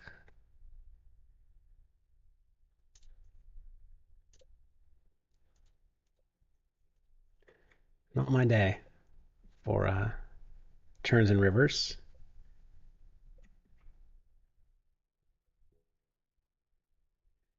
Check range.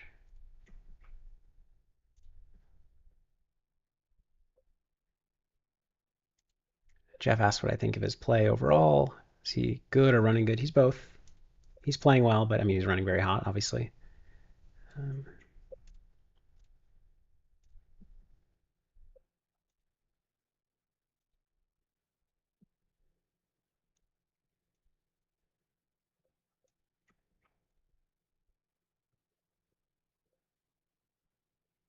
Just looking to show down kings here.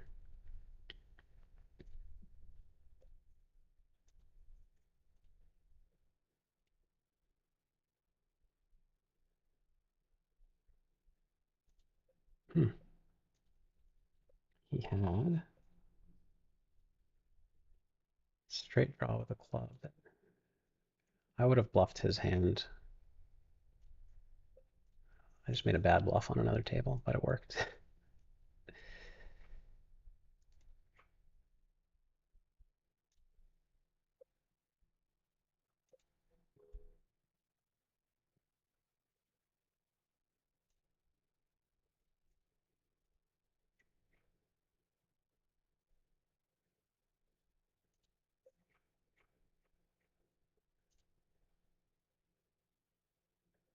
Yeah, he's playing tough, calling just enough, bluffing just enough in a lot of spots to keep me on my toes. And obviously, it's hard to judge how somebody's playing when you're missing and they're catching hands. Also hard to judge how you are playing when you keep having the second best hand.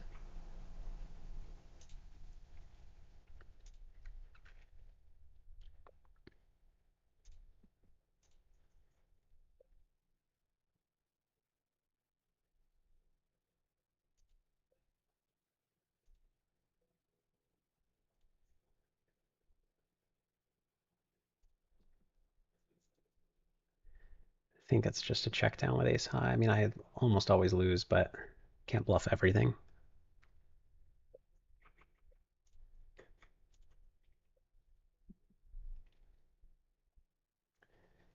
All right, so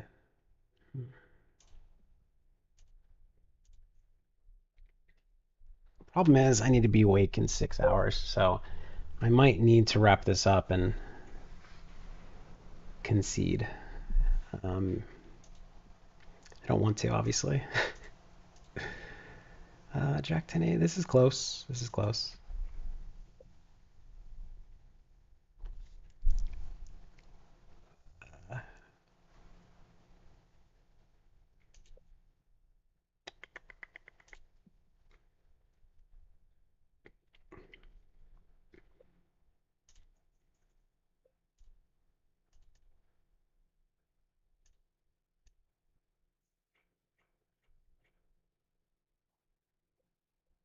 It's a pretty good flop. I think maybe you're supposed to check when the flop is this good.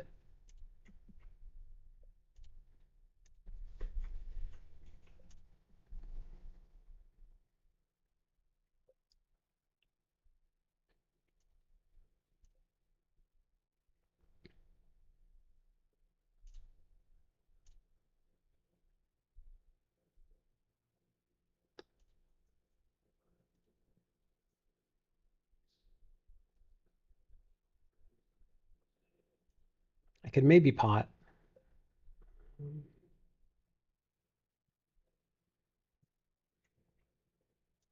It's a bad river. How do I want to play this?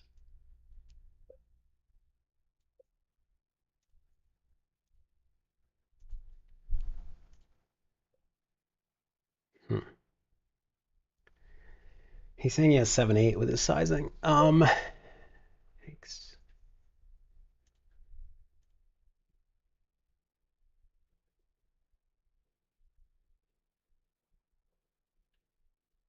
I don't think he's bluffing. Do I?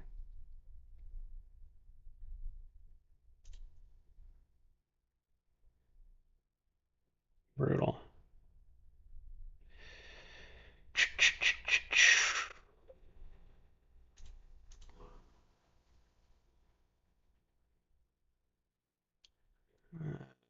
No, he's not bluffing. Maybe he is. It's really hard for him to have a bluff, I think.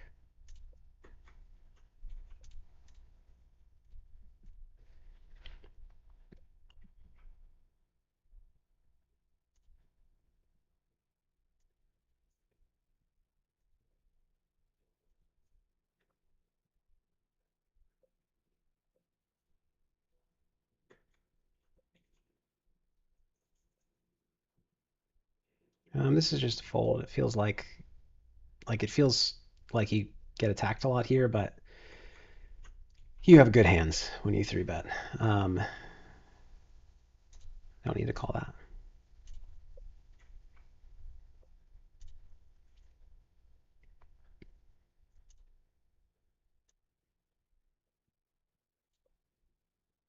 And this is actually a good one to attack with my 2 backdoor flush draws that like can fold out weaker backdoor flush or stronger backdoor flush draws.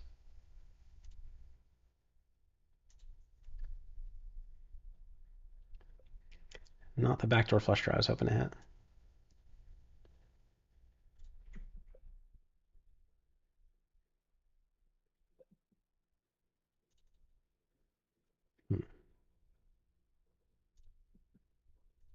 Probably win over there, but it's hard to get value. Weird spot on the turn. I mean, I think I just have to give up. The ace is just so bad for me.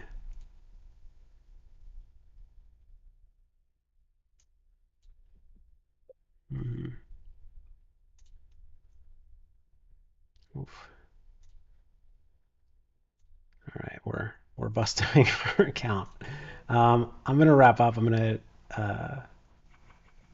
admit defeat because I have to wake up in 6 hours, and it doesn't seem like the comeback is gonna happen. I know guys would like to see me make a comeback. I would like to see that too, but I don't think it's gonna happen. And if it does happen, it's gonna take too long, and I need to be awake to watch my son in 6 hours so that my wife can play day 2 of the main and hopefully win the main. Which she's going to have to do to make up for my losses. I think we lost 50, 60K, 60K tonight, including the tournaments. I mean, it's so fun to play heads up PLO. I really don't want to stop. But I believe I just have to.